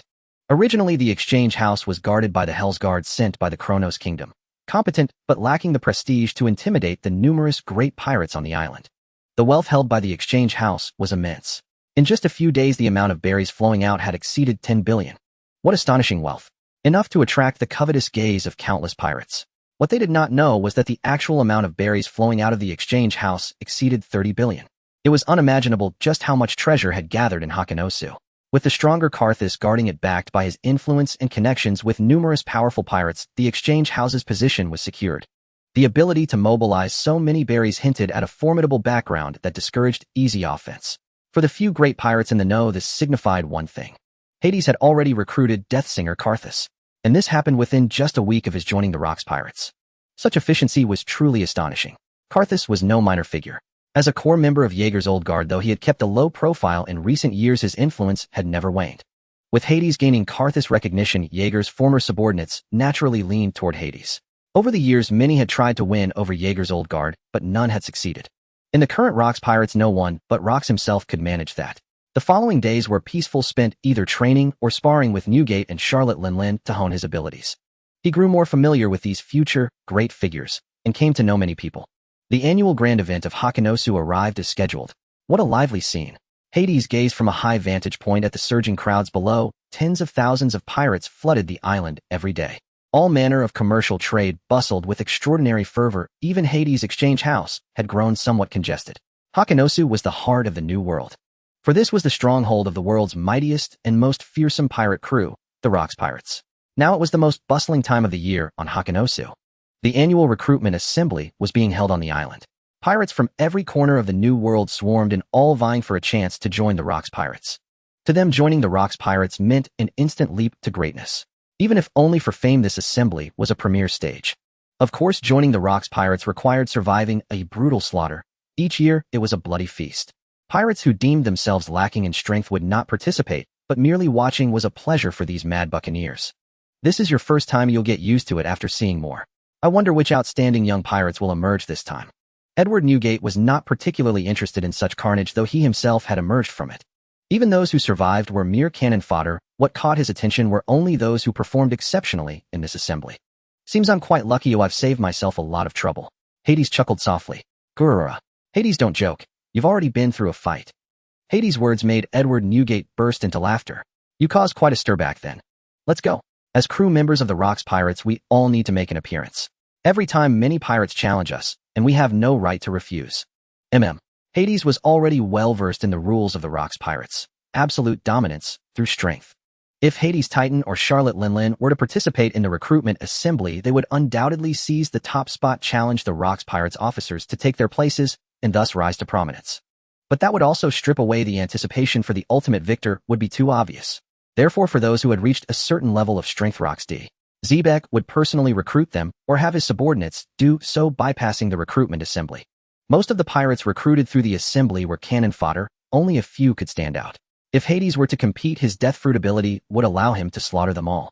Some originally outstanding individuals who could grow into powerhouses would be snuffed out, which would be detrimental to the development of the Rocks Pirates. The Rocks Pirates appeared chaotic, but within that chaos lay an extreme order that sustained their growth and expansion. Though internal strife existed, it was not absolute. So this is the world's strongest man. How terrifying. I don't even have the urge to strike before him. I can barely breathe. Hakanosu was incredibly lively, with countless pirates shouting and bickering. At that moment, a group approached, and all the pirates began to stir. The main members of the Rocks Pirates had arrived. Leading them was naturally Rocks D.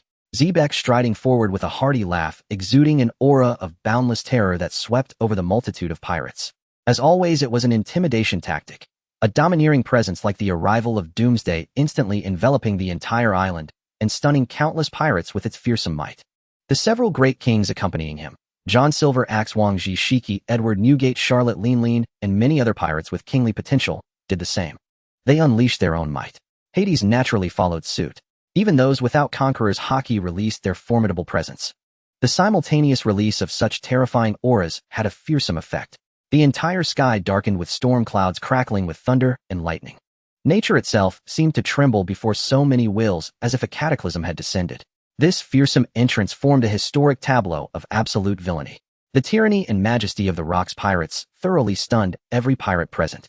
Their unmatched power and presence instilled fear in the world government, the Marines, and the many allied kingdoms observing from the shadows. In response to the Marines' targeted assaults, the Rocks Pirates would undoubtedly launch a fierce counterattack after the recruitment assembly. By then, the Marines, the world government, and the allied kingdoms would all be potential enemies of the Rocks Pirates.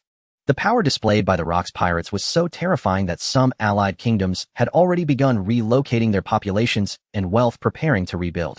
The fall of the Kingdom of Croydia had sounded an alarm in their hearts. Neither the world government nor the Marines could be trusted. The Rocks Pirates were utterly unstoppable, even more fearsome than the giant warrior pirates of 50 years ago. Everyone swallowed their saliva as they watched this fearsome crew. Almost all the officers and core members of the Rocks Pirates were present, and even the ordinary members exuded an extraordinary aura. After all, even without counting their subsidiary crews and affiliated forces, the Rocks Pirates were a super army of 8,000 men. They could be said to have gathered the elite of the entire New World. Even the cannon fodder were only so in the eyes of the strong. Out on the open sea, each was formidable, with mastery of hockey being a basic requirement. Rocks revealed a grin like a demon's. Ratlings, let me see what you've got. The rules are simple: kill 10 people, bring their heads before us, and you become part of the Rocks Pirates. Slaughter to your heart's content. As Rocks spoke, the entire plaza seemed to fall silent. Even some members of the Rocks Pirates were taken aback. Wasn't this too easy? The rules differed from previous years where the carnage had been far more intense.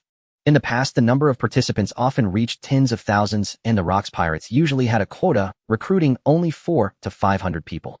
This year, the number of pirates was especially high, drawn by the Rocks Pirates' impressive feat of plundering an entire kingdom. After all, in recent years, the Rocks Pirates had been somewhat low-key. Scanning the crowd, Hades estimated that about 30,000 pirates were participating. By that logic, 3,000 would ultimately survive and join the Rocks Pirates. This meant the difficulty of recruitment had been lowered, giving these pirates a greater chance to join. Only 10 heads were needed. Wasn't that simple? Though 10 kills were required for pirates and scrupulous methods were the norm, it was never stipulated that the kills had to be made personally. Kills by others counted as well. War is upon us, and we need more cannon fodder. Only those who survive the coming battles can truly be considered one of us. Hades' words awakened Newgate beside him and snapped the other pirates back to reality. Of course, they could recruit all these pirates directly, but doing so would lower the threshold of the Rocks Pirates, making some screening necessary. What the Rocks Pirates ultimately needed were elites. 8,000 pirates might seem like a lot, but compared to the 2,000 troops the Navy had deployed in the New World, the gap was enormous. In truth, the Rocks Pirates hadn't even counted their numerous affiliated crews and subordinate forces. If they were all gathered, the Navy would be in no position to resist them. Heaton. Clang. Someone made the first move, reacting instantly and charging at a nearby pirate. He'll kill you. Finish him. Within seconds, the entire plaza descended into chaos. Pirates slaughtered each other wildly. Those who completed their objective first, carrying heads toward the Rocks Pirates, were ambushed and killed by others in the shadows. Haha, your spoils are mine now. The clever ones conserved their strength and simply stole the heads others had won. Cunning treachery, the evil of pirates was laid bare in the chaotic battlefield. Getting the trophies to the Rocks Pirates was another challenge entirely. The atmosphere on the battlefield grew eerie. Everyone kept a wary eye on every other pirate around them. They were all enemies. Those closest to the Rocks Pirates had already completed their tasks and escaped the fray. Some pirates even turned their sights on the spectators standing farther away. Among these pirates, aside from the Rocks Pirates' affiliated crews, many considered themselves too weak and had only come to watch, never expecting to be dragged into the bloodshed. Dealing with them was far easier. Once the first one fell, others shifted targets, abandoning the tougher foes. The battlefield expanded as a result, dragging countless more pirates into the chaos. The turn of events exceeded expectations. Hades had initially believed the actual survival rate would be lower than he anticipated. But given how things were unfolding, the final number of recruits would far surpass his original estimate. Hakanosu Island now housed hundreds of thousands of pirates.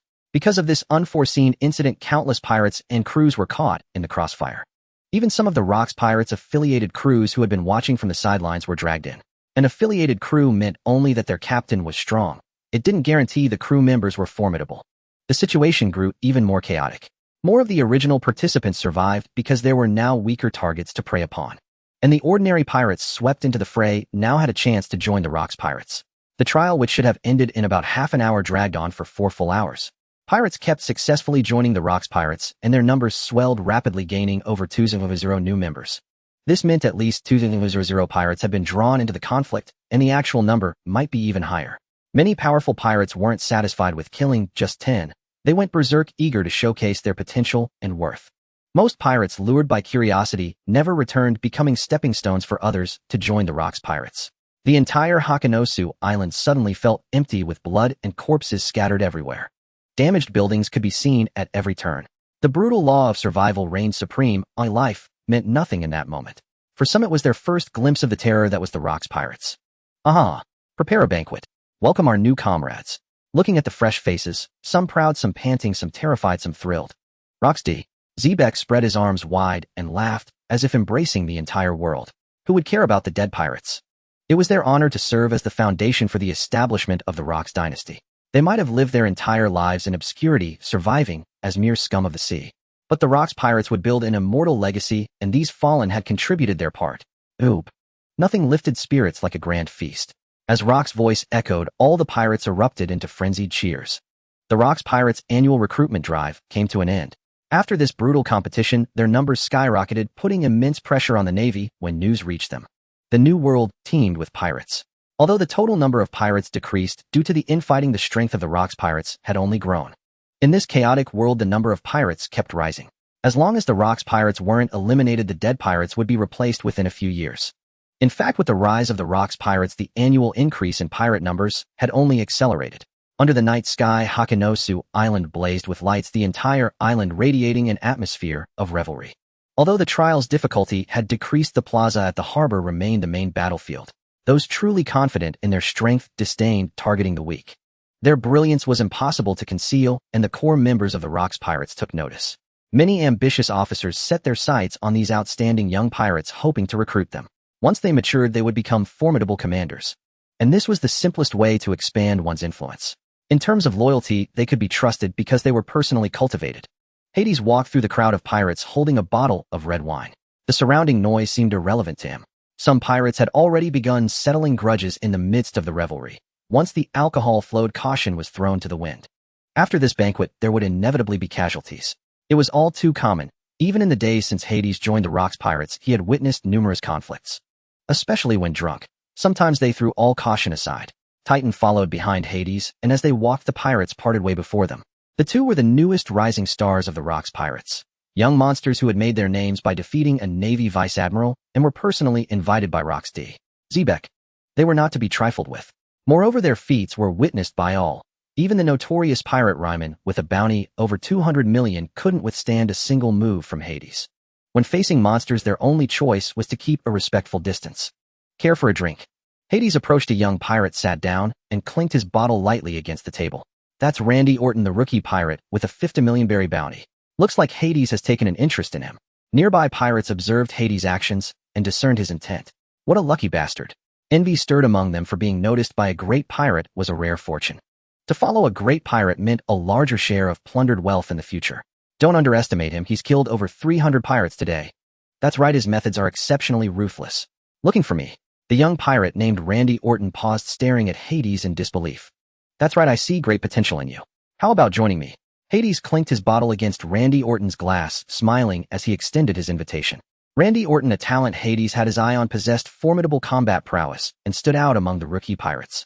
His performance wasn't the best. There were pirates stronger than him with bounties exceeding 100 million or even 200 million berries. Yet he was young, sharp, and fierce in his fighting style, with a wealth of battle experience. When engaging opponents, he could swiftly identify or create weaknesses, striking after the fact like a venomous snake, delivering a fatal blow.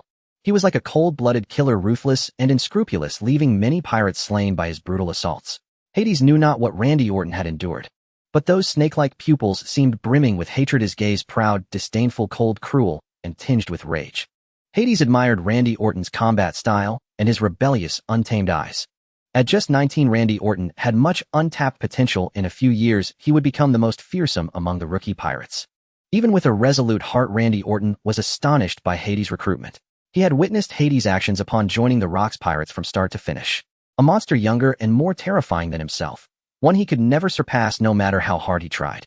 Reality was cruel. Facing Hades, he harbored no thought of surpassing him, for it was impossible. He had no reason to refuse, it seemed. Clearly, Randy Orton's heart was swayed. Following such a monster was not a bad choice. I hope you can do something for me. With that, Orton crushed his glass, clenching his fist so hard that the shards turned to dust. Oh, what is it? Hades grew curious. Randy Orton was clearly a man with a story, or he wouldn't possess such a brutal combat style. The hidden fury within him blazed like a beacon. Kill Levesque and Ric Flair for me. At the mention of those names, Randy Orton felt fire raging in his heart, an extreme fury that erupted into a dense, killing intent. What had those two done to transform this young pirate into such a state? What heinous acts had they committed? Levesque, Ric Flair. Hades murmured the names, sensing a flicker of familiarity. A light fragrance reached him, and recognizing the presence, he turned. A figure appeared behind Hades, her alluring form drawing the attention of many pirates, their greedy gazes lingering on her exposed skin. Levesque, a member of the Rocks pirates, bounty 230 million. Ric Flair, also of the Rocks Pirates, bounty 210 million. Meeting Hades' delighted gaze, Shaki smiled lightly. They're a notorious duo preying on other pirates' wealth. Even within the Rocks Pirates, few like them. But they mostly target rookies using their strength and status as Rocks Pirates to evade retaliation. A year ago, they lured many young pirates with treasure and devil fruit riches into a preset trap. Most were annihilated, their wealth and supplies seized by Levesque and Ric Flair. Only a few survived. You must be one of them, Randy Orton. Shaki's words transported Orton back to that tragic incident years ago. He was among those young pirates, and that experience dealt him a painful lesson, exacting a heavy toll. He had set sail a year prior, forming his own crew driven by a desire for freedom and adventure. When they heard of the treasure, they were ecstatic, never suspecting it was a trap. Against two powerful pirates, they stood no chance. In the end, only he survived. His entire crew was wiped out, and all his hard work was undone. He barely escaped with his life. This taught him the cruelty of the sea. To survive, he had to become stronger, more ruthless, and stop at nothing to win. Shaki's arrival delighted Hades. Her intel gave him a good idea of what Orton had endured. Killing those two for you is no problem. Hades locked eyes with Randy Orton, seeing the unquenchable hatred. But would that truly satisfy your vengeance? Two pirates with 200 million berry bounties were no challenge for him. He could handle them anytime. You should take revenge yourself. Kill them with your own hands, blow their heads off. Hades' words echoed in Randy Orton's mind, gradually calming him. What should I do? Randy Orton gritted his teeth. Hades was right. Having someone else do it wasn't true revenge. He needed to act himself. But his current strength was far from sufficient. He was only slightly known. Those two were officers of the Rocks Pirates with many underlings. Get stronger. They'll give you 3 years. During that time, you won't have to worry about them targeting you. I have high hopes for you. If you can't take them down in 3 years, they'll have misjudged you. Trust me, even if they submit to other monsters, they'll shield you. Hades poured himself a drink from the bottle, raised the glass, and downed it in one gulp. He waited to see what Randy Orton would choose. If Orton asked him to act, Hades would still accept him. But that would lower Orton's standing in his eyes, proving the man was mediocre and unworthy of great tasks. Yet such an outcome was unlikely. Hades already sensed Orton's decision. He could feel the burning, fervent fire of vengeance within Randy Orton's heart. I will kill them with my own hands. Orton affirmed his resolve, impatient to tear them apart. Your Highness. Orton's address indicated his decision to submit to Hades and become his subordinate. Hades' status was extraordinary. Your Highness was how Titan addressed Hades, and it had already spread widely. Just like the epithet the Navy had placed on Hades' bounty, Son of Death. Son of Death directly corresponded to Hades' abilities and his identity as a child of Jaeger. So why not Son of the Reaper? Everyone knew that God was a forbidden term to the world government. Only the world nobles were descendants of the divine. I look forward to working with you from now on. Hades was pleased, because Randy Orton was the first pirate he had ever subjugated. Carthagena could largely be said to have ridden on his father's coattails, but subduing Randy Orton was entirely by his own strength. Hades' attitude also made Randy Orton feel somewhat at ease. He wasn't as arrogant as imagined. It was vastly different from the demeanor he had witnessed before. Can I be counted in? At that moment, a slightly rough voice sounded from the side. Turning around, they saw a pirate standing 5 meters tall with a muscular bare upper body. His fierce countenance made him look extremely formidable, but in the eyes of Hades and Titan, he was merely so-so. Batista. Seeing the figure of this pirate, Randy Orton was somewhat surprised and couldn't help but call out his name. Oh, you know each other. Hades was a bit curious. In fact, he also recognized the pirate who had stepped forward. Dave Batista, with a bounty of 60 million berries, was higher than Orton's, and was also a young pirate Hades had his eye on. However, Hades' attention had been focused on Orton earlier, and he hadn't noticed Batista's presence. Hades' main objective this time was actually only Randy Orton. Compared to other great pirates, his competitiveness was not particularly high.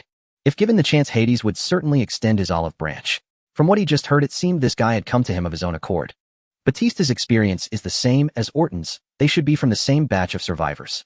Shaki crossed her arms, recalling Batista's intelligence with a smile. In fact, she had already noticed Batista's presence just moments ago. That's right, Orton and I met back then, but only once. After that, we each went our separate ways, and I only occasionally heard rumors about him. Batista was somewhat reserved in front of Hades, no longer displaying the beastly, fearsome battle demeanor he had today. Before absolute strength, being able to recognize one's place was a necessary rule for survival on this sea. Youth was also Hades' advantage.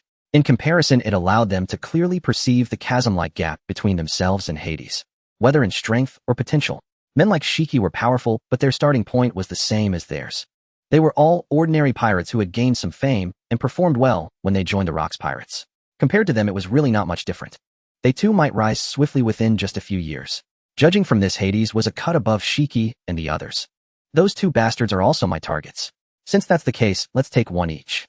Painful experiences make people see reality more clearly. Batista joined the Rocks Pirates to become stronger. But in the Rocks Pirates, he also needed protection. Hades' appearance was just right for Batista. He had heard Hades' conversation with Randy Orton. Likewise, he craved this opportunity, a chance to personally kill those two bastards. No problem. Hades nodded. If talent was offering itself up, why would he refuse? Revenge. On this sea, such stories always repeat themselves endlessly, yet they never fade. A year has passed, they've probably forgotten about you two by now. You need to work hard from now on and give them a surprise. If you're too late, you might not get the chance. The upcoming war is going to be very brutal. Hades picked up his glass, clinked it with theirs as a reminder, and downed it in one gulp. Shaky and Titan were witnessing Hades begin to openly develop his own power. Karthus' submission was not public, not many knew of it. The banquet continued, but Hades quietly departed with Titan and his two new subordinates. Shaky did not follow, seemingly having other matters to attend to. The work of the Rocks Pirates intelligence organization was extremely busy and by no means easy. A vast amount of news came in from all over the world every day, requiring their intelligence personnel to analyze and organize it. Especially information regarding the Navy. For now, Shaky was still in the training phase of her intelligence abilities. After a few more years of honing and cultivating intelligence personnel loyal to her, she would be able to master intelligence power as effortlessly as her mother Nyx. This visit was merely to meet Hades. As an intelligence operative, it was not appropriate for her to be in the public eye. The Rocks Pirates intelligence organization had its own secret stronghold. The intelligence power of the Rocks Pirates was a key target for the Navy and the world government. They had experienced no small amount of bloodshed, their main enemies being world government agents and Navy intelligence officers. The intelligence power of the Rocks Pirates had reached its current level by fighting for every inch. Now the villa where Hades resided, along with the surrounding plots and coastline, were all part of Hades' domain. It also served as the base for Hades' forces on Hakanosu. Regarding the expansion of his power, Hades had his own plans. For now, he would develop on Hakanosu. As his power grew, Hades would inevitably have to venture out and find a territory as his own stronghold. When the time was right, Hades would directly return to the Kronos Kingdom.